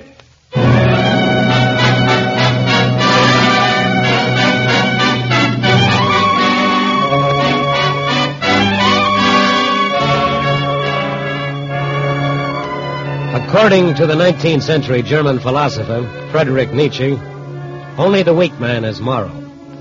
The strong man, the superior man, is above morality.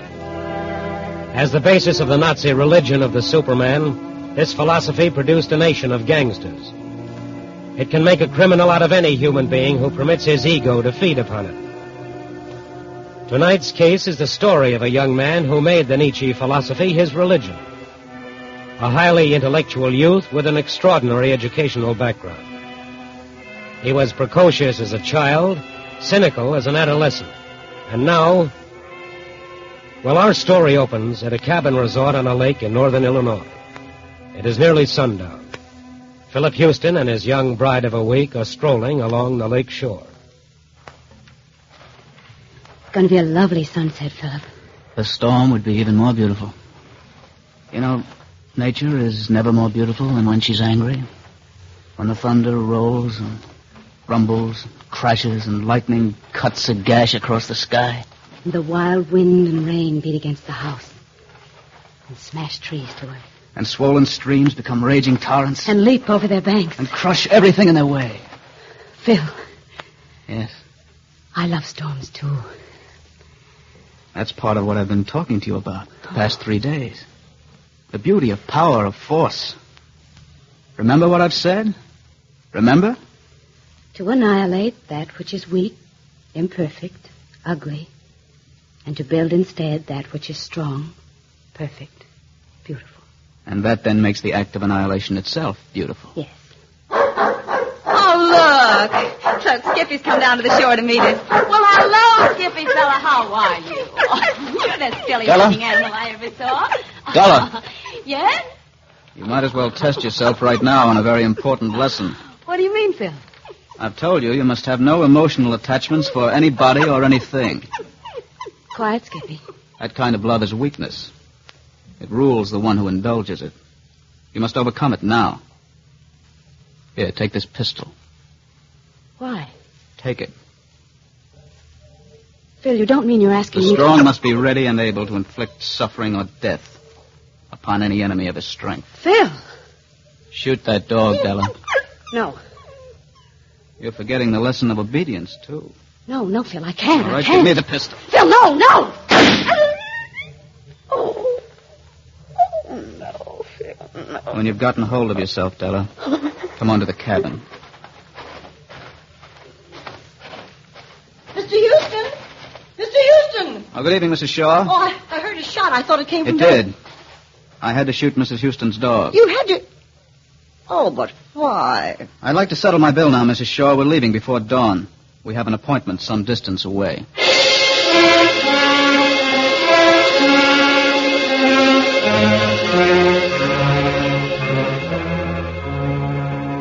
To the disciple of the rule of force, that which is an enemy of strength must be annihilated. The dog provoked affection, affection is weakness. Therefore, Philip Houston destroyed the dog. As for the appointment he and Della had some distance away, it is 2 minutes after 9 o'clock the next morning. The Freeport, Illinois National Bank has just opened its doors for business. It is a small bank, and only one teller is on duty at the moment. He is counting his supply of currency when he becomes aware of a shadow across the counter and looks up into the muzzle of a pistol. Excuse me, Mr. Teller. What? This is a holdup. Yes, it sort of looks that way. And if you're reaching with your foot for the alarm pedal, don't bother. Oh. Put all your money in this bag. Here. Very well. And don't worry about the rest of the staff. They're under the watchful care of the young lady over there with the submachine gun. You won't get away with this. That's what you've told yourself so often, isn't it? You're envious of my courage to do the thing you've often been tempted to do yourself. It's the fear of apprehension that keeps most people honest. And put in those tens, too. Very well. Most people are weak, and they make laws to make a virtue of their lack of courage. There. All right. Give me the bag. Here you are. Thank you. You've cooperated splendidly. I still say you won't get away with this. Mr. Teller, none of us lives this life forever. But it's far better to live it courageously than cowardly.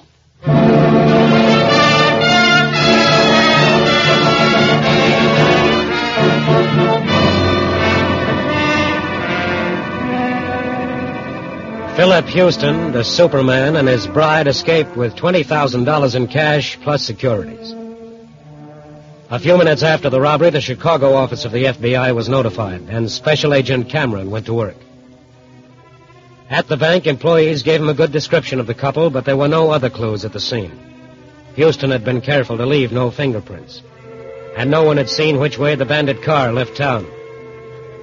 With the aid of the local police, Cameron began combing the country over a wide radius. And it was the next afternoon when he reached the lake resort and questioned the owner, Mrs. Shaw. The descriptions check all right, Mrs. Shaw. And you say Philip Houston and his wife left here about dawn the morning of the robbery? Yes, sir. That would have given them time enough to reach Freeport and get set for the robbery, all right? Here's something that might help. What's that? Well, after the way he killed that dog, I got suspicious of such a mean man and took down his auto license number. Good for you. It's on this slip of paper. Here it is. A Michigan license. Mrs. Shaw, I'd like to look at the register he signed when they checked in. All right. Oh, but he had me sign for them. Oh? Careful not to leave any fingerprints, wasn't he? Of course. I never thought of that at the time, but... Wait a minute. Yes? When I was cleaning up after they left, I found a book he'd left behind the bed. Must have fallen over without him knowing it. May I have it, please? It's right here on the desk. Here you are.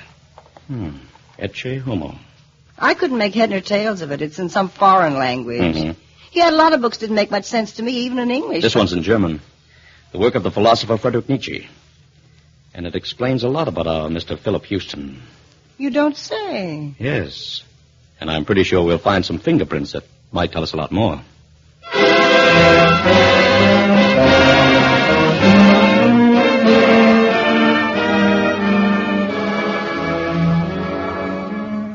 That night, Special Agent Cameron contacted the Detroit FBI office and requested a check on the Michigan license number of the Bandit car. Also, he airmailed to Washington fingerprints he found in the book. Next morning, there was another bank robbery 100 miles south of Chicago. And that afternoon found Houston and Della hiding in the barn of an abandoned farm. Della? Yes? From now on, for a while, we'll hide out by day and travel by night until we get where we're going. Where are we going, Phil? You'll know when we get there. And after that, we'll take off time for some real fun. But, darling, the police will still be looking for us. And we'll still be outwitting them. Now, you curl up and get some sleep. I'll keep watch. No, I'm not sleepy. Della? Yes? Look in this bag. That's over $30,000. I know. Money is power, Della. Power to do whatever you want to do. Go everywhere you want to go. Have everything you want to have. I know, Phil. What chance would you have for this back home, huh? Scrubbing and cooking. Scrimping and saving, moving in a circle that gets tighter and tighter until it chokes the very breath of life out of you. Do you want that? Of course not. No. You and I have got to be free souls. And our freedom is in this bag. It's full now, Della. And it's going to stay that way. Because we're smart enough and strong enough to keep it full. Do you understand? Yes, Phil.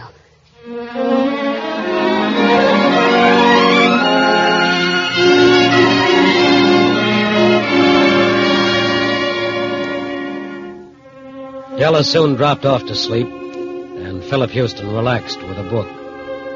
But his Superman self-assurance would have been a little disturbed had he known what was taking place in the Chicago office of the FBI. Cameron speaking. Hello, Cameron. Murphy, Detroit. Oh, hello there. Have you got something on that Michigan license? Yes. It's a 1938 black Buick sedan. Bought 2 weeks ago from a used car dealer. Mm-hmm. And re-registered under the name of John Weatherford. Any description of Weatherford? It checks with your man, Houston. All right. Model number? 63239300. Got it? 9300. Right. I'll put out a 5-state alarm on it right away. Thanks a lot. Busy, Leo? No. What have we got, George? Teletype from Washington. The fingerprints on the book have been identified. Good. They belong to Philip Windsor, who served time in Kansas State Reformatory. And the description is that of so-called Philip Houston. Well, Mr. Windsor better pray for a quick cool spell. His trail's getting hot.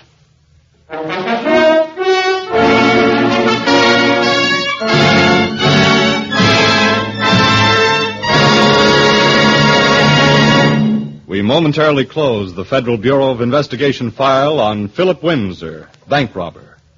We'll return to this case in just a moment. As you read today's newspapers, you undoubtedly experienced a profound feeling of satisfaction when you noted how quickly America has begun to return to the ways of peace. Already a number of the restrictions that were necessary in time of war have been lifted. Others will soon be removed. Business, as well as government, is playing an important role in hastening this return to normal living conditions. And in the forefront of this movement is the management of the Equitable Life Assurance Society of the United States. During the war, it was necessary to exclude certain war risks from newly issued life insurance policies. But yesterday, one day after hostilities ended, Thomas I. Parkinson, president of the Equitable Society, announced that the society would discontinue, effective immediately, the war clauses in life insurance policies hereafter issued. This means that Americans, even if now serving in the Army or Navy, can now buy an Equitable Society policy that contains no restrictions as to war risks. Just as the Equitable Society is alert to peacetime opportunities to improve and liberalize its life insurance services to the public, so its funds will continue to work in ways that benefit the country as a whole. Equitable Society dollars, the result of the work, thrift, and savings of the American people, will continue to be invested in the great industries which are now converting to peacetime production to provide jobs for our returning servicemen. Yes, by serving its members, the Equitable Society serves America.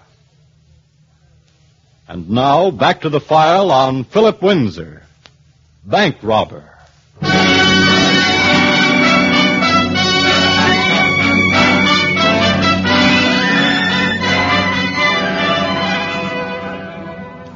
Criminals are not always products of an underprivileged childhood. Many of them had more than comfortable homes, and many of them received the advantages of an excellent education. What caused them to turn to crime? Some started out merely seeking new thrills. Others?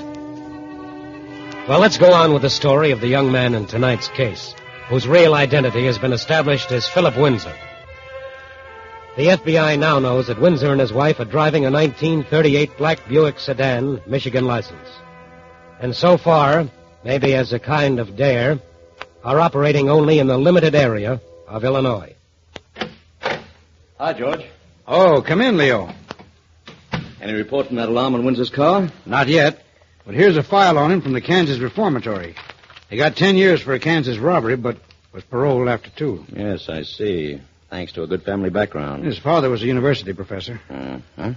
In a nutshell, Windsor was a precocious kid who eventually became contemptuous of everything normal and conventional. And overripe for the power philosophy of old Friedrich Nietzsche. Exactly. Come in. This teletype just came in. Thanks, Ruth. Well, what is it? A report from Belleville. The police down there found Windsor's Buick in a local garage an hour ago. I see. He left it there to have the motor overhauled and rented a Ford from him to use while the car was being fixed. In other words, he just traded cars. Yes. The Belleville police have already sent out an alarm on the Ford. You think Windsor is going out of sight for a while? It looks that way. And the safest place to do that would be at some friend's house. Yes.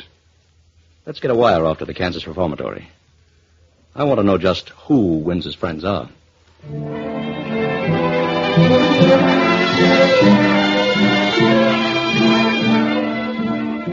It was at about this same time, shortly after dark, that Philip Windsor and his wife, Della, slipped out of a cheap rooming house in East St. Louis, down in southern Illinois, got into the Ford sedan and drove rapidly out of the city and headed north. In a few hours now, Della, we'll be in Chicago. Then what? Then I'll contact my friend Kingston, and he'll give us a safe haven for as long as we need it. Personally, Phil, I would like to hurry up and get some of that freedom you were talking about. Well, we have it right now. You call this freedom? Aren't we doing the things we set out to do? Aren't we living our own lives in our own way? I don't call having to hide out by day and slip around by night freedom. And knowing that the police are constantly looking for us, I don't call that freedom either. I don't want to be disappointed in you, Della. Disappointed? I chose you because I thought you had strength and courage. Have I shown anything else? Your behavior right now is a sign of weakness. I'm just tired of running and hiding. That's all part of the game, Della. But we don't call it running and hiding. Those are cowardly words. What do we call it then? This is a game that requires consummate courage, daring, and skill. And in every game, there are offensive moves and defensive moves. Of course. We have committed 2 offensive moves. Now we are meeting the inevitable counterattack with defensive measures. Don't you see? Yes, I see. State Highway Patrol. What do we do? Just keep calm and leave the rest to me. Pull over to the side and stop. Yes, sir?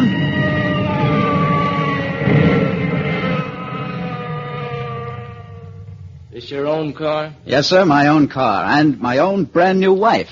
We're on our way home from a little honeymoon trip, and Let me see your license. Oh, marriage or car license? I don't inspect marriage licenses. All right. My car license is in my bag on the back seat. I'll get it for you. Was I going too fast, officer? I'm not interested in that angle now. Ah, here it is. Here you are, officer. Phil. That's one counterattack repulsed, Della.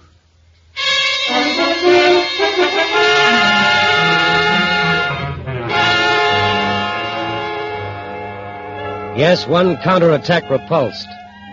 But another was about to form in the FBI Chicago office. It is nearly midnight, and Special Agent Cameron, who went out for a bite of food while waiting for the report from the Kansas Reformatory on Windsor's friends, is re-entering the office. Did that report come in yet, George? Yes, and so did another one. What do you mean? Windsor slugged a highway patrolman who stopped him on the road out of East St. Louis about 9 o'clock. Which way was Windsor headed? Right here, Chicago. What's the report on his friends? After he got out of the reformatory, he corresponded regularly with a Marvin Kingston who was still in. But he's out now. Where? Chicago. And here's the address. Good. Keep your fingers crossed, George. This may be the beginning of the payoff.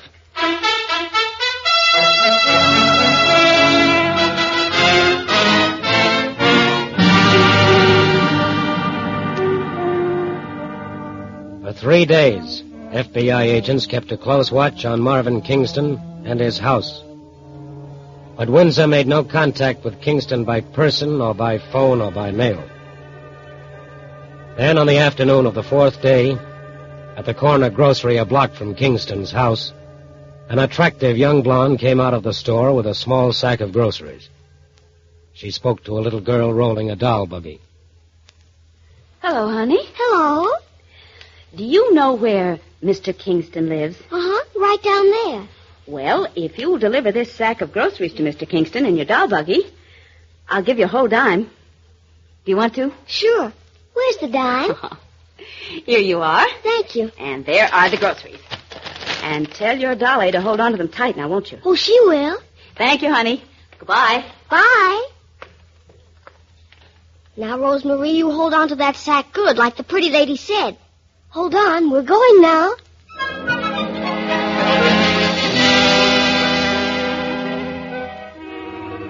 The little girl reached Kingston's house and was about to take the sack from the buggy and start up the front walk when Special Agent Cameron intercepted her.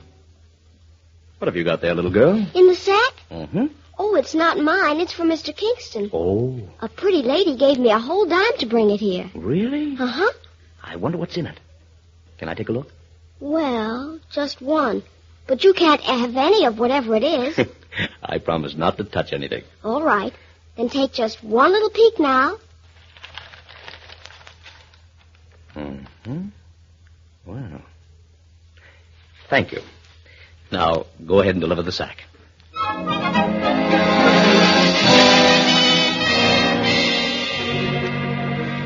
Agent Cameron watched until the girl had delivered the sack and gone.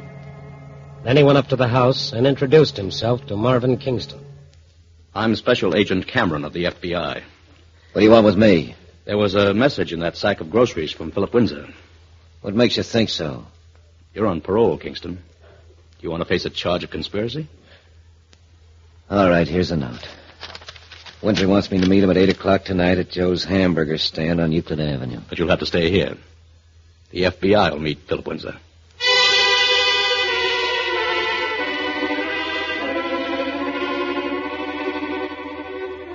At 7:30 that night, several FBI agents joined Cameron and took up positions at various points outside the hamburger stand. Promptly at 8 o'clock, a car drove up and parked half a block away.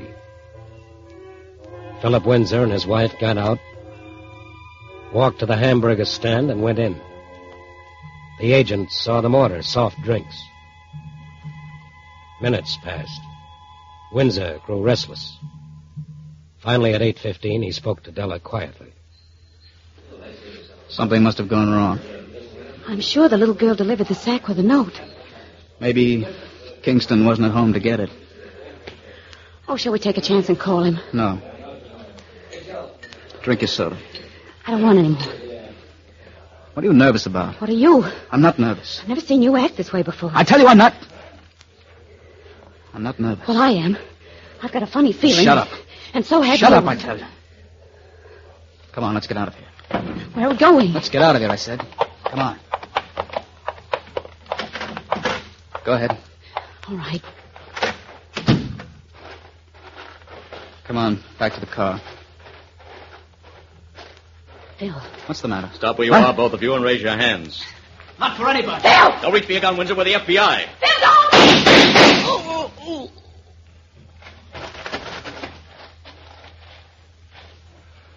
You're his wife, Della?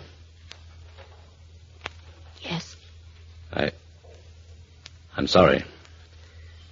It didn't have to end this way, you know. Yes, I'm afraid it did. It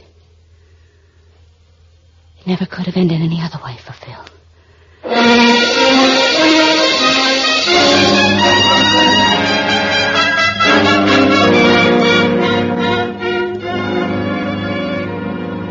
Philip Windsor had no respect for law-abiding citizens. He said, "It is far better to live courageously than cowardly." And saying that, he showed his contempt for those of us who lead conventional lives. Philip Windsor would have been smart to have looked at the record of this nation at war. Because the courage of conventional ordinary people has been proven on every battlefield. Freedom from tyranny was won on those battlefields for you, the law-abiding conventional citizen of the world. And freedom from criminal aggression is being won for you here in America by the special agents of the FBI. The special agents who every day prove he who lives by the sword shall perish by the sword. That's the way the Bible puts it. And the history of the world has shown how right the Bible is.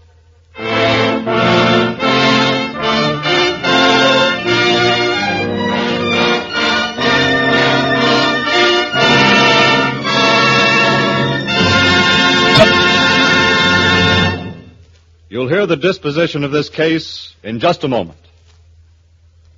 Did you know that in a single battleship of the United States Navy, there are more than 900 electric motors, 1,000 different electrical instruments, 1,100 telephones, 1,600 electronic tubes, and a wiring system 1,700 miles long, all that on one battleship?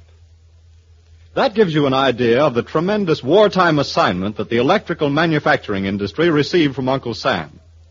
Radar, automatic plane pilots, smoke generators, sound detectors, range finders. These are only a few of the thousands of complex electrical products supplied in enormous quantity to our armed forces.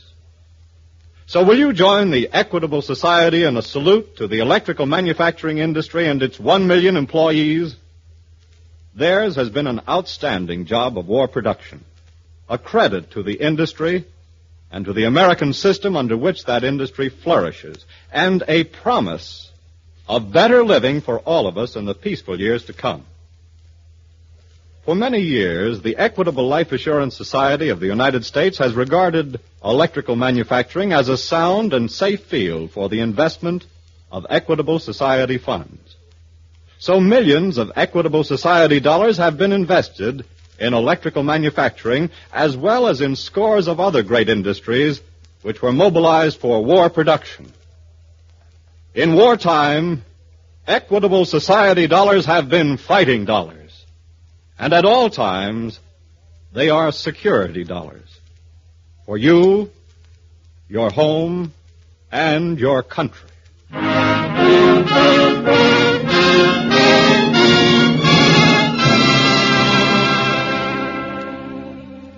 After the death of her husband, Della Windsor was convicted for her part in the bank robberies and sentenced to 10 years imprisonment.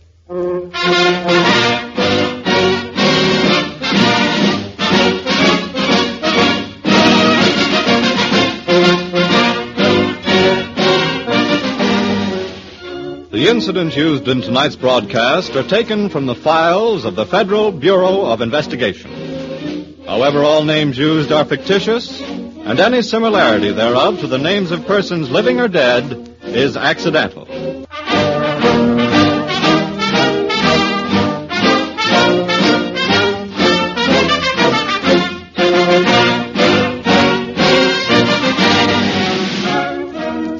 Tonight, the music was under the direction of Frederick Steiner. The author was Frank Ferries. Your narrator was Frank Lovejoy. This is Your FBI is a Jerry Devine production. Now this is Carl Frank speaking for the Equitable Life Assurance Society of the United States and inviting you to tune in again next week at this same time for This is Your FBI.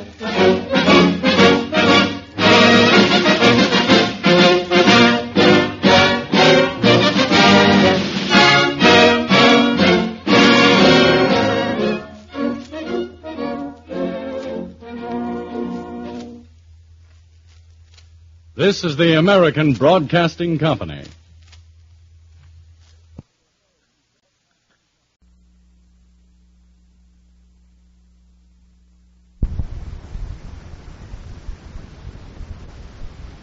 The Equitable Society presents This is Your FBI.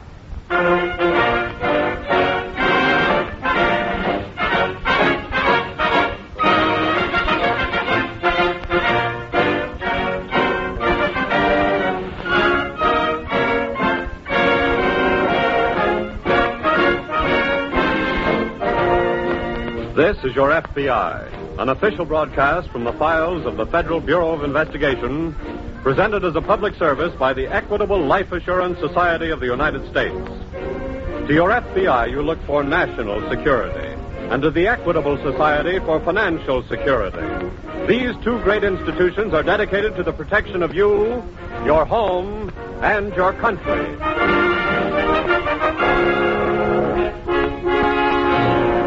Tonight's file, murder.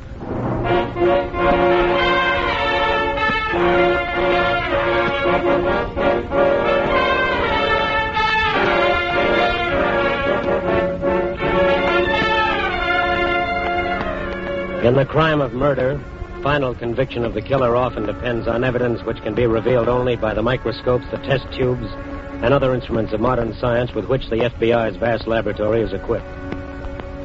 Whereas the steps leading to the killer's arrest may depend altogether on the intelligence and swift action of the special agent on the case. Tonight's case from the files of your FBI is a dramatic example of how investigative ability brought about the arrest of a brutal killer, after which science convicted him. About 2 miles out from the village of Belford, Massachusetts, sitting well back from the road, is the weather-beaten house occupied by the Creighton. Although a sign on the roadside mailbox reads, "Tourists accommodated," Effie Creighton, a kindly little gray-haired woman nearing 70, and her granddaughter Lynn are alone most of the time, as they were one rainy Saturday night in the early fall. In the living room, Effie sits in her rocker before the fire, knitting. Lynn is at the piano, while Blackie, a Scotty, stretches indifferently before the fireplace. Lynn, my dear, couldn't you play something just a little more cheerful? It's not a very cheerful night, Nanny. It feels cold and clammy, like the touch of death. Oh, gracious. Well, what kind of talk is that? Sometimes rain is warm and friendly, but tonight it's stealthy, like death. Blackie! Blackie, must you be that way, too? Blackie also feels the night. It's that ghostly music affecting him. Now, be quiet, Blackie.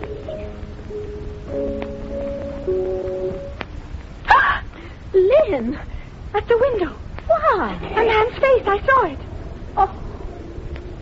It's gone now. Lynn, you've just worked yourself into a state with that graveyard music. No, Nanny, I swear it.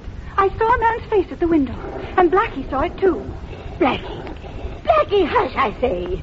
Oh, Lynn, you've got him all worked up, too. But I tell you, I did see a man's face. Nonsense.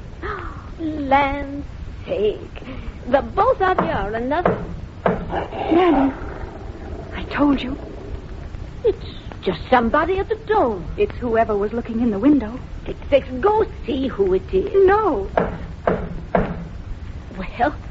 Well, then I'll go myself. It's probably a traveler just wanting to spend the night. Please, Nanny, don't let him in. Nanny! Blackie, hush that up. I don't see anyone here. Oh. I'm sorry if I frightened you. Oh, it's my old eyes, young man. They just didn't see you right away, standing there in the dark. What do you want? Well, I saw your tourist sign. I've come to try to engage a room. Oh, then come in. Come in. Thanks. Oh, hush, Blackie. You mustn't mind him, young man. Oh, that's all right. You know, I feel that way about strangers sometimes myself. Oh. Hello. Hello. What's the matter? Why are you looking at me that way? You were looking in the window a while ago, weren't you? Yes? Why did you do that? Oh, well, please forgive me. You know, I guess that I've seen too many of these horror movies. You know, this house kind of made me think of one of those mystery houses where the mad doctor, he carves up his guests. Oh, good gracious. Yes, that's why I looked in the window, really. Yes, but when I saw a sweet little old lady and a charming young girl... Ah, but we might be just a blind for that mad doctor, you know. I'll take the risk. Well, I've already put my car in your garage, but I'll have to go out and get my bag. Oh, surely, go ahead. What on earth is the matter with you, Blackie? Maybe Blackie senses something we don't. Nonsense. Why, he's a very nice young man. I disagree with you, Granny. Here he comes. Hey, that rain seems to be a bit wet, isn't it? You get right out of those wet clothes, young man, and I'll scare you up a bite of supper and some hot coffee. Thanks. That'll be awfully nice of you. Get away from that suitcase. I'm sorry. Blackie, now you go on into the living room. Go. What's your name? Oh, I'm sorry. It's Smith. Harold Smith. Well, I'm Effie Creighton. Uh-huh. And this is my granddaughter, Lynn. Oh, hello. How do you do? Will you just be here for the night? No, well, I might be here longer. That is, if I may. Oh, you can stay just as long as you like. Good. I'd like to make a request. Oh, what's that? You see, I didn't tell anyone where I was going, and yes? I just wanted to be alone for a few days. What, it just has to do that now and again, I guess. But suppose somebody should happen to inquire of us about you. What shall we tell them? I said nobody knows I'm here. Well, even if they do ask Lynn, we don't have to tell them Mr. Smith is here. Now, it's just you don't worry, young man. We won't say a word to a soul. Thank you.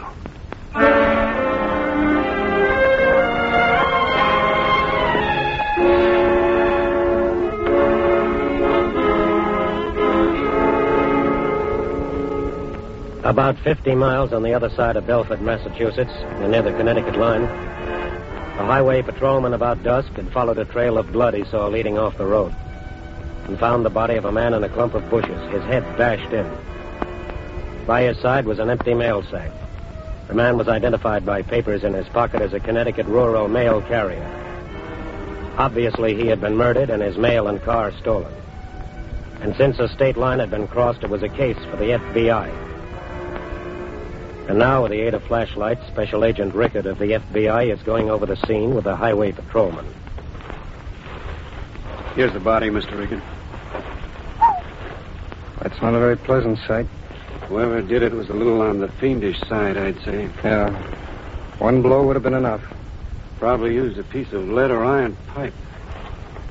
Well, I'll have to get a plastic cast of the wound. Here's the mail sack. Empty. Oh, I'll take that with me. Could be some of the killer's fingerprints on it. I don't quite figure his motive.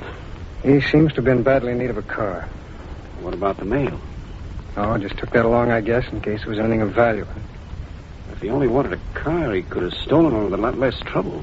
Now, to the man who did this kind of a job, killing is no trouble. It's a sadistic pleasure. Yeah. Well, you said you wanted me to help you make some plastic casts of the killer's footprints and those tire tracks up there at the road. Yeah. Let's get up there. And I guess you'll want to arrange to get the body down to the morgue. Okay. Here's the spot where he dragged the body under this barbed wire fence. Mm-hmm. Well, he seems to have left us another little clue. Look. Caught on this barb. Yeah. A tiny piece of cloth of some kind. Mm-hmm. Looks brown to me. Mail carrier wasn't wearing anything of that color. The killer must have snagged his own coat or breeches. Well, I'll take it along to the lab. Let's make those casts now. We've got to get a line on this killer fast. There's no telling when or why he'll murder someone else.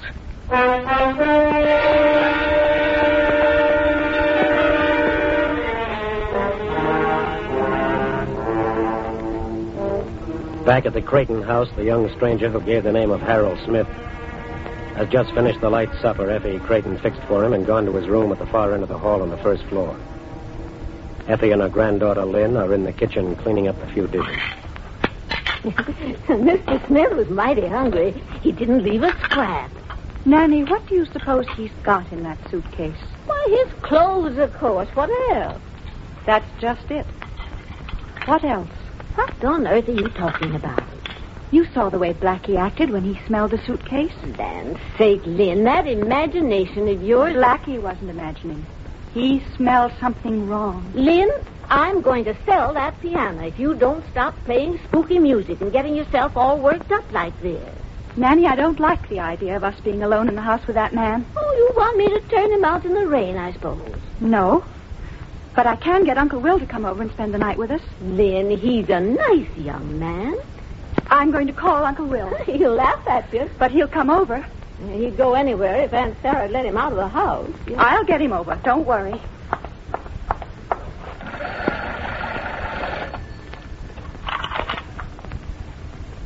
Hello? Hello? Operator? Operator? The phone is dead, Nanny. Dead? Nonsense, Lynn. I said the phone is dead. Well, what on earth could have happened to it? I think I know.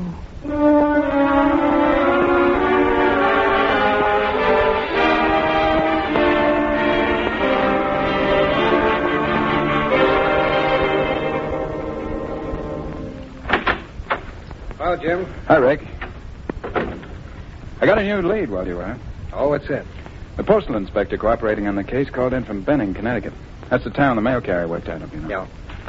But shortly after noon today, a young man about 6 feet tall robbed a movie cashier. Uh-huh. He was wearing a brown suit, and he didn't use a pistol. He threatened the girl with a heavy piece of pipe. How'd he get away? Ran, disappeared in the Saturday crowd before anybody knew what had happened. Mm-hmm. And he probably commandeered the mail carrier's car to make his full getaway. Mm-hmm. After they got over the state line, killed the mail carrier, dragged his body into the bushes, and took out with the car. Yeah, that sounds just like it. Where's the description of that car, Jim? Oh, right here. Pull out a 5-state alarm on it right away.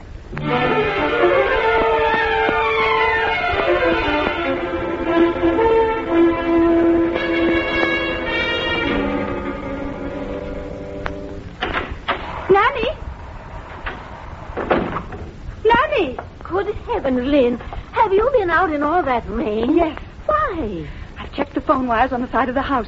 They've been cut. Good. He did it, Nanny. I know he did. But why? For all the reasons that I... Here he comes.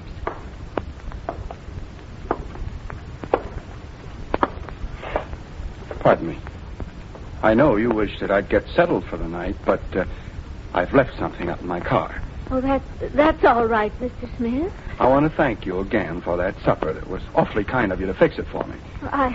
I couldn't let you go to bed hungry. Thank you. Excuse me.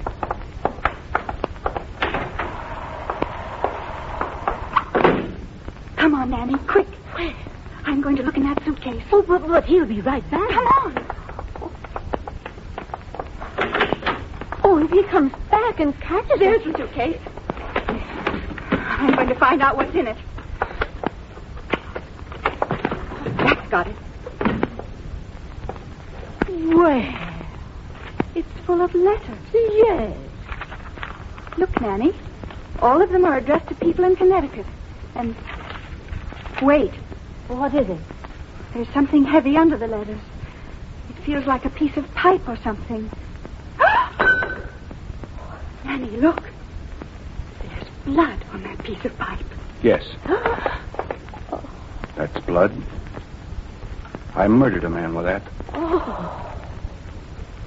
Well, you don't look surprised, young lady. I'm not. Oh, we're not going to let you hide in this house. I'm going to the neighbors and call the police. Get back here. Oh. Listen, you, young lady, you pick that up and put it back where you got it. Oh. I said pick it up. Now, until I'm ready to leave here, I'm running this house. See, and you'll both do exactly as I say, or I'll kill you.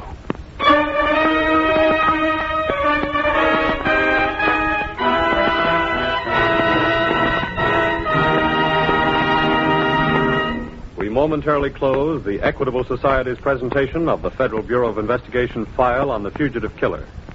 We will return to this case in just a moment. One of our most eminent Americans, Benjamin Franklin, was a great believer in societies. As a young man, he formed his friends into the Leather Apron Club. Later, he organized the first circulating library in America and the first fire company in Philadelphia. And in 1743, he founded the American Philosophical Society. From that day to this, Americans have recognized that the best way to get things done is to get together, to cooperate. A society to which more Americans belong than almost any other is the Equitable Life Assurance Society of the United States, with more than 3.25 million members. Now, the purpose of the Equitable Society is security, financial security for its members and their families. Equitable members know that their society is something more than a great organization in which they have insured their lives or provided security for their old age.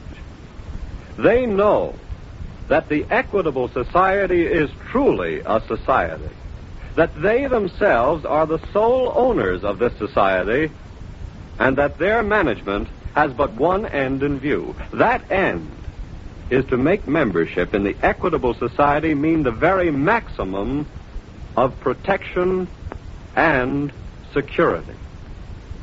To accomplish this purpose, Equitable Society funds are invested wisely and soundly.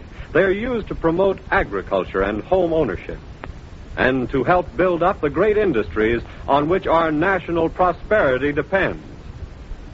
And so, by serving its members, the Equitable Society serves America. And now, back to the file on the Fugitive Killer.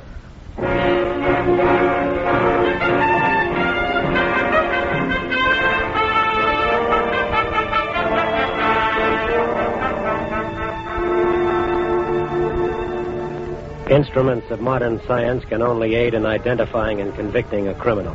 They cannot catch him. That remains solely a job for human intelligence. In the case of the Fugitive Killer, many clues were now in the FBI laboratory ready to convict him. But it is up to Special Agent Rickett to find him.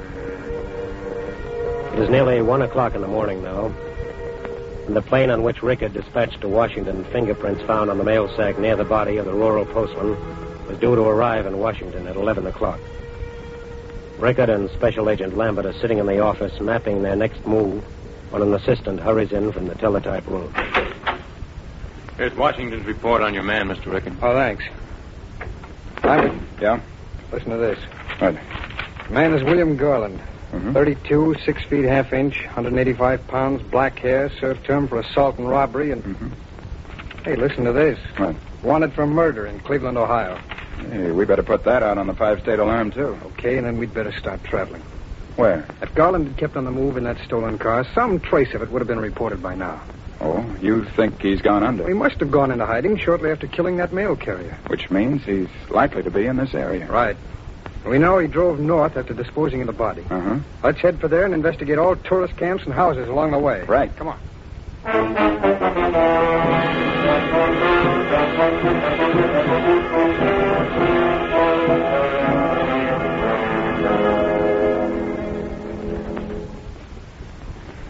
Well, this is really quite a cozy picture, Miss Creighton. Your grandmother dozing in her rocker by the fire. So peaceful. It helps me to think. You see, I'm trying to figure out how to keep from killing you. Why? Well, there might be a better use for you. That's a car entering your driveway, isn't it? Yes. Well, just a minute. You sit down. Whoever it is has seen the light on. Here, I'll answer it. You stay where you are.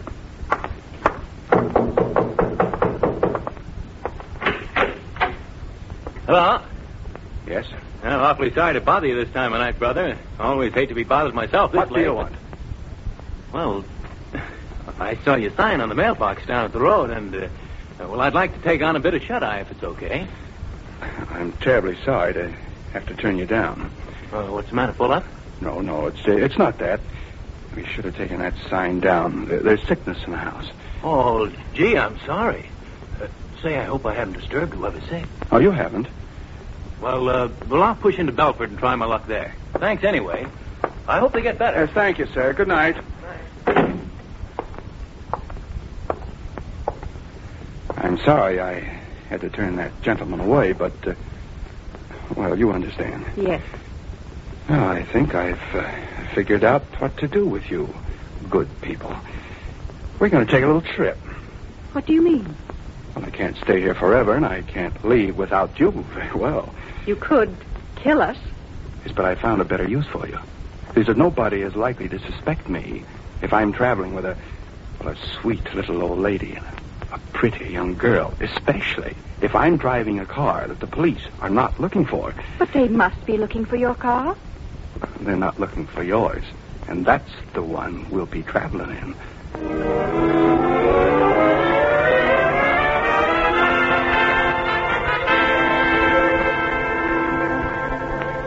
Special agents Rickett and Lambert have investigated every tourist camp and house south of Belford without finding any trace of the killer. They have just stopped at an all-night lunchroom in Belford for coffee. Here you are, Gent. Thanks. Oh, by the way, waiter. Yes, sir? You know of any good tourist camp or house that's north of here? Yes, sir. You ain't far from a good one right now. Oh? Just a couple of miles up the road, the Creighton House. Hey, did you say the Creighton House? Yes, sir. Pardon me for butting in, fellas, but I was just there myself and got a turn down. Oh? Well, yeah, the fellow that came to the door said there was sickness in the house. Oh, I see. Did you say the fella that came to the door? Well, yeah. You must be talking about another house. There ain't no man lives at the Creighton House. Just an old lady and her granddaughter. I know him well. Oh, no, I'm sorry, but it was the Creighton House. I saw the name in the mailbox. Oh, mister, what did this fellow look like? I didn't pay much attention. Kind of tall, had on a brown suit. Lambert, let's go.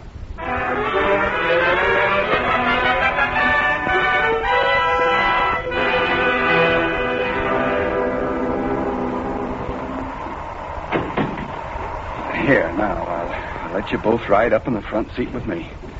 All right, come on. In you go. Take your hands off me. Just where do you think you're taking us? I told you, I'm taking you and your grandmother for a little ride. All right, get in. I said get in. We're losing time. I'm sorry that Blackie has to miss the trip, but a dog is such a care, you know. There's a car. Yes, I see it. It's going to turn up our drive. Well, that's too bad. They'll have to wait for me to drive out first. Just a minute, please. Don't either of you say a word. What do you want? Want to talk to you. What for? We're special agents of the FBI. Sorry, I can't stop. Okay, Lambert. After him.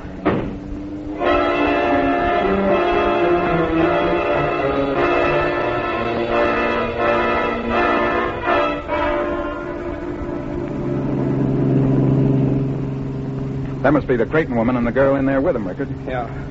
Jim, pull up as close to that car as you can. You want me to force him off the road? No, keep your headlights on his rear wheels. I'm going to try and shoot out a tire. Go to it, Rick. But keep your bullets low. Okay. I got his taillight. That's got it, Rickard. Good work. Come on, step on it, Jim. All right. All right, pull over and start, Garland. And keep your hands on the wheel. You women all right? Thank heaven. Lambert? Yeah? Keep your gun on him. Right. Want to change a tire, and we'll see these ladies safely home.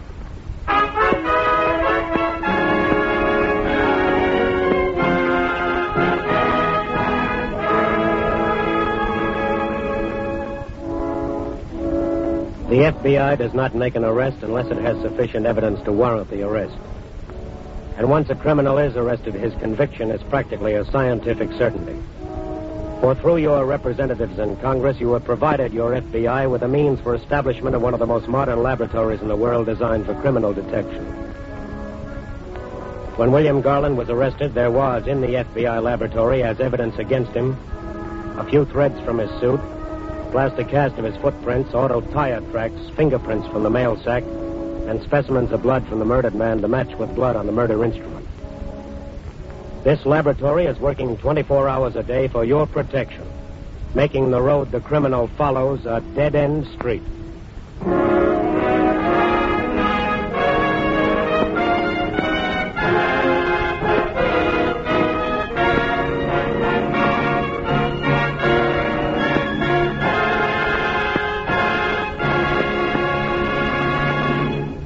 You'll hear about the disposition of this case in just a minute.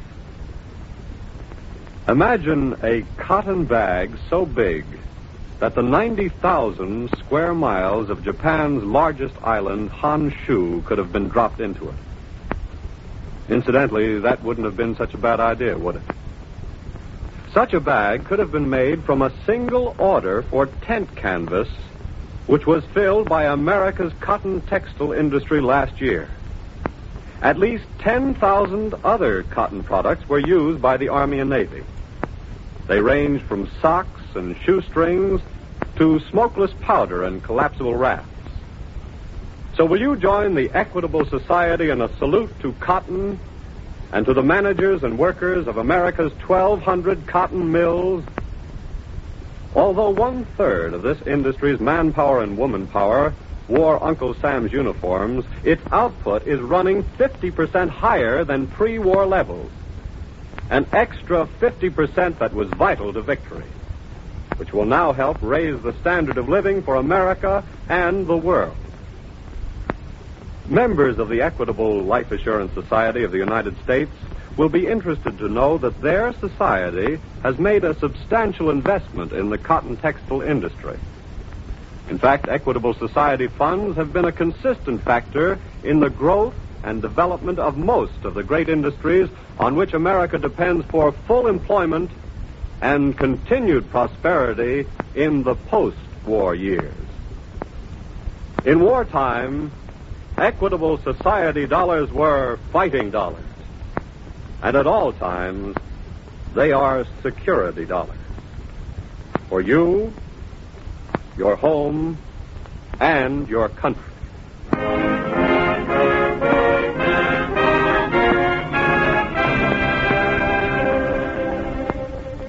William Garland was turned over to local police. He was tried and convicted on the charge of first-degree murder.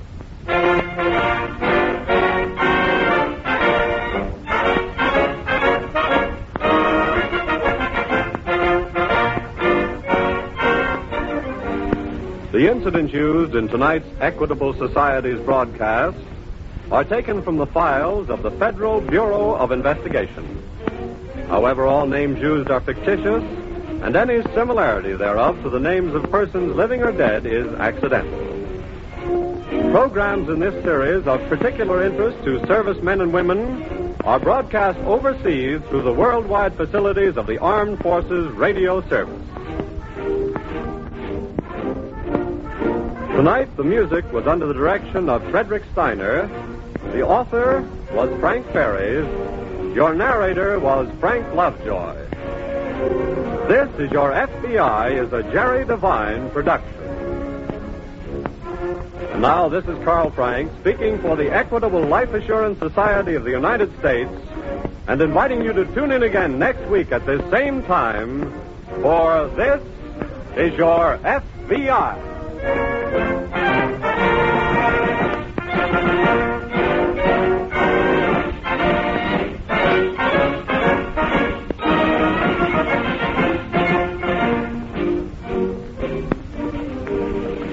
A page from the annals of our courts of justice. That's famous jury trials. Tonight's exciting case follows now over most of these stations. This is the American Broadcasting Company.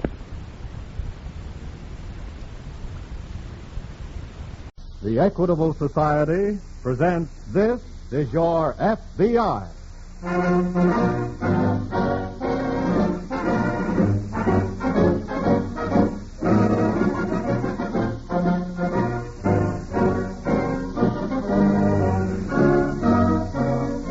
This is Your FBI, an official broadcast from the files of the Federal Bureau of Investigation, presented as a public service by the Equitable Life Assurance Society of the United States. To your FBI, you look for national security, and to the Equitable Society for financial security. These two great institutions are dedicated to the protection of you, your home, and your country.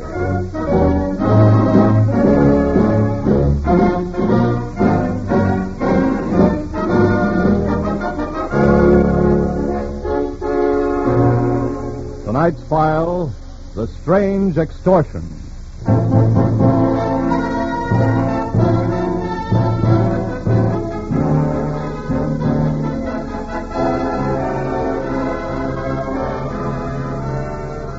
Hardly a day passes that some person of large income or great wealth does not receive a letter demanding that he pay the sender a certain sum of money or suffer the consequences.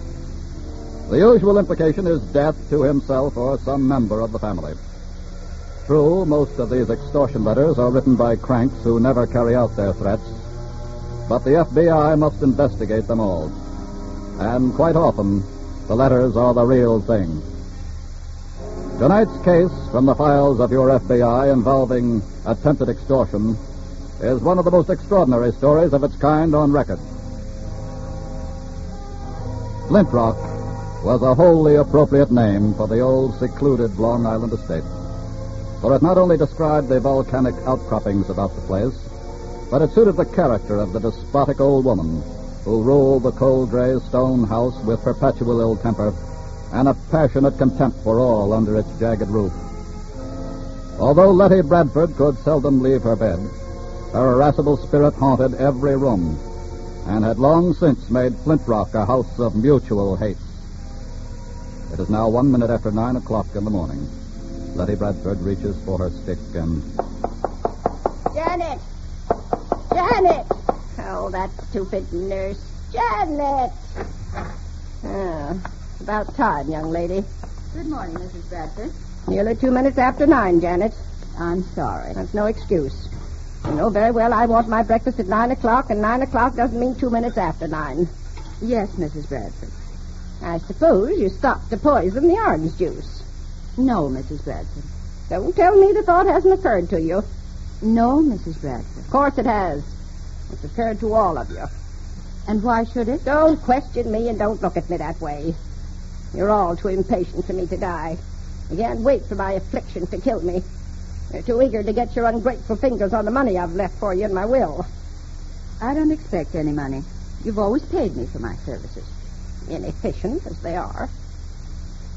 Shall I pour your tea? Don't you always?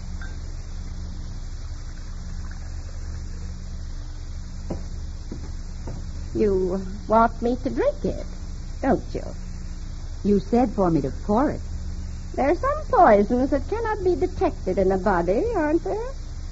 Yes, there are several. I won't drink the tea. Take it away. Take it away, I say. As you wish. Well, don't stand there tapping like a woodpecker, Charles. Good morning, Mrs. Bradford. Good morning, Janet. Another Judas. I beg your pardon, Mrs. Bradford. Take the tray, Janet.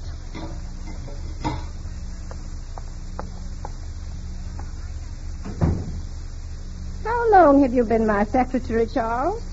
It will soon be 10 years. You must have robbed me of a tidy sum in that length of time. If you think I have, why don't you have me arrested? Nonsense. I admire your ability to hide your pilferings. What have you got there?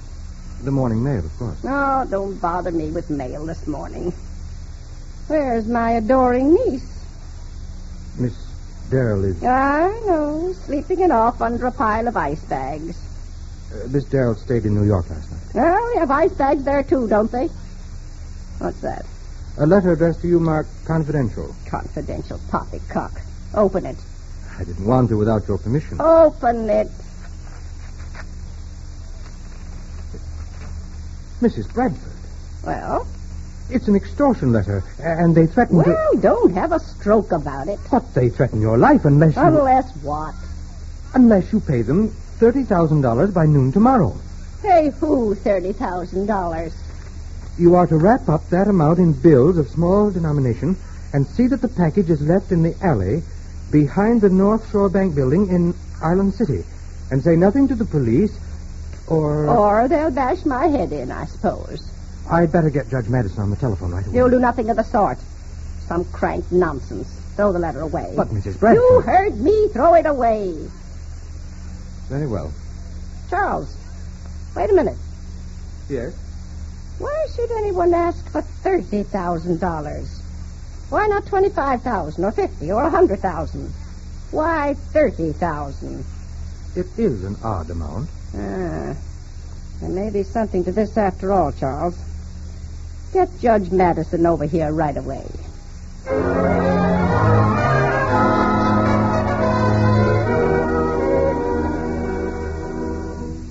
I wouldn't be surprised if all this weren't some scheme of your own, Tom Madison. Oh, my dear Letty. Of course, I could use $30,000 to good advantage, but... Can't you wait until I die, either? As executor of the estate, you'll be able to milk it for a whole lot more than that. Come now, my dear. This is a serious matter. What's serious about having my head bashed in? That'll be a happy event for all of you. Oh, please, my dear. If the letter is a genuine extortion letter, you have until noon tomorrow. And you may rest assured, my dear, before then I'll see to it that you have ample protection. I don't want a lot of to-do about this in the papers, you understand? The FBI doesn't operate that way. What does the FBI have to do with it? This is a federal crime, and I must report it to the FBI at once.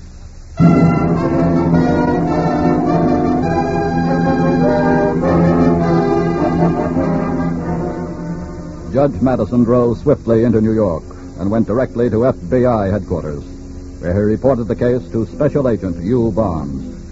And here is the letter, Mr. Barnes. Uh-huh.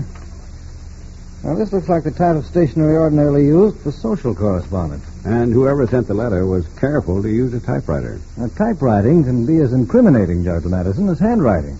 Each set of type leaves its own peculiar marks. But they don't necessarily prove who did the typing. No, but it's a good clue anyway. Oh, yes, of course.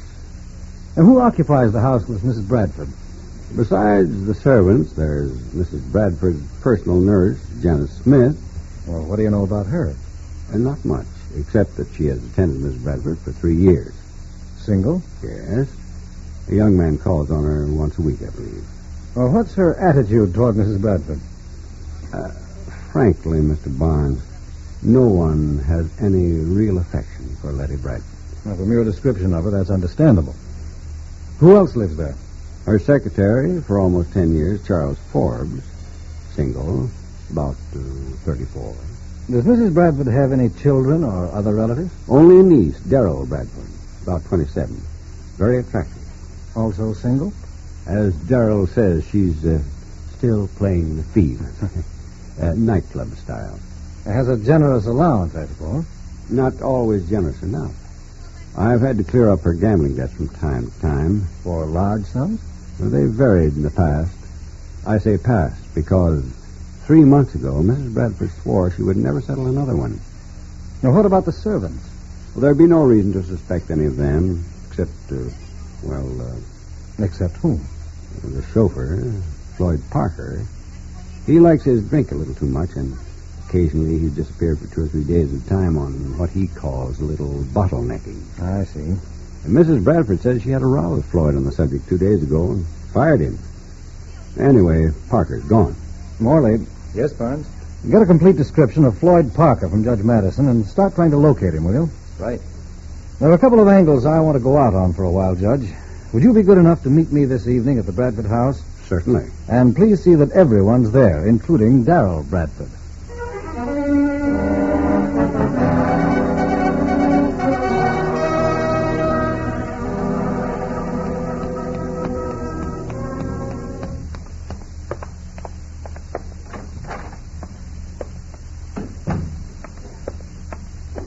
Good evening, Miss Darrell. What's good about it, Charles? I'm sorry I had to call you. You didn't tell anyone where I was. Certainly not. Thanks.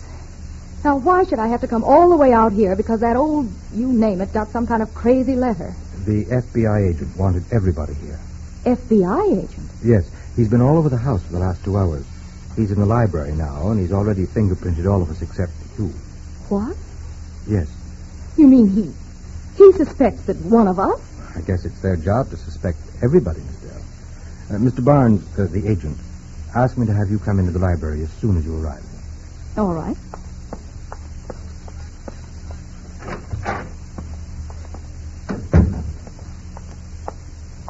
I'm Darrell Bradford.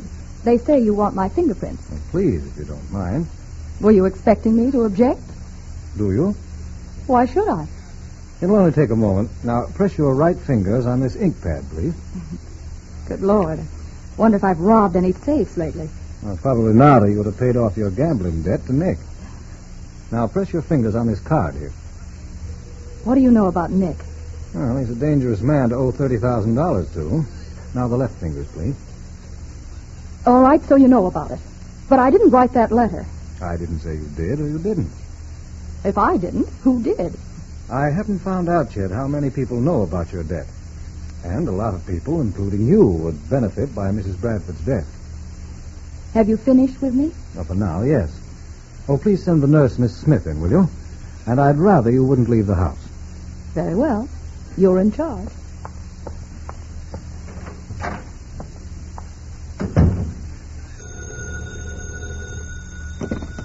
Barnes speaking. This is Morley. Any trace of the chauffeur? No, not yet. I just called to tell you I've also put out a 5-state alarm for him in case he decided to roam. Good. I'll be here for a while yet. Thanks.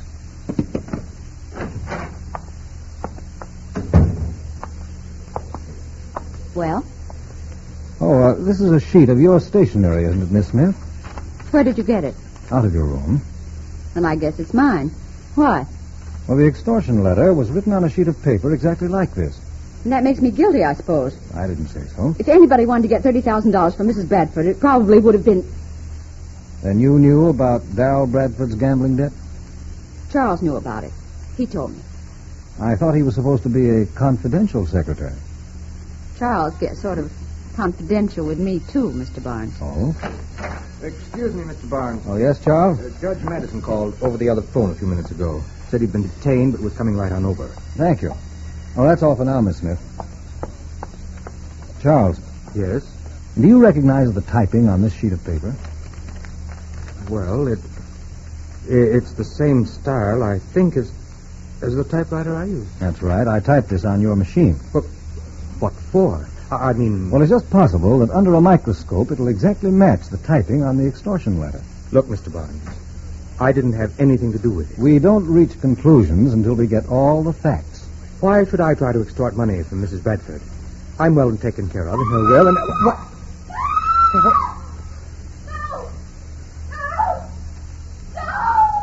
Come on. Charles! It's Mrs. Bradford, Janet. She's been shot. Miss Darrell! I'm coming.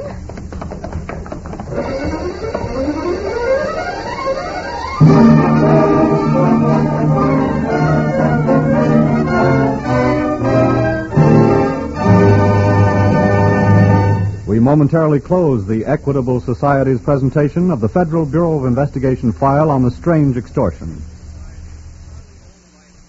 We'll return to this case in just a moment. A quarter of a century ago, a great American president, Woodrow Wilson, saw the need for world cooperation. He urged the nations to get together, to drop their rivalries, to form a united front for world peace and security. Today, the ideals of this far-sighted leader are an inspiration to those who are planning to banish injustice, war, and aggression from the face of the earth. Members of the Equitable Life Assurance Society of the United States will be proud to learn that this great advocate of international cooperation was a member of their society.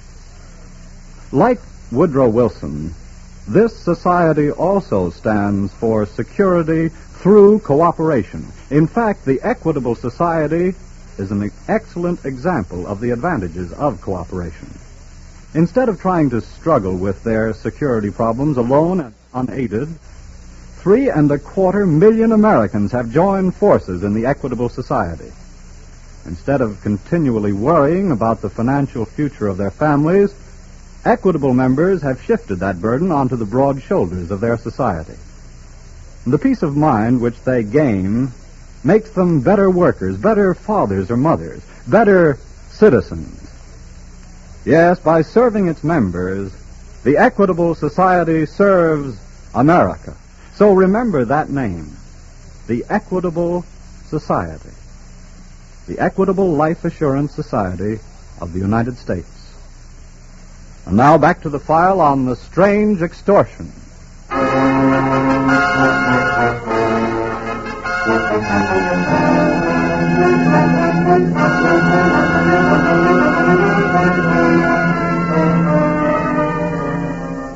In the case of Letty Bradford, mailing the extortion letter was a federal offense.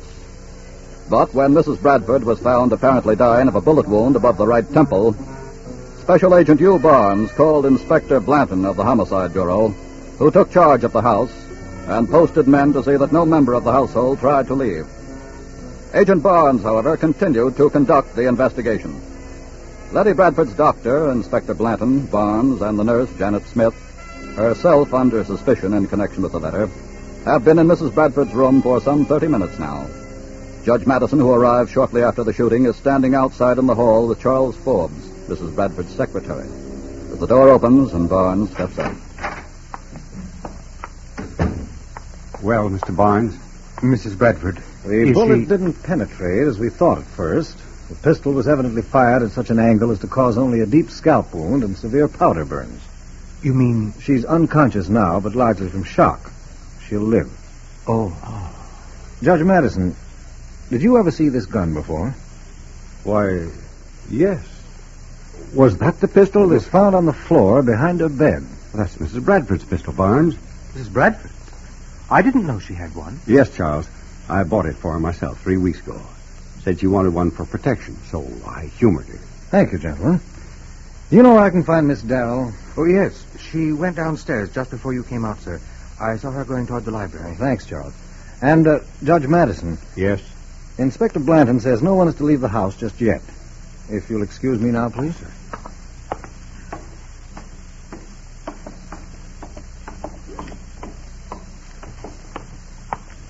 Look, Nick, it's not my fault if she doesn't die. I didn't do the shooting. What? Well, if she lives, you'll just have to give me more time. I can't raise $30,000 like an umbrella. All right, do anything you like about it. I didn't intend to eavesdrop, Miss Bradford. I didn't call Nick, Mr. Barnes. He called me to hound me about the money. I told him what had happened, and Oh, all right, believe what you like. I'm on my way to New York. I merely stopped to give you the doctor's verdict. Your aunt will live. Good night, Miss Bradford.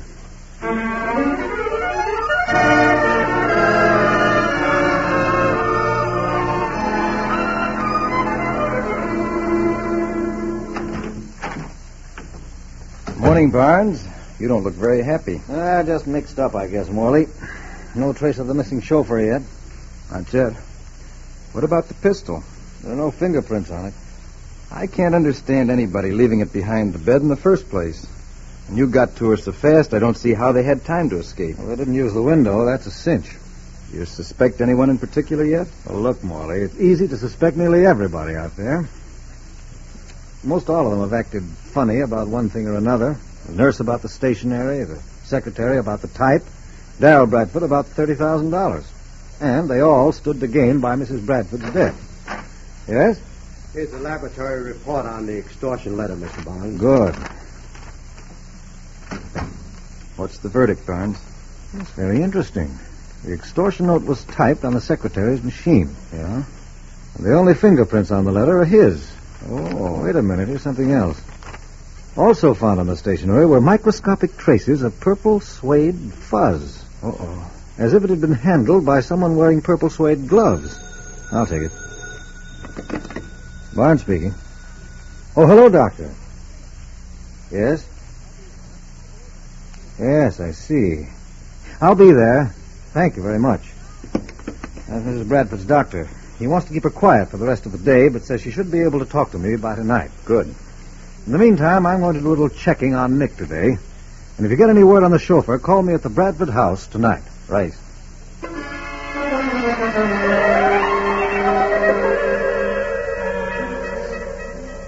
Special Agent Barnes spent the rest of the day investigating the movements of the gambler Nick and his men during the past 24 hours, but could uncover nothing involving them with the shooting or the extortion letter. Shortly after dark, Barnes forged his car through a rain and windstorm sweeping Long Island up to the Bradford house. Letty Bradford could talk, but claimed she could remember nothing that happened.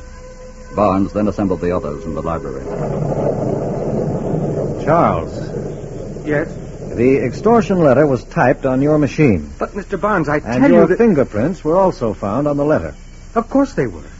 I read the letter to Mrs. Bradford. I had to handle it to read it, didn't I? And Miss Smith, your fingerprints were not found on the stationery used, but there were traces of fuzz from purple suede gloves.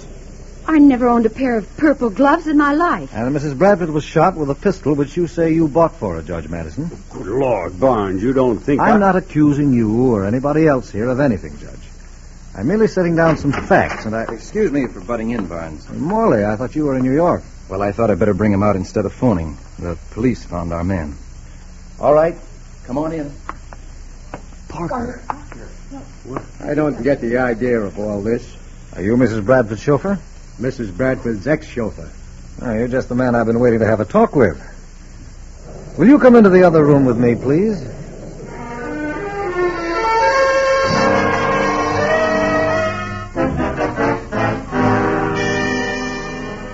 "30 minutes later, Special Agent Barnes emerged from his talk with the chauffeur, whispered something to Janet Smith, the nurse, who immediately set off upstairs. Then Barnes called Judge Madison to one side. Well, Barnes? I think I have it all cleared up now, Judge. Parker, the chauffeur? No, but he was very helpful. He knew something? Yes, something that completely clears Miss Darrell, the nurse, and Charles. Oh? I was finding it awfully hard to suspect any of them anyway. Why so? Well, Miss Smith wouldn't have been so obvious as to use her own stationery. For the same reason Charles wouldn't have typed the letter on his own machine. And Miss Darrell? Well, she needed $30,000, all right, but she's too intelligent to have demanded a sum which everybody, including Mrs. Bradford, knew she owed to Nick the gambler. Well, that sounds reasonable, but... Uh-oh. I think I found what you want, Mr. Barnes. Yes. I'm afraid you have, Miss Smith. Judge, I think you'd better come upstairs with me. All right.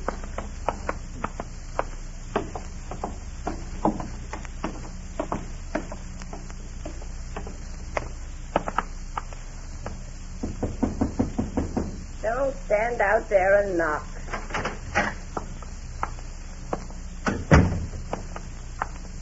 Mrs. Bradford? Well, what are you and Tom Madison up to? When you fired Floyd Parker 3 days ago, you gave him a handsome sum of money to soothe his feelings. Well, what if I did? It's my money. You also gave him a letter to mail. A letter addressed to yourself. What are you trying to say, Are young these your man? purple suede gloves? Well, Oh, certainly they're mine. What are you doing with them? The person who wrote the extortion letter used Miss Smith's stationery, Charles's typewriter, the amount of Miss Darrell's gambling debt, and wrote it while wearing purple suede gloves. Well, what if they And did? furthermore, she sought to escape an uncomfortable death from disease. At the same time, put the suspicion of murder on the beneficiaries of her will, whom she holds in contempt, by attempted suicide with a gun registered in Judge Madison's name. Well, Mrs. Bradford? All right. All right. I did it. It's all true. And I have only one regret. It didn't work.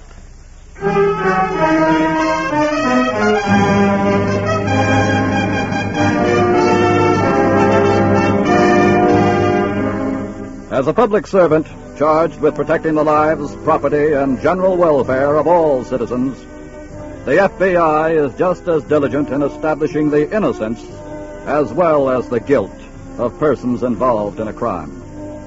In the case of Letty Bradford, there were 5 persons on whom the shadow of guilt fell. But Special Agent Barnes was not willing to arrest any one of them for the crime because of lack of sufficient incriminating evidence. Instead, his investigation was directed at removing from over them what shadow of suspicion was there. And in doing so, he discovered the person who was guilty.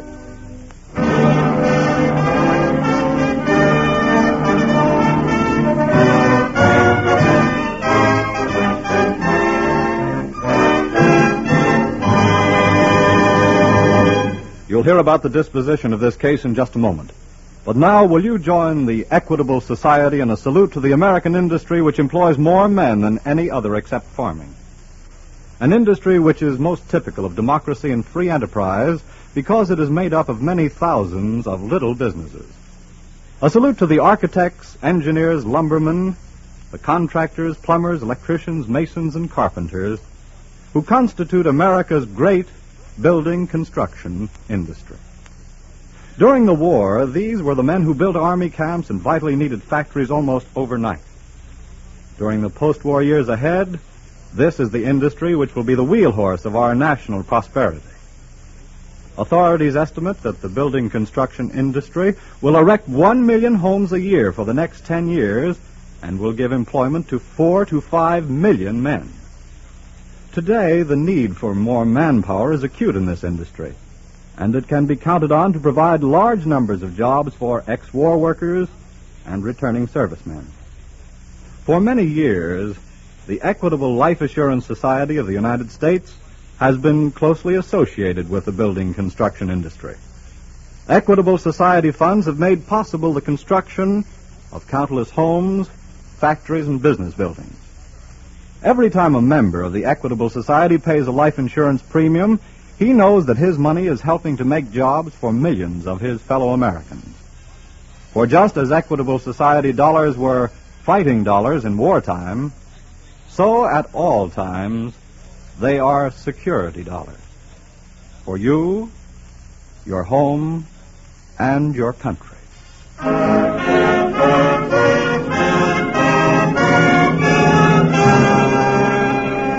Because of her physical ailments and extreme old age, no formal charges were filed against Letty Bradford.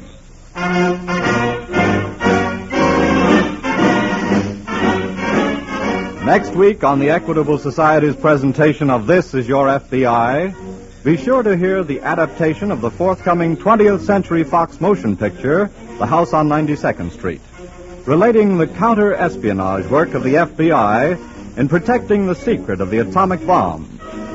Featured on this broadcast will be the original stars of the picture, William Ives, Lloyd Nolan, and Signe Hasso. The incidents used in tonight's Equitable Society's broadcast are taken from the files of the Federal Bureau of Investigation. However, all names used are fictitious, and any similarity thereof to the names of persons living or dead is accidental. Tonight's broadcast was directed by William M. Sweets. The music was under the direction of Frederick Steiner. The author was Frank Ferries, and your narrator was Dean Carlton. This Is Your FBI is a Jerry Devine production. And now this is Carl Frank speaking for the Equitable Life Assurance Society of the United States and inviting you to tune in again next week at this same time for This Is Your FBI. Want to sit in on a thrilling court case? Well, then join the audience of famous jury trials, which follows now over most of these stations. This is the American Broadcasting Company. The Equitable Society presents This Is Your FBI.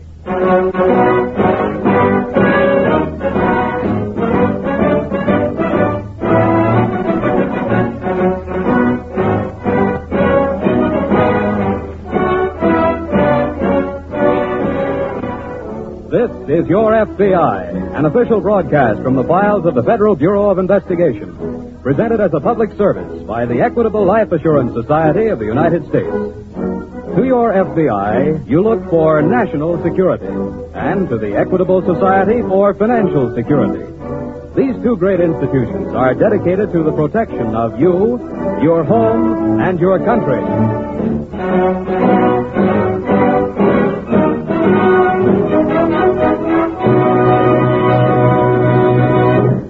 Tonight, as a departure, we bring you the preview of a sensational motion picture, The House on 92nd Street, produced by 20th Century Fox, with the actual cooperation of the FBI. It reveals the most daring espionage plot of World War II. This dramatic screenplay stars William Ives, Lloyd Nolan, and Signe Hasso, and we have them here in person for our preview. This Is Your FBI presents The House on 92nd Street.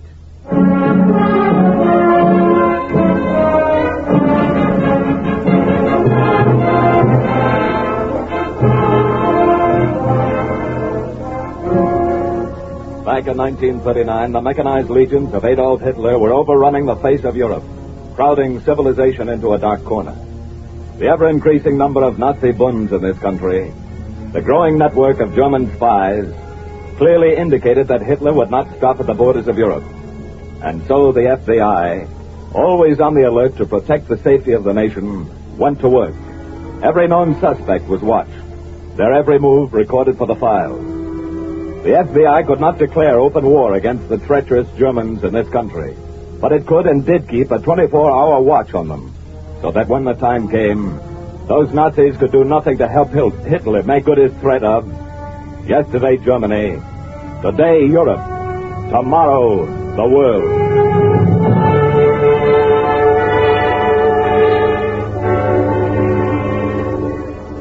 As our story opens on an afternoon in the spring of 1939, William Dietrich, a good-looking, husky young man, is standing near a pole vaulting pit on a college athletic field.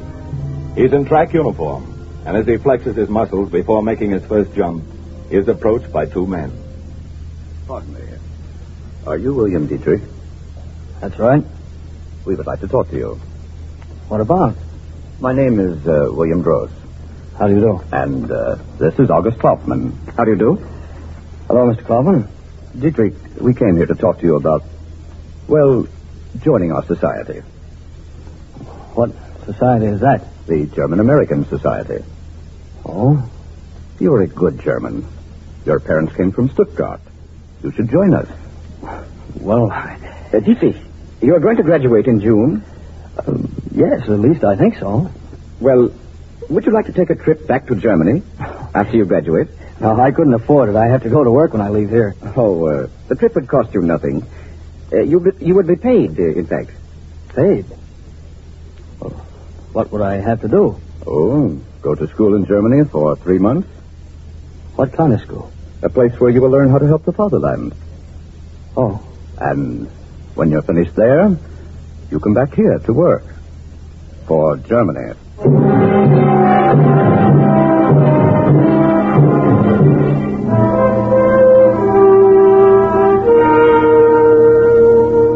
William Dietrich was a first-generation American, and like most first-generation Americans of German descent, he was a loyal citizen of this country, not a loyal Nazi.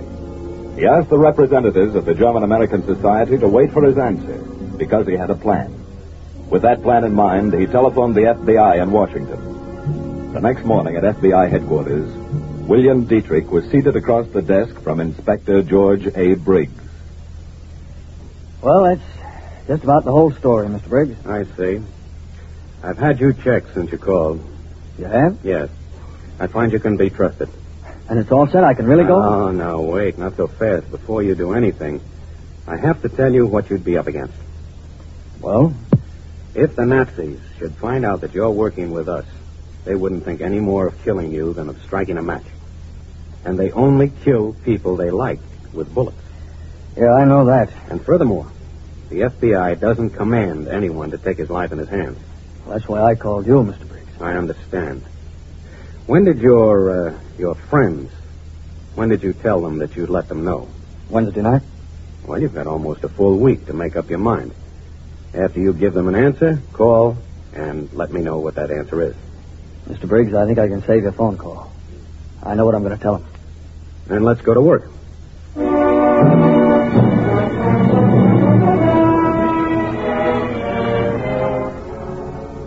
After his graduation, William Dietrich left for Germany. Arriving at Hamburg, he went to the famous Nazi school in that city, the school for spies and saboteurs. When he had learned his lessons well, he was ready to return to the United States. He was given counterfeit identification papers and some genuine credentials with which to introduce himself to the Nazi contact in New York. While he was still on the high seas, en route back to New York from Lisbon, Inspector Briggs and a special agent named Walker were busy at the FBI headquarters in Washington. Here's a report you should see, Walker. No? What's it about? A man was hit by a cab in New York 3 days ago. Some papers were found on him that looked suspicious, so they sent them down to us. Mm-hmm. He was carrying a forged passport, but his fingerprints show that he was Captain Franz von Wert. Well, he's one of the top men. He was. He died on the way to the hospital. I see. Anything come out of his papers? Yes, we sent one of the letters he was carrying to the laboratory. They found some numbers written between the lines in disappearing ink. Cryptanalysis just broke it down. And? It said, concentrate on process 97. Well, that means nothing to me. It didn't to me either. So I called a meeting this morning of Army and Navy intelligence. I read them the message. Any response? Oh, plenty. Process 97 is our new secret weapon. Oh. Nobody was even supposed to know that we were working on it. Well, what's our move? First, we've got to find out how much the Nazis know about it. And second, how they found out. Well, young Dietrich ought to be able to help us out on that one. Maybe, yes. His German credentials came in on Clipper this morning. I have them here. Oh, read them to me, will you? They're in German, and translated they say, William Dietrich is specifically authorized to receive all reports for transmission direct. And that's the first paragraph. Uh-huh. Leave that one as it is. Right. Paragraph 2 says you're instructed to look to him for all payments.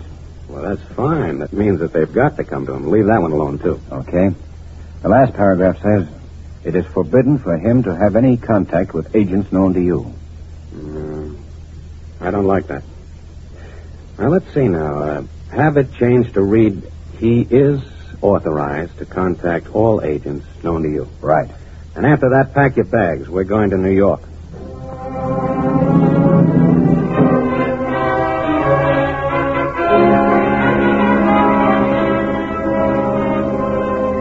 A few days later, a Portuguese freighter came into New York Harbor. William Dietrich, one of the passengers, brought his luggage down onto the pier, where it was checked by a customs inspector. The customs man was FBI Inspector George A. Briggs. As Briggs went through the bags, he quietly slipped Dietrich the new credentials. The forged credentials, which would give Nazi spy and counter-espionage agent William Dietrich more freedom. When he left the pier, Dietrich took a cab to the house on 92nd Street. There he rang the bell and was admitted into the ground floor dress shop, a dress shop run by Elsa Gebhardt. You're Elsa Gebhardt? That's right. Well, they didn't tell me you were so pretty. Who are they? Oh, pardon me, I'm sorry. My name is Bill Dietrich. Oh, I've been expecting you. Good. Here's a message for you from Colonel Strassen in Hamburg. Who's that, Elsa? This is William Dietrich. Is he the new one? Yes, Max. He brought this message from Felix. He is William Dietrich. He's authorized to receive all reports for transmission direct. He's authorized to pay out his... He's authorized to contact all agents known to me. That's what Colonel Strassen said. But I don't understand. He never sent anybody else with orders like that. I'm going to check these credentials. Oh. I'll write to a friend of mine in Argentina. He'll get a message through to Hamburg. Okay, but meanwhile, I've got to go to work. What do you want? Enough parts to build a radio transmitter. Here's a list of what I need. Why don't you buy them yourself? I can't afford to be caught buying radio parts. He's right, Max. Here's the list. Get them. Okay. That will be all for now, Mr. Very well. Don't go out through the front door. How then? Use this back door. And then walk out through the alley into 93rd Street. Okay. Goodbye, Miss Gebhardt. Goodbye. Max. Yeah? Follow him.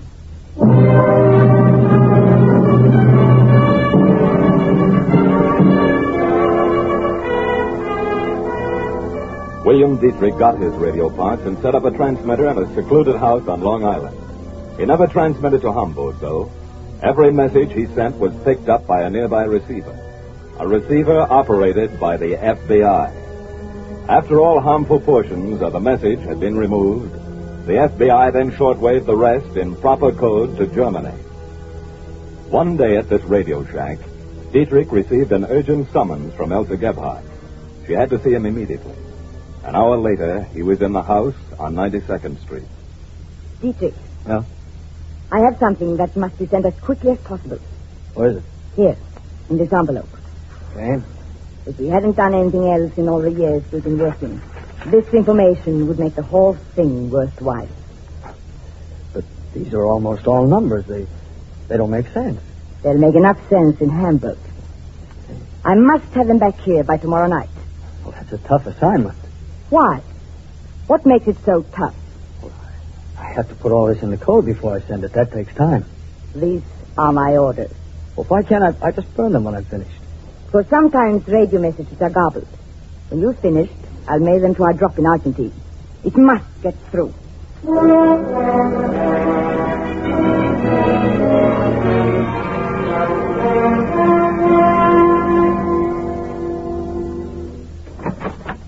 I come in? Yes, come ahead, Walker. Anything on those papers Dietrich sent in? Yes. I spoke to Dr. Appleton. He's head of the laboratory. Those papers are definitely on Process 97. What's more, he said the experiments took place just 2 days ago. What do we do now? Dr. Appleton is going to work on the papers. He says if you change one number, it can throw the Germans off for a month. You know, I don't get this whole setup. I thought nobody working on the process was allowed to leave the plant. Nobody but a few of the scientists. They can leave a couple of nights a week. But they're thoroughly searched before they go. Look, can you tell me what Process 97 is? Well, I'll give it to you the way it was given to me. From what our scientists already know about its properties, it would devastate any city it was used against. Sounds like a death ray. I made the same guess. Is it right? No. Process 97 is an atomic bomb.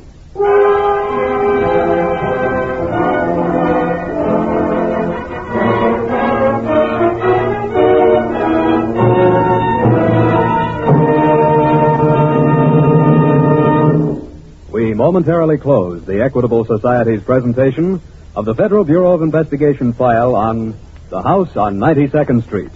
We will return to this case in just a moment. You know the old saying, there's safety in numbers. Well, that's exactly the kind of safety enjoyed by members of the Equitable Life Assurance Society of the United States. Each member of this society has 3.25 million fellow members. From the premium dollars of this vast number of men and women has been built a gigantic protective fund. In managing this fund, the Equitable Society never forgets the principle of safety in numbers. So equitable dollars are put to work in a large number of different ways. In fact, it's difficult to mention a basic American industry in which equitable dollars do not play an important part. They are invested in farming and shipbuilding, in mining and railroading, in public utilities and steel mills, and hundreds of other worthwhile enterprises. Remember, complex as all these activities may be, the management of the Equitable Society has two simple objectives. First, to make it easy for those who become equitable members to gain security for themselves and their families. Second, to make sure that equitable funds are a force for good, always used to promote the industrial and financial health of this country. Thus, by serving its members, the Equitable Society serves America. And now, back to the FBI file on The House on 92nd Street, starring William Ife, Lloyd Nolan, and Signe Hasso.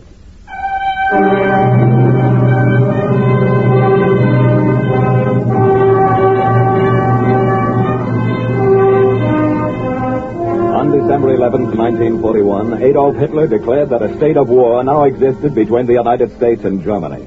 The FBI immediately arrested most of the known enemy agents. But Elsa Gebhardt and Max Coburg were allowed to continue their work because the FBI had to know. The very fate of the war we were fighting depended upon locating the leak through which Nazi Germany was getting the benefits of our experiments on the atomic bomb. Inspector Briggs in the FBI office in New York was trying to locate that leak. Briggs speaking. Inspector, this is Simmons. Yes? One of the scientists working on Process 97 is named Charles Ogden Roper. That's right. Well, he went out last night for a walk, and he went into town. Here in Manhattan? Yes, to Broadway and 123rd Street. He visited a girl named Louise Vacha. Who was Louise Vacha? He used to be a courier for the Nazis. Shall I pick up Roper? This looks like the goods. No. Don't pick up Roper, but arrest Louise Vacha.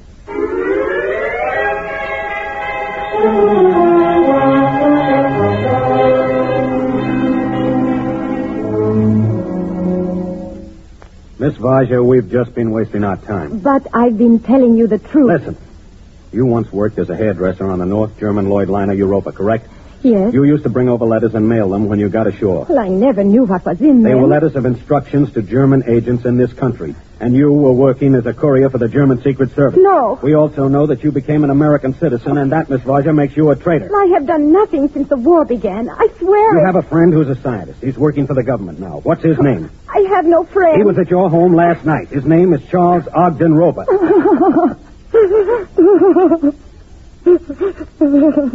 Now, let's have your story.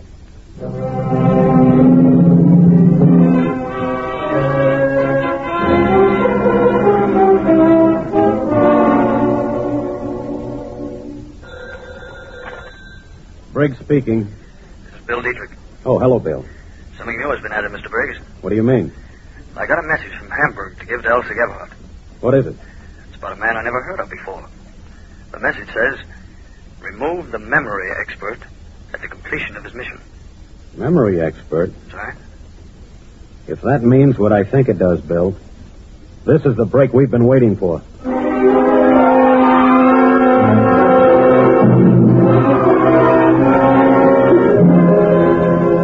Inspector Briggs was almost certain that Charles Ogden Roper was the memory expert, but he had to be sure. He checked Roper's birthplace, his college, his friends. Learning that years before he'd been in show business, he contacted many theatrical booking agents. In the office of one agent, a picture of Roper was found. A picture captioned, Charles Roper, Memory Wizard. That was the name of the act, and that was all Inspector Briggs needed. That afternoon at Dr. Appleton's laboratory. Dr. Appleton, why have I been brought here? This gentleman is from the FBI, Mr. Roper. The FBI? Mr. Roper, see if you recognize these photostats. Why, they're photostats of the formula we worked on last week. I understand that you're one of the scientists privileged to leave the plant. A few evenings each week. Yes, sir. A week ago tonight, you went out, didn't you? A week ago tonight? Yes. Last Friday night? Mm-hmm. Yes, sir. I did go out. I visited a friend's house. What for? To play chess. What's your friend's name? I don't remember. Oh, come now. The great memory expert, Charles Ogden Roper. You can't remember your friend's name? It's Louise. Louise Vaja. How long have you known her? 3 years. A week ago, Mr. Roper, $5,000 was paid into your bank account. Why? I sold some securities. Dr. Appleton, why does he ask me all these questions? This gentleman thinks you memorized parts of the formula before you left here. That's not true. And when you got to your friend's house, you set them down. No. We know all about you, Roper. We've traced you back to the day you were born. We even know the approximate date that you're scheduled to die. Die? Listen to this. It's an intercepted message direct from Germany. It says, remove the memory expert at the completion of his mission. Oh. What do you want to know? When did you make your last delivery? This morning. On my way back to work. Where did you make it? At a bookshop. Which one? Come on now, Roper. Talk up. Talk fast. Lang's bookshop, 59th Street. I put the material in a book. Spencer's First Principles. What did you give him? What was it, Roper? It was the latest data on the final experiments.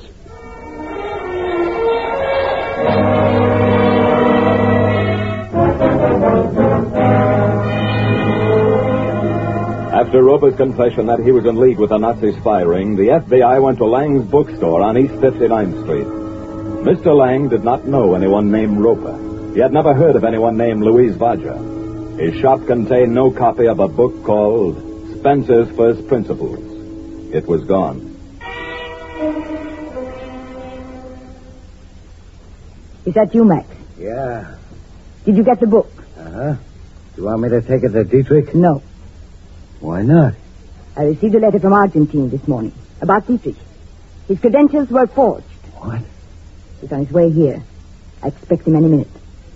Then I go to work on him, eh? No. Why not? He must be made to talk. I can make him talk. You'd kill him. That would serve no purpose. I have a much better plan. What? This hypodermic needle contains scopolamine. It drugs part of the brain. Yeah?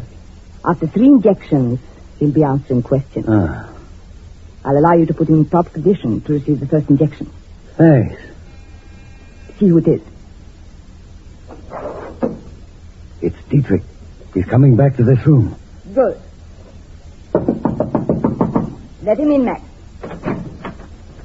Hello. Come in, Dietrich. Oh, thanks. All right, Max.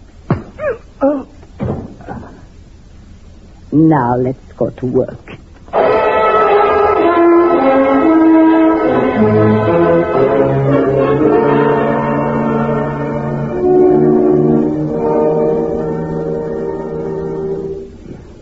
Talk, you swine. Talk. Stop it, Max. Give the medicine a chance to work. You see? He's coming out of it. Now he should talk. Dietrich, what is your real name? What is your real name? William. He's lying. Wait. Dietrich, you didn't send our messages to Hamburg, did you? Did you? No. You see, Max, it's working. Where did you send them? 30 miles. Boy, that's Max. Dietrich, who did you send our messages to?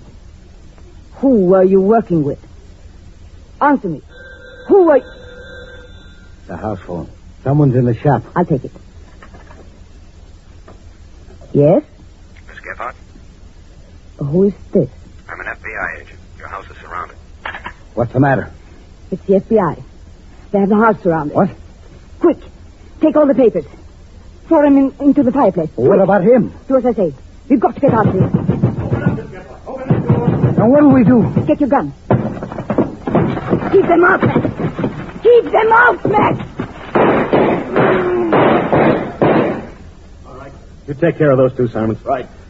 Bill. How is he? No, he's passed out. He's evidently drugged. Look, you'd better get a doctor, Walker. I'll stay here. Okay. When he comes to, I want to be around to tell him that Process 97 still belongs to us.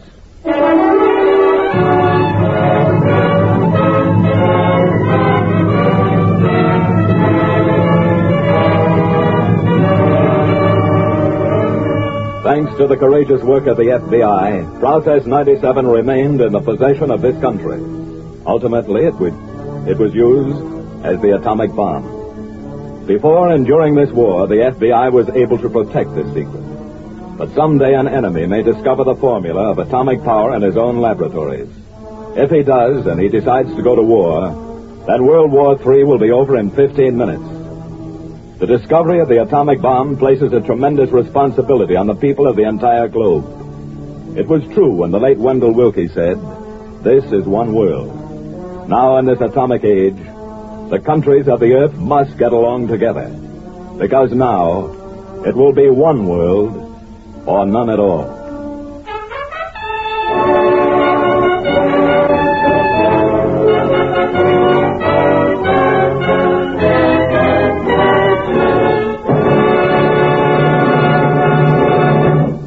You'll hear the disposition of this case in just a moment.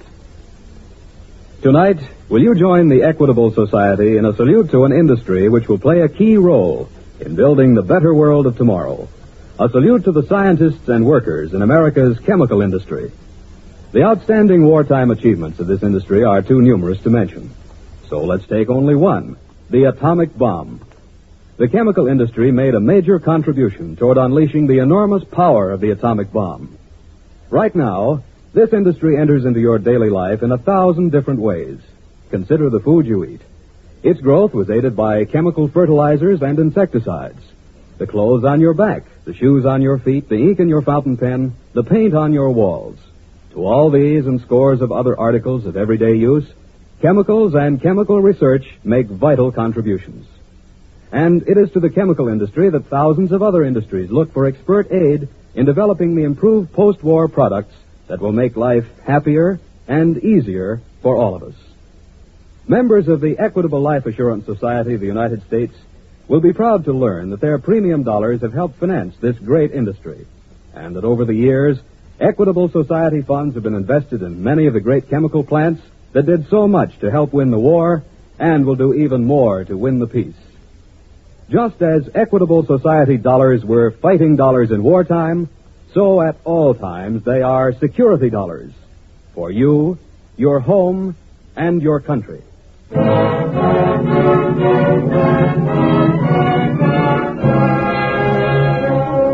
Elsa Gebhardt and her Confederate Max Coburg, upon trial and conviction, joined their fellow Nazi agents in a federal penitentiary.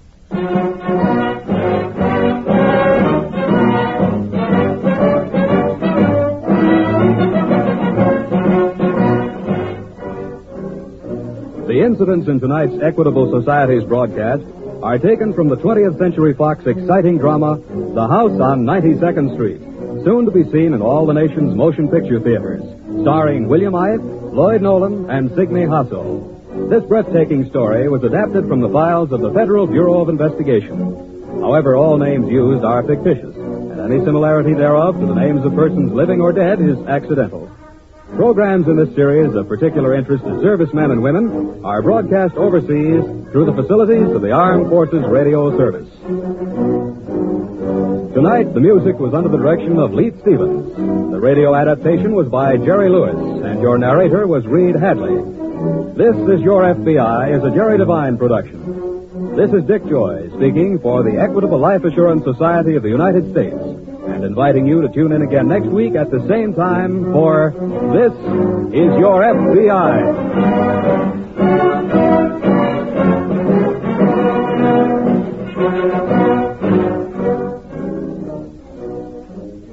This is the American Broadcasting Company.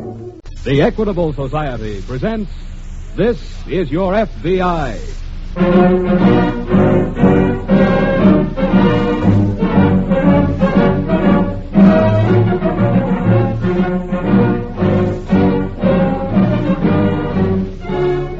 This is Your FBI, an official broadcast from the files of the Federal Bureau of Investigation, presented as a public service by the Equitable Life Assurance Society of the United States. To your FBI, you look for national security, and to the Equitable Society for financial security. These two great institutions are dedicated to the protection of you, your home, and your country.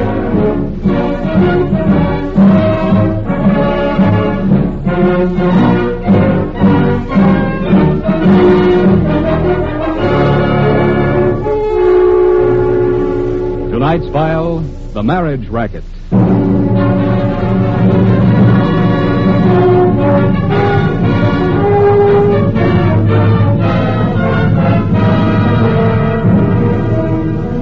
In the years that have just finished their parade into the history books, the people of the world became accustomed to the cruel reality of having the earth fertilized with the blood of millions of soldiers. Sudden violent death became the normal thing. The pages of every newspaper carried their mournful honor rolls. But that was war. That was a crime all of civilization was guilty of having committed. That was a crime the FBI could neither prevent nor solve. But now we've come upon a period of peace. A period when the FBI can and does prevent crimes. Above all others, it's most important that the FBI and all law enforcement agencies prevent one certain crime. Because once that crime has been committed, all that remains is catching and punishing the criminal. The victim is beyond saving. This crime is murder. Our story tonight takes us to a pleasant farming community in Iowa. Chris Newton, who owns 200 acres of the best land in the county, has just returned home from the city with a new wife. This is their first day together at home. Ella? I'm in the kitchen, honey. Oh.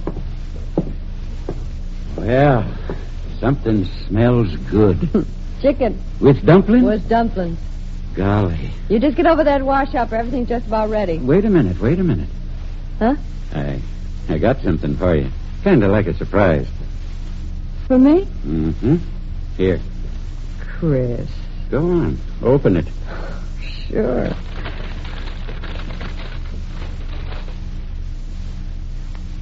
Chris. It ain't much. Why, it's the most beautiful set of feathers I ever seen in my life. The man says you can wear them on your head or around your neck. It don't make no difference which. Oh, they're just beautiful. Chris, you're so awful good to me. Well, I just feel lucky I got you. Even in spite of what folks in town will say? What do you mean? Well, I know they're thinking you ought to have picked your wife from around here instead of marrying a stranger.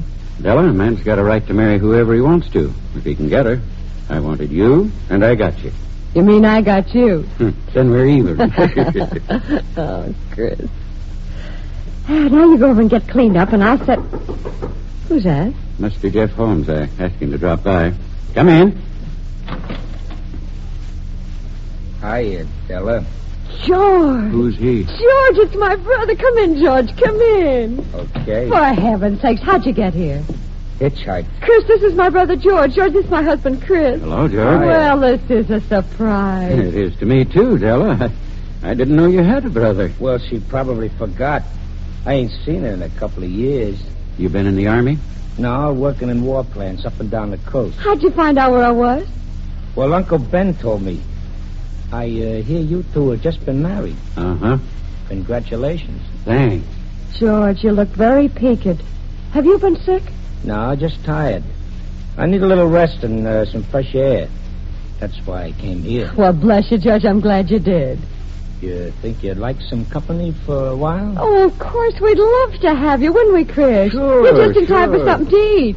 Let me have your coat, George. I'll keep it on. Which room do I use? You take the one at the end of the hall on the left. Can I give you a hand with your suitcase? No, thanks. I'll go change my clothes, sis. Della. Yeah, Chris? You don't suppose your brother's in some kind of trouble, do you? Trouble? What do you mean? Well, you saw how he acted when I offered to take his coat. Yeah? You notice that bulge in his coat up near the shoulder? No, why? Della, your brother's packing a gun.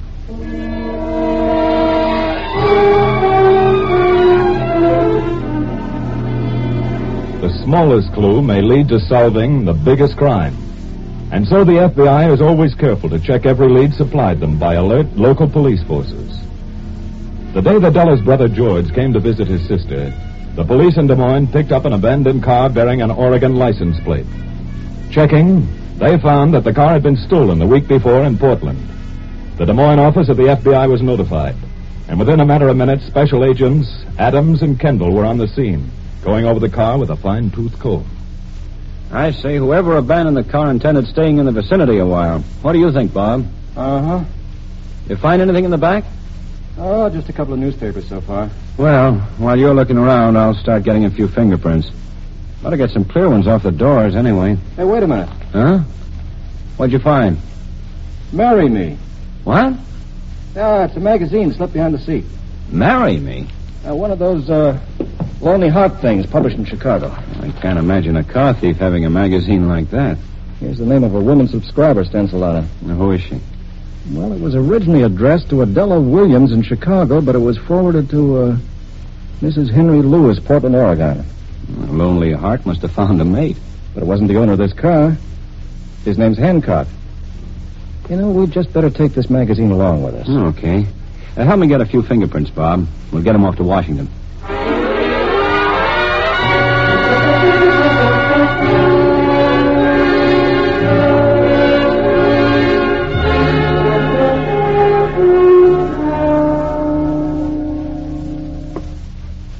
Where did your husband go, Della? Outside to look after the stock. Oh. Then it's time we did a little talking. But he may come back any minute, George. And he's already very suspicious of you. What do you mean? He knows you're carrying a gun. How? You gave it away acting like you did about your coat. I'll fix that. You think you got a good sucker this time? Chris is such a wonderful man, George. I don't mean that, stupid. How's the dough department? Oh, they say he's worth more than any farmer in the county. Oh, good. Then we'll go right to work. I don't want to stay around here any longer than I have to. But it's very nice here, George. I like it. Shut up and listen, will you? Okay. I ran into a drug the other day that's out of this world. Now, you do what I tell you to do when I tell you to do it, and everything will be... Oh, everything all right out back, Chris? Yeah, just fine, Della. Oh, say, Chris. Yes? I brought a little present for you. Oh, what's that? A gun I used on a night watching job out west. A gun? Oh. It might be useful to you around here. Well, thanks, George, but I don't think I need it. At least you know why George was carrying it now, don't you, Chris? Yeah, sure. Well, I'll be getting on to bed. Coming, Della? Right away, Chris.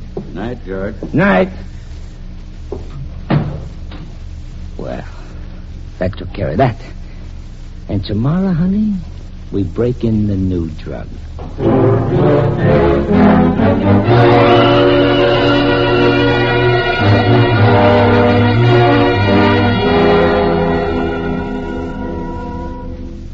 Sorry I took so long for lunch, Bob. Anything from Washington on those fingerprints? No, not yet. But I just finished talking to Portland about Della Williams. Oh? What'd you get? She married a man named Henry Lewis 3 months ago. He died suddenly 1 month ago. She collected $3,500 insurance and left Portland right away. Anything strange about the death? Mm-hmm. Overdose of sleeping tablets. They let it go as a suicide. But what's that got to do with the stolen car? Della Williams met Lewis through that Lonely Heart magazine. Yeah? And Della has a brother who lived with him for a time. What's his name? They didn't know. You think maybe the brother stole the car because we found his sister's magazine in it? Certainly seems plausible. Yeah, that's right. There's Washington's report on those fingerprints. Oh, thanks, Tom. Well, what's the verdict? You hit the jackpot, Bob. How? The man who stole the car is George Williams. Served 2 years for robbery. Last lived with Sister Della Williams in Chicago. He's 35, 5 feet 10, and... Bob. Yeah? Maybe Lewis didn't commit suicide after all. Listen to this. Williams and Sister suspected of murder in connection with death of her 4 former husbands, but not enough evidence was ever found to warrant their indictment. Oh, marry and murder for profit. Yes. And if that's their business, they've probably already started on the next victim. And since Williams abandoned his stolen car in Des Moines, their next victim must be somewhere in this area. Right. If we want to save somebody's life, Bob, let's get busy.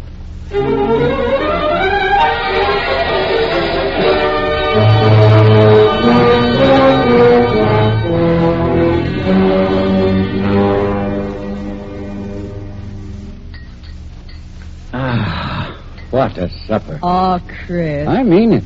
George, your sister's about the finest cook that ever hit these parts. Yeah, she does okay. Oh, now stop that talk, both of you. How about some more coffee? Yeah, just fill it right up, Della. Okay. You want some, George? No, thanks. I had enough. I think I'll take another biscuit if you got some more handy. Why, sure. They're the best doggone... Oh, Chris. Oh, what's the matter, Chris? Oh, my heart. I can't... Can I do anything? Get Dr. Matthews. He's out. Shall I call the doctor? Sure, why not? This has got to be a very legitimate murder.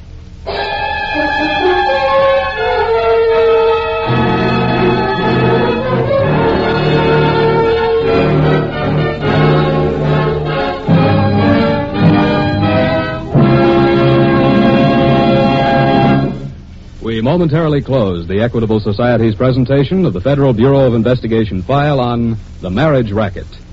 We will return to this case in just a moment.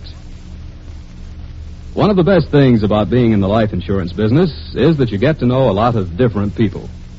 For instance, in the Equitable Life Assurance Society of the United States, our circle of friends is a very wide circle indeed. It consists of 3.25 million individuals. That's the number of men and women who have become members of our society. And since the Equitable Society is a society in fact, as well as in name, and is entirely owned by its policyholders, our members never hesitate to speak up when they have something on their minds. They tell it to our agents or write personal letters to President Parkinson. Farmers give us their ideas on our farm insurance programs. Heads of great industrial enterprises volunteer their opinions on our group insurance plans. Fathers of families tell us their special needs in regard to home protection, the education of the children, or retirement income for themselves. Here in the Equitable Society, we consider it a great advantage to have our fingers constantly on the public's pulse. Thanks to these contacts, we are able to modernize and liberalize our life insurance policies and annuity contracts. We have streamlined them to give our members protection and security exactly suited to their needs. That is why the Equitable Life Assurance Society's many services are always up to date, planned with an eye to the future. On the same principle, in investing Equitable Society dollars, our management always keeps in mind the future economic health and prosperity of the entire nation. And so, by serving its members, the Equitable Society serves America. And now, back to the file on the Marriage Racket.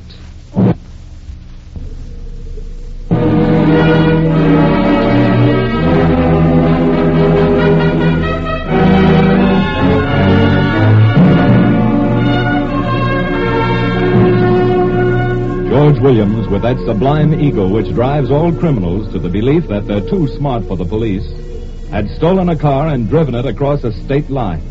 That was a mistake, a serious mistake, because it invited the FBI to take a hand in stopping his career. This was not the ordinary chase after a criminal. This was not a race between Williams and the FBI. This was a race between the FBI and death. On the Newton farm, Dr. Matthews has been treating his patient, and now he emerges from the bedroom. Doctor, how is he? Is he going to pull out of it, Doc? Well, I have relieved his pain. His pulse seems to be a little more regular. Then he's going to be all right. I think he'll get over this attack. But he must have quiet and rest for a few days. Oh, we'll see that he gets it, Doc. My sister will take good care of him. Of course. Chris is such a wonderful man. There's not a finer man in the whole community, Mrs. Newton. And I'm doubly sorry that this should happen so soon after your marriage. I can't understand it. Chris is as strong as an ox. He told me himself he'd never been sick a day in his life. Well, he's worked mighty hard all his life. I guess the strain is beginning to tell. Anything specially you want us to do, Doc? No, just keep him quiet. I'll drop by to see him tomorrow. Oh, thank you for coming, Doctor. Well, I'm glad you could reach me. Good night, Mrs. Newton. Good night. Doc. Yes? Suppose he has another attack and we can't reach you. What do we do? Well, there's not much you'd be able to do except hope for the best. Yeah, I guess so. Good night. Good night, Doc. Well, honey, we just have to give the sucker one more dose.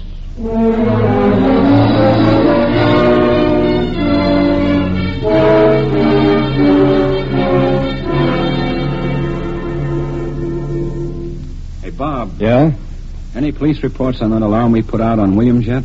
No, and time is ticking away fast. Yeah, I know.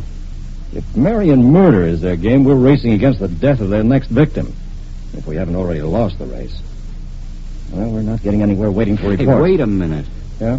Why haven't we thought of it before? What? That Lonely Heart magazine. If they contacted their other victims through the magazine... Give me the phone. Calling Chicago? Yeah. I'll get the editor to give me a list of all the men in this area who've been trying to find a bride through the magazine. Hello, operator. Get me the editor of a magazine published...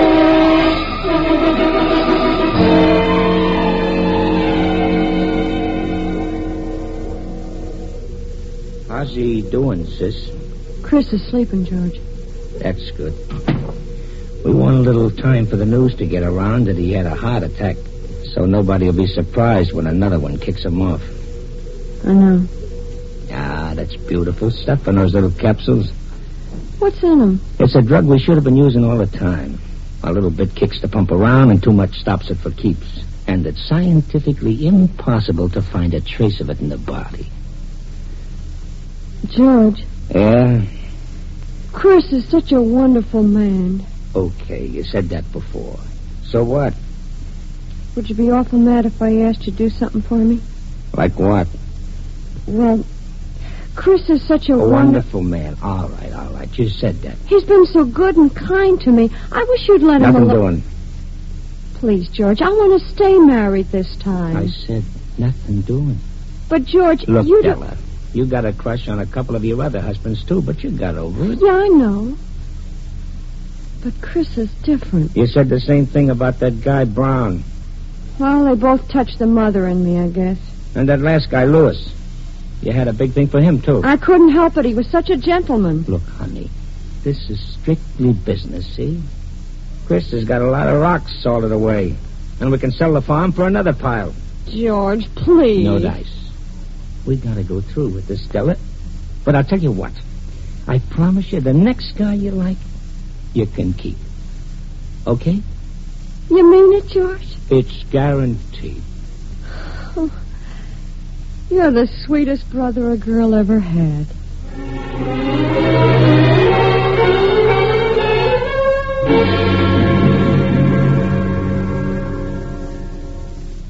Well, here we are, Bob. The names of 4 marriage prospects in this area scattered all over the state. Well, let's get on them right away. And we better try telephoning. And ask them what? If they found a mate? We won't be that blunt about it.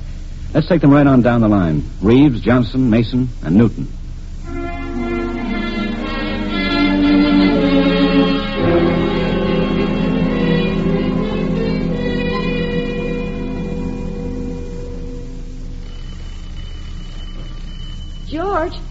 George.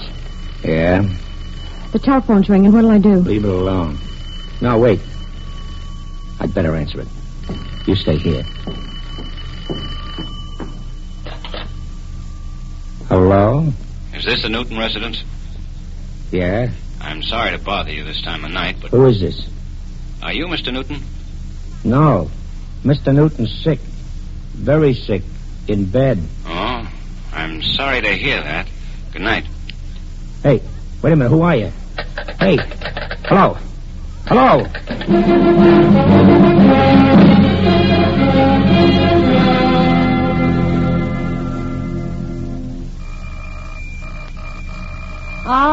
All right. Keep your shirt on. I'm coming. Hello. If you want Dr. Matthews, he's not here. Then maybe you can help me. I'm not a doctor. I'm just the housekeeper. We're very sorry to disturb you, but we're special agents of the FBI. The FBI? Good gracious, what's the matter? We want to ask you about a patient of Dr. Matthews, Mr. Newton. Oh. Well, the doctor went out there about supper time. The station agent said Mr. Newton had a heart attack. Maybe so. The doctor don't discuss his patients with me. You'll have to wait till he gets back. When will that be?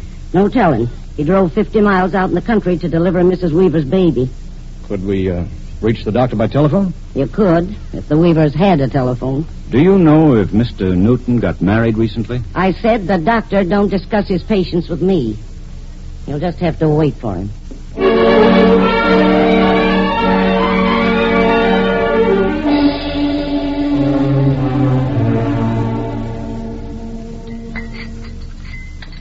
You got his tray ready, sis? All I have to do is pour his coffee. Wait a minute. Let's sweeten the cup a little bit. Oh, George, I hate to do this. Yeah, I know. Now, pour in the coffee. Okay. This one's going to last him a long time. Come on. Okay.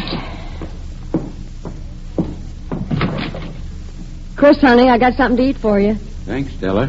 I'm real hungry, too. How you feeling, Chris? Fit as a fiddle.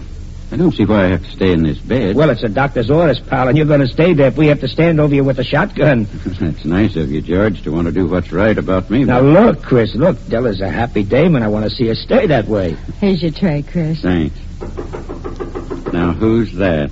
Oh, probably a neighbor. Well, Chris ain't supposed to have company. I'll get rid of him. Go on, eat, Chris. I'll take care of him. Okay. I'm coming. Hello. You Mr. Newton? Mr. Newton's sick and can't have company. I don't think it'll be necessary for us to see him. Then what do you want? I think we want you, Mr. Williams. Huh? We're special agents of the FBI. Where's your sister? I don't know what you're talking about. No, you dropped that gun. George, who are these men? We're special agents of the FBI. Huh? You and your brother are under arrest. Oh, dear. Where are you going? I've got to throw out some coffee.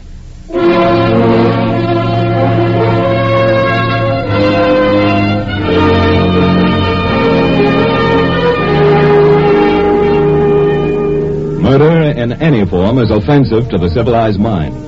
We are incensed by the killing committed in a fit of passion, by the bank robber's killing of an innocent teller, by the brutal murder committed by the mental or moral degenerate. But there are no words to describe our revulsion for the persons who commit deliberate cold-blooded murder for profit. Investigation into the deaths of the former husband of Della Williams proved conclusively that murder had been committed in each case. Thanks to the speed with which the FBI worked, the life of Chris Newton was saved, and George Williams and his sister were tried by local authorities and convicted of murder in the first degree.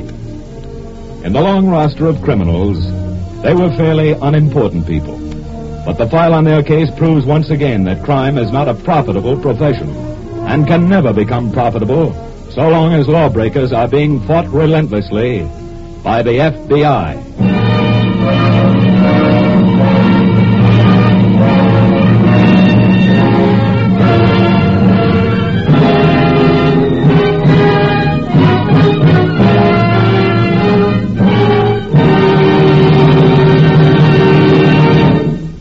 You'll hear about next week's case in just a moment.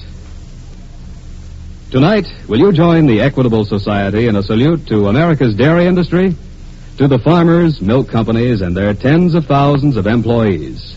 Above all, a special salute to the boys and girls of the dairy farms.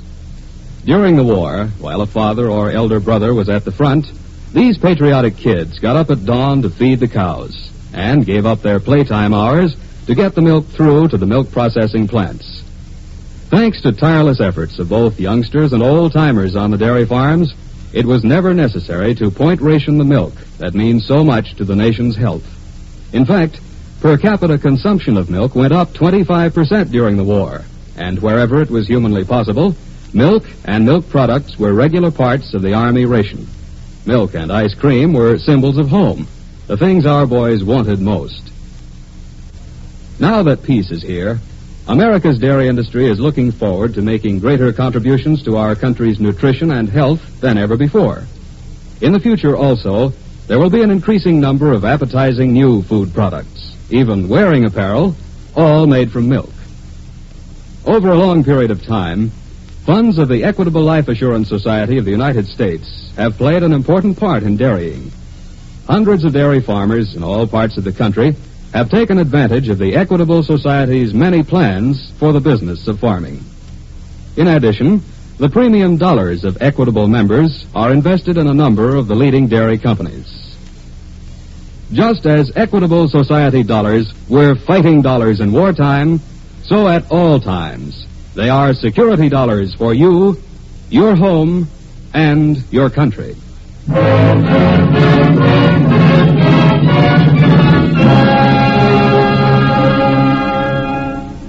Next week's colorful and exciting story will be based on the Federal Bureau of Investigation file on the Serviceman Swindle.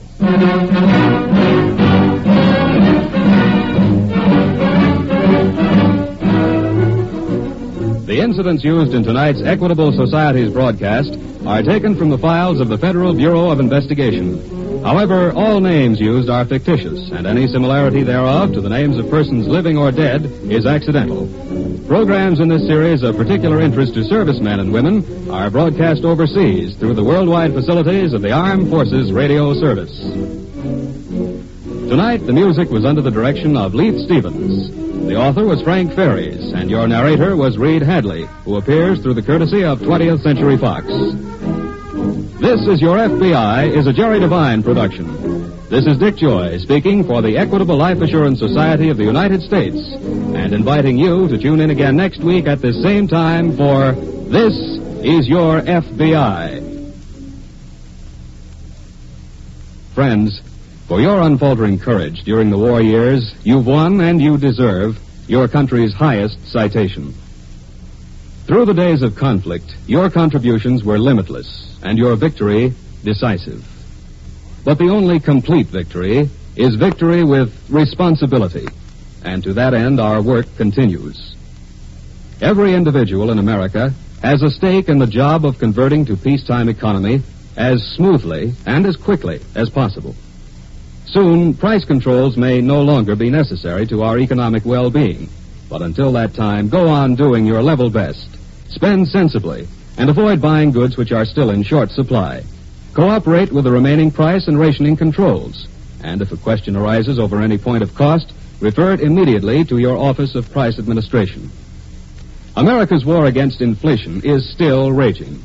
Remember, the most important single contribution we can make to world prosperity and peace is a stable economy here at home. This is the American Broadcasting Company.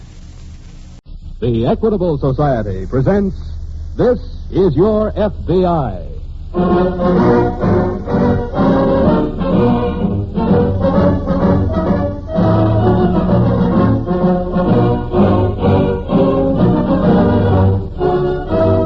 This is Your FBI, an official broadcast from the files of the Federal Bureau of Investigation. Presented as a public service by the Equitable Life Assurance Society of the United States. To your FBI, you look for national security, and to the Equitable Society for financial security. These two great institutions are dedicated to the protection of you, your home, and your country.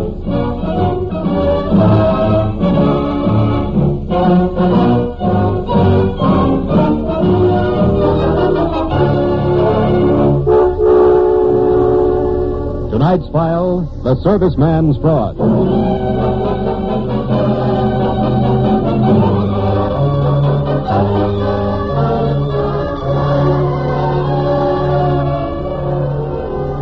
The war is over and the fighting men are coming home. But for the FBI, the war, the fight against fascism, is not over. In a sense, it still goes on, because the fight against democracy still goes on. Not only overseas, but right here in this country. In a Midwestern state, for example, where a thin, white-haired man named Martin Bessemer was trying to form an organization called the United Brotherhood of America. Bessemer made his speeches in a large hall, and in his audiences were many veterans of our war against fascism. Directly behind this hall, he had his offices, a large outer reception room and a small inner office used only by Bessemer, by his red-haired secretary, and by his business manager, a hard, quiet-faced man called Frank Kingston. Wheeler, you finished typing that letter? It's right over there. Oh, okay. When's Bessemer going to sign it? As soon as he finishes rousing the rabble. Oh, you know, baby, 1 million copies of this ought to open a few thousand vets with plenty of separation pay. If they could all hear him talk. You know something funny, Frank? Hmm? I listened to him the other day. And you almost believed him. Almost? If I'd had my purse, I would have handed over the membership fee and joined up. The more suckers who feel that way, the more money in the bank for us. For us? Yeah. We're in it together, baby. Frank. Huh? When are you going to get him to sign that check? I told you. When the time comes. Yeah. And I told you, I'm not going to sit around here waiting for dollar bills to start... Hello, Mr. Bessemer. Hello, Frank. Hello, Lila, my dear. Hello, Mr. Bessemer. I've been working hard today, haven't you? Pretty hard. Well, I'll take your dinner tonight and make sure you're getting enough to eat. Oh, here's the letter we drew up, Mr. Bessemer. Thank you. The United Brotherhood of America has a particular appeal for our veterans. I realize their plight and promise to give every honorably discharged man who joins the Brotherhood a battle bonus amounting to... I've never promised anything of the kind, Frank. Well, there are a couple of million vets waiting for somebody to lead them someplace, Mr. Bessemer. You know, vets with dough. You want to get them to join, don't you? Well, naturally. Then sign here. Oh, now look. You hired me to boost your membership. Sign here. Kingston, nobody tells me what to do. Nobody. Oh, I'm sorry, Mr. Bessemer. I didn't mean to sound as though I were giving orders. I was just thinking that if we can pull in the vets, the organization ought to get big enough to swing your election at the state legislature. Or maybe even Congress. Well, in that case, let me have your pen, Frank. Okay. Here. Thanks. There we are. I'll pick you up about 6, Lila. Okay. Goodbye, my dear. Bye. Goodbye, Frank. Goodbye now. He'll pick me up at 6. So what? So we'll have dinner and he'll slobber over me again. All right. All right, nothing. Hey, what kind of a guy are you to let someone else take your... You won't be bothered much longer. No? No. Our friend just signed his last will and testament. This letter? Yeah. It's going to mean a killing for us and the finish for him. How? Well, it's going to hook a lot of poor fish, baby. But it's also going to make somebody start an investigation. For instance? I don't know. But when they come around, we're going to be gone. And Mr. Martin Bessemer's going to be left holding the bag.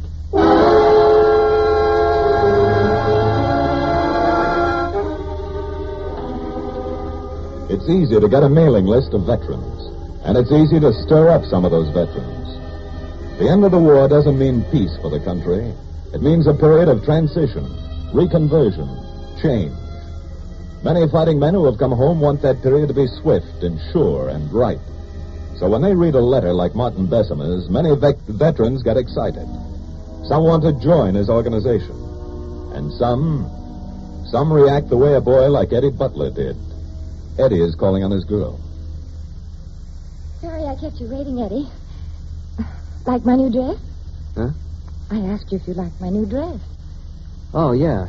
Yeah, new, isn't it? Eddie, when we get married, my clothes That bird ought to have his head handed to him. Huh? What are you talking about? I'm sorry, honey. This letter came this afternoon. I didn't get a chance to read it.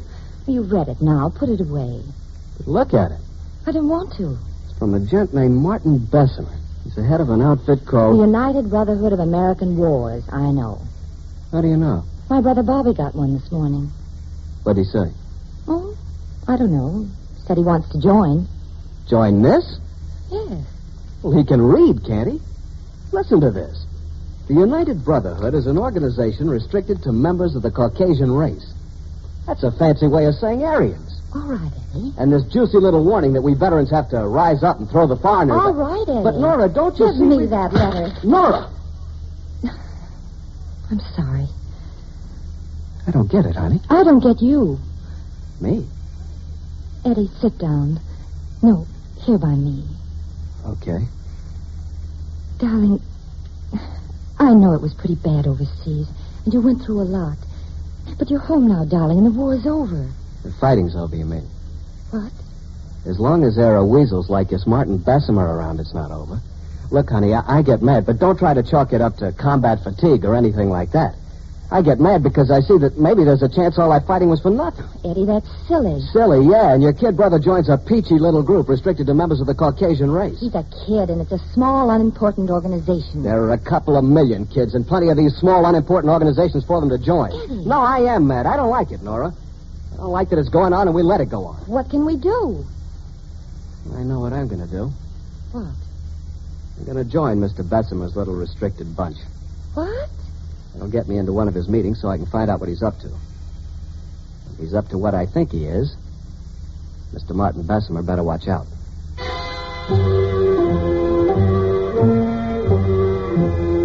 Martin Bessemer did not know that the FBI had been checking on his activities.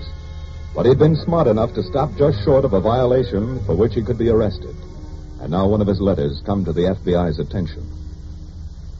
Martin Bessemer. Yeah. According to the files, Dan, he's been spreading his poison since 1937. He was mixed up with a bun, but he went into hiding as soon as we invaded North Africa. Smart boy. Uh-huh. But now he's out again. We've never been able to get anything on him. Even this new organization he's trying to get started has a bona fide setup legally. Well, maybe this letter is what we've been waiting for. I think it is. As a matter of fact, I think he's bitten off more than he can chew in this one sentence right here. Look. He promises to give every honorably discharged man a battle bonus. Yeah. Probably sucked in a lot of members that way. But if he can't pay off... we can put him out of business. Right. It beats me how a rat like that can keep going anyway. So I wonder that someone doesn't get so mad at him that... Well, let's get moving. We'd better take a good look at Mr. Martin Bessemer's books.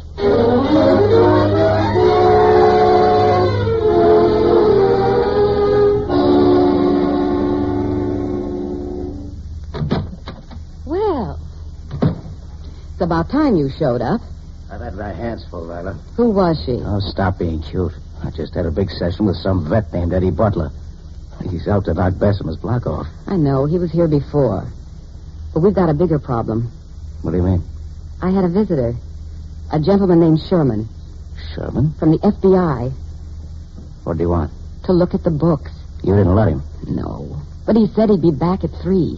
It's almost that now. I know. What are we going to do, Frank? Oh, it's going to be all right, baby. It says here. I tell you, it's going to be all right. All this means is that we clear out a little ahead of schedule. Without the money? With the money. Well, he hasn't signed that check yet. You will.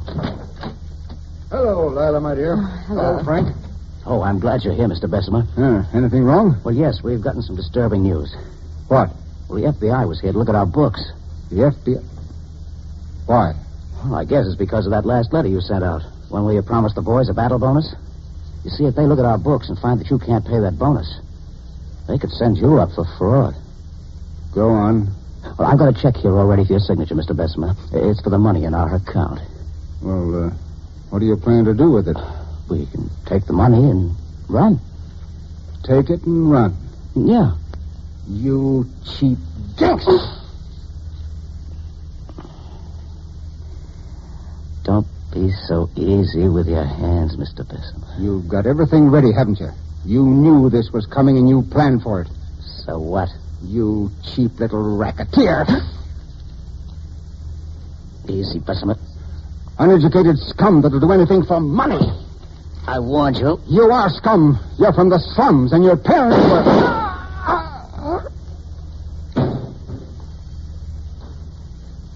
Now, maybe you'll keep your hands to yourself. He's dead, Frank. I don't care. What are you going to do? What are we going to do, you mean? What? We're in it together, baby. Remember? And we're good. What's the matter? Somebody's in the outer office. Huh? I heard him. We'll see who it is. Just open that door a crack. Oh, Frank. Go on.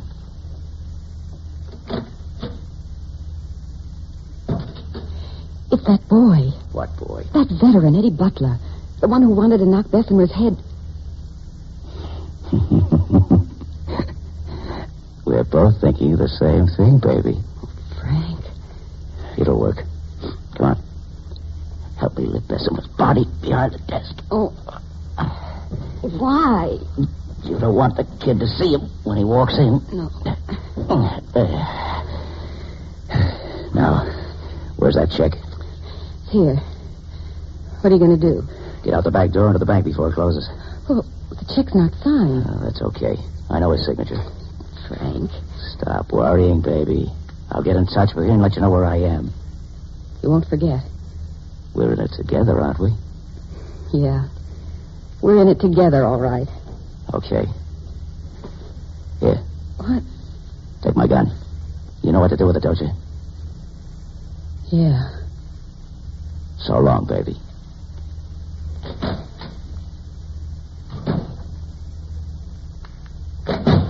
Mr. Butler? Yeah? Come in, won't you? Thanks. You're waiting to see Mr. Bessemer? Yeah, I saw him come in here, and then... Say, did I hear a couple of shots? Shots? Why, no. Not from here. Oh, what you must have heard was... What's the matter? Look behind the desk. Huh? Oh, it's Bessemer.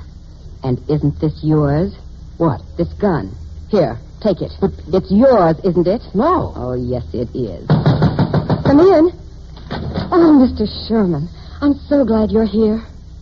This man just shot Mr. Bessemer.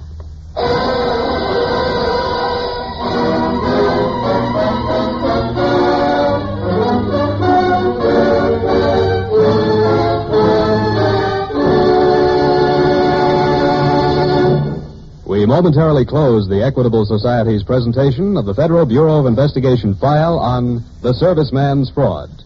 We will return to this case in just a moment. There's something about the name of the Equitable Life Assurance Society of the United States that seems to arouse quite a lot of interest. Again and again, people say to us, by the way, why is the Equitable Society called a society? Well, that question is easily answered. The Equitable Life Assurance Society is called a society because it is a society, in every sense of the word. It is an association of men and women who share the conviction that contentment and security depend on practicing the basic American virtues of thrift and self-reliance and cooperation. We who are members of the great Equitable Society family know that it isn't enough to work for ourselves alone. We know that we do better when we lend each other a helping hand.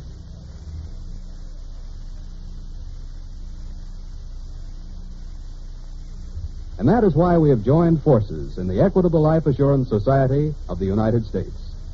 We have combined our dollars into a common protective fund, which gives each of us far more security than he could attain by his own unaided efforts. The fact that 3.25 million Americans think this way and have become Equitable Society members gives our organization tremendous stability and safety. At the same time, the fact that this is a society means that we individual members receive personal consideration and warm, friendly attention in all our dealings with the management. Finally, we have the satisfaction of knowing that our premium dollars are constantly invested in ways that benefit the entire nation. For, by serving its members, the Equitable Society serves America. And now, back to the file on the Serviceman's fraud.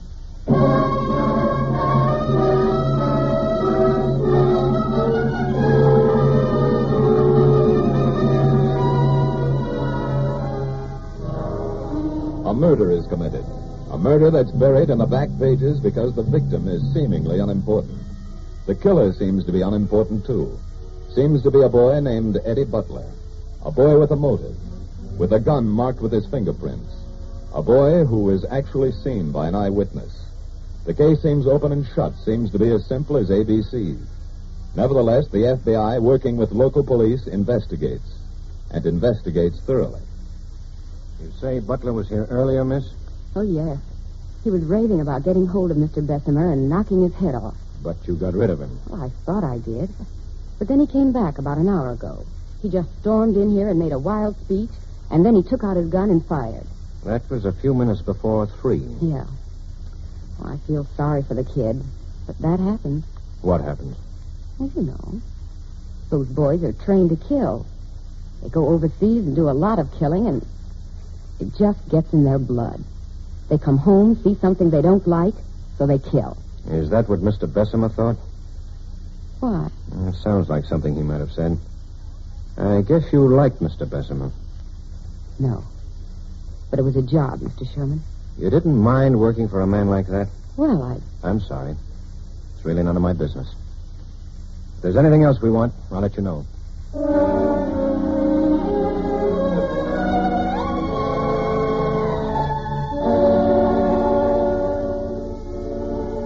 A murder is committed. But it was a letter which brought the FBI to this case. A letter involving a plan to defraud veterans. And so the books of the organization called the United Brotherhood of America are turned over to a special agent, while the agent in charge aids the local police to follow up the murder. Follow it up by sending the gun in the case to the FBI laboratory in Washington. Follow it up by interviewing Eddie Butler in his cell. Doesn't make any sense, Mr. Sherman. The murder? None of it. You know, I was thinking, suppose I really had shot Bessemer. He was a fascist. In the Army, they taught us what a fascist is, and overseas we saw him and killed some of them. Bessemer wasn't any different, Mr. Sherman. Except maybe he was born here. Don't try to make any sense out of that, Eddie. It'll go out of your head. I think I'm going out of my head anyway. Mr. Sherman, I didn't kill Bessemer, but I'm glad he was killed. And even if it hangs me, I'll keep saying that. So maybe I am out of my head. Eddie, you're sure there wasn't anybody else in that office when you walked in? Just a girl. What about earlier? I thought I saw that guy go in, but I don't know. What guy? Some gent who'd been trying to get rid of me. What was his name? I don't know. What did he look like? Oh, pretty solid. A little taller than me. Kind of a thin, hard face. Dark hair. That's all I remember. And you don't know who he was? Well, he said he was Bessemer's business manager. Business manager? Yeah. Thanks, Eddie. Thanks very much.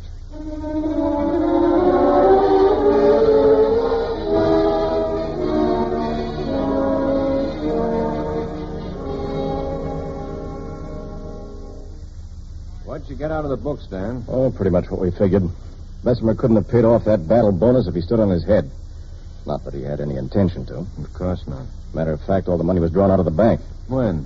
About 1 minute before 3.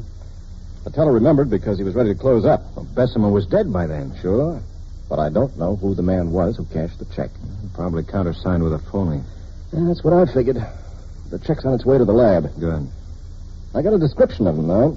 Slightly over medium height, dark hair, thin face. Say, that sounds like the same man Butler described. Really? Yeah. This is beginning to make sense, Dan. There's somebody else in this. Somebody who was possibly double-crossing Bessemer. Somebody who possibly murdered Bessemer or helped the girl murder. Hello? Sherman speaking. Yeah. Yeah. Where? Thanks. What was that? Report just came in on the gun. Serial number was filed off, but the lab got it anyway. Could they trace it? Well, the last place they traced it to was a pawn shop over on the south side.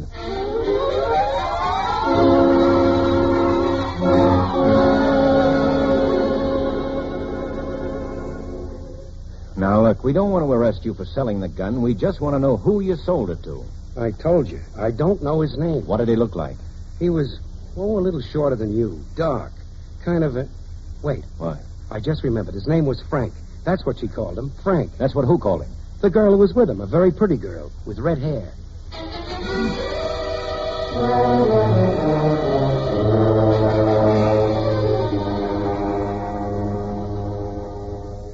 Here's a report on the check, Dan.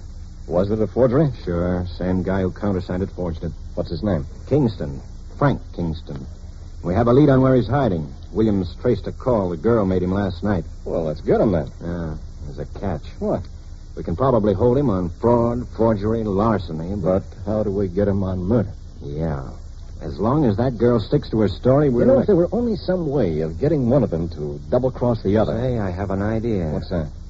The old bellboy trick. It might work. They've never seen you. So if we can get that girl over to Frank Kingston's apartment tonight...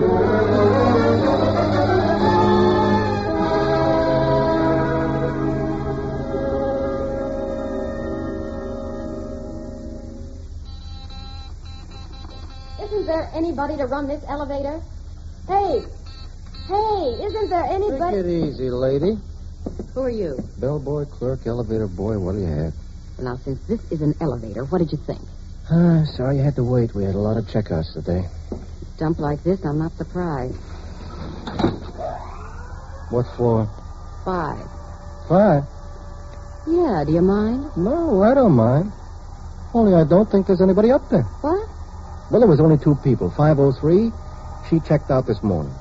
And 514, he checked out a few minutes ago.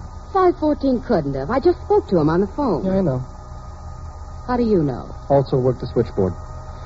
Lady calls, and 2 minutes later, 514 calls to say he's checking out. I don't believe you. Well, see for yourself. It's right over here. Good. He checked out. No, it's open. Frank. See? What did I tell you? So he's gone. Oh, sure. Oh, that's great. That's just dandy. Little Frankie's gone for a walk with his pockets stuffed with money. That's beautiful. Something wrong? No, nothing's wrong. Everything's fine. Where's your phone? What are you going to do? Call the police.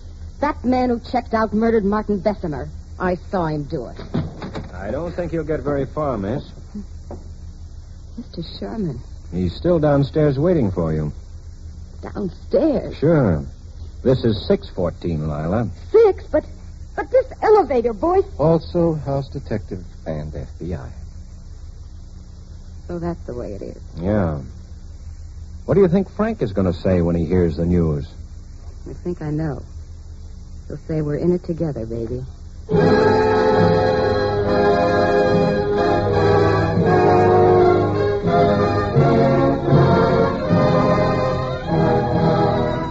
Frank Kingston and his female accomplice were tried and convicted by local authorities on the charge of first-degree murder. Kingston's death reminds us that there are men in this land who say they are Americans, who perhaps think that they are Americans and yet speak openly and loudly against the principles of freedom and equality, the principles of democracy. There's little difference between such men and the enemies across the seas whom we have conquered. There's little difference between such men and the criminals they so often employ. For they are criminals themselves.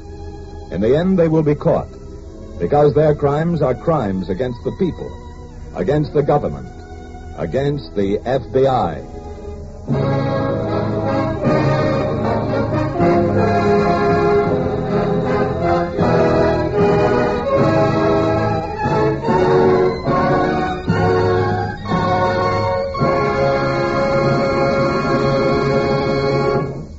You'll hear about next week's case in just a moment.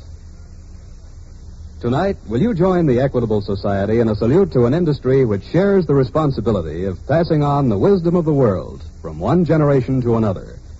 An industry which makes possible the great system of free education for everyone, which is one of the foundations of our American democracy. Yes, a salute of gratitude to the book publishing industry of the United States. During the war, the publishers rose to the emergency and supplied over 90 million specially manufactured paper-bound books to the armed forces, almost 800 titles, about 8 books for every serviceman or woman.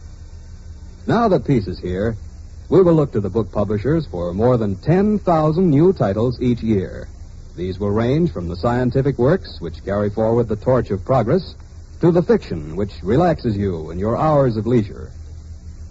For many years, funds of the Equitable Life Assurance Society of the United States have been invested in the book publishing industry. In fact, Equitable Society funds have been a consistent factor in the growth and development of most of the great industries on which America depends for full employment and continued prosperity. Just as Equitable Society dollars were fighting dollars in wartime, so at all times they are security dollars for you, your home, and your country.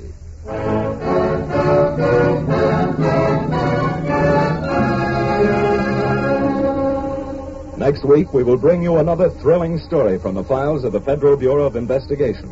The file on the Desert Dictator.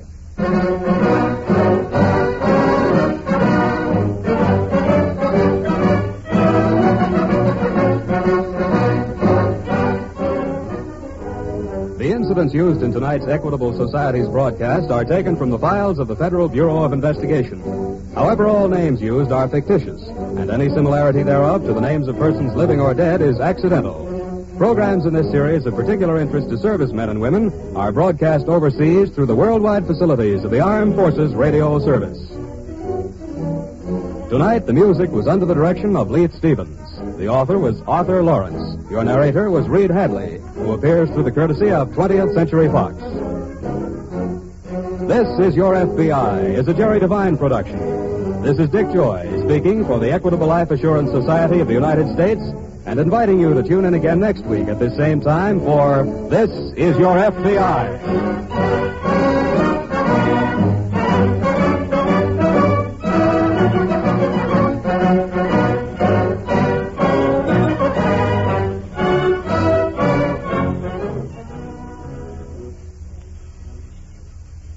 Folks, the Equitable Society reminds you that tomorrow is Navy Day. We'd like to take this moment to say thanks, Navy, for a job well done. The U.S. Navy played a tremendous part in beating the Japanese. It was the tiny Pacific Fleet that stopped the enemy offensive at Midway. Navy ships turned the tide of the war in the furious night battles off the Solomons. Halsey's powerful Third Fleet crushed the Jap Navy in the battles of the Philippine Sea, making it possible for American warships and planes to blast enemy cities at will. Throughout the war, the Navy has spearheaded victory.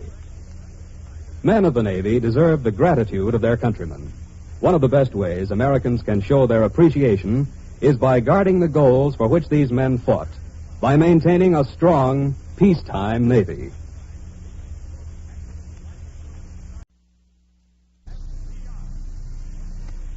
The Equitable Society presents This is Your FBI.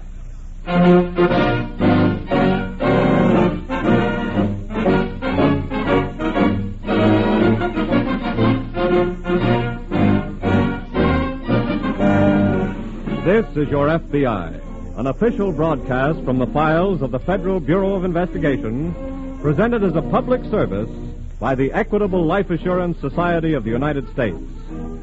To your FBI, you look for national security, and to the Equitable Society for Financial Security. These two great institutions are dedicated to the protection of you, your home, and your country.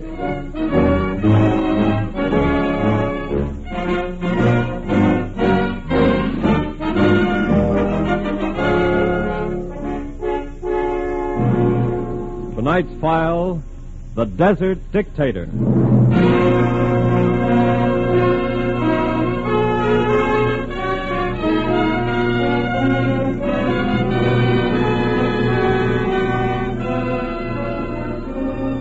There is an ancient proverb which says, "The sword of the wicked shall break against the wisdom of the righteous."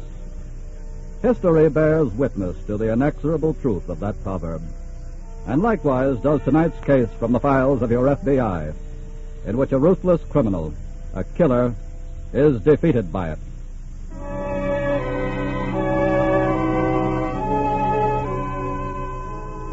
On a desert in Arizona, two elderly men and a girl are seated before a campfire, watching the red sun poise for a moment over the peak of a distant mountain.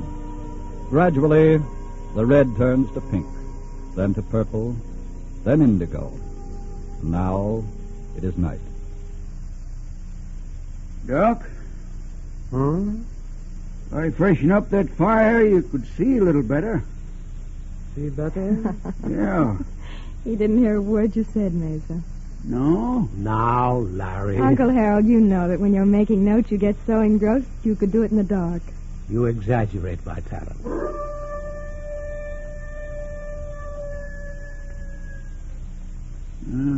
You got company. Wolf. Yeah. Well, he won't bother us. I don't imagine wolves are particularly interested in archaeology. No. Doc? Yes?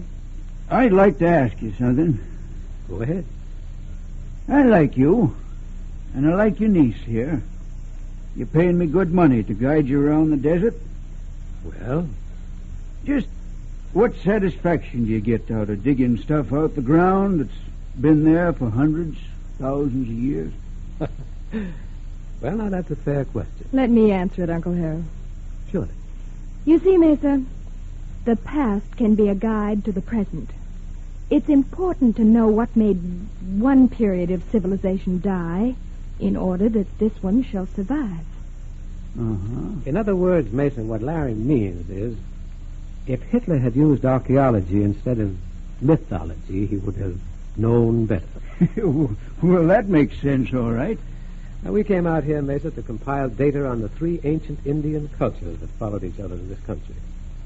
The first period was called Basket Maker Number 1.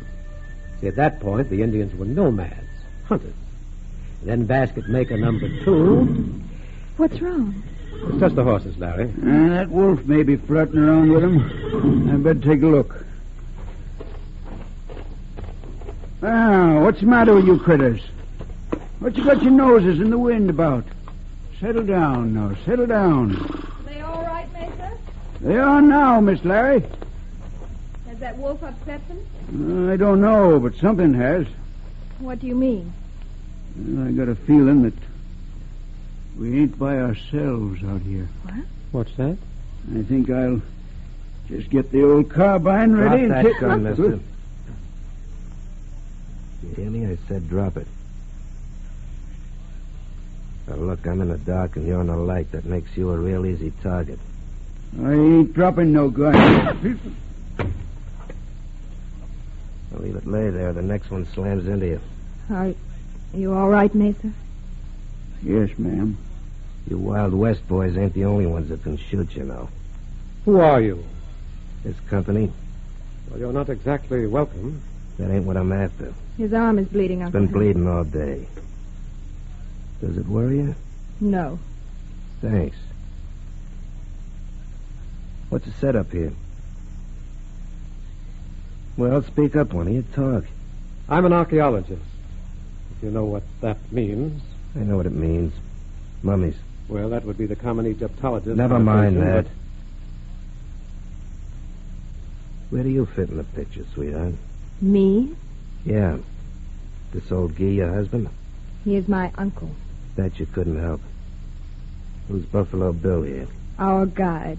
I thought maybe you dug him out of the ground. Now, just a Shut minute. up. Got any bandage, sweetheart? Bandage. For my arm. Go get it. When I'm fixed up, I'll tell all of you what you gotta do to be able to see the next sunrise. Okay?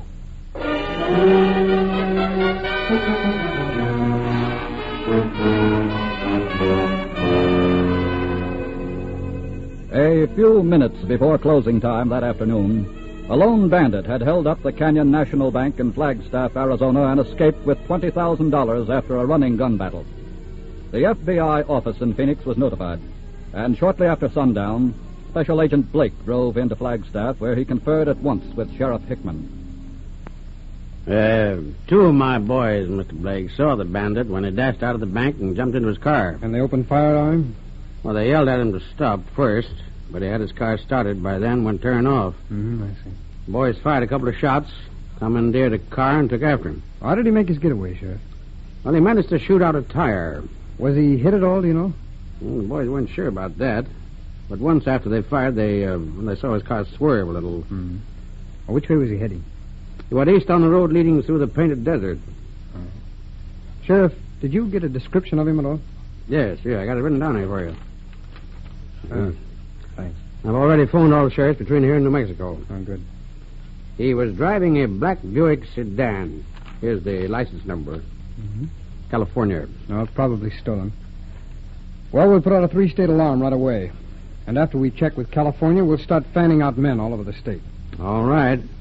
But if he gets off in that desert country, it's going to be hard to find. Well, he can't stay in there forever. Sheriff, hand me the phone, will you? We'll get that alarm out.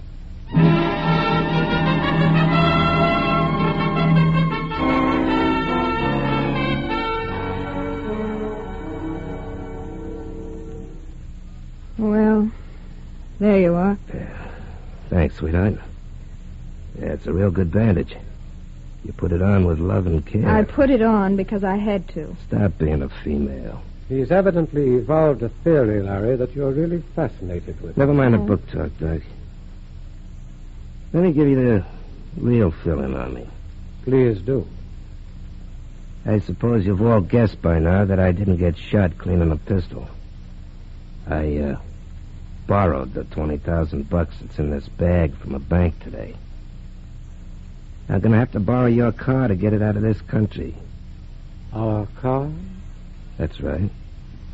I didn't waltz 2 miles across this desert to your campfire just to get a little first aid. My car burned out of bearing. I'd trade it in for yours, except that I pushed it over a cliff. What's so funny? You're in a bad way, unless you can use a horse. What do you mean? We haven't got a car. You're lying. You got a car around this camp somewhere. You're at liberty to look for yourself. Of course, if you care to wait until tomorrow... Larry.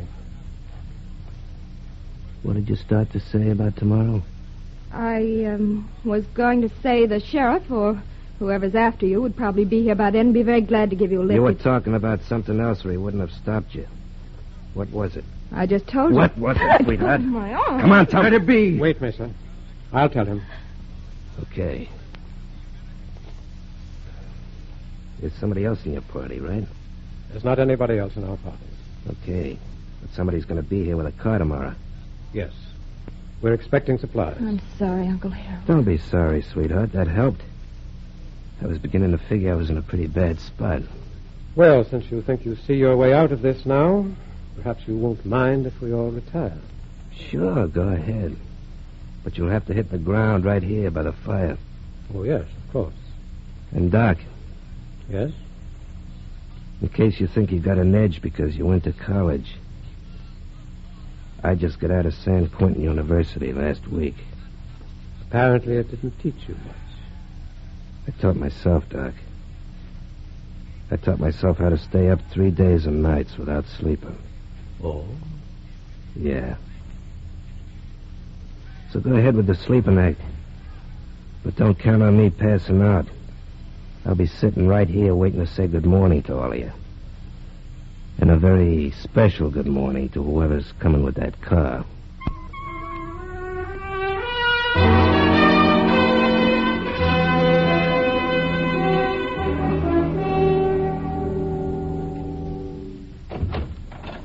morning, Sheriff. Good morning, Mr. Blake. Sheriff, this is Special Agent Tanner. Hello, Sheriff. How do you do, Mr. Tanner? I just talked on the phone to the Los Angeles police. That black Buick sedan the bandit used was stolen there 3 days ago. Well, we know who the bandit is now, Sheriff. Oh, yes? Tanner here checked your description of him with our Washington office. His name is Matt Ricker. He just got out of San Quentin last week. Well, gone back to work again already, huh? Here's his full description. 5 feet 10, 165 pounds, black hair, dark skin, has a knife scar on his right cheek. Want me to put that out? We've already sent it out as a follow-up on your first alarm. Sheriff, have you had any reports from any of your men? No, sir. But by now, they're pretty well spread out over this part of the state. Oh, good. Tanner and I are just getting ready to take a run across the Painted Desert Road to Gallup. Now, if you get anything, communicate with the sheriff there. Yeah. We'll be in touch with him. Then we'll double back here to Flagstaff. All right. Good. Come on, Tanner. Let's get started.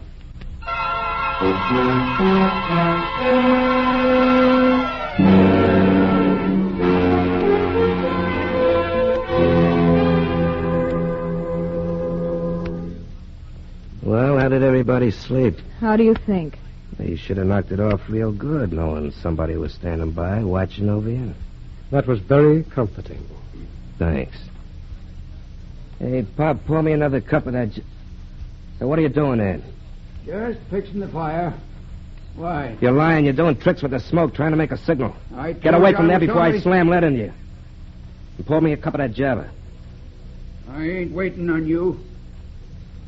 I said pour me a cup of that Java. I'll get it for Pop's you. gonna get it for me. I ain't getting you nothing. Okay, Pop, you asked No, for don't. it. Wait a minute. Listen. Oh. This is what I've been waiting for. All right, just stay put. If anybody lets out a crack before I get that guy under control, there'll be some blood on the sand. Well, howdy, folks. Howdy. Morning, Marshal. How's everything going? Just fine, Mr. Marshal. I got a good mess of supplies for you. Is that so? Yeah. Well, it looks like you took on a new member since I was out here last, Doctor. That's right. Who is he? He just joined us last night. Oh, that's funny. What's funny? You look quite a bit like a man I heard about yesterday. A man they're looking for back in Flagstaff. And if I'm not mistaken, his name is Matt Racket.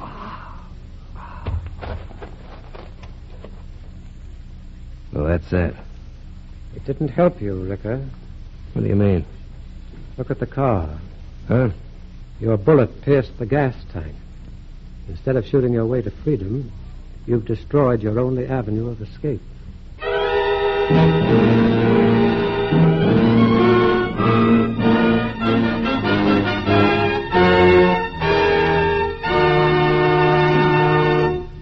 We momentarily close the Equitable Society's presentation of the Federal Bureau of Investigation file on the Desert Dictator.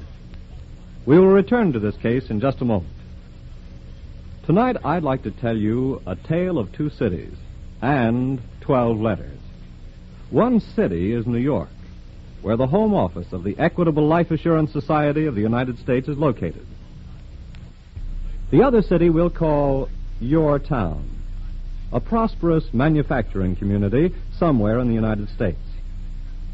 Now, on a certain day, 12 letters were exchanged between Your Town and the Equitable Society. 9 came from Equitable members living in Your Town, enclosing payments on their Equitable life insurance policies. On the same day, 3 letters from the Equitable Society, also enclosing checks, arrived in Your Town. One check was for a very large sum of money, an investment of Equitable Society funds in Your Town's most important industry. A second check went to a respected doctor who is retired under the Equitable Old Age Security Plan. The third check went to a young man in Your State University, a payment on the educational insurance his father provided for him years ago. Well, that's one way that life insurance works. Money comes from Your Town to the Equitable Society. Money goes back to Your Town from the Equitable Society. Now, in place of Your Town, substitute any town, city, or village in the United States in which some of the Equitable Society's 3.25 million members live. And then multiply those 12 letters into several million a year. And it becomes very clear why we say that by serving its members, the Equitable Society serves America. And now back to the file on the Desert Dictator.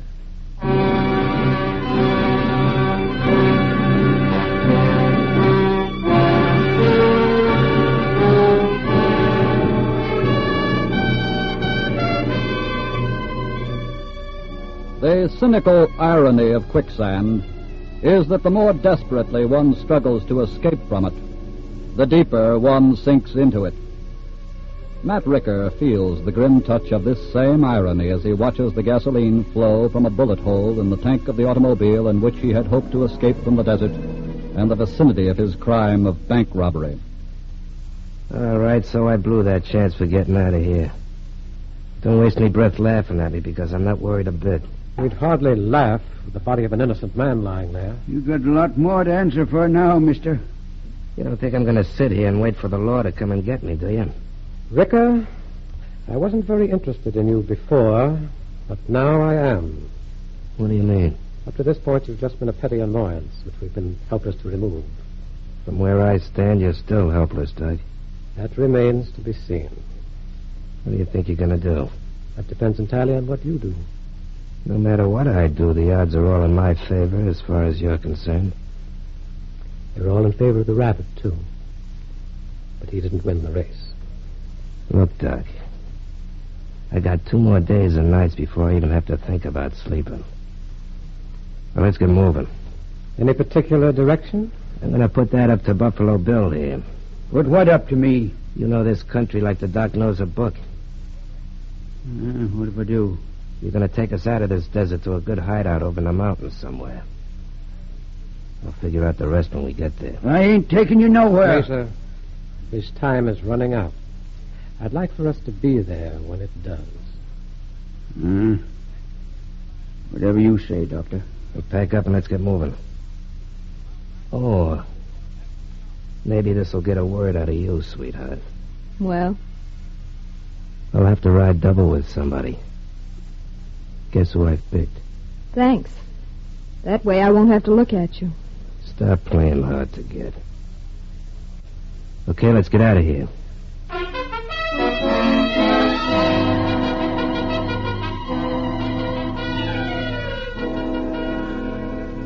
Failing to pick up any trace of Ricker on their run to Gallup across the desert, Special Agents Blake and Tanner of the FBI started back to Flagstaff.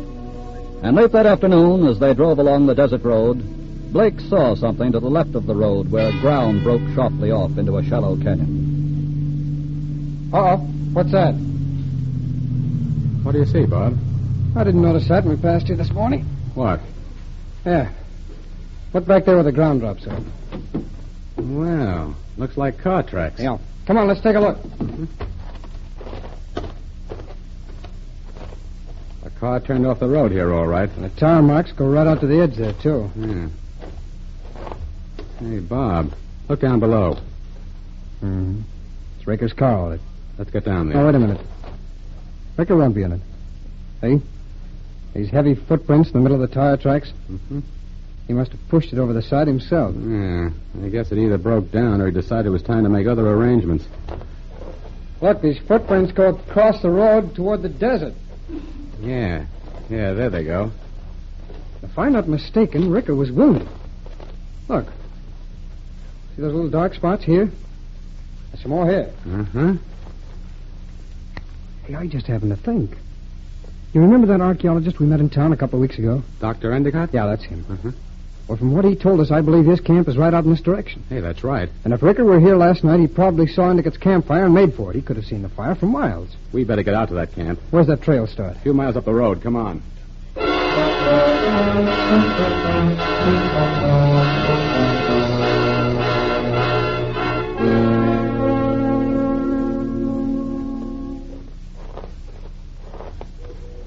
Isn't that Tom Marshall's car there? Yes. Endicott seems to have broken camp. There's something wrong about this, Bob. What do you think? Hold it.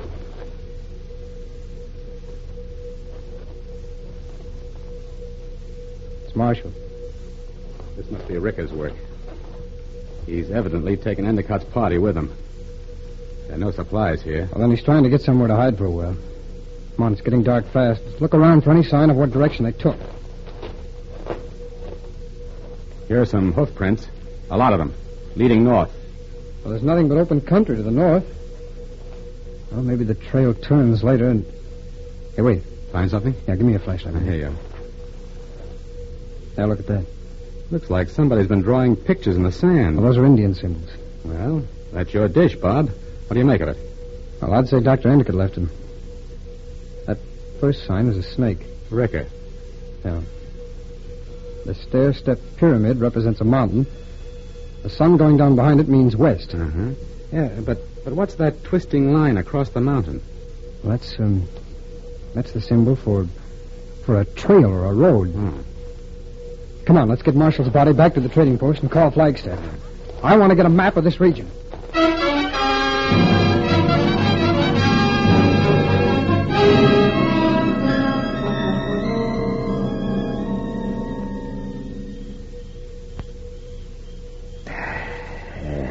This is real nice. I like mountains. Smells good, don't it? With you around, Mr. Ricker, it's difficult to tell. I get it, Doc. Very funny. How about you, sweetheart? Don't that moon kind of hit you?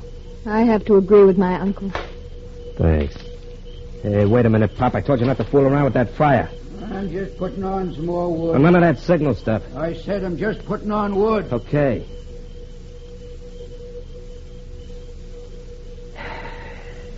You know something? These mountains really get me. A guy I knew in San Quentin used to make big talk about country like this. He'd talk about a row of trees like they were beautiful follies themes or something. Now I know what he means. How did he feel about killing people? What do you mean? How did he feel about shooting someone in cold blood as you did today? That's why he was in San Quentin. Let's turn in, Larry. Hold it. You guys can turn in. She's going to stay up. What? I want someone to help me look at that moon. Come on, sweetheart. Let's take a little walk. With you? Yeah.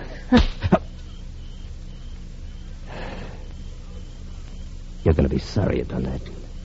All of you are going to be sorry. I'm just about fed up with all this fooling around. The car. Car? A car way up here?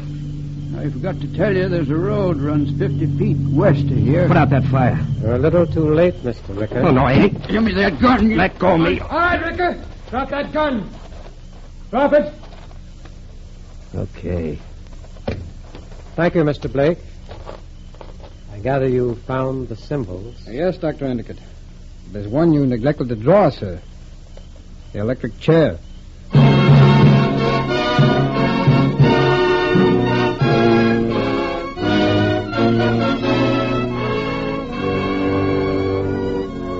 Matt Ricker was tried and convicted on the charge of first-degree murder.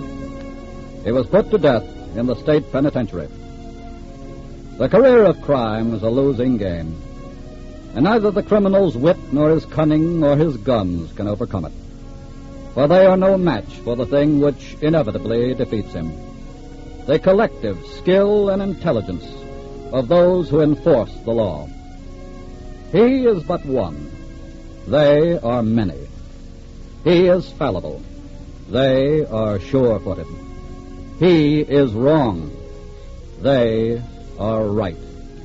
And as the ancient proverb says, the sword of the wicked shall break against the wisdom of the righteous.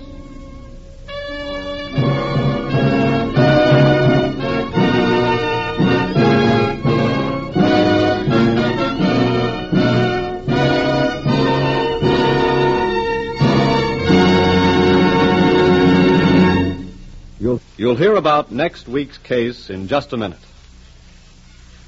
This week, at the Equitable Society, Thomas I. Parkinson, president of the Society, showed me a letter he'd received from an American mother who was mighty proud of her son. He's just been released from the Army Air Corps, holds 2 decorations, and is a veteran of 47 bombing missions.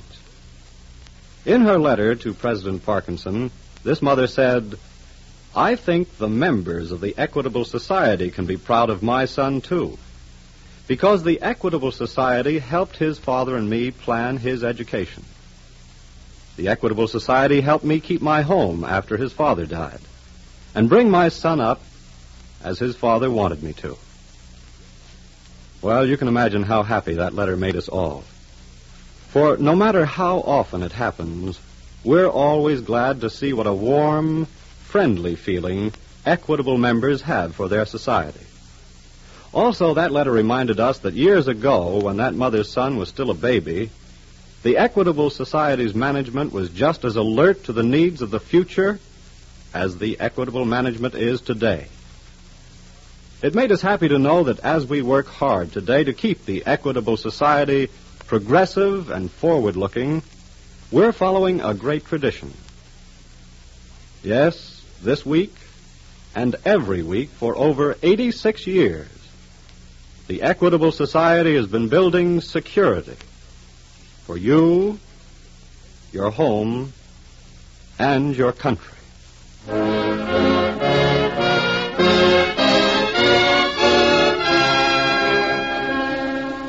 Next week, we will bring you another colorful story from the files of the Federal Bureau of Investigation. The Bogus Bankruptcy.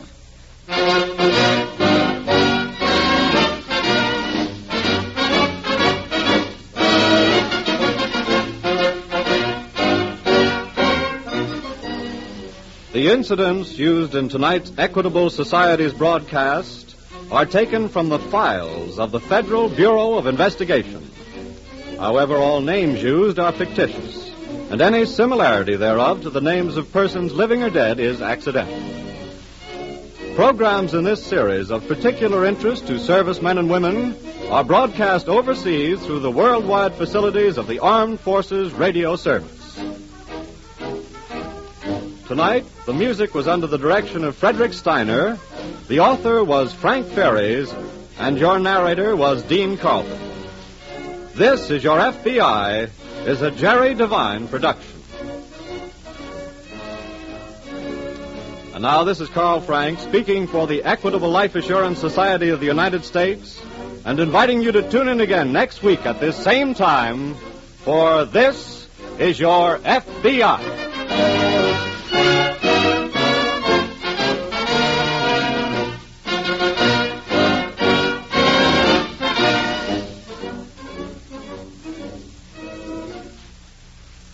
This is the American Broadcasting Company. The Equitable Society presents This is Your FBI.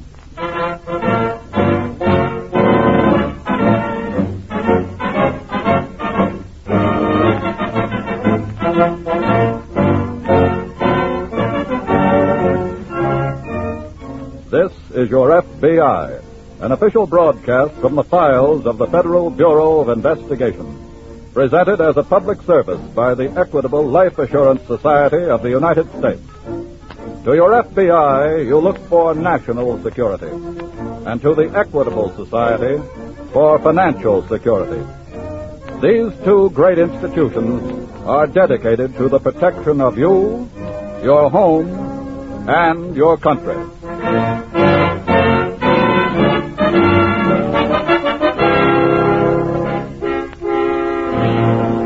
Tonight's file, The Bogus Bankruptcy.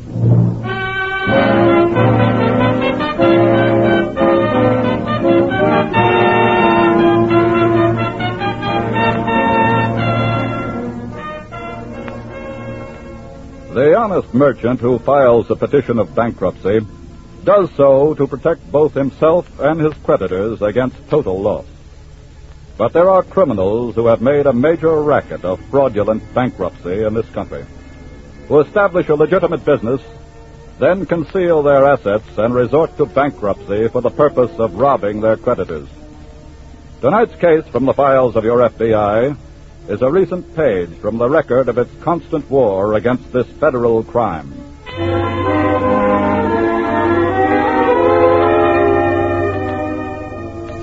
After a hard day in the office of the Davis Wholesale Fur Company, where he is credit manager, George Russell has just finished dinner and stretched out on the divan in the living room to read the evening paper. Oh, that phone would ring just as I get settled down. Oh, don't get up, George. I'll answer it. Thanks, Helen. Hello? Good evening, Mrs. Russell. This is Mr. Davis. Oh, good evening, Mr. Davis. Is your husband there? Yes, he's right here. George.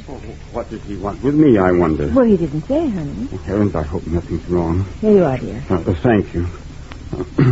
Yes, sir, Mr. Davis. Russell, I'd like you to come down to the office right away, if you will. Yes, sir, of course.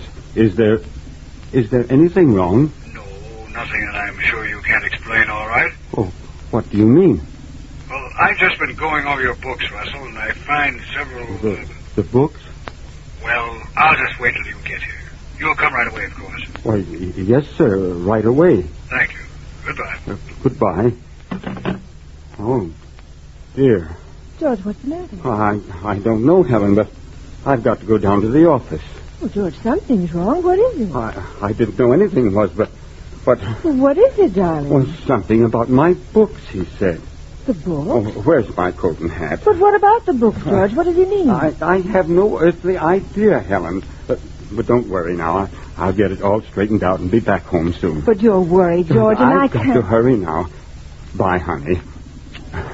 I'll see you in a little while. Goodbye, darling. Bye.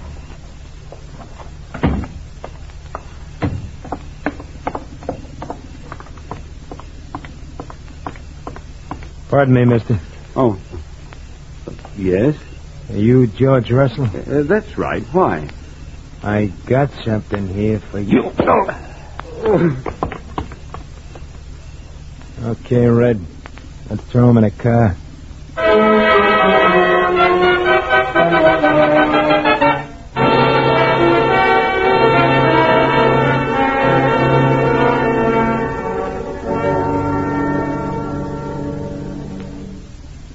Sit down, Mr. Davis. Thank you. I was just ready to go out to lunch. I'm sorry, Judge Forrester, but this is an urgent matter. Oh? What's the trouble? Well, it was just about a year ago that as my attorney, you helped me set up my wholesale fur business, Western. Yes? Now you're going to have to help me take it apart. What? I want you to file a petition in bankruptcy for me. Bankruptcy? Yes, and I want you to file it today. My credit manager, George Russell, has left me no other choice, Judge. Well, what's he got to do with it? I found a few things wrong with his books last night and called him to come down to the office after dinner. But he never arrived. What happened? I don't know. He's just disappeared. I think you'll find the whole answer in these papers here. I see. I spent all night and this morning checking up. Through a system of false invoices and other juggling, Russell has gotten away with over $100,000 in furs. 100? Why, it's incredible. Payments to my creditors are due, and I can't possibly meet them, Judge. I've got to take bankruptcy immediately. You reported Russell to the police, of course. Well, I thought I'd better consult you first. But Mrs. Russell, she must have reported it. Oh, I asked her to let me handle it. I see. Now, here are all the personal facts about Russell, and I made up a statement here of my true assets and liabilities. Yeah. And a record as nearly accurate as I could make of Russell's jugglings. Everything's here. I see. And you really want the petition filed today? Well, it's much better for my record for me to take action before my creditors do, Judge. Yes, of course. Well, shall I call the police now? No, just leave everything to me, Davis. I'll check with you as quickly as I can. Good. I'll either be at my home or at my office. Very well. Good day, Judge. Good day. Miss Myers. Yes, sir? Get me the FBI.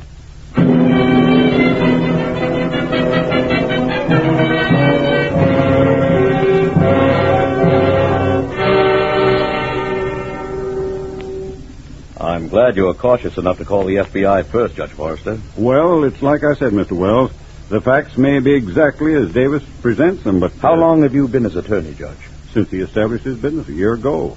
But I've served him in only a couple of minor matters in all that time. And you suspect there might be something wrong with this case? I have no basis in fact for any suspicion, Mr. Wells, except that it all happened so quickly. Mm-hmm. Russell disappears last night. And this afternoon, Davis has statements all prepared and asked for a petition in bankruptcy. I see. And I certainly have no desire to be a party to any proceedings involving a possible fraud. Well, of course not. Judge, I want you to know that you must use your own judgment on Davis's request to file a petition in bankruptcy. I understand that. I'd like to have access to Davis's books as soon as possible. I can have them ready for you this afternoon. Good. I'm going to go out and have a talk with Russell's wife.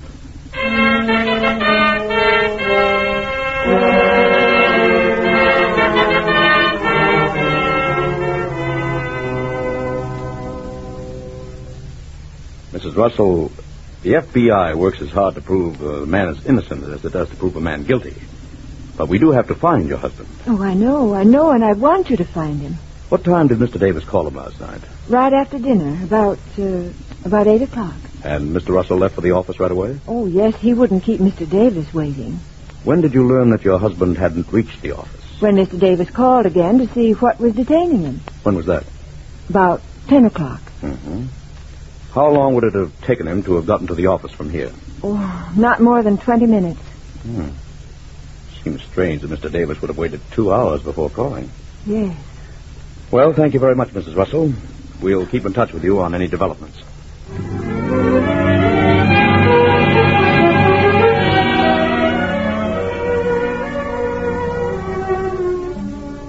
It is shortly after dusk now, and to anyone looking at it from the outside, the ramshackle building down in the now deserted warehouse section of the city would have appeared empty and unoccupied. But behind the padlocked loading doors stood a motor truck, and at a table sat two men playing gin rummy. Come on, pick a card, will you, Red? Oh, wait a minute. I'm adding something. You need under 10 to knock. Yeah. 3 on top of 6, 7 on 5. I knock. How many? 10. Well, lay him down, will you? Yeah. You got 14 points, stupid. How? 3 and 6 is 9, and 5 is 14. Since when? Look, Red, how many times you... Davis. Yeah. I get it.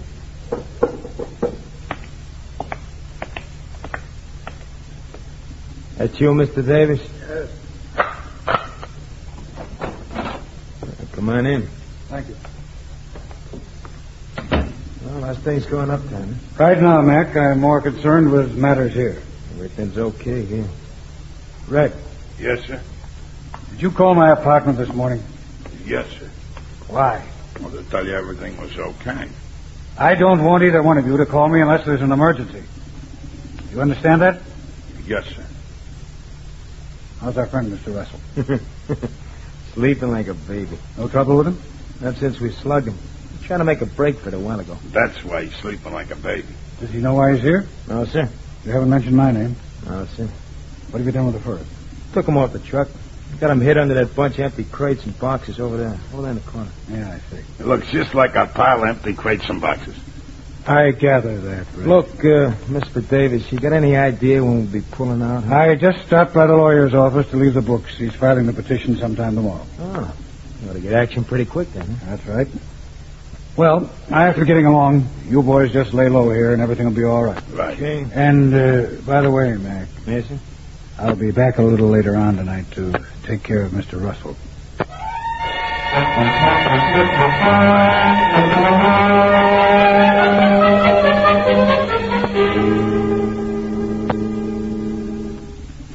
What have you got there, Bob? I stopped by Judge Forrester's office to pick up Davis's books. Here they are. Good. I also checked Russell's bank account. And? He hadn't bothered to draw anything out of savings or checking. With $100,000 worth of furs, they wouldn't need to. Probably not. It really looks like he's our boy. Why? What have you got? A clean report on Davis from his bank and from the Credit Association. Which doesn't prove anything. But Davis didn't take a run out, and Russell did. Maybe Russell did, and maybe not. What do you mean? I want to go to work on these books first. And in the meantime, let's get out an 8-state alarm on Russell. What do we say he's wanted for? We can't say he's wanted for anything yet.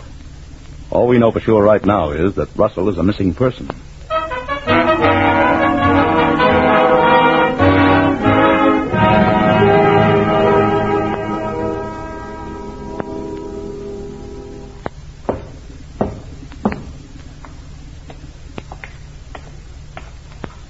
Yeah? Okay. Well, what Didn't think you'd be back tonight, Mr. Davis. I told you I would. Where's Russell? In that room there. Red's with him. I want to see him. Okay, come on. Is he conscious? Yeah. You want he shouldn't be? No. It doesn't matter. Go ahead. Thank you. Good evening, Mr. Russell. Oh, Mr. Davis, I'm so glad to see you. These men, they've been holding me here, holding me a prisoner. Yeah, I know. I don't understand it. I've tried to tell them that they've made a mistake. They've got the wrong person. They've made no mistake, Mr. Russell. What do you mean? I ordered them to bring you here. What? Sorry, but this is how it had to be done. I don't understand. It has to do with our books, Mr. Russell. Books? We show a deficit, a shortage of over $100,000. That's not true. Shut up and listen. As I was saying, there's a serious shortage. So serious, in fact, that I'm forced to go into bankruptcy. I had nothing to do with any shortage. But you must have. Otherwise, why would you have disappeared? Now do you see why you're here, Mr. Russell? Yes. I believe I do. Unfortunately, keeping you out of sight until the bankruptcy case is over isn't enough. Your return even then would be very embarrassing. But you can't keep me here forever. That's right. So the next best thing, Russell, is to get rid of you. Get rid of you now. What are you saying? Red? Okay, Mr. Davis. Oh, wait. Please, Mr. Davis. No shooting, Red. I'm not. No. Keep away. Keep away.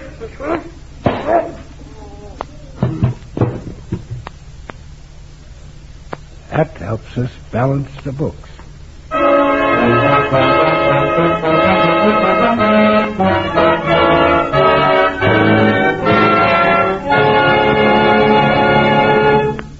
We momentarily close the Equitable Society's presentation of the Federal Bureau of Investigation file on the Bogus Bankruptcy.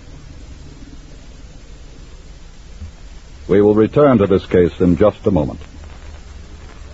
They say that a man has a young mind as long as he keeps his eyes fixed on the future, as long as he doesn't dwell in the past.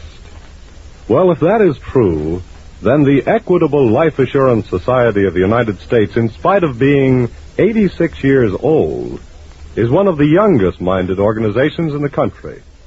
You see, the future is our business. For example, during the past few days, we signed several contracts which will not be paid up until after the year 2000. We provided for the college education of some boys and girls who will graduate in the class of 1966. Took steps to protect the old age of men and women who have not yet turned 30. With the investment of Equitable Society funds, the same principle holds good. When we put the premium dollars of Equitable Society members to work, we're not thinking merely of 1947 or 1950. We're thinking of 1965 and 1975, of the future of the entire nation. And that is why Equitable Society funds are invested in ways that promote the long-range prosperity of our country, in farms and home ownership, in basic industries like steel, oil, textiles, aluminum, railroads, and many others. Yes, by serving the future of 3.25 million members, the Equitable Society serves America. And now, back to our file on the Bogus Bankruptcy.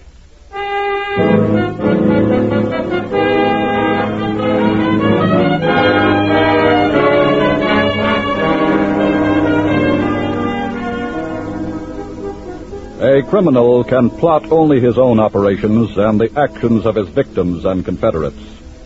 The discoveries and movements of his law enforcement opponents he has no control over whatsoever. And in this handicap most always lies his nemesis. At this point, however, things seem to be all in the bogus bankrupt's favor. And they still were when he entered his lawyer's office the following day. How's everything going, Judge? Fine, Mr. Davis. That's good. Have you filed our bankruptcy petition? To tell you the truth, I haven't. What? Why not? I didn't finish checking your statements and figures in time. They were all checked before I gave them to you. I know, but I wanted to recheck them to make doubly sure no error would appear in the petition. You don't think I might have made some mistake on purpose? Well, of course not. It's just normal procedure on the part of any attorney to make sure that his client... Judge, I want that petition filed today. It's being drawn up now. And you'll file it today? If the papers are finished in time, yes. Look, I'm paying you a good fee. I expect to get action. I'm doing the best I can. You wouldn't be stalling me, would you? What do you mean? I don't like the way you're handling this. This is all routine procedure. Where are my books? They're not here. Where are they? They're being re-audited. Why? For your protection against any possible error. I'm getting a little too much protection here, Judge. If you're not going to file today, I want my books and my statements back. As you wish. I think I'll take my case to someone who'll give his client what he asked for. I'll be back here for my books at 5 o'clock.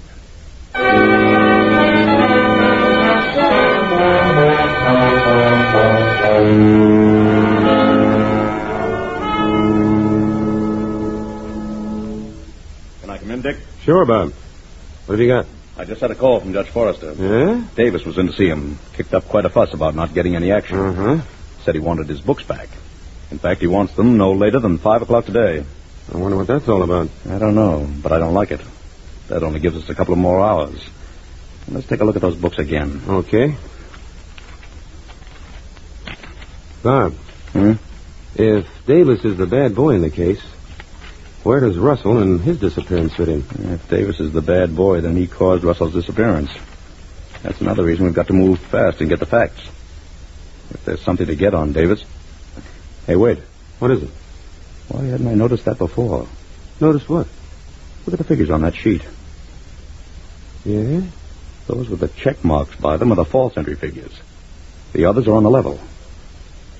Notice any difference? Sure. Sure, they're not made alike. Exactly. 2 different people worked on the books. And Russell was supposed to have done all the work. I'm going to run over to Davis's bank. What for? I want to pick up some of his canceled personal checks. And if Davis makes figures like any of these false ones here... Get going, Bob.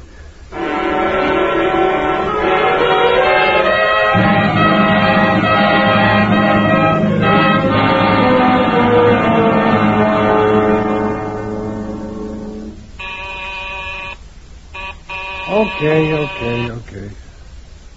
Who is it? Me, Mr. Davis, Mac. What do you want? Have I told you never come here? This is important. Well? We got trouble, Mr. Davis. What's wrong? Red kind of messed things up. How? Getting rid of that Russell guy's body. What do you mean? What happened? Well, he took the stiff out to dump it late last night, just like you tell him. Yes?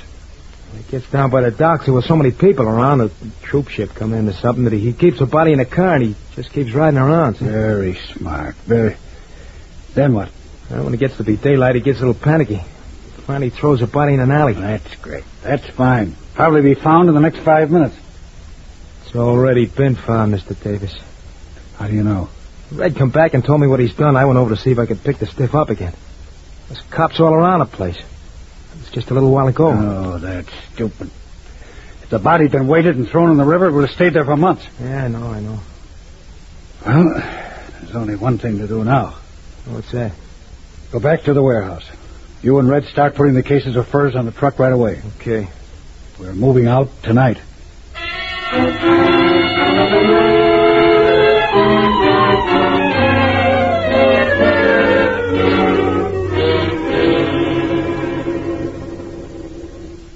Dick, I just checked with the bank. Yeah? I think Mr. Davis is our man. The figures on his personal checks and the false entry figures in the books were made by the same person. I just confirmed it with the lab. I think I have even better confirmation on Davis. What's that?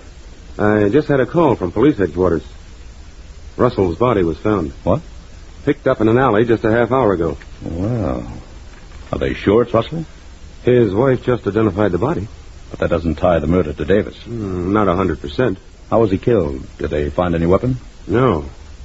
But he was slugged with a heavy instrument. Of course, if Davis is our man, the murder makes sense.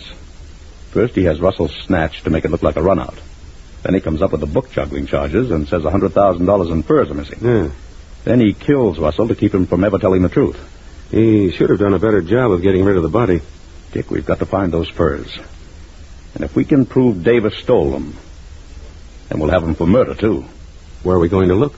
The first step is to get over to Judge Forrester's office and deliver Davis's books in person.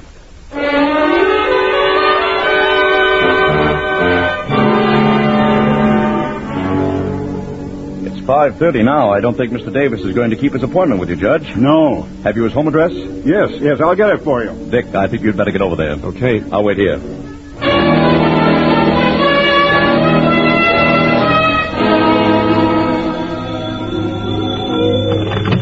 Hello? Bob? Yes, Dick? I just had the superintendent let me into Davis's apartment. Everything's been cleaned up. He's gone. I figured that. You'd better meet me back at our office.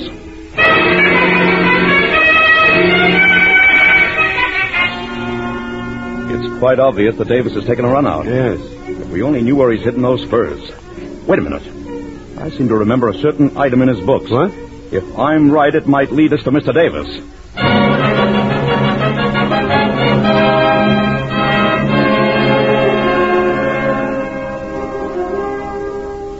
Shortly after 11 o'clock now, and down in the warehouse section of the city, a car with its lights off rolls quietly into an alleyway and stops. A man steps out and walks to a side door of one of the buildings. He knocks, pauses, then knocks again. That's funny.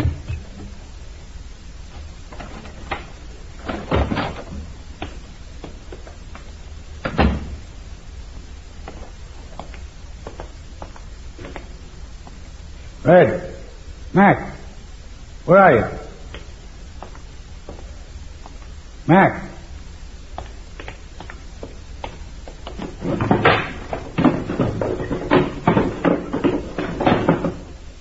Why, the dirty double-crossing. Took the furs and ran out. Wait a minute, Davis. Huh? Your boys haven't run out on you. We have them in the office waiting for you. Who are you? Maybe I better flash this light on my credentials. The FBI. That's right. And thanks for that entry in your books covering the rental of this warehouse. Otherwise, the search for you might have taken longer. What do you mean? We have an interest in furs, too, Mr. Davis. Right now, we're concentrating on skunks.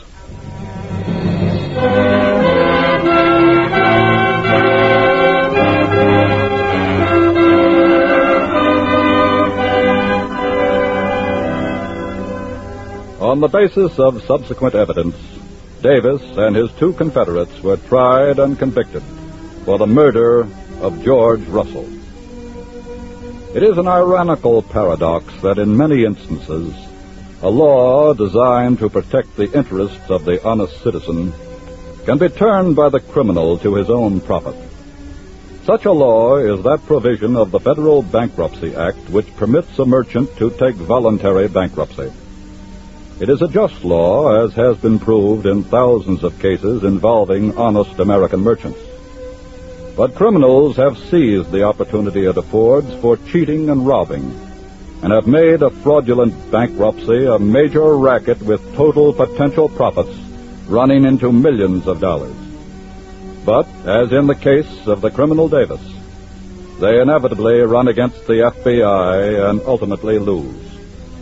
You remember the old expression, cheaters never win? The FBI is determined to preserve its truth.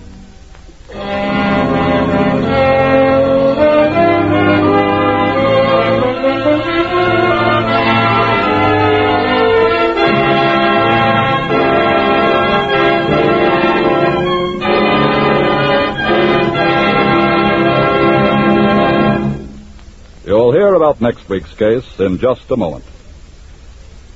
This week, at the Equitable Society, I had one of the finest experiences of my life.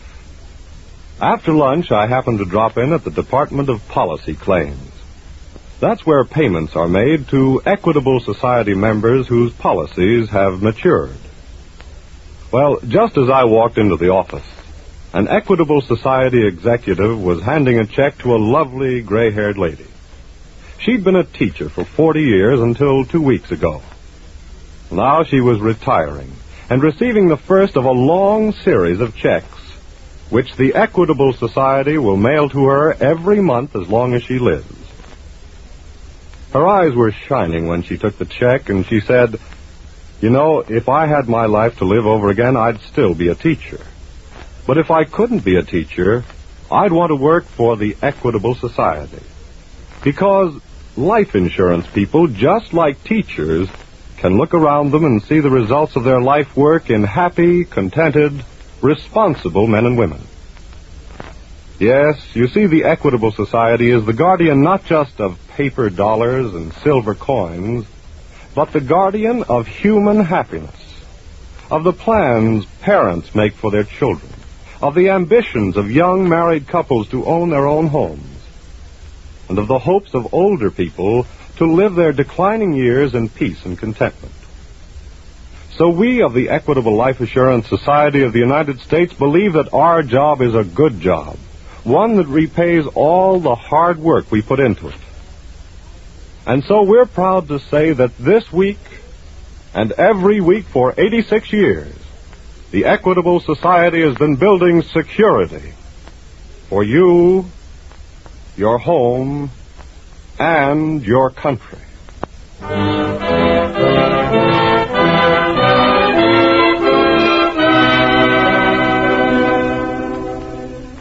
Next week, we will bring you another colorful story from the files of the Federal Bureau of Investigation. The Allotment Swindle.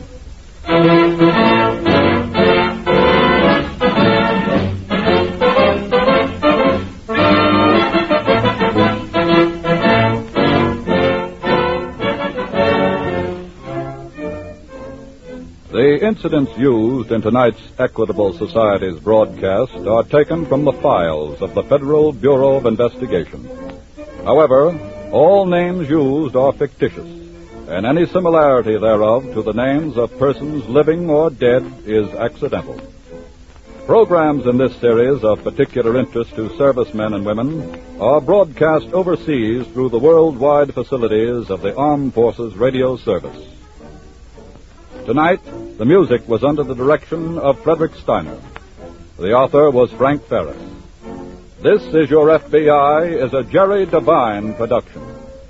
This is your narrator, Dean Carlton, speaking for the Equitable Life Assurance Society of the United States, and inviting you to tune in again next week at this same time for This Is Your FBI.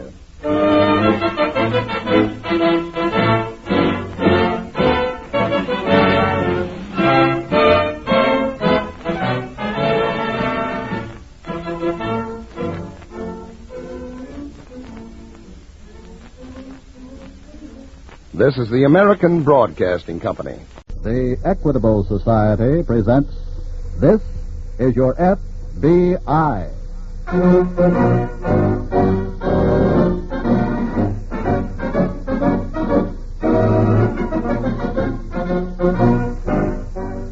This is Your FBI, an official broadcast from the files of the Federal Bureau of Investigation, presented as a public service by the Equitable Life Assurance Society of the United States and the Equitable Society's representative in your community.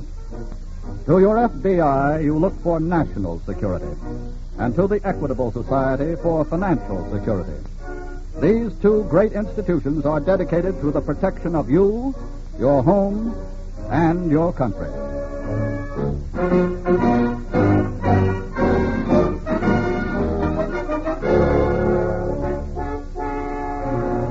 Tonight's file, The Allotment Swindle.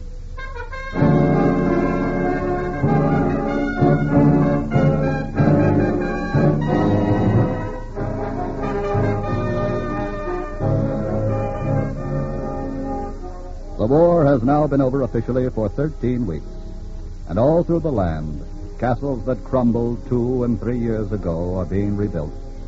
being rebuilt because our servicemen are coming home. From torrid China, from freezing Alaska, from hungry Europe, from all over the world, men are returning to this, their native land. In every man's life, there are moments of sheer exultation that tighten the muscles in his throat, that make speaking impossible. Such a moment is being enjoyed by men this very day, being enjoyed as they sail into New York Harbor. Sail in past the lovely lady who still holds high the flaming torch, the torch they helped keep lit.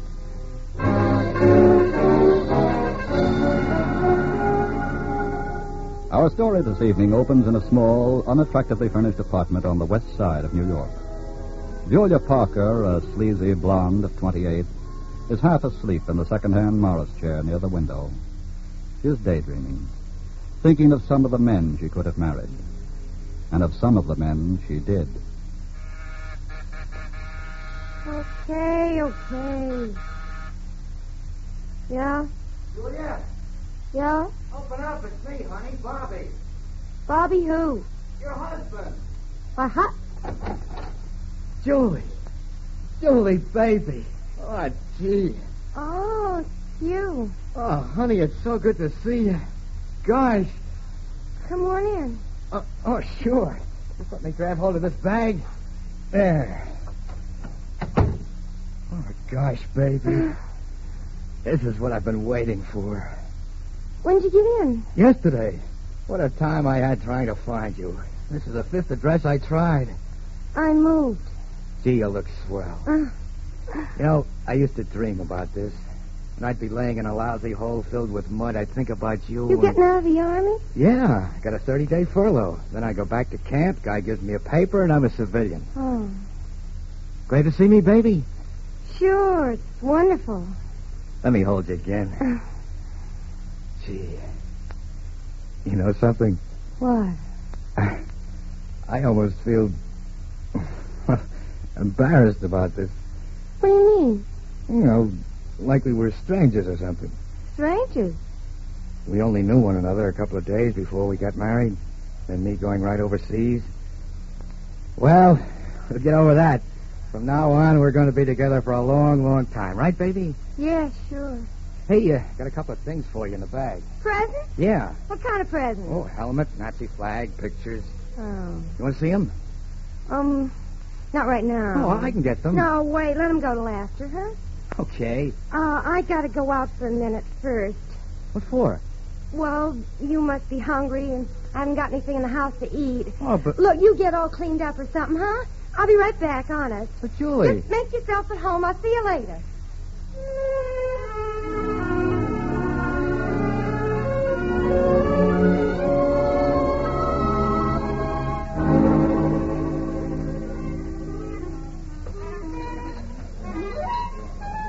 Hello, Mac.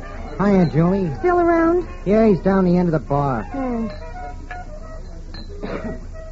Phil. Oh, hiya, baby. I gotta talk to you. Okay. I'm not here. This is important. All right, come on back to the office. Okay. What's the matter? You got trouble? Yes. What is it? I'll tell you inside. Go ahead. What's wrong, kid? Bobby's home. Bobby who? My husband. Which one? The blonde one. Bobby Chase, I think his name is. The Marine or the sailor? The soldier. Oh. What am I going to do, Phil? How'd he find you? I don't know. He says he went to 5 addresses. Tough give her up. Well, after all, it was important to him. I'm his wife. It says here. Look, this is real serious, Phil. What am I going to do? What does he want to do? He wants me to live with him, naturally. That wouldn't be fair to the other guys. It wouldn't be fair to you. Besides, what good is he now? What do you mean? He's getting out of the Army. No more allotment checks. Oh, that's different. Where is he now? At the apartment, waiting for me to come back. I told him I was going shopping. I got to get back, Phil. Yeah. All right, go ahead. Well, ain't you going to do something? Well, look, give me some time, will you? I'll have to figure an angle on this guy. I'll get in touch with you tomorrow.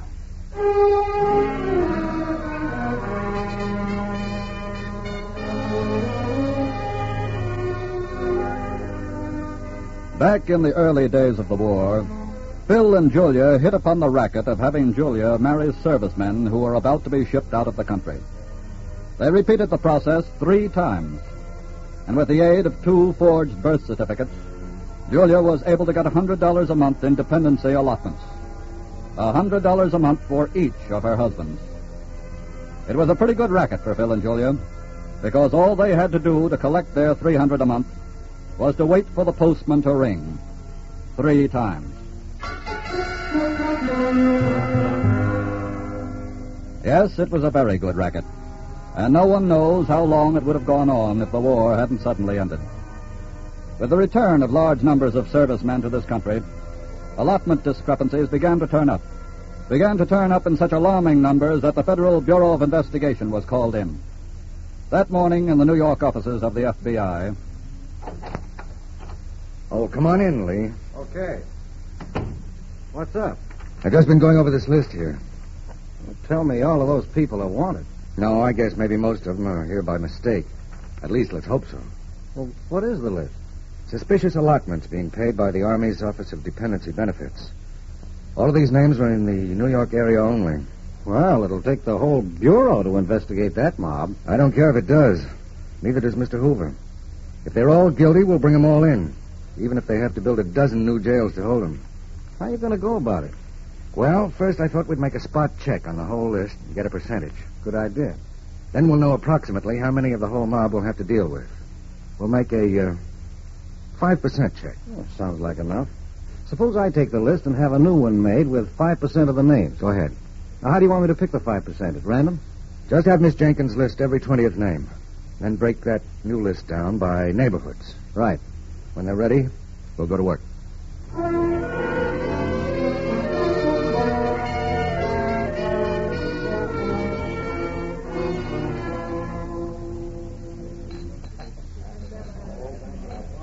Mac, is Phil back in his office? Yeah. Thanks.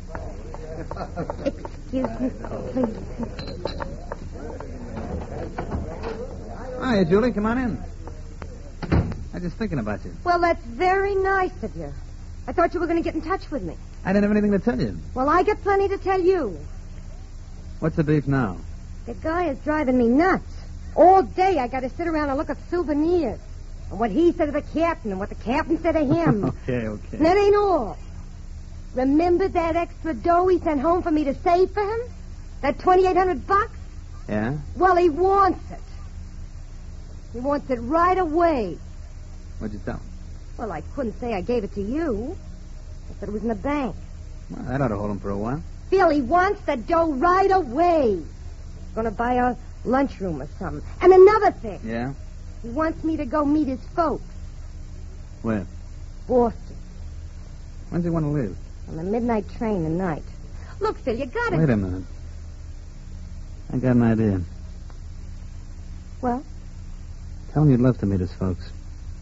Tell him you're going with him. Only you don't take the train. You want I should walk? Listen. Go back and tell him your brother will drive you both up. My brother? Yeah. Me. Phil, he can't meet you. Why not? Well, if he was to know about us... Look, all he has to know is I'm your brother. I'll take care of the rest. What's the idea? You'll see. This guy is good for one more touch, baby. A big one.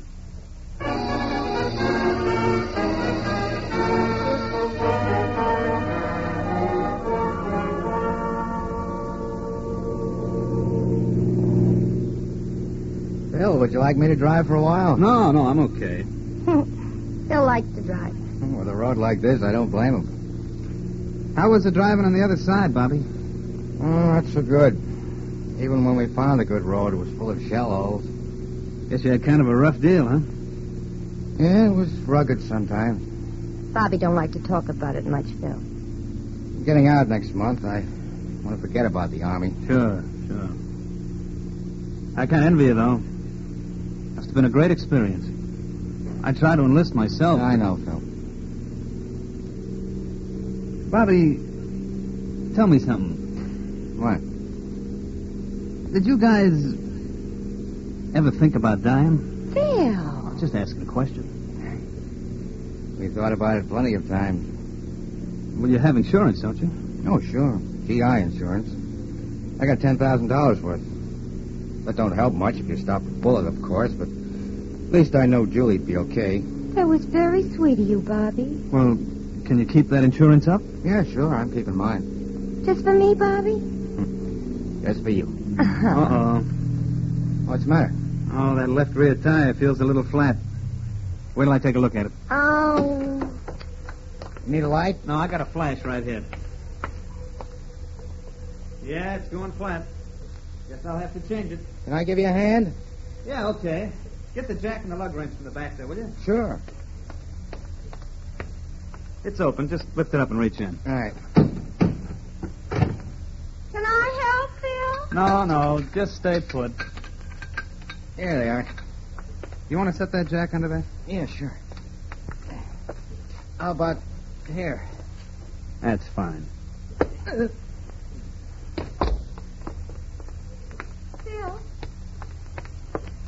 Phil, what happened? What do you think? Oh. Now I'm an heiress.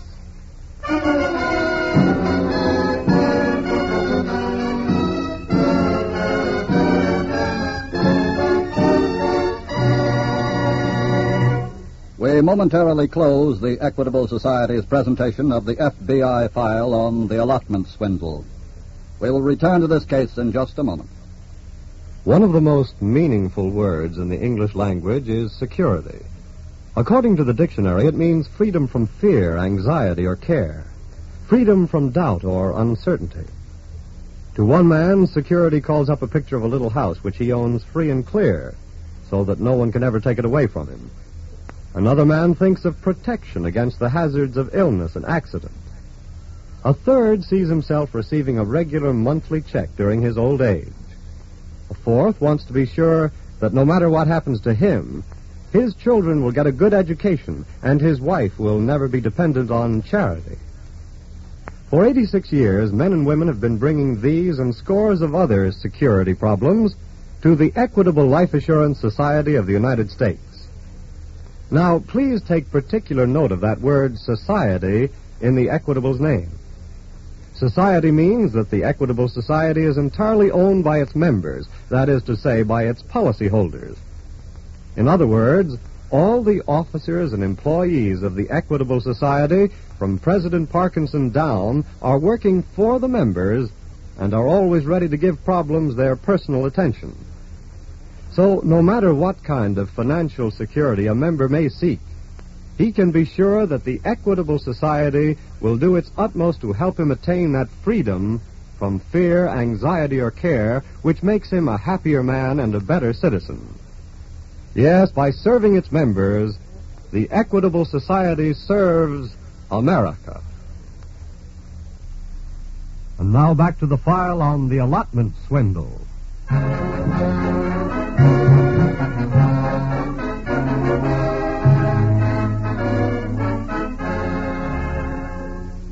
The basic ingredient in the character of a criminal is greed.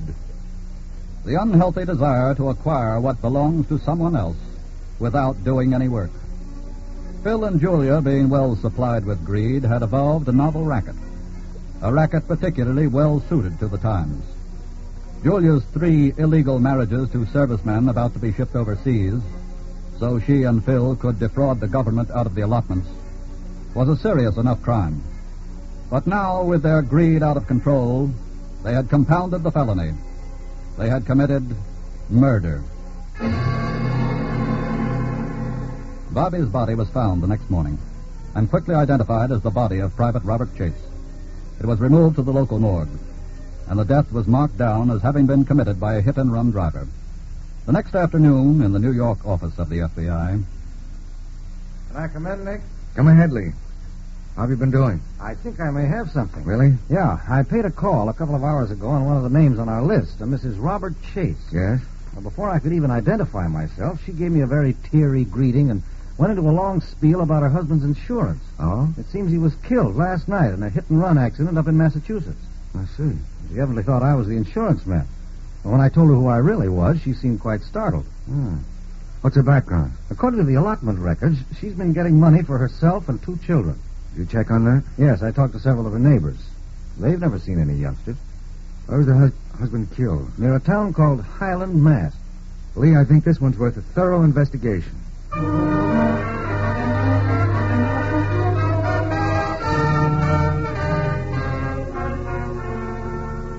Special Agent Price telephoned the morgue at Highland, Massachusetts, and learned that the Army was claiming the body the next day to take it for burial with military honors in the Chase family plot. Because of his suspicions, Price ordered the body held for further examination. And that night, he and Special Agent Adams left for Highland. The next morning at the morgue... Here's the body, gentlemen. Poor devil. Yes. Was there anything on his uniform, Doctor? Any marks? Yes, there were some tire marks where the car had apparently run over him. Well, what do you mean, apparently? Wasn't he run over? Yes, he was, but... But what, Doctor? Well, that isn't what killed him. He was killed by a blow at the base of the skull. How do you know that? Well, there was blood there, and it was clotted. If he had been killed in the accident with the car, and then sustained the injury to his skull, the whole appearance would have been different. Can I join you, Doc? Oh, yes, Joe. I want you to meet Mr. Price and Mr. Adams. They're from the FBI. This is Joe Benton. He's with our local police. How do you do? I heard you were coming, gentlemen, so I got this stuff ready. What is it? It's a set of plaster casts of some tire tracks. Oh, how'd you get them? Isn't the road paved? Yes, but these were off the road. They're real good ones. Drained the night before. Tell me, did the tracks show that the car backed up about 15 feet? And then when it started forward, it went back onto the road? Yeah. There doesn't seem to be much doubt from what Dr. Jones says that Private Chase was murdered. Well, how do you figure that? Well, let's assume that he was murdered by the people in this car that ran over him. They want the murder to look like a hit-and-run accident. Yeah? So they drag the body out onto the road and back up and run over it. Yes. So thanks for having the foresight to get these casts of the tar prints made, Benton. Oh, glad to be of any help. Now, Dr. Jones. Yes? One more thing. Can you tell me what instrument was used on Chase's skull? Well, I'd say it was straight, like an iron bar. I see. Thank you, gentlemen. Oh, that's okay. Goodbye. Goodbye. Should I call New York now and have him pick me up, Mrs. Chase? No. I don't think so. Why? Not yet. Don't you think she did it? I think she was in on it, but she's not smart enough to be working alone. You want to put a watch on her? Yes. She should lead us where we want to go.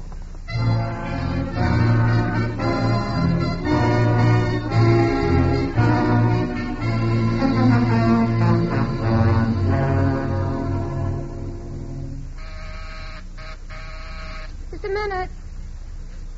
Who is it? Hey, Phil. Oh, okay. You got my message, huh? Yeah. I thought you'd never get here. I got so scared, Phil. I didn't know what to do. I was going How do you know around. the guy was from the FBI? He showed me a badge or something. What do you want? Well, nothing really. Talk sense, will you? He must have wanted something. Well, he said he was looking for some guy broke out of jail. Why'd he come here? He said they were looking all through the building. Now, that was a phony. Did he ask about your husband? No, he didn't seem to care about that. Uh-huh. Not even when I told him he'd been killed. Well, how'd you come to tell him that? I thought he was the insurance man. Oh, you stupid. Well, how was I to know? We ain't seeing any insurance man. Why not? We got a bump steer on that 10 G's. How do you mean? You don't get it no lump. I checked up today. You get a measly $36 a month for life. Oh, that's awful. Well, that's the deal, sweetheart. And you may not even get that. Why? FBI came here for some reason, and I guarantee you it's not the one they gave you. How would they know anything was wrong? That happens to be the business they're in. Oh. What do we do? You got to blow town. Oh, Phil. And fast, baby. You're getting out tonight. I can put you up at Chuck's place for a couple of months. In the country? Yep. With all them trees? Baby, it's better to look at trees than be hanging from them. Meet me at my garage at 12 o'clock tonight.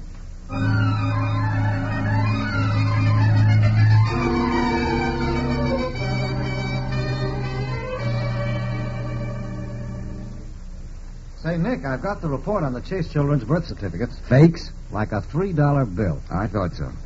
Well, what do we do now? Well, one thing we've got to do is to see whether our candidate has a car. Well, who's our candidate? I wasn't here when he was nominated. A fellow named Phil Taylor. How does he fit into the picture? Well, he endorsed every one of Mrs. Chase's allotment checks. Well, who is he, a check cashier? No, he's just a petty larceny crook. Done time a couple of times, but all small stuff.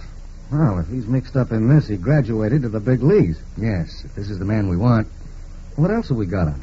He paid a call on Mrs. Chase this afternoon. Well, why don't we grab Taylor? We can't prove anything against him yet. It's not against the law to cash government checks, you know. You don't look as unhappy as you should. I'm gambling on a hunch. I'm having a check now. Anything else come in from the Massachusetts police? No, not a thing, but they did enough. Price talking. Yes? Yes. Yeah, let me write down those dates. That's fine, thank you. That was Johnson down at City Hall, Lee. Yes? When Robert Chase was married, his bride gave her maiden name as Julia Prescott. That was a mistake. Why? Because 2 years before that, on September 11th, 1940, this same Julia Prescott was married to our suspect, Phil Taylor.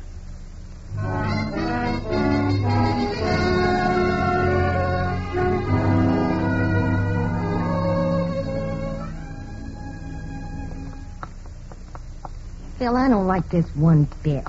Country air will do you good. Oh, sure. Why don't you come along? Because I happen to have a business to take care of. Well, I ain't staying up there any 2 months. You can bet go on that. Look, baby, if the law nails you, 2 months will seem like a real short time. I got a good mind to go back to one of my other husbands. Stop your beefing. It's open. Hmm? You don't need no keys. The garage door is open. That's funny. Come on.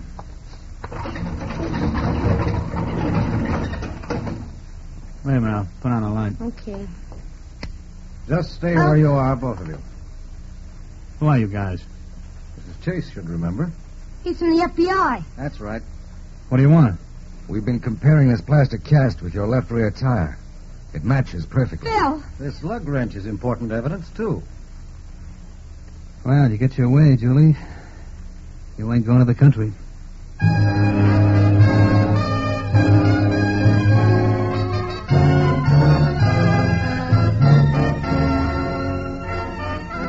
On the strength of the evidence uncovered by the special agents of the FBI, Phil and Julia Taylor were tried and convicted for the murder of Robert Chase. The racket broken up by the FBI tonight was a wartime racket. But do not labor under the misapprehension that the underworld will not find peacetime rackets. They will. The FBI will continue to stamp out as many rackets and as many racketeers as possible. The FBI can help, but only you can really put a blockade on the underworld. Only you, by a concerted effort, can starve them out of their positions and force them to seek other means of livelihood. The servicemen now coming home after years of privation are returning to a country they've been dreaming about. They deserve to have you do your part to make their dreams come true.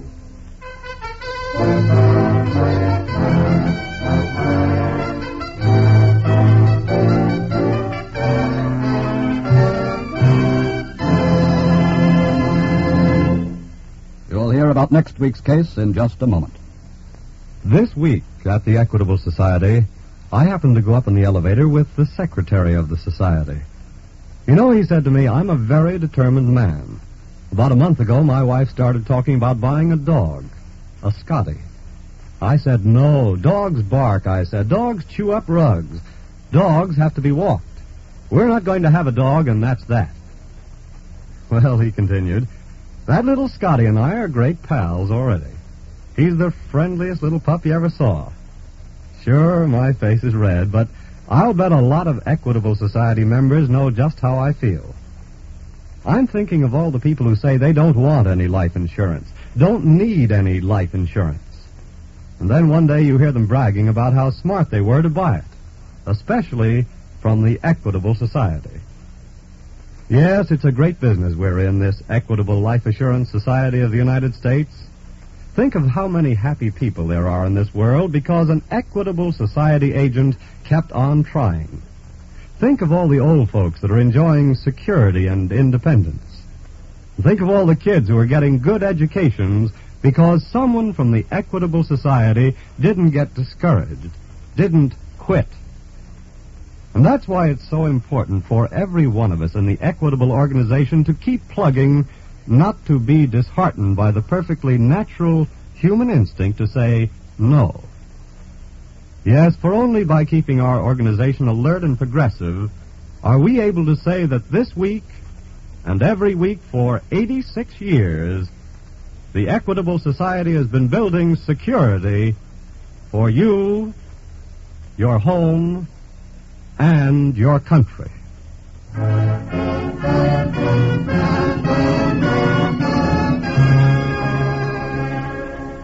Next week, we will bring you another colorful story from the files of the Federal Bureau of Investigation. The Bobby Sox Bandits.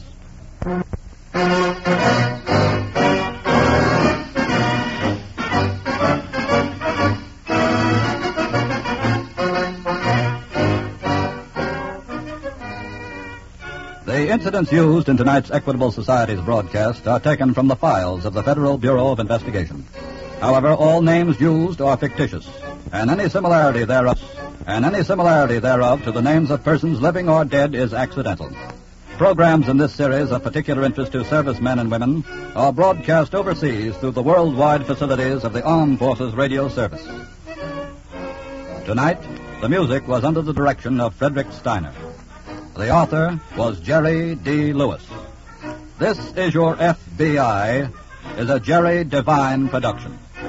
This is your narrator, Dean Carlton, speaking for the Equitable Life Assurance Society of the United States and the Equitable Society's representative in your community, and inviting you to tune in again next week at this same time for This Is Your FBI.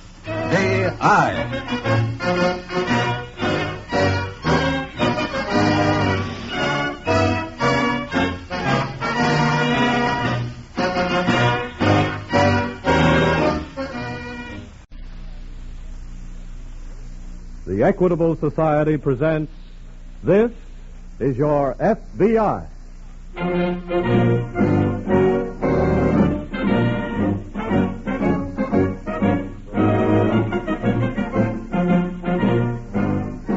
This is Your FBI, an official broadcast from the files of the Federal Bureau of Investigation, presented as a public service by the Equitable Life Assurance Society of the United States and the Equitable Society's representative in your community.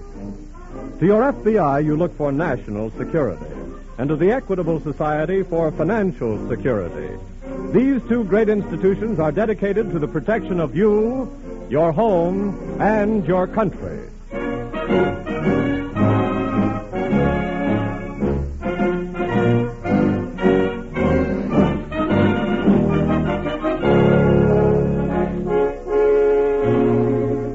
Tonight's file, the Bobby Sox Bandits.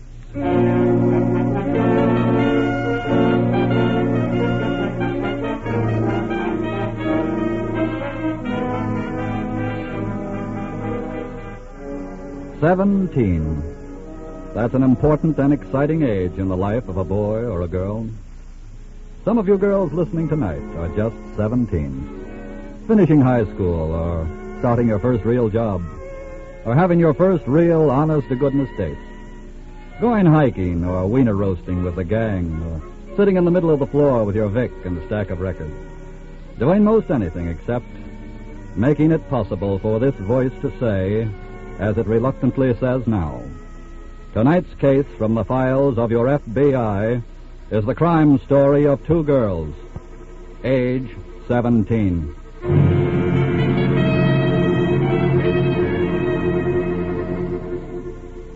It's just about sundown, and on a highway out of Pittsburgh, two girls with one suitcase between them stand by the side of the road.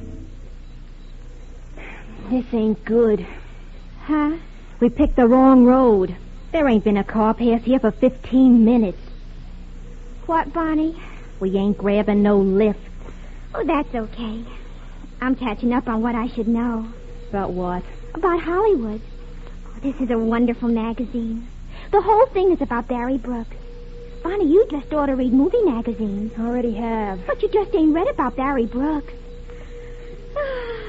He's so wonderful. Brooks, Smokes, we gotta get a lift.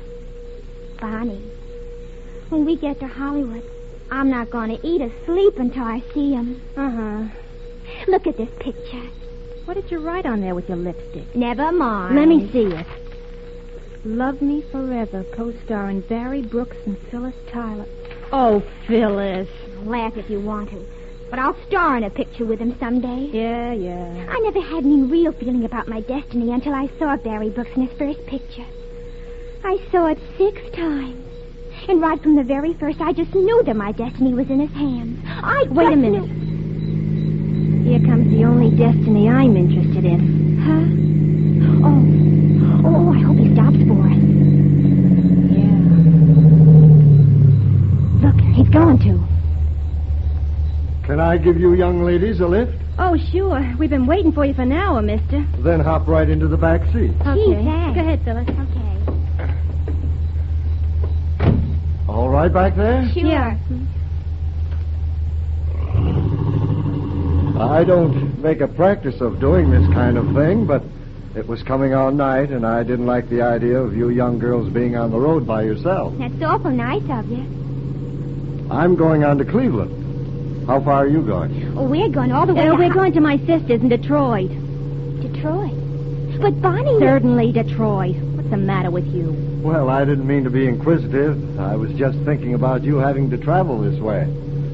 I've got a daughter about your age, and I know her mother and I would have a fit. Oh, wait a minute, mister. Could you stop the car? What's the trouble? I think I dropped something back there when we got in. Drop what, Bonnie? My bracelet. Bracelet? Well, I'll just back up. Is the road clear behind? Yeah, it's clear, all right. Good, then we'll just... Bonnie. No use thumbing rides when we can have a car of our own.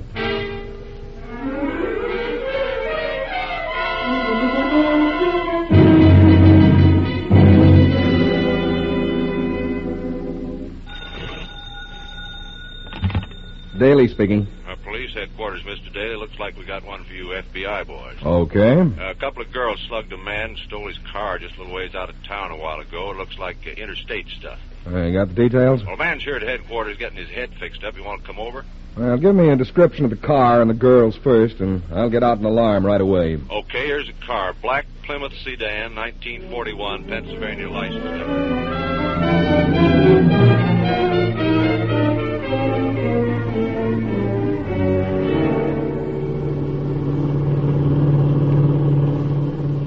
Wonder what town this is, Bonnie. I don't know. But it's in Ohio anyway. Wonder how long it'll take us to get to Hollywood. Now, how would I know? Wonder if that nice man is still lying in the ditch where we left him. Will you stop wondering so much, Phyllis? I'm sorry. Look, you just sit there and dream about Barry Brooks holding you in his arms, and I'll... Bonnie! Bonnie! That sounds like we've got a flat tire. Don't you think I've got ears, Phyllis? Oh, now what'll we do? What do you think? We'll just borrow another car.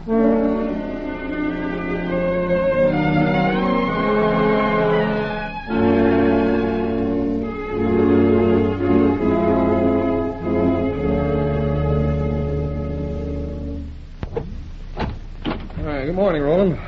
Oh, good. You're just in time, Daly. Oh, what's up? Teletype from the Cleveland office just came in. Oh? That black Plymouth sedan was found abandoned early this morning in a street in Niles, Ohio, with a flat tire. Any sign of the girls? No, they must have switched cars. How's that? Well, a man in Niles reported his Ford sedan stolen during the night, and the Plymouth was left about a block from his house. Cleveland put out an alarm on the Ford sedan? Yeah. Well, let's start traveling. Where? Niles, Ohio first. See if there are any clues in that Plymouth.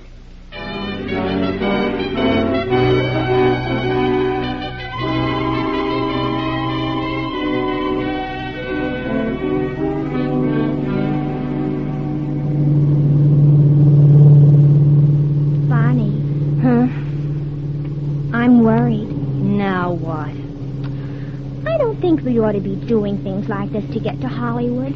Hitting people over the head and stealing cars. Why not? Well, suppose they should find out sometime. Who? My public. What are you talking about? Well, suppose after I get started in the movies and I'm on the way to the top, Suppose he gets out that I got to Hollywood by stealing automobiles. Oh, stop. I'll be ruined, Bonnie. That'll be the end of my career right there. Don't be stupid. It'll be good publicity. And besides, all of this will make you a much better actress. I don't see how you figure that. Aren't the best actresses the ones who live their parts? Yeah. And what are the best girl parts in movies? It's girls who work in gambling houses, who are spies or mixed up with gangs. Girls who live dangerously. Guess you're right, but do we have to all the time steal cars? No. I got another idea as soon as we get into Cleveland. What? We're going to ride in style on trains from now on. Where are we going to get the money? Somebody in Cleveland has money, and we're going to take it away from them.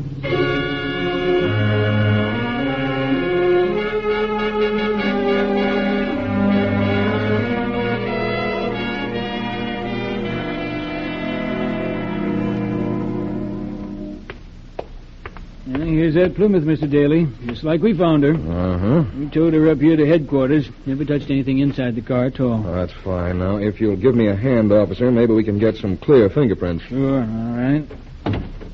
Wait, this may be something right here. No, what's that? Yeah, it's a movie magazine. Not hard to tell who their favorite movie star is. Favorite one of them, anyway. How's that? This picture of Barry Brooks has red lip prints all over it. I guess you'll want to save some samples of the lipstick for your laboratory, huh? Well, this may be more important than the lip prints, this lipstick writing on the page. What's it say? Phyllis loves Barry. Love me forever.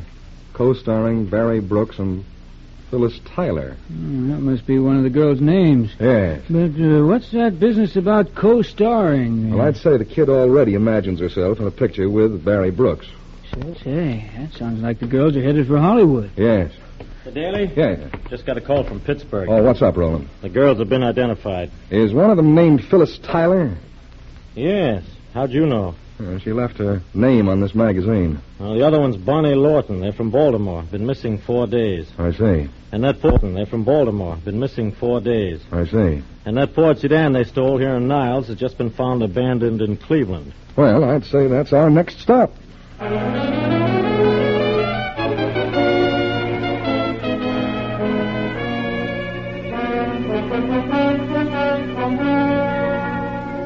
Later that night, somewhere in the area of Cleveland's ore docks on the Lake Erie waterfront, Bonnie Lawton and Phyllis Tyler sat in a booth in the corner of a juke joint sipping drinks.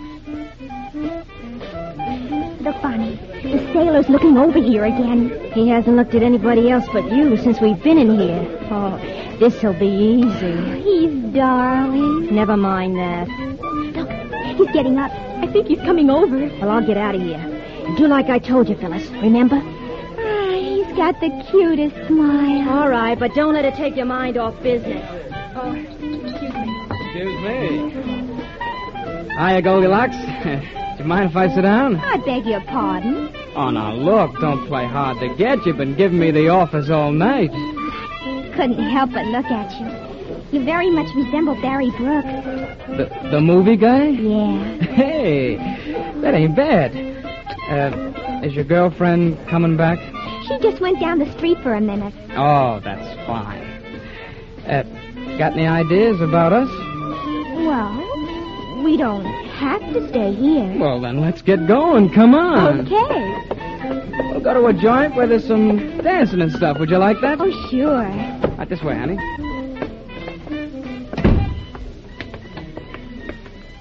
Which way did the girlfriend go? Down that way. Then let's go the other way. Silly. Say, what's your name, baby? Phyllis. Phyllis. That's very cute. You live around here? Well, not really. I just got in town All myself. Right, put him up, sailor. Huh? This is a stick-up. Hey, are you kidding? I said put him up. Get his money, Phyllis. Okay. Hold on. Shut up. Oh, look, sweetheart. Give me that gun. Sure. I'll give it to you. Oh. Yeah. Oh. Now we travel first class.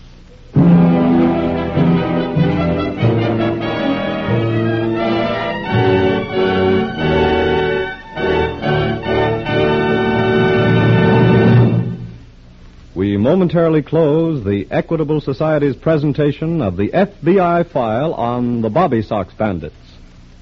We will return to this case in just a moment. 324 years ago, the Pilgrim Fathers of Plymouth enjoyed their first Thanksgiving dinner on this continent and played host to 90 Indian braves of a nearby tribe. Apparently, the Pilgrims were unable to bag any wild turkeys, for the menu mentions only venison, roast duck, roast goose, clams and other shellfish, eels, plums, and wild grape wine. Among the 3.25 million members of the Equitable Life Assurance Society of the United States, some are bearers of names which indicate that their ancestors may have attended that banquet. Other Equitable Society members have names that indicate an origin in a more recent wave of immigration.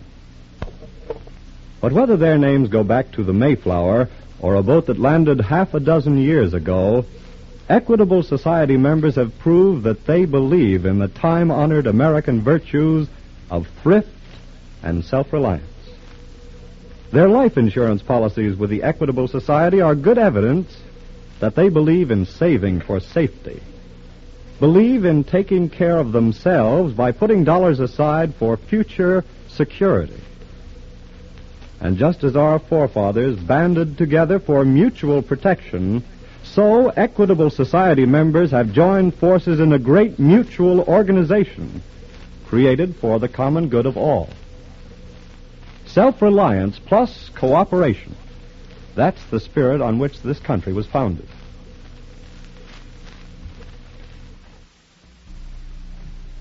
It's the spirit which makes men and women better citizens and better Americans, which is a good reason for this organization to be thankful that by serving its members for 86 years, the Equitable Society has served America. And now back to the file on the Bobby Sox bandits.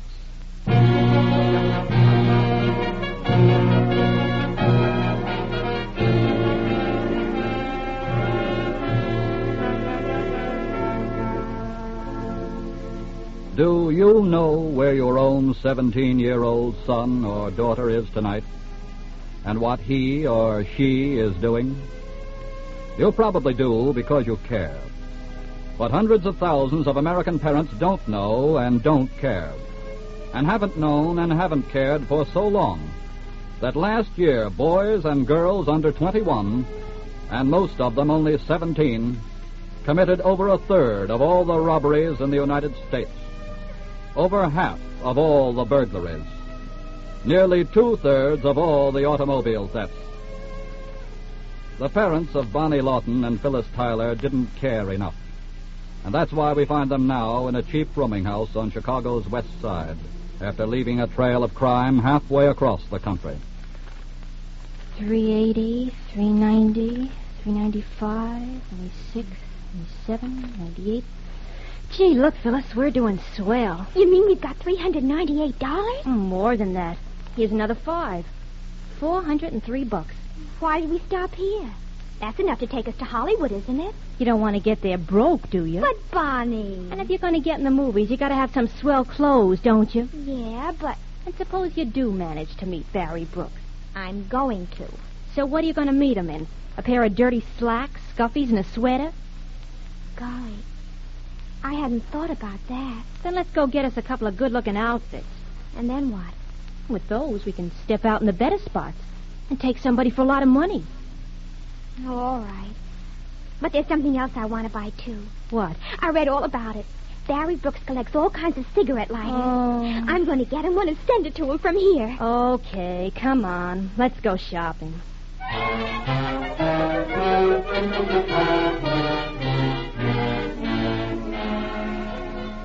That same morning, back in Cleveland, Special Agent Daly is just entering the field office of the FBI. What'd you find out, Daly? Well, the two girls who robbed that sailor last night were Bonnie Lawton and Phyllis Tyler. You sure? The sailor positively identified them by these pictures.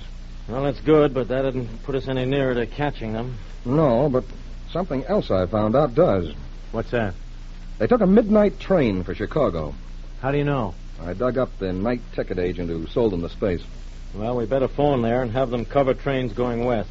Well, they might be smart enough to stop off in Chicago and hide out a while. Yeah, but I'll phone anyway. Okay, and then we'll catch the next plane for the Windy City ourselves.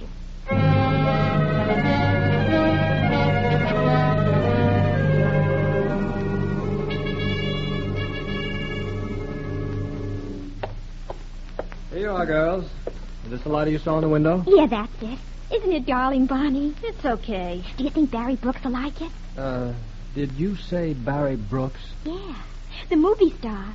I'm going to send this to him. Oh, I see. How much is it? Well, it's probably more than you want to pay. How do you know? How much is it? Well, including tax, it's $15. Oh, that's easy. Here. Say, where'd you girls get all that money? None of your business. That's a pretty big bankroll. Do you want to sell us the lighter or don't you? Bonnie, let's get out of here. Okay. Keep your lighter, mister. Just a minute, girl. Come on, Bonnie, hurry.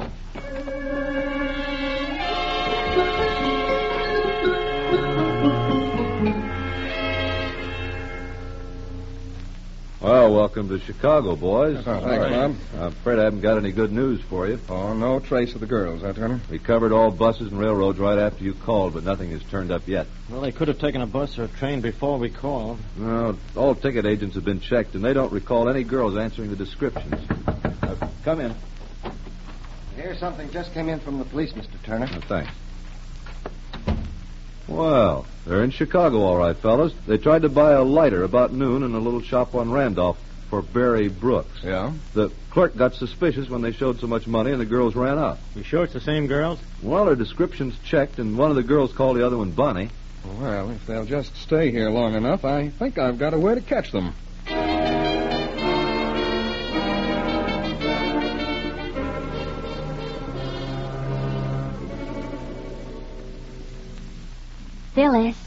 Phyllis, come on, wake up.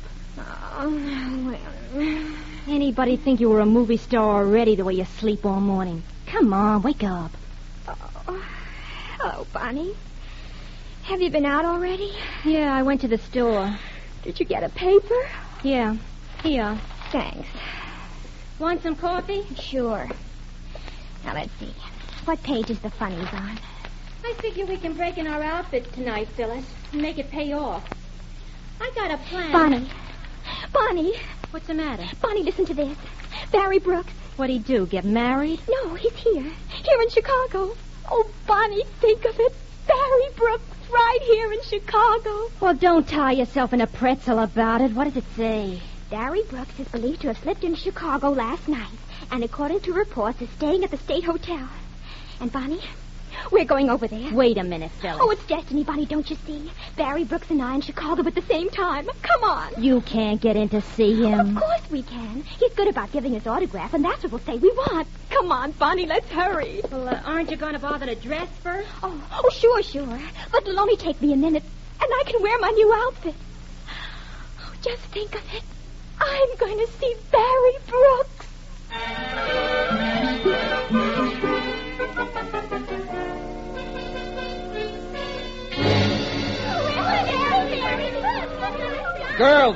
Girls, I'm the manager of this hotel, and I say you must go away. We're going to stay in front of his room until he comes out. Oh, Barry, come out. Oh, girls, please. I tell you for the 100th time, Mr. Brooks is not in the room. Oh, yes, he is. You wouldn't be trying to get us away. He is not. He is. He's not. He is. I tell you, he is not. Oh, yes, he is. We want Barry Brooks. We want Barry Brooks. We want Oh, girls, stop. Come on, move over. Let us through the door, please. What makes you young ladies think you can get in? We have an appointment with Mr. Brooks. You have an appointment? Well, just knock at the door and you'll find out. Go ahead, knock.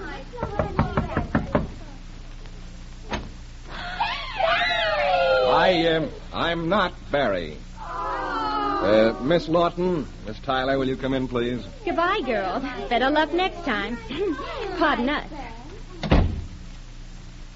Where is Mr. Brooks? Yeah, where is he? Well, I'm sorry to tell you, the report in the paper about Mr. Brooks being in the city was not correct, girls. What? We called up the room. Well, I'm responsible for the story being in the papers. I'm a special agent of the FBI. Bonnie, this is a pinch, huh? You're under arrest. Yes. Gee, I certainly had a very short career.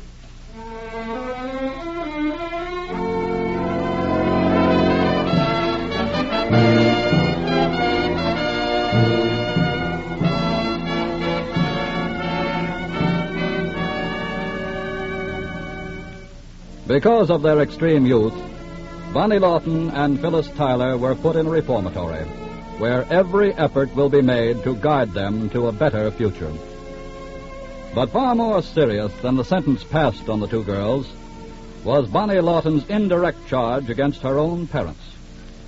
In court, she said, "I've had to learn everything else the hard way, so I guess I couldn't very well skip this one." The rising tide of juvenile delinquency in America amplifies that charge into a tumultuous indictment of the tragically large number of American parents who don't care enough for their children. America's homes are the birthplace and training ground of her citizens. What, then, is the hope for America's future? The answer is in the hands of you, the mothers and fathers of America. The FBI can protect only the lives and property and laws of America. You must protect its future through your children.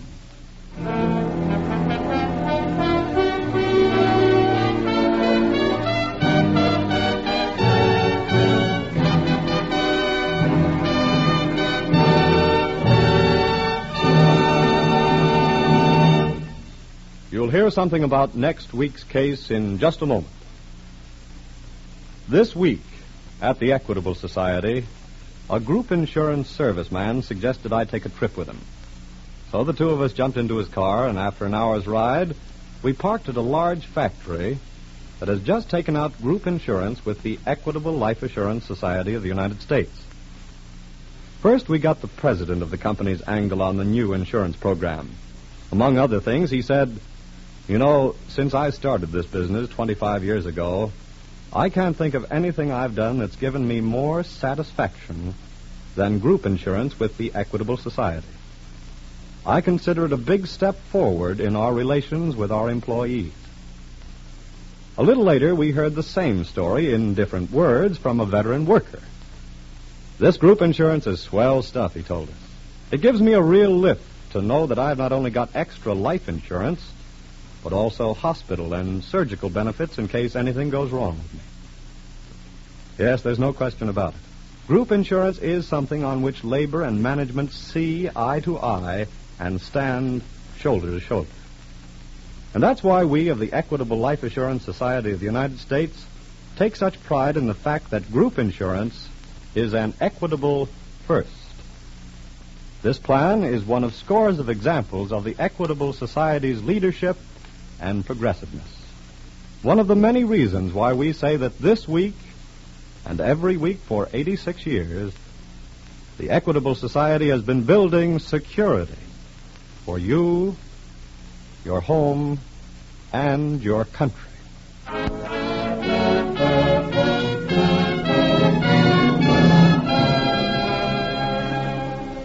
Next week, we will bring you another colorful story from the files of the Federal Bureau of Investigation. The Big Breakout.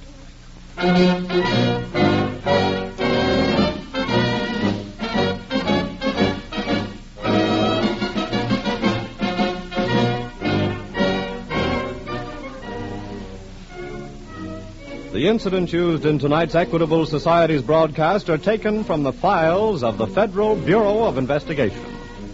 However, all names used are fictitious, and any similarity thereof to the names of persons living or dead is accidental. Programs in this series of particular interest to servicemen and women are broadcast overseas through the worldwide facilities of the Armed Forces Radio Service.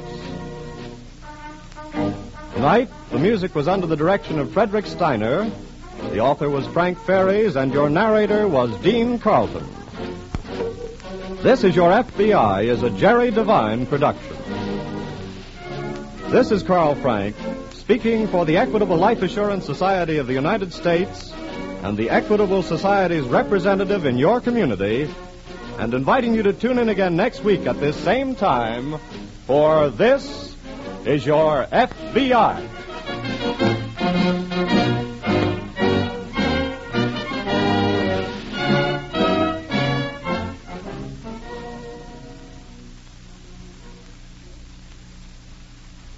You know, it's kind of fun to plan what you're going to buy in future years with the bonds you're buying now.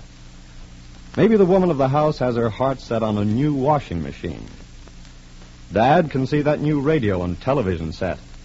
And the youngsters have super deluxe, extra special bikes and toys in mind. But buying time isn't here. New, low-price goods aren't on the market yet. More important than that, we still have a debt to pay before we go on a spending tear. A debt to the veterans who fought in the war and their families. Many veterans will require hospitalization. Others will want loans and educations. We have a debt in the war contracts that were canceled with the coming of the peace. And that's why the government is asking us to buy bonds now, during the victory loan. This will be the last bond drive. It won't be long before we can go back to a facsimile of living as usual. But until then, let's put over this victory loan by buying that bond. This is the American Broadcasting Company.